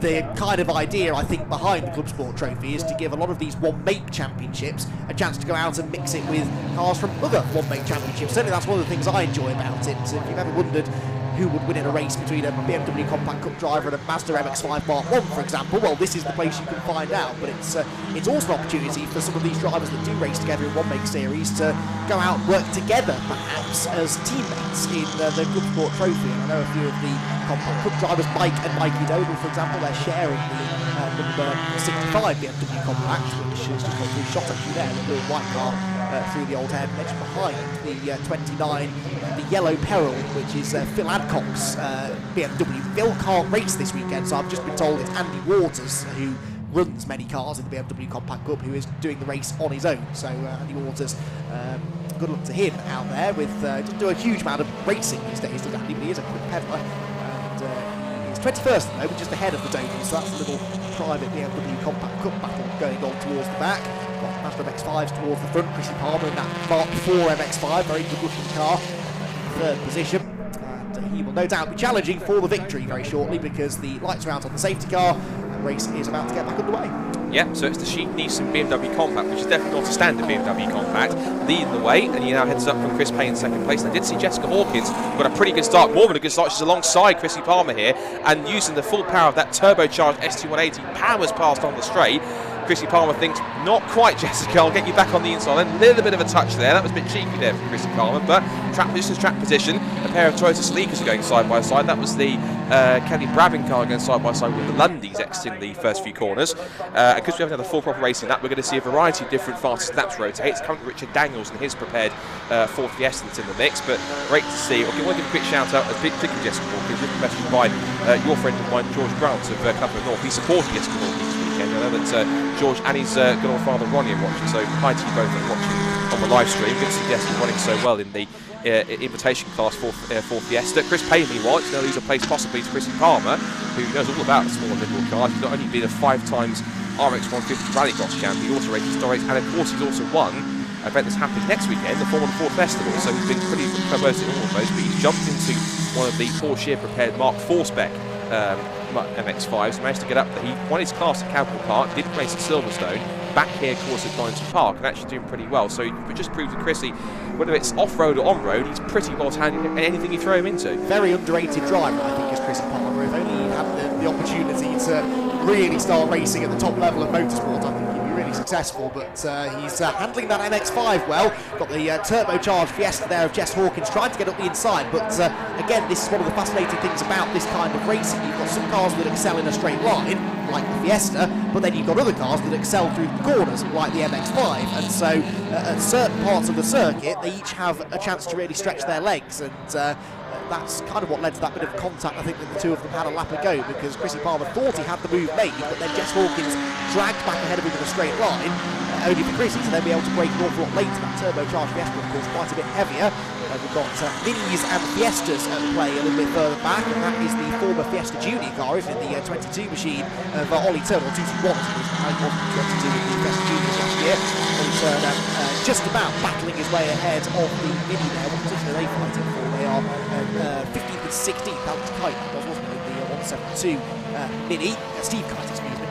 Right side front runner at the Castle Coombs Championship. But Steve Kite, who is driving the Mini and trying to find a way through, but quite able to do so. The lead for Sheed and Issa, though, that's just over a second now, so it doesn't look as though Payne. Well, actually, no, I'm going to stop myself from saying that, because the gap has definitely come down this time. Payne in the Caterham Super 7, reeling him in and bringing Palmer, Hawkins and Palmer in that order now with him. This is what I love about this series. Look at this, 4 very different cars: a modified BMW Compact, a Caterham Super 7, a turbocharged ST180 Fiesta, and a Mark IV MX-5, all battling on track at once and having a fantastic scrap as it was. Also, there was a great battle going on between the three Toyota Celica, particularly the inter-team rivalry between the two of the 7 Motorsport cars, and right on their tail is the dark black BMW of David May and Mark Skeets, who haven't had that much luck in the Cosworth Trophy this year. They had that 10-second penalty for a pit stop infringement in the first race at Campbell Park, and now we see the BMW check has indeed got some Jansport support, because I can see the Jansport logo emblazoned on the rear quarter. He got a penalty for, either they won, I think either they still, they didn't win their class, but they got close to it on the podium at least. But they had an incident at Silverstone which saw them retire about a third of the way through, which wasn't quite good for them. So hopefully they're looking for a decent result here to kind of round up what's been a bit of a tricky time in the Cosworth Trophy. And the 2-7 Motorsport, the white 7 Motorsport Celicas have been split up now by that maker. Also in there too is the number 95 BMW. That's the Stanaway BMW holding in 8th position at the moment. Rounding up the top 10 overall is the Andrew Bond Civic, as Jess Hawkins, using the full turbo power of that Fiesta, up the inside into now 2nd place. And tell she's getting ready for touring cars next weekend, because she's got her debut at Snetterton and the Power Max Racing Vauxhall Astra touring car in BTCC next weekend, using this weekend, this race no doubt as a practice to get used to turbocharged front wheel drive. And she's right onto the tail of the Easton BMW, but both the Chris Payne Caterham and Chrissy Palmer and Mazda MX-5 are right in the mix there, making it a fantastic four-way scrap for the lead overall. Yeah, good drive is Jess, no doubt about that, and she's getting used to that Ford Fiesta pretty quickly, isn't she? Very racy indeed. Ollie Turner here losing a position. That's the 26 BMW of Jonathan Hayes. Well, I was about to say going through, but Ollie Turner very late on the brakes, as is something he's definitely learned from racing in Fiesta Juniors. The BMW, I reckon, is a bit quicker in a straight line, but the Fiesta is handling really well. It may only have one headlight working, but Ollie Turner throws the 221 machine down through the crane of curves and gets on the curb, turning into the old head, and that's not usually advisable. Andy Waters there has got himself ahead of the Dobles, the yellow compacts ahead of the blue and white one, and just ahead another one of the compacts, the number 7 example of Adam Reed, having a bit of a moment as he goes through the old hairpin. This battle's still raging on as Ollie Turner refuses to let Jonathan Hayes through. Hayes, as I say, able to draw alongside in a straight line, but as soon as they get to a corner, that Fiesta a little bit lighter, a little bit more agile, a bit more front-end bite as well, being a front-wheel drive car, is just able to carry more speed into the corner. Fascinating battle, and frustrating, no doubt, for Hayes. He will definitely feel he's quicker, but he just can't make the move.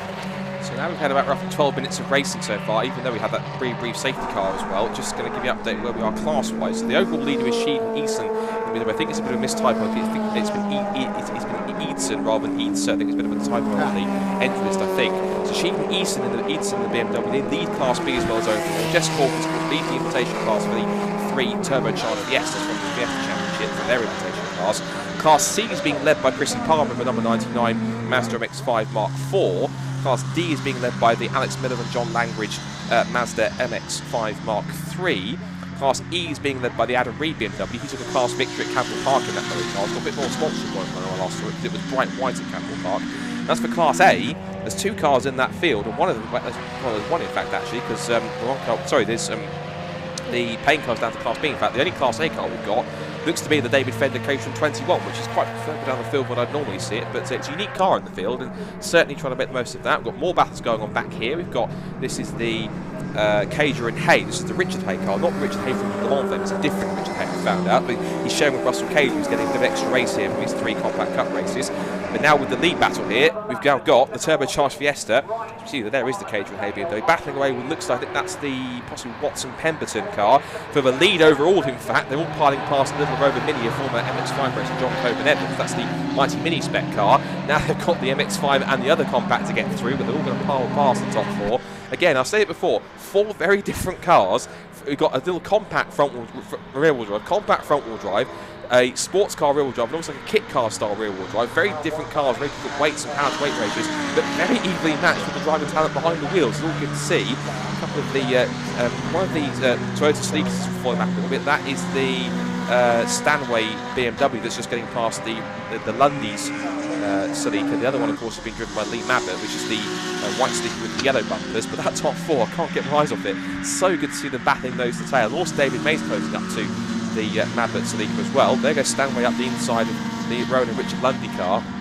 It's brilliant to see, regardless of differences in classes, there is so many battles going on the track at once. It's the beauty of Club Sport Trophy. As long as it's a car that fits under the 235 brake horsepower per tonne, that's at the maximum. Oh, as the BMW, the Sleeker, getting caught between the MX-5 and the little Rover Mini. So poor John Coburn Evans is trying to stick this to stay out of the way as much as he can. Well pointed out that one, Andy. Down to the lead goes Jessica Hawkins. She's racing to the front in that Turbo Fiesta. Yep, Hawkins has got the lead. Didn't see where she did it, but we know that Ford is quick in a straight line, so a good exit from Coppice may well have dragged her alongside the Sheed and Eidson car. And the Compact then drops down into 2nd position for now, but we'll see whether or not they can fight back. And they turn through Redgate Corner. That's a lunge from the Lundys, and well, that I think maybe caught Stanaway off guard. I don't think he saw that one coming, did Tom? And almost looked like a front-wheel drive car, didn't it, as it lost the rear turning into the corner, but stomping on the accelerator pedal to save that slide would not have had the desired effect. He really did well to hang on to that, lost the place, but could have been a lot worse. Having worked hard to get past this, and he now got to push on to close back up again. It's the 46 Leon Shepherd driven Ford Fiesta. There's John Coburn Evans, a veteran of Mighty Mini racing. Doesn't do quite as much racing these days. I know he does a lot of work abroad, doesn't he? Spends a lot of time outside of the UK, or at least he did until this year. But taking the chance to get out there in the Mighty Mini here at the end of the season. Not the quickest car on the grid, but again, that's one of the joys of Club Sport Trophy. It's not just one class. There are multiple classes, as you were going through earlier on, and whatever your car is, there will be someone of a similar pace within your class, in theory, that you can race with. It is the Invitational class car leads from a Class B car in 2nd, a Class C car in 3rd, and a Class D car in 4th. So 4 different classes represented in the top 4 positions. Hawkins, though, having got through with a new fastest lap, 1:19.876, is 2 seconds clear already of the Sheena. Very nearly said Sheena Easton. Sheed and Eidson at BMW in 2nd place. Let's move on, shall we? Yeah, and I think the key thing is also, we talk about the classes as well, how they're allocated is by pounds weight ratio. So the maximum is 235 brake horsepower that you're allowed, but how they calculate it, they do it by true pounds weight ratio. What do I mean by that? It's basically a case of when they do the pounds weight ratio, when they do the power measuring, I think it's by Dyno Driven, who's their dedicated dyno supply for the cars to come on and to power test them. They do it with the driver in full race kit sat in the car. So basically it's the exact, I think the same amounts of fluids and fuel stuff as you have on the track. So it gives you actually the true power to weight ratio that the car would be on track when it's racing. Because rather than dyno it, it could be a bit tricky. There's Rob Smith there going past both one of the BMWs, and I think that's the Doble's BMW, and that is also, that's the Kevin Greensmith as the MX-5 diving up the inside of both of them. And again, look at this. It's like you were saying before. This is MX-5, the Mark 1 MX-5 Championship versus Fiesta Championship versus Compact Cars. You don't normally see it. They'll be racing separate in their own categories. But in this one, yes, the invitation, they're just and a guest appearance. Normally, they wouldn't normally sit the Fiesta cars in this race. But I hope you get more of them in this race in the future, because actually it's proved to be quite a nice addition. We're seeing three very popular championships up against each other, actually showing in many cases in the right hand how closely and evenly matched they all really are. Yeah, that was a brilliant move from the inside into Redgate for the MX-5, and I think whichever Doble it is that's in the BMW was quite grateful just to get out of that unscathed. Mike and Mikey sharing the car. Mikey's had a couple of podiums this year in the Compact Cup. Mike Doble's been up there too, and I think 85 is Mikey's car, isn't it? So that's the Sutton's car that they are racing in this one.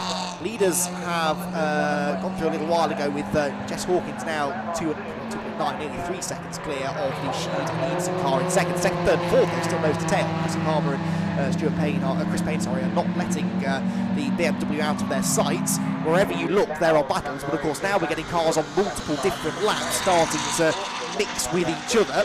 The pit lane window is open as well, just to make it even more confusing. Some cars are going to start diving for the pits. In fact, Stephen Kite has already pitted, I can see, was the first one to take advantage of an empty pit lane to come in the 172 Mini Cooper. It is a 2-minute, I think, isn't it, minimum pit stop time, but that is from pit entry to pit exit. It's not a stationary 2 minutes. You've got to judge it right, so you can release the car with maybe 10 or 15 seconds left and hopefully you time it out right before the car gets to the end of the pit lane. I spoke to a couple of teams earlier on during the qualifying session who were trying to calculate those timings, because you have to get it slightly wrong and a penalty will beckon for you.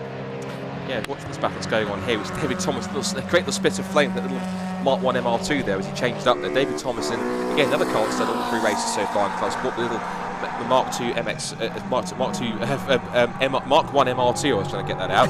And that's Alex Miller locking up a little bit into the chicane. Then now puts Jamie Going to his outside. He's been chasing for the last couple of laps. John Van Hayes, meanwhile, he's looking pit bound for his pit stop. Yes, he is, and so is also Miller and Language car. So Alex Miller will hand over to last year's and now outgoing Mark 1 champion John Language, of course, but he's now into the Super Cup this time by. Now we've got a couple more cars battling. Scott Ferguson in his supercharged Mazda MX-5 Mark 1 against last year's Fiesta Junior champion, now senior level Fiesta Championship racer Ollie Turner. They've turned their way through. Also in there is the Caterham Hay BMW that I think has possibly gone down a lap with some of the front runners. So the running order then, as we go into the pit window with 25 minutes to go in the race, we've got the Jessica Hawkins Invitation Class Fiesta in the lead overall for the Sheed East BMW. But it's the Chrissy Palmer MX-5 in third, Chris Payne is fourth in the Caterham, David May and Mark Skeets in the Jam Sport supported BMW is fifth. Then it's Lee Mabberts in the first of the 3 Toyota Celica's in the field, followed by Lundy's, and then it's the Standaway BMW next. Leon Shepherd in his Fiesta is ninth, and rounding up the top 10 is Kelly Rabin in the third of those secret Celicas. Her car is the Green Machine, which I think is usually raced in Track Attack Race Club in a couple of weeks, which I think they are actually racing here possibly next weekend. So that's possibly a good nice chance to prepare for their 2 races next weekend. Yeah, number 28, David Thomas there in the Toyota MR2, the Mark 1 Toyota MR2. You don't see that many of those racing these days. Battling away with one of the Fiestas, the cars that started mid-grid in the number 28 car, and he's actually running 12th. This is a really good run for him. He's got Jamie Going, who is kind of Mr. Fiesta, really, isn't he? The Jam Sport man. Jamie Going, he's also raced in the Renault UK Clio Cup in the past. Is right behind, and again, 2 more different cars you can really hope to find. It's the 26 BMW in the pit lane, having its mandatory 2-minute service. Even if you're not changing driver, you still have to pit and sit, catch your breath and admire the scenery, although they can see very little of the scenery because right now the cameras are actually making it look lighter than it is outside. It is getting very, very gloomy as we tick towards about 20 to 6 in the evening here, local time at Donington Park. The lights are drawing in, aren't they? And headlights ablaze for most of the cars. Jamie Going's headlights are burning a hole in the back of the number 28 MR2 of David Thomas here as they continue their fight for 12th position, going up the hill towards the right-hander at McLean's. The MR2 seems to get off the corners better, doesn't it? It's the lighter mid-engine sort of sports car, but that Fiesta is good on the brakes, and I think if Jamie Going could stay this close behind him out of Coppice and down the Exhibition Straight, he might be able to go through the chicane. That's the cleanest I've ever seen Jamie Going's Fiesta. I don't normally see it that clean, but he doesn't listen to that back. But sometimes has got a few little scuffs and tyre marks. He gets stuck in, doesn't he? He does, absolutely, yeah, which is all part of the Fiesta. And also have noticed as well, if you see on the back of it, he's put a learner's L on the back of that car as well, which I think he's far from it. He might be a Club Sport Trophy learner, but he's certainly not a Fiesta Championship learner. He's certainly getting involved. There's Chris Payne, who's just made his pit stop in the Caterham Super 7. Can't miss that car on track, it's the pink car. One thing I'll mention about the lower lighting is because you've got the headlights on, this is giving it more of an endurance feel than some of the other cars in the daytime. So I'm actually quite enjoying the atmosphere it's providing actually with the darker lights. So I'd like to see a slightly longer Club Sport endurance race, maybe a sort of longer distance race, possibly, dare I say, whisper it, a 24-hour race if it's feasible. But I mean, that'd be quite good to see these more Club Sport cars. We can bring me back to the days of, to a certain extent, stuff like the Will Hire 24 Hours. That was more production-based cars with little to no modifications. There is the Chrissy Palmer car, was the Paul Shear prepared Mark IV. Also in the pit lane is the Caterham BMW Compact, stopping for its pit stop. So definitely once the pit window opens, there's a flurry of activity. And also in the background, you see the Sheep Eastern BMW here. So that's now in for its pit stop from second place overall. So all go in the pit lane at the moment. Yeah, well, it's not a massive pit lane window. They've got to get on with this, and they all want to time it so that they can have as empty a pit lane as possible to arrive into. The last thing they want is, for example, for a safety car to come out, because then everybody would dive for the pit lane at once, and you can't really fit 39 cars in the Donington Park pit lane. As large an expansive space as it is, it gets fairly crowded fairly quickly when everyone heads for the pits at the same time. So Jess Hawkins then, just to give you some idea of where we are at the race now, we're into the pit window, so things are getting a bit mixed up. Jess Hawkins leads, she has not stopped yet. David May and Mark Skeets are up into second place therefore in the 118 BMW. 114 is off there, that's one of the Sleekers, which I think has made it stop. That's Lee Mabber, unfortunately, by the looks of things. So, and he is stationary on the exit of the old hairpin, I think that was. And that looks mechanical more than anything, I'm afraid. So Lee Mabber's car, fortunately, that's one of the three Sleekers down and out by the looks of it, I'm afraid, because he's immediately getting out, and usually that's a sign of getting out. That's your race done, unfortunately. So that is not a good sign for them. But and those cars were running pretty strong. Of course, Stuart Donovan, I think he won his class last time in his own 7 Motorsport prepared car, which is black with a green trim. There's a couple more cars that have jumped into be one of the few different teams and also cars that have been supporting this series for quite a few. David Thomas's MR2 and the Scott Ferguson car's been in for a couple of rounds. This is the second round for the Chrissy Palmer car. And what's happened to Chrissy Palmer? Is he sort of stopping or is he sort of missing a gear? That was odd. I think he was. I see. That's right. I just spotted now. The reason why he did that, he was stopping. He didn't want to overtake under yellows because they had the. So even if you're lapping somebody, you cannot overtake any car full stop under yellows. You can't do that at all. So he was just parking up a little bit on the apex and stopping. He didn't want to get a yellow flag. Very hectic down the pit lane. We've got 2 of the Fiestas down there. There's 3 Jam Sport cars in a row. You've got the 2 Rob Smith's Fiesta, the May and Skeets BMW, and then Ollie Turner's Fiesta in there as well. So Jam Sport are pretty busy today. It doesn't seem right somehow seeing a Jam Sport sticker on a BMW, does it? That's odd. They are so synonymous with front-wheel drive hot hatchbacks, especially for Fiestas. But yeah, you're absolutely right. 118 David May and Mark Skeets car is in. I think we will see a lot of cars heading for the pit lane now, just in case we get a safety car, because you do not want to pit behind the safety car. You'll lose so much time from that. You need to pit under green and then use the safety car to catch back up to those that maybe haven't pitted. So I wonder if we will see some teams reacting to this, but of course they won't have necessarily, certainly in many cases, ship-to-shore radios. They'll have to try and communicate to their drivers via pit boards that they want them to pit, and the pit boards themselves are not going to be easy to see in this light. So this could all get a little bit confusing. Jess Hawkins has just pitted, by the way, so all of the lead group have now made their stops, or at least in the process of making their stops in Jess Hawkins' case. So by the end of this lap or the next one, we should have a better idea of what the order is like at front of the field. Just seeing in the background the white, black and red MX-5 is in the background. That's Scott Wright, which he's sharing with one of his long-time friends, and somebody who also happens to just be a champion in West LMP2 and won his class in Le Mans, which is Martin Plan. But of course, you put that team together at the beginning of the season, as we see what's been one of the, again, a regular car in the Club Sport Trophy this year, the Butterworths, Craig and Gary, and their beautifully turned out GCB Racing Renault Clio. It's a beautiful looking car, actually, really nice looking. I think it's a Clio 172, if I'm correct. Really nice car. They won their class at whisper it, they were the only car in Class D, but they still won it nonetheless. The trophy's a trophy, so there you go. Good battle here going on between the Andrew Bond on the Civic. I love that little car, the Bond on the Civic. It's a greatly prepared little car. He's really motoring along. Kelly Brabbin's bright green Toyota Celica is in there too, and also there's a BMW in the next behind him as well. I think that's the Caterham BMW again as they come through. And again, I mentioned it before, but the fact it's getting a little bit dark here with the headlights, it gives it a proper endurance racing feel. It's almost like we're getting into the darkness of a 24-hour race in some places, but it's a 45-minute enduro, and actually just really adds to the atmosphere here as we go 3 abreast down the pit straight. The BMW there that was keeping us to one of the newest shape E90 BMWs in the field. I think that's the 320. What number is that? Is that 12325 on the field? A bit further down the order, I think, in the second half of the table. I think it's not on the first page of our time screen, I'm not sure. It's BMW. It's the 4.5 maybe. No, I think it's the one below that. It's the rod of the BMW. It's there, but it's the E90 320 car. So now we've got 17 minutes, 3/4 minutes to go. Pit window's still open, so those who haven't pitted just yet can carry on. That's the Anthony Williams car. And the last time I saw that, and well, thank you for reminding him, that car came out of the pit lane and then its bonnet came up and smashed the windscreen, which was not great. And I know he came into the pit lane and you saw it on the stream. He was visibly in the car, absolutely gutted. He was frustrated that had happened. So they've taken, I think, extra precautions to make sure that doesn't happen again. But really well supported car. That I remember seeing a lot of stuff on his social media channels that he gets well support. But I think one of the restaurants that supports him and a couple of other places that he's got plenty of sponsors on that car. They're working away on that car underneath as well, but that's part of the regulation 2-minute pit stop, or just possibly a further issue. I'm not sure. Another car I enjoy seeing, the little Craig Robertson driven Suzuki Swift GTR that's also looked after by Pip Hammond, there's PD Racing guys. So that car's been in a couple of times. It was at Camberwell Park, it was also in at Silverstone, so another car's been doing all 3 rounds, and it was in the inaugural race at Grand Slam last year. So not almost 100% record in club sport, but again, good to see some regular. This is the good thing. Even though it's 5 races old, we're getting regular cars and drivers coming back because we're just loving the concept.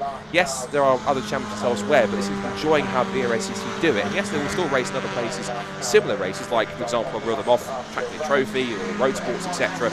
But this is the BRSCC's own equivalent. But even so, it's great that it's interchangeable so that cars from all those different categories can fit into multiple different types of multi-class mini-endurance racing. So it's really seeing that variety. But even in this series, we're seeing their own sort of regulars coming back and doing races. Even the Sheet Nice that needs a BMW's done all 3 races this year. One, it was in the contention for a good result in its class in Camberwell Park. One at Silverstone was in contention for the overall win, so they got beaten by Bradley Lanes in the Civic, and now it's in contention to get the overall victory again. In fact, it leads overall now after its pit stops, and actually getting some pretty good time in the pit stops as well. Craig Robertson in here with Esther Quaitmere leading in. That's Pip Hammond's on the half. You can just see Pip on the other side. Pip won the Classic Stockhouse Championship this weekend, not this season, this weekend, but he did so as well with pretty much maximum score over the course of the year. So welcome to Pip. He and his other half Esther, I believe, are racing together at the Birkin at Silverstone this time. And Esther herself, a pretty handy driver. The last few cars, I think, are now making their way in. We've just had the 29 car, which was the Adcock and, well, it's just Andy Waters, isn't it? But Phil Adcock's BMW. I'm going to resist the temptation to make a joke about how, when it was running in 6th place a moment ago, that was the highest of the order I've ever seen that car. Because I'm sure that Phil, watching from home, will not thank me for that. Oops, I said it anyway. Then rejoined in about 14th place. Having actually, all joking aside, quite a good race, that Class D BMW, one of the highest placed dealers, the Compact Cup cars at least, on the grid. Jess Hawkins looks as though, as she just has done, she's going to come through as the race leader in the Turbo Fiesta with Chris Payne in 2nd place in the Caterham Super 7, only 2.7 seconds behind. So that gap has come down over the course of the pit stop window, and on the previous lap he was a couple of tenths quicker, so we need to try and pick those 2 out if we can. Because we can have a fight for the lead before much longer. Payne is now ahead of the Sheed and Eidson BMW, which is a further 11.5 seconds back in 3rd. David May and Mark Skeets are up in 4th position, regular Compact Cup runners, but in a 330 BMW this weekend, only 2.4 seconds back and lapping on the same pace as the Sheed and Eidson car. And then 5th position is going to be Stanway in the 95 car. Yes, now where did Stanway start? He was not inside the top 5 yet. Tom Stanway was down at 11th on the grid and has worked his way nicely through into the top 5. 6th position is going to be the number 46 of Leon Shepherd, the first of the Fiestas, first of the regular Fiestas, if you like, not the newer shape turbo cars. 7th place for Chrissy Palmer. So Chrissy Palmer has lost out somewhere, hasn't he? I know he had that little trip up with the back marker when he came out of the pit lane, but I don't think it was a quick stop for Palmer because he's rejoined some 33 seconds off the cars with whom he was racing for the lead earlier on. Just in the background, I think David Thomas' MR2 Mark 1 is starting to expire because I saw some smoke coming out of it. I thought it was a lock-up initially, but then it started to slow up. So I think, unfortunately, we're about to lose the MR2 from the race because that might have had some kind of a mechanical issue because it's pouring smoke out of the back of that. So that's unfortunate. There's another regular Fiesta, car number 69. That is Ollie Hunt, of course, the son of I'm trying to remember his name now. James? No, Simon Hunt. No, Simon Hunt, who runs 2010. I had a bit of a mind blank there. He runs 2010 racing. Ollie Hunt, his son, is one of the cars that were regular campaign in the Fiesta Championship, and Ollie himself not doing so much driving this year, but he has raced before and raced successfully in the championship in one of his own prepared cars. Chris Payne is less than a second now behind Jess Hawkins for the race lead, as off goes the Fiesta, not Jess Hawkins' car thankfully, at Coppice Corner. They're somewhere in the middle of the lap, those two, and in the gloom I can imagine it's quite hard for our camera operator to pick them out, but if we can find the 35 and 45 cars, they are getting rather close together now in the fight for the race lead. There's Andy Waters in the Phil Adcock number 29 BMW, one headlight ablaze as it winks at the Mazda MX-5 ahead of it. They're one of the Mark 3 cars that's just gone through, and a Mark 1 MX-5 behind. There is Chrissy Palmer, by the way, you can see in the background, the red MX-5 Mark 4 car. He's chasing down the Ford Fiesta right in front of him, isn't he, of number 46, that is. Another car that's come through nicely from the grid. Leon Shepherd started 14th, but I think he's about to lose that place yet. Palmer goes through into Crane's Corner. And also the car in front of him is another position he can gain, because he's on the back of Tom Stanaway's BMW. In fact, you might get him in quick succession, because they're going to help towards Coppice Corner with all his experience. I'm sure he's done that several times around the outside of the Formula 4. Not maybe at Coppice, but he might have done that in several places. Look at this Andy Waters that goes towards. Oh, that's Kevin Bird in the Mazda MX-5. Steady, boys, don't make contact that way. But Kevin, it's damaged. It's damaged the Waters car, hasn't it? Broken right front suspension, or a puncture maybe even that could have been. And he's going to tangle with Chrissy Palmer, who gets sideways. The car couldn't turn left coming out of the chicane, and Chrissy Palmer bounces his way across the grass, and that could have ended very badly for both of them. I hope Andy Waters was able to get to the pit lane there. I think if you listen carefully, you can hear Phil Adcock swearing from his sofa in his living room from home. I'm sure that he was not happy to see that. It's a shame, as I say, they were doing quite well, but that was unfortunate, just a tiny bit of contact, and unnecessary, quite frankly. You could definitely run two cars side by side down the exhibition straight, and there wasn't much that Andy Waters could have done to avoid that, and the MX-5 with whom he just tangled, the 59 car, almost throws itself in the scenery down at the old hairpin as well. So it's been a lively couple of laps, hasn't it, for that 59 car of Kevin Bird, who quite possibly is not going to be on Andy Waters' Christmas card list. I don't think anyone's going to be on Andy Waters' Christmas card list at this rate, particularly not at least Phil Adcock's. And Phil Adcock's telling me, ironically, he's just texted you saying, "Stream stopped. What happened?"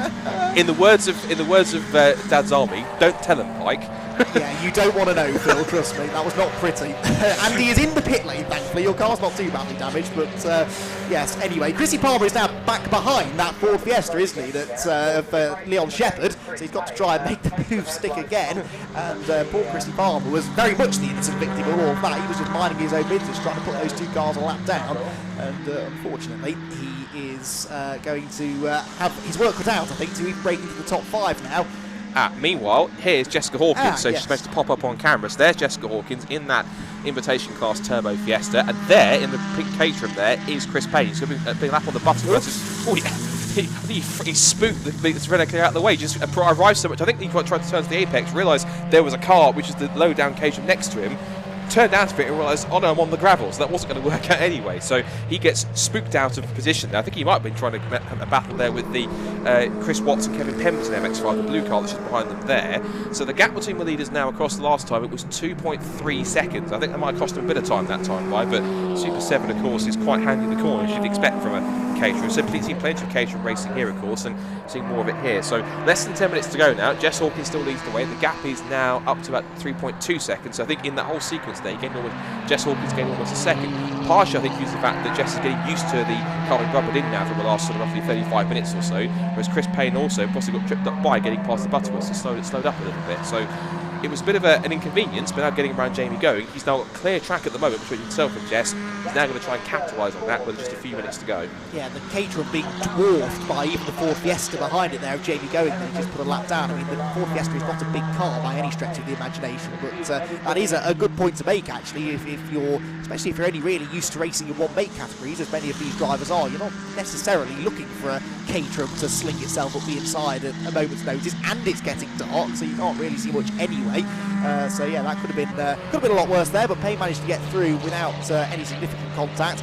The car with which it nearly tangled there, which is the Butterworth Clio, I have just had it confirmed to me, it's not the same Butterworth that were racing yesterday at Alton Park in the Fun Cup, but there's a Craig and Graham Butterworth that race in Fun Cup for GCI Racing, and I did for a second think that they were in their second endurance race of the weekend, but no, different Butterworth family. I think it's Craig and Gary, so it's still C&G Butterworth, but it's different. And you can see why I was confused. It's been Craig, yeah. Jess Hawkins then sets the fastest lap of the race, 1 minute 19.680. She puts a lap on Jamie Going's regular, I say in inverted commas, Fiesta Championship car, of course, but these ST180s getting some development this year in this shortened season to be introduced as a class next year of their own. There's lots of interest actually, because it's actually quite easy to convert one of those cars from one of the existing CTEC S cars, because it's the same generation of Fiesta, into an ST180. You just need the kit, which I think is being put together for, which you can buy for this car to turn it into that. And for example, Jamie White's former champion winning car, which is racing still this week in this race. We've almost forgotten about it, but it's further down the order in the hands of Marco Ricci and Pete Daniels. Oh, the Butterworths. I know I shouldn't have talked about them. Maybe that sort of off was more than just being spooked. Maybe it was a problem because they were going quite slow down the pit straight, I noticed, or slower than they would normally be in terms of full pace. So sadly the Butterworths aren't going to make it to the flag. They have done the last 2 races in form pretty well. That's not standard on that BMW, because that's now a car, there's something scraping on the ground of that car. Quite catch who it was. Is that the Jonathan Hayes? It's the Jonathan Hayes BMW, isn't it? It's just been passed by. Is that on? That's not on track, because that's not for position. That's May and Skeets, isn't it? Yeah, because the other car, because that's the Jonathan Hayes one's a bit further down the order in. It's not even in the top 20. Yeah, sorry, it's in 13th place. Sorry, so he's a bit further down the order. Just had a lap put on him. There's the Scott Ferguson MX-5. Scott Ferguson is actually running 12th, just ahead of him. So the Hayes BMW for several seconds back, it seems, but. It looks as though at the moment, again, I say touch wood, tentatively, that May and Skeet should be looking on for a decent result here to pick up what should be 4th place overall. They make their way through the chicane. There's the Jonathan Hayes car, which looks okay, so whatever it was must have been just dragging on the ground as it compressed at the bottom of the hill through the old hairpin, because it's running, as far as I can see, perfectly fine without any dramas, and the sparking has gone for the moment as well. I think it's just, there's something maybe at the front of the car that's hanging down. It may have even fallen off now, so you can see underneath it. Of red spark, yeah, it's there. Oh yes. Left corner, something, a little strut or something, isn't there? Which I'm hoping is not part of the suspension. It can't be, because the car is still running reasonably quickly. But that is sparking on the ground. It's one of those things that if it was the middle of the day, you wouldn't have even noticed. It's just because it's getting so dark now that you do start to see sparking of things dragging, glowing brake discs as well. It's part of what makes racing at night such a emotive experience for petrol heads like us. Chrissy Palmer, what progress has he made? Well, he's just got himself past the 95 BMW of Tom Stanway, so he's back into the top 5 now. He's 21 seconds though behind the David May and Mark Skeets BMW 330, so he's not going to get there. I think place as good as it will get there, I think, for Chrissy Palmer. As the number 18 Mini goes through. The old hairpin, that is Anthony Woodham's R53 Mini Cooper S. And how's he doing? He's not on the first page of the timing screen either, but he may well still be doing well in his class. Yeah, he's 5th in Class D.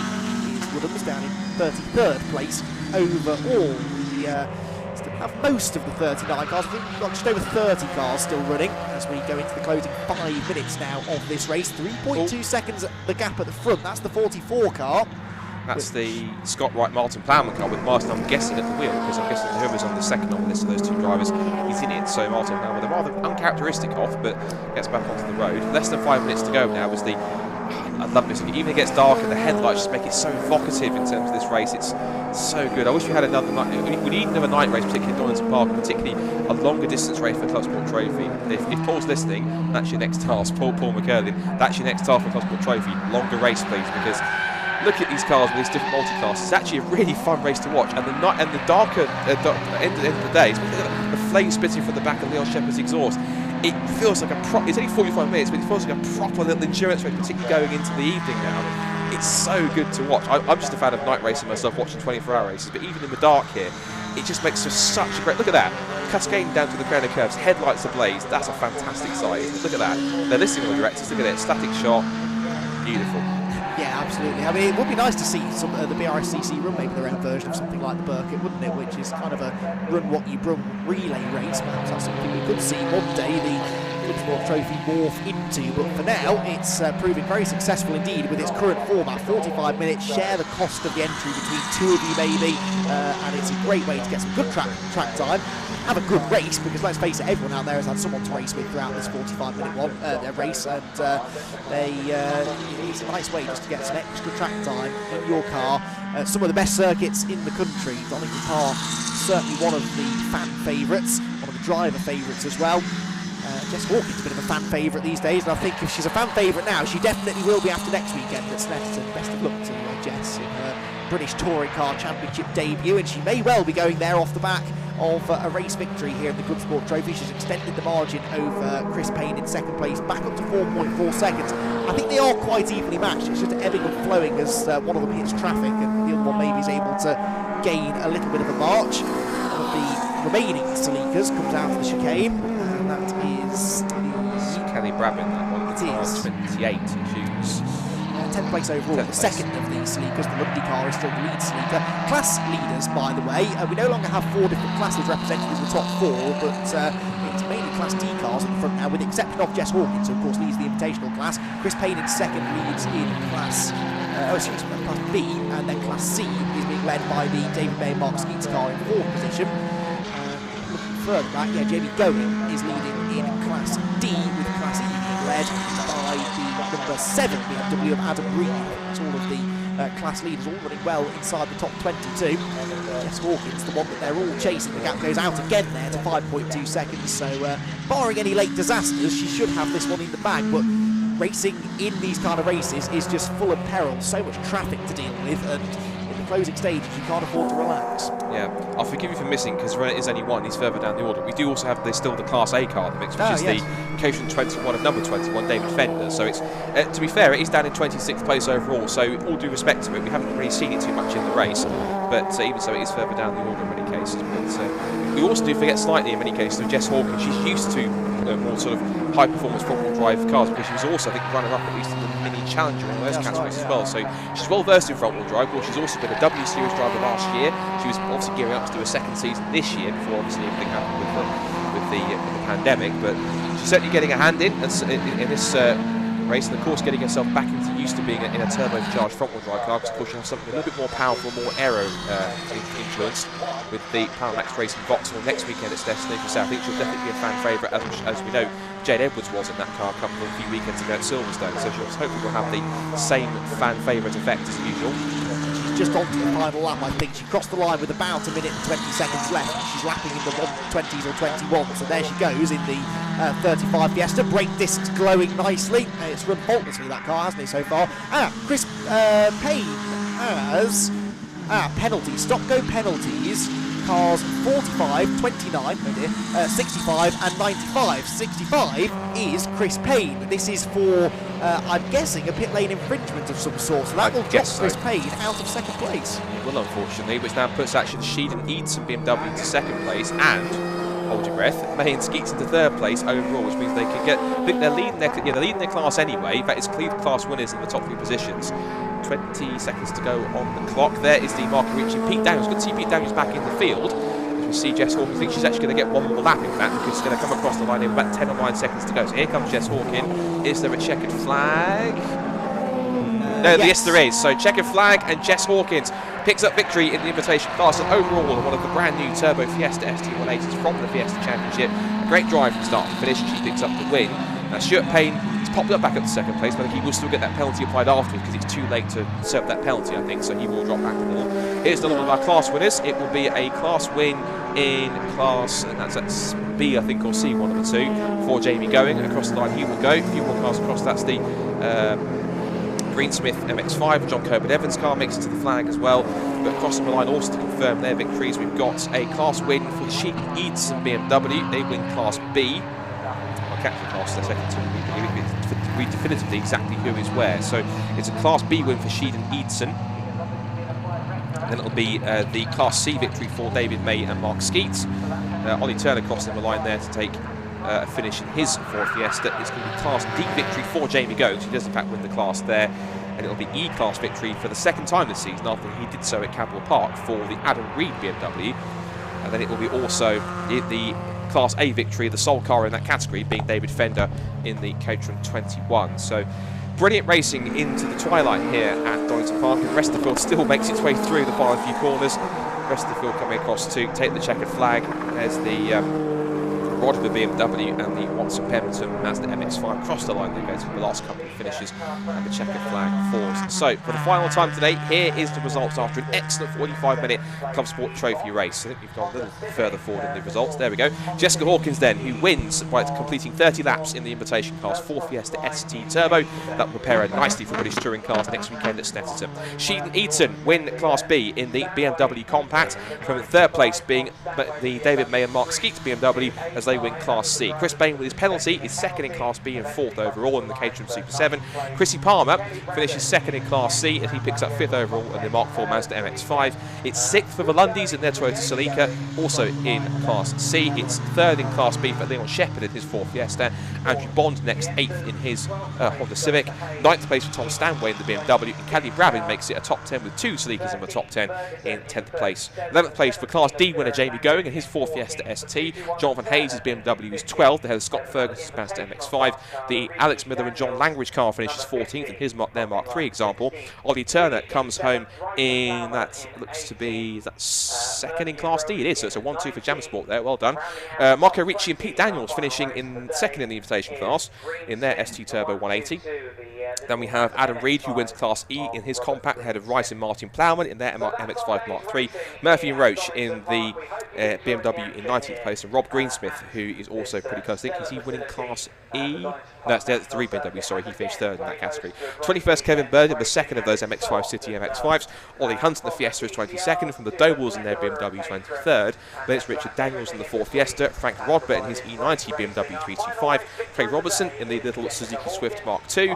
David Fender wins Class A as the sole entrant in his Caterham 21, from Watson Pemberton in the MX-5, Caterham Hay in their BMW, and John Coburn Evans, who in the last race had a mechanical issue that faltered just metres before the line, does make the flag this time, fortunately, in his Rover Mini. Then it's Anthony Woodhams 31st, from Rob Smith 32nd, the Butterworths, who retired sadly earlier on, and we go into the retirements now with the Waters BMW in 34th position. David Thomas, who had an issue and retired. Steve Keitel also sadly out of his Mystery Racing Mini. Lee Mabbott pulled up with a problem, and unfortunately we lost both John Cooper and Jack Uhill's Fiesta in the gravel at the old hairpin on the first lap, and also Paul Sibiani's car, who lost a wheel out of the 39 cars that started. And that, ladies and gentlemen, before we get to interviews quickly, is the end of racing here this weekend at Donington Park. You can see the light has really drawn in, and the evening has come to the day has come to a close. We're getting into the evening now with the lights flashing bright. It's been a fantastic weekend of racing with Caterhams, Fiesta Juniors, BMW Compact Cup, the TCR, TCT and VW Cup title decided, Civic Cup also crowning a champion. All the Academy titles have been decided now, but we've still got Road Sport, 273 10s and 7 UKs to decide at Snetterton. But I think we are now ready to go down for our final interviews of the day with Andy to have a chat to some of our class winners in that excellent Club Sport Trophy race. Fantastic day of racing here at Donington Park. The Club Sport Trophy drivers have headed straight down to Park Ferme, so sadly we won't be able to have a chat with them. But that does round out the finals weekend here at Donington Park. It's been a great 2 days of entertainment. Many champions crowned, some championships still going down to the final rounds in a couple of weeks.